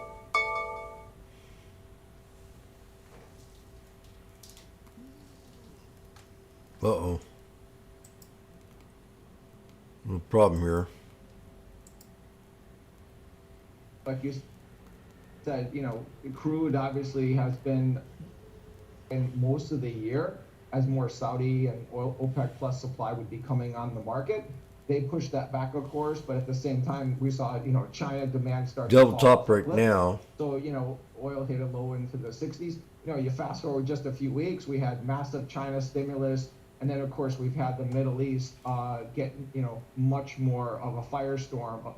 And at this point in time, I think, you know, both avenues are still on the table, but it's leaning to me more that oil is going to stay in a higher band with the potential for tail risk to the upside in a big way, like $100 plus Brent, if things get elevated there. Okay, so if we think about CPI, the high being, you know, 9%, almost 10 in 2022. All items were at 2.4 right now. Like, what do you think that range could look like to the upside, David? What are we talking like at worst in the next year? Like 4? Do you think we get to a 4 handle? Would that be really bad? I mean, can we eliminate stuff after a certain point? Yeah, look, I don't think you could eliminate anything. I mean, obviously, inflation on a downward trend, obviously, as you described, since 9% of years ago, that sounds great. But, you know, I tell this to, you know, even my wife, I keep saying, it's not the fact that inflation has been coming down. The fact is there's still inflation, right? Inflation rising even at 3.3% on the core rate, that's still inflation. And what I think consumers and the economy cares about is the rate of change, and that we've seen like 40% increase in inflation rate since COVID, right? 40%. And that's proving to be extremely sticky and structural. You know, and that's something, again, like Livermore's been pushing on. And the theme there is, if inflation is structural, obviously it's going to impact the lower middle class. And also, who's it going to benefit? It's going to benefit the wealthy. Why? Because if you own assets, like the stock market, if you own assets like the housing market, those are going to go up. That's going to be really good for your balance sheet. And the one that's going to feel a lot of pressure would be at the low end. Now, the positive, though, of all that is the fact that the labor force overall has been strong. And then I keep going back to say, well, why is that? And a lot of that has to do with the government and federal deficit spending and huge stimulus that's come into the economy for the past 5 years now. So, you know, look at the fiscal deficit in 2020. We ended the year something like $21 trillion. Now we're talking about closer to $36 trillion. So here's a question for you, Oliver. The S&P is at a high, obviously up over 20%. What's gold doing? Gold is up over 28%. So gold's still outperforming the S&P this year. And the last time that occurred was 2010. So I think there's a lot of different dynamics at play. And I wouldn't be, you know, thinking that unicorns and rainbows are all on the horizon for 2025. Well, I know that you are far in the money on your gold trade, so full credit to you, and it's done great. I worry about projecting too much, or rather interpolating too much from gold from a market narrative standpoint, because we see it, you know, move on a lot of things, geopolitical stuff and others. I guess beyond the gold trade then, David, how does one express the sticky inflation trade? Because the reason I ask about kind of the range for upside in inflation is that would be tradable. Like if you told me, all right, if I got a view that like CPI is going back to 5%, boom, I think I know how to trade that, right? Probably short stocks, probably short bonds, again, both. But if we plateau here, how do you trade that either stickiness in inflation or how do you trade your point about the lower income consumer that gets hit? Well, I think it's been playing out, right? So you've obviously seen like the Mag 7 and technology, even though obviously we're hitting highs, you've seen them kind of peak out, and actually I think overall the basket's like down a few percent in the past few months. It is. Whereas like some of those other cyclical trades have actually helped and caught fire. So again, another thing that I was pressing on was that, again, we're sort of in this boomer renaissance, and therefore, like I said, the stock market's at highs and the wealthy are doing well, and that's, so the way to play it has been things like, the cruise industry, other aspects of travel and leisure. And that's been a big theme. And the way, of course, on the other side to be short are things like the dollar stores, like Dollar General, Dollar Tree, that are also suffering. So it's a very fragmented, and it's also a stock pickers market, which is great. But at this point, it seems like there seems to be too much complacency on the large cap still. And I think there's still good value on the small cap. Okay. The small cap side, if there's value there, I mean, that seems like it only works if the economy holds up, because that's the more cyclical stuff. So it doesn't sound like you're negative on the economy in the near term. No, look, like I said, I think it's all about fiscal and monetary policy, and there's been this massive fiscal deficit spending, right? So as long as the money supply is strong, we're going to do just fine. I think the bigger question is, can we continue along this path and how much longer? And again, going back to my whole gold trade, that's why gold is outpacing the S&P today, because they see sort of the elephant in the room. And I think we're coming close to the election, and everyone sees the two candidates, and I think either candidate you choose, more than likely you're going to see even further, fiscal deficit spending. So, until we see austerity or until we see like runaway growth, I think we're at a better chance that 2025 is going to be more challenging, and that's what I'm positioned for. Okay. And David, so the final thought then is, if both candidates kind of had the same ideas, should we be fading vol around that event? Because that's kind of where it seems you've got vol sticking around. Is there a November trade?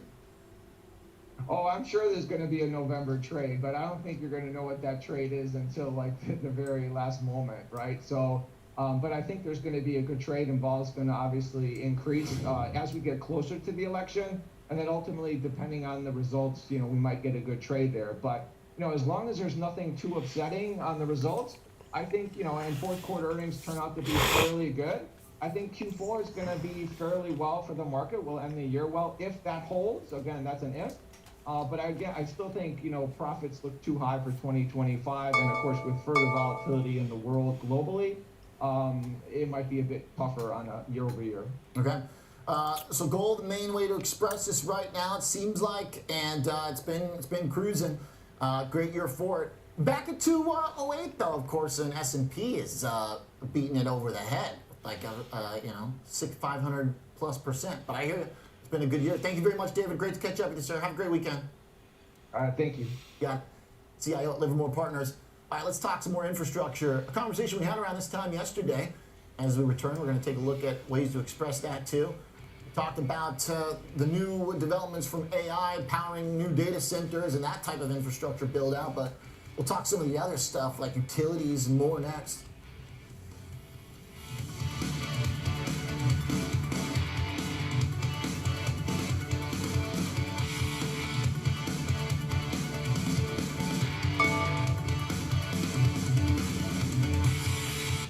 The Schwab Network app and join in on the latest market trends. Anytime, anywhere, on any device for free. Schwab Network.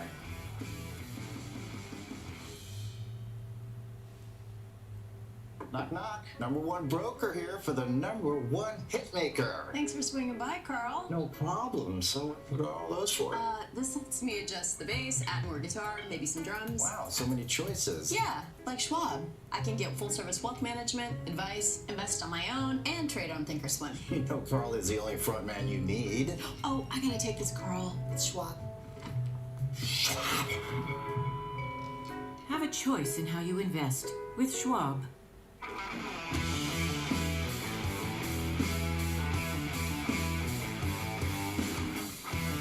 Not much done today.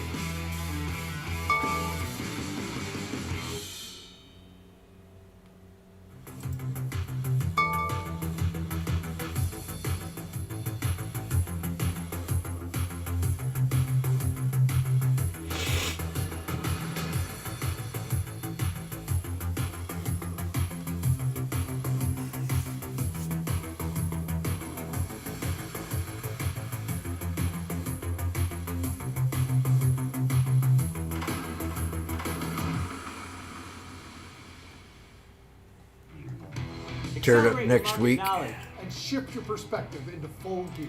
Real-time example trades, a full hour of trading insights. I'm Tom White. I'm Kevin Hinks. Catch me on Fast Market, weekdays at noon on the Schwab Network. Fast Market, ready for you, ready to go at 12 p.m. Eastern on the Schwab Network.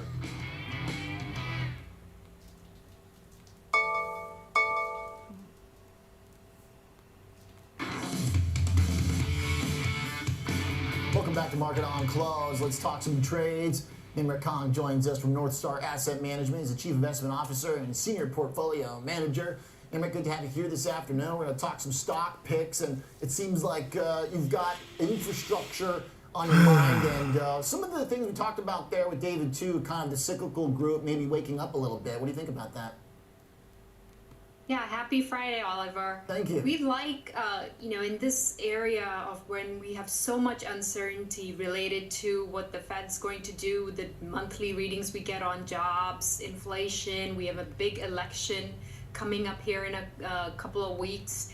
So in that uncertainty, we focus on some of the trends, the mega trends, where we feel like we have long-term conviction, we can be certain as to the long-term trends. And one of them is related to infrastructure. Look, it's no secret the U.S., needs major investment in infrastructure here. Our roads, bridges, water infrastructure, all needs investments. We're lagging behind the rest of the developed world. Just the water infrastructure was put in place in the 1950s, and EPA estimates something like $700 billion over the next 10 years we have to spend to upgrade the infrastructure.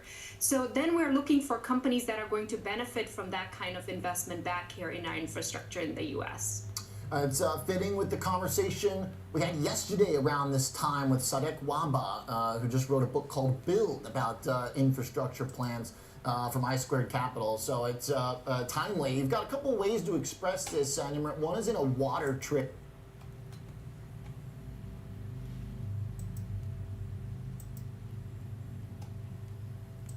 Yay?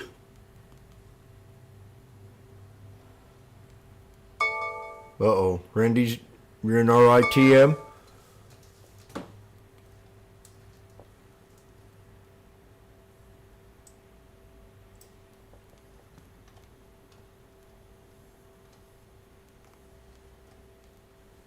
Let's see. I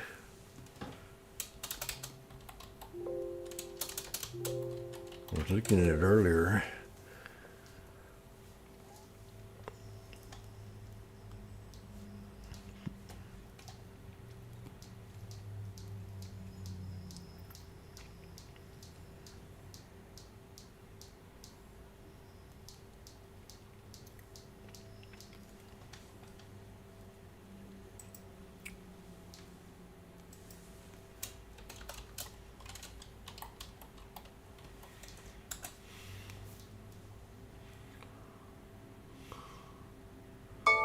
October 18.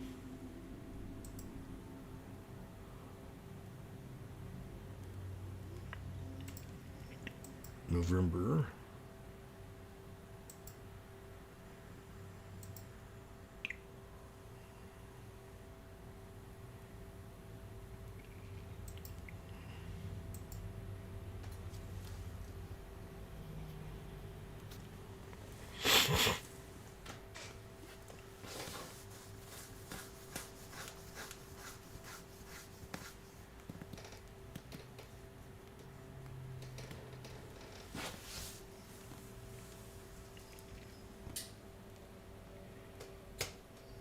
Converting into revenue, but it's a steady eddy type of a company. Now power hour time. Yeah, sure.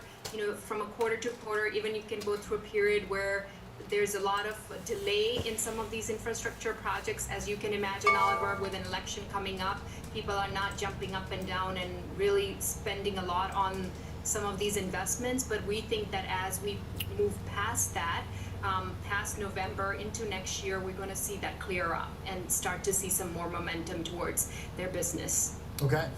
It seems like the other pick, IDX, IDEX, is similar in a way, but a little different, kind of all fitting in within the same theme, though. Yes. So IDEX is another company. It's a much more diversified industrial. Again, they make the same kind of things, pumps, valves, metering equipment, but used in a number of different industries. The key thing about an IDEX is they hold number one or two market share positions in a lot of niche markets. And they service something like 15, 16 different end markets, everything from equipment used to inspect and monitor the sewer systems, to wastewater treatment, to even metering equipment that you're using in pharma industry for the transportation of biologics and so forth.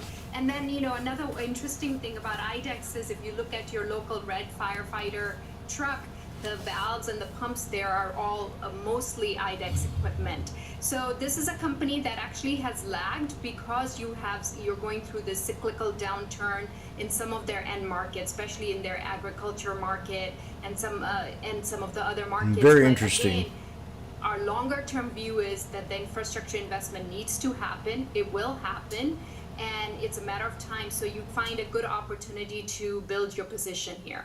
All right. Love it. Nice stock ideas. Definitely under the radar for us. Appreciate that, Imran. Good stuff. Have a great weekend. You too. Thank you. Absolutely. Imran Khan, Chief Investment Officer, Senior Portfolio Manager at North Star Asset Management. Xylem, IDEX. All right. Couple water picks. Did it? Coming up. We got options. We got some trading discussion in Tesla. We're going to be looking at the cyber event in some more detail. Be right back.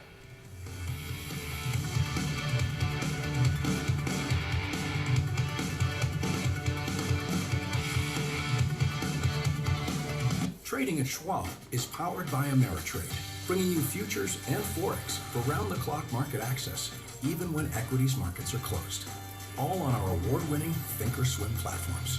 So no matter what or when you want to trade, Schwab has cutting-edge tools, curated education and insights, and trading specialists ready to help, however complex the strategy. With a wider range of opportunities, you can trade brilliantly with Schwab.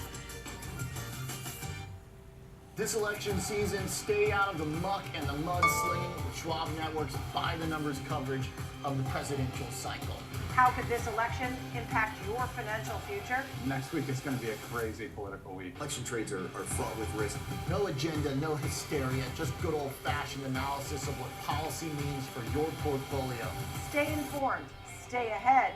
Tune in to our election coverage on Schwab Network. Accelerate your market knowledge and shift your perspective into full gear. Damn. Real-time example trades, a full hour of trading insights. I'm Tom White. I'm Kevin Hayes. Catch me on Fast Market, weekdays at noon Tricky. on the Schwab Network. Fast Market, ready for you, ready to go at 12 p.m. Eastern on the Schwab Network. Got me. With Schwab investing themes, it's easy It's to a nice little bounce back. spot a trend in electric vehicles, have a passion for online gaming, or want to explore the space economy. Choose from over 40 themes, each with up to 25 stocks identified by our unique algorithm. Buy it as is or customize to align with your goals. All at your fingertips. Schwab investing themes, 40 customizable themes, up to 25 stocks in just a few clicks.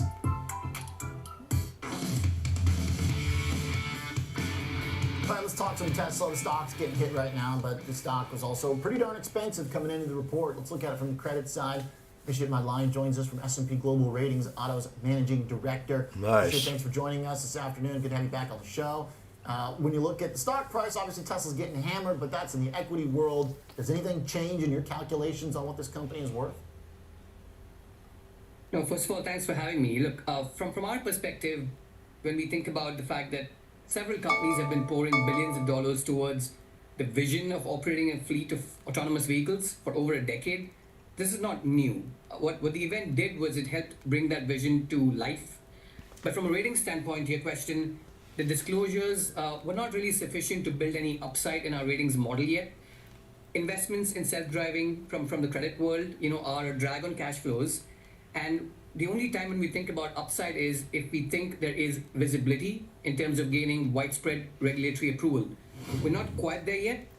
Luckily for Tesla, it's not a huge drag on ratings because they have enough liquidity and access to capital to fund these investments. Now, the access to capital, I was kind of thinking the same thing because the show was pretty spectacular yesterday. They're on the Warner Bros. Lot and everything. You know, they're not hesitating to spend right now to make a big deal of this. And some would argue that the robos, both the Android and the car, now the van too, that this is really the only way to justify their equity valuations. But to your point about, I guess, from the credit side, it's a little bit more like binary to some degree. Are they running or are they not? Like, are they pretty smoothly running still? Yeah, so what I'll say is, look, from the standpoint of the rating, we actually look at the fact that they're facing a lot of pricing pressure globally in the US. Yeah. The Model 3 has lost steam. The Model 3 volumes were down 40% so far this year, shares down almost 7 percentage points. It's kind of expected, but they need to keep investing in R&D for the planned product roadmap that they've promised. So if I had to pick the most important rating factor, it's got to be the timing and success of its next generation, more affordable vehicle. They talked about it on the last earnings calls. They said it's on track for start of production sometime in the first half of next year. So from our standpoint, that's a very important consideration for market share and, of course, our view of its competitive advantage beyond 24 and 25. So from our standpoint, that's the next transformation chapter, the post the Model 3, Model 5 production overhaul. The next one will be the affordable vehicle, not the robotaxi. Okay, and it seems like the past year in particular, the margin story, the pricing power that basically all autos lost, not just Tesla, because I mean their margins are still better than the legacy ones, even after all the pricing cuts, aren't they? That's right, yes, and yes, we did take down some of our pricing assumptions, which led to their margins declining. But if you compare it to the automaker average, you know, on an average, the automaker EBITDA is roughly, for an investment grade company, it averages between 10 and 12%. By our forecast, Tesla is north of 13% in our forecast. So yes, even with these price cuts, as of now, it does have cushion as far as the rating is concerned. Okay, so those who are arguing that Elon's gonna blow up his company by investing in these offerings right now, that's a little extreme. Fair enough. I mean, like the risk reward is still worth it if he can actually, you know, get a major competitor to Waymo in major cities. I mean, it seems like that could be a huge source of revenue if it all works. Yeah, I mean, any potential updates on, you know, how they're able to license this, work with partners, get more widespread regulatory approval, all of that is an upside. For now, these investments appear sustainable based on their cash. But again, from our standpoint, you know, the next important ratings driver is really going to be the timing and the success of its affordable vehicle. Okay, that's a way bigger factor. Totally get that. Okay. So Nishit, I'm also kind of thinking, if we think outside the box for a sec, just because I still got like the cyber van on my mind and all these things. You know, one of the ideas is that, you know, you or I go buy one of these cyber cabs and kind of run it like an Airbnb, basically. Do we know like how that would function for Tesla? Like, would they take a cut of anything? Would it just be a one-time sale and then they're out of the picture and then the consumer runs it on their own? What if the thing gets in a wreck? Are they going to be liable for fines? You know, like, do we know any of the potential kind of phase 2 of how it would work for Tesla? Yeah, I mean, we don't specifically know it. Some of the disclosures around timing for monetization, you know, what hurdles need to be cleared, even with the regulators state by state.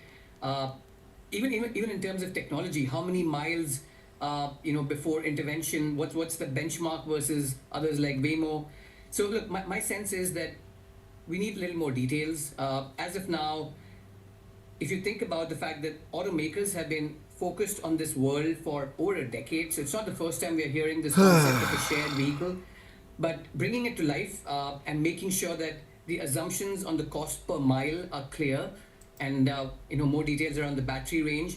Without all that, it's very difficult to paint a realistic view as to what this would mean from, you know, on the ground monetization. Okay, so that's all still up for grabs basically, but for now, got the cash flow to dabble in the capex for this. The last part is it prohibitively expensive to do this right now in this shit? Like, if they don't really take off, are they going to have to, is it going to strain their bottom line? To what degree is it straining? Yeah, I mean, it depends. They haven't really disclosed the actual dollar amounts that's going specifically towards this initiative. But over time, if, cash flows in the fundamental business, the market shares keep getting eroded, we don't have, timeline or visibility on success of the affordable vehicle, and at the same time, money keeps getting poured into this, all those things coming together, that's when we would start getting worried about the cushion for its current credit rating. But as of now, I think over the next year or two, it looks as if they should be able to manage cash flow. Thank you very much, Nishit. Appreciate the analysis. Thanks for having me. Nishit Madlani, Otto's Managing Director at S&P Global Ratings. Let's move on from equities for a moment. Let's talk some commodities. Let's talk some other trading too. Looking at Bitcoin and gold. Then we'll come back to talk Fastenal, which is one of our key stocks of the day. A big winner in the session. Be right back.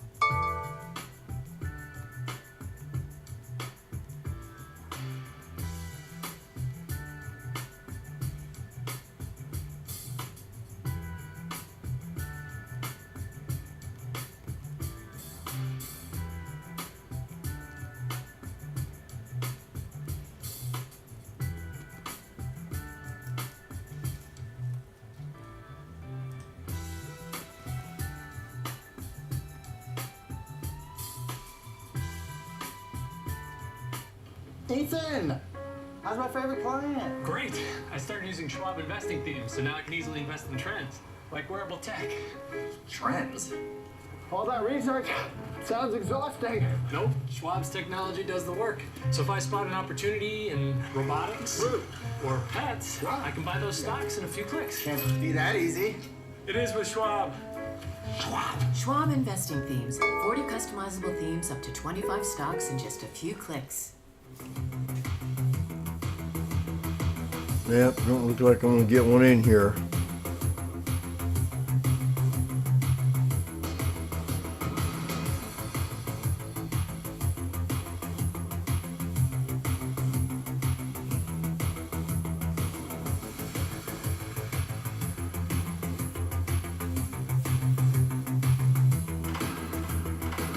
$210, 58.20s. Knock, knock. Number one broker here for the number one hitmaker. Thanks for swinging by, Carl. No problem. So what are all those for? This lets me adjust the bass, add more guitar, maybe some drums. Wow, so many choices. Yeah, like Schwab. I can get full service wealth management, advice, invest on my own, and trade on Thinkorswim. You know Carl is the only front man you need. Oh, I gotta take this, Carl. It's Schwab. Have a choice in how you invest with Schwab. Trading at Schwab is now powered by Ameritrade, unlocking the power of Thinkorswim, the award-winning trading platforms. Bring your trades into focus on Thinkorswim Desktop with robust charting and analysis tools, including over 400 technical studies. Tailor the platforms to your unique needs with nearly endless customization, and track market trends with up-to-the-minute news and insights. Trade brilliantly with Schwab.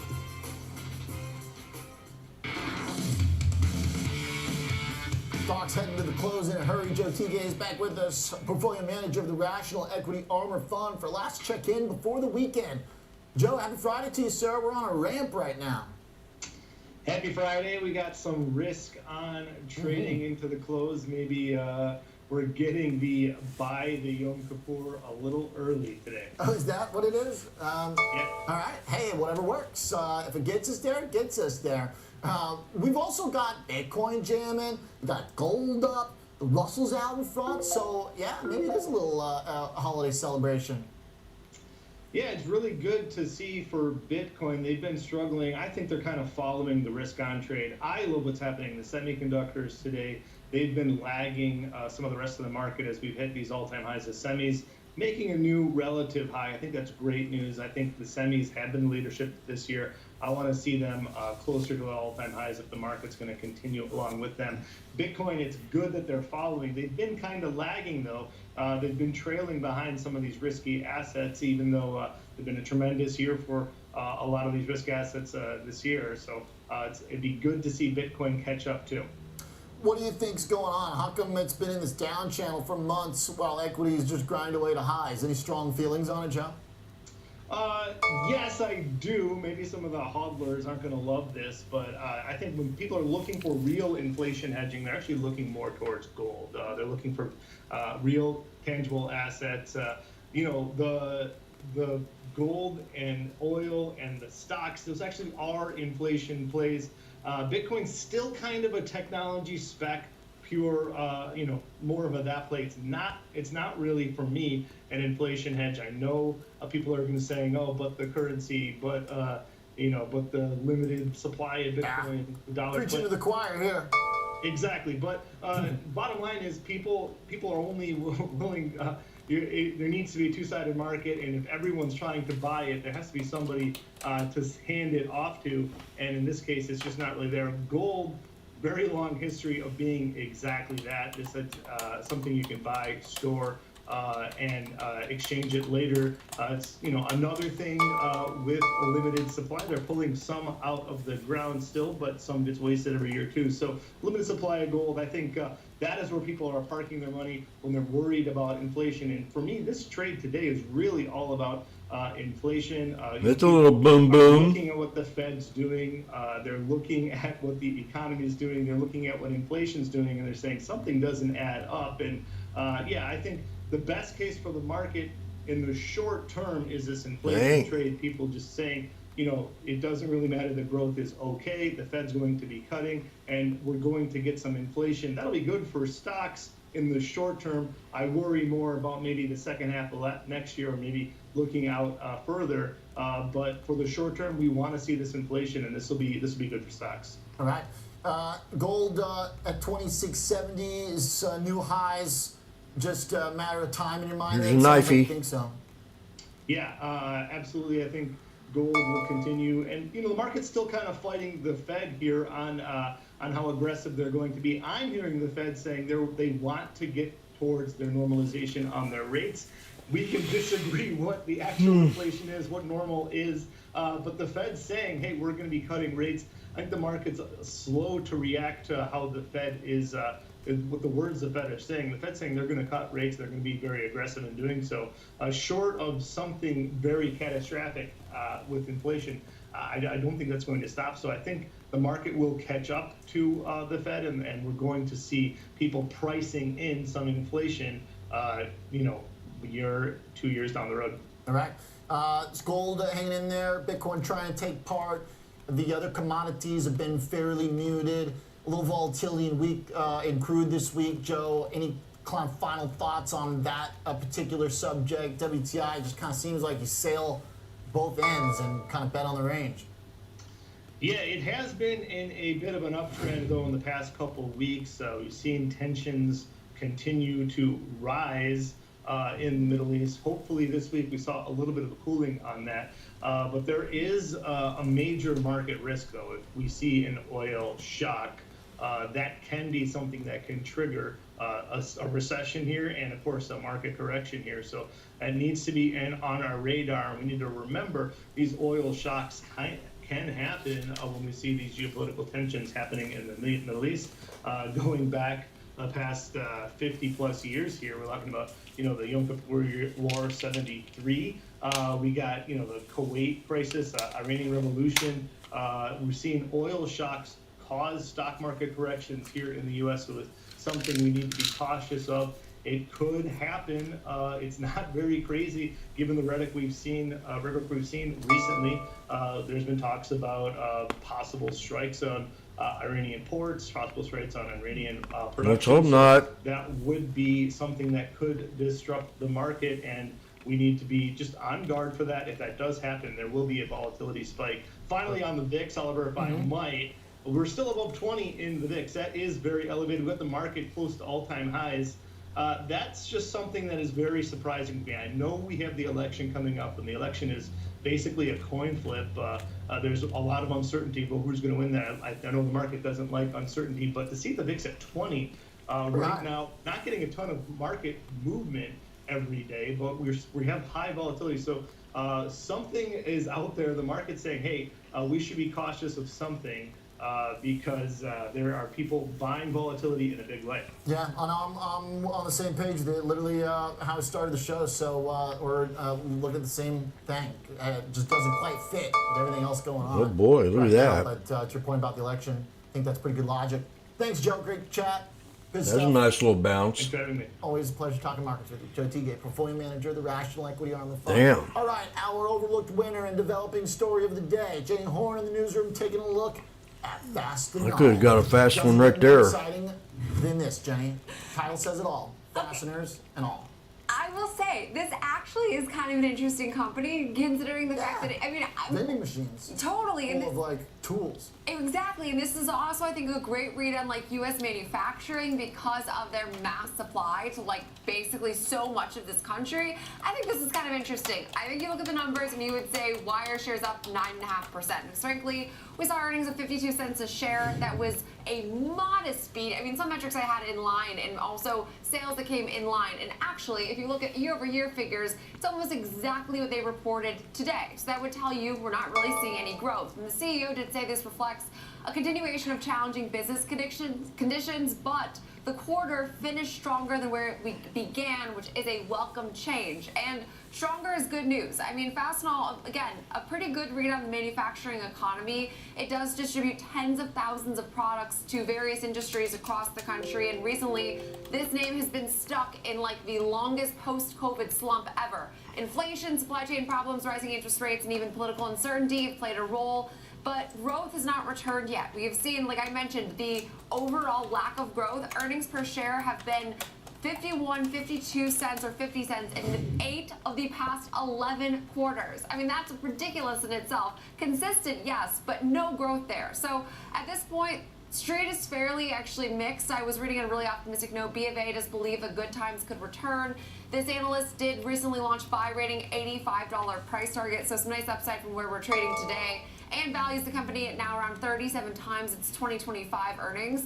They said that Fastenal is right now a leading player in this highly fragmented $200 billion North American industrial distribution market. And it does have the #1 position in fasteners and the #2 position in safety supplies. So for that reason, they've lagged their overall peers, so they see upside from here. And hopefully this good time can continue here. All right.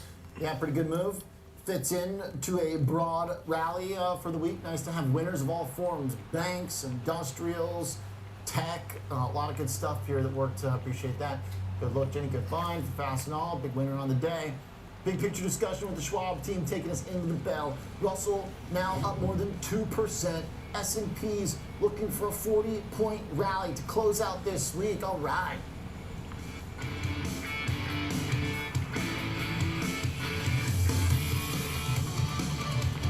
The market is a multi-trillion-dollar beast. When there's profit there, you take it. That's always going through my head. My job as a trader is to just make money. With a history and a geography degree, how did you find your way into trading? Trading attracts a lot of the best and brightest students because it is this enormous data set. It is incredibly competitive. And so if you really want to put yourself out there and test yourself and find out how good you are, it is very attractive. So how are you exploiting human weaknesses? Being lucky at trading is great, but it's not the formula for success. You need to be able to find opportunities in the marketplace and sift through enormous, staggering amounts of data. You certainly see patterns. Context is so important. I think the best traders I've seen have insatiable intellectual curiosity. Otherwise, certain parts of your skills will become outmoded by competition or by technology. When we look at your whole brain, we don't see any activation in these emotional or reward pathways, as if you don't have an emotional reaction. I'm not very good at sales, turns out. I'm very good at trading. I have a trading system that I've used for over 10 years. She has no And reaction. it's almost second nature to me. Do you think that this is potentially a human superpower? 58.20s at 135.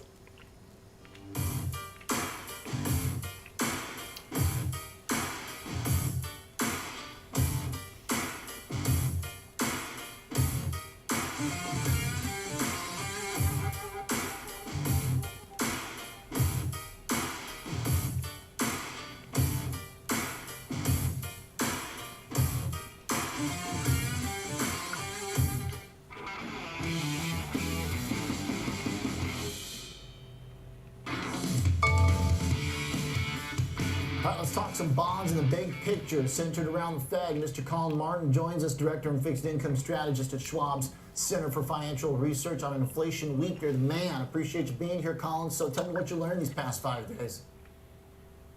Well, it's been a pretty busy week. I think yesterday was a little bit surprising with a better than expected CPI report, although we got a little bit of relief there with the PPI report.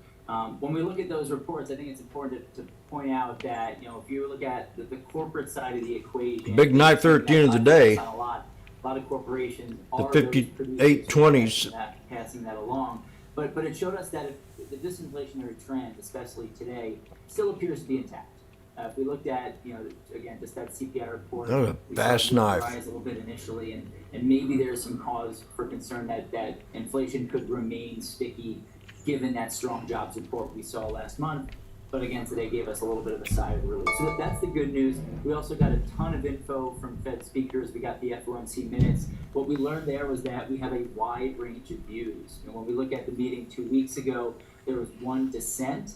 But when you dig deep into the meeting, you saw that there were actually some members who would have been more comfortable with a 25 basis point reduction versus that 50, although they came around and ultimately voted for that 50 basis points. So I think going forward, given what we've seen with the strong labor market and inflation that's been sticky the past few months, I think it's going to be an interesting debate at that early November meeting. Okay, that's it seems a welcome thing by the market right now. Spreads are tight, stocks are at highs. Seems like we don't need another big 50 bips. What do you think? I'd say 50 basis points is not needed right now. If you look at the futures market, there's not even a full 25 basis point cut priced in just yet. In other words, there's not a 100% chance of a cut in November. And that's something that we've heard from some of those officials, specifically Bostic yesterday, who mentioned the idea of potentially pausing at one of the upcoming meetings. That is a possibility right now because things are looking good. I mean, you hit the nail on the head, Oliver, where things are going smoothly right now. The economy is chugging along. We're seeing upward revisions to GDP. We saw a very strong payrolls report. And we're seeing inflation that, although ultimately trending lower in the grand scheme of things, maybe it stalled out in the past month or two. When you look at all that together, there's certainly not a case for a 50 basis point cut. And it does open the door for a pause in one of the upcoming meetings. We're not there just yet. We think that a 50 basis point or a 25 basis point cut should come in November. But again, we have a lot of time before we get there. If we get some really strong data between now and then, maybe the Fed does pause. But adding all that together, we also see very loose financial conditions, as you alluded to. High stock prices, low credit spreads. Things are looking pretty good in the economy right now. When you're engaging the credit side, Colin, going into earnings, does that give us an opportunity to take on a little bit more risk, go for a little bit more yield? Does that spectrum widen out a little bit in the quality or lack thereof one should tolerate? We wouldn't be taking more risk right now. In other words, we wouldn't be adding to the riskier bond positions right now, mainly due to valuations. The story of the credit markets are strong fundamentals, but really, really rich valuations. On the fundamental front, we're comfortable with credit risk in general. We like investment grade more just because they have those high credit ratings for a reason.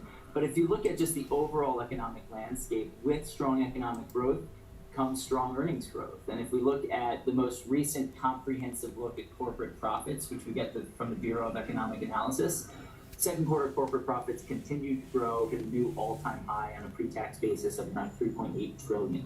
Companies have a lot of cash in their balance sheets. Slam. And in addition to that, we're actually starting to see yields fall. So that can be a tailwind to corporations.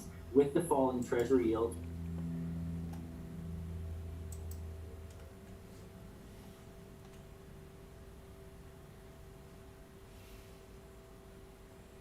Bell's about to ring.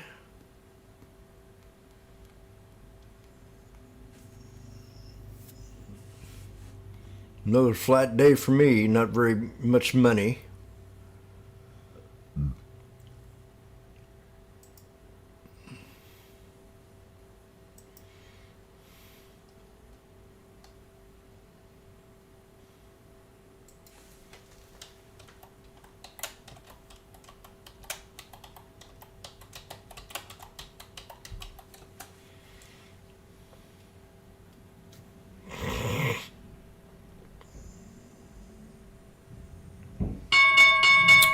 Ding, ding, ding, ding, ding.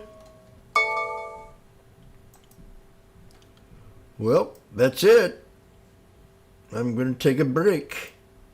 Have the weekend off. Watch some videos, clean the kitchen up.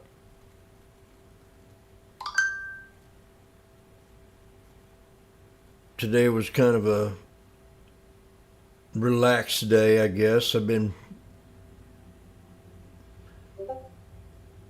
going down a hard road, so I think I kind of just kicked back today. Took little bitty baby naps.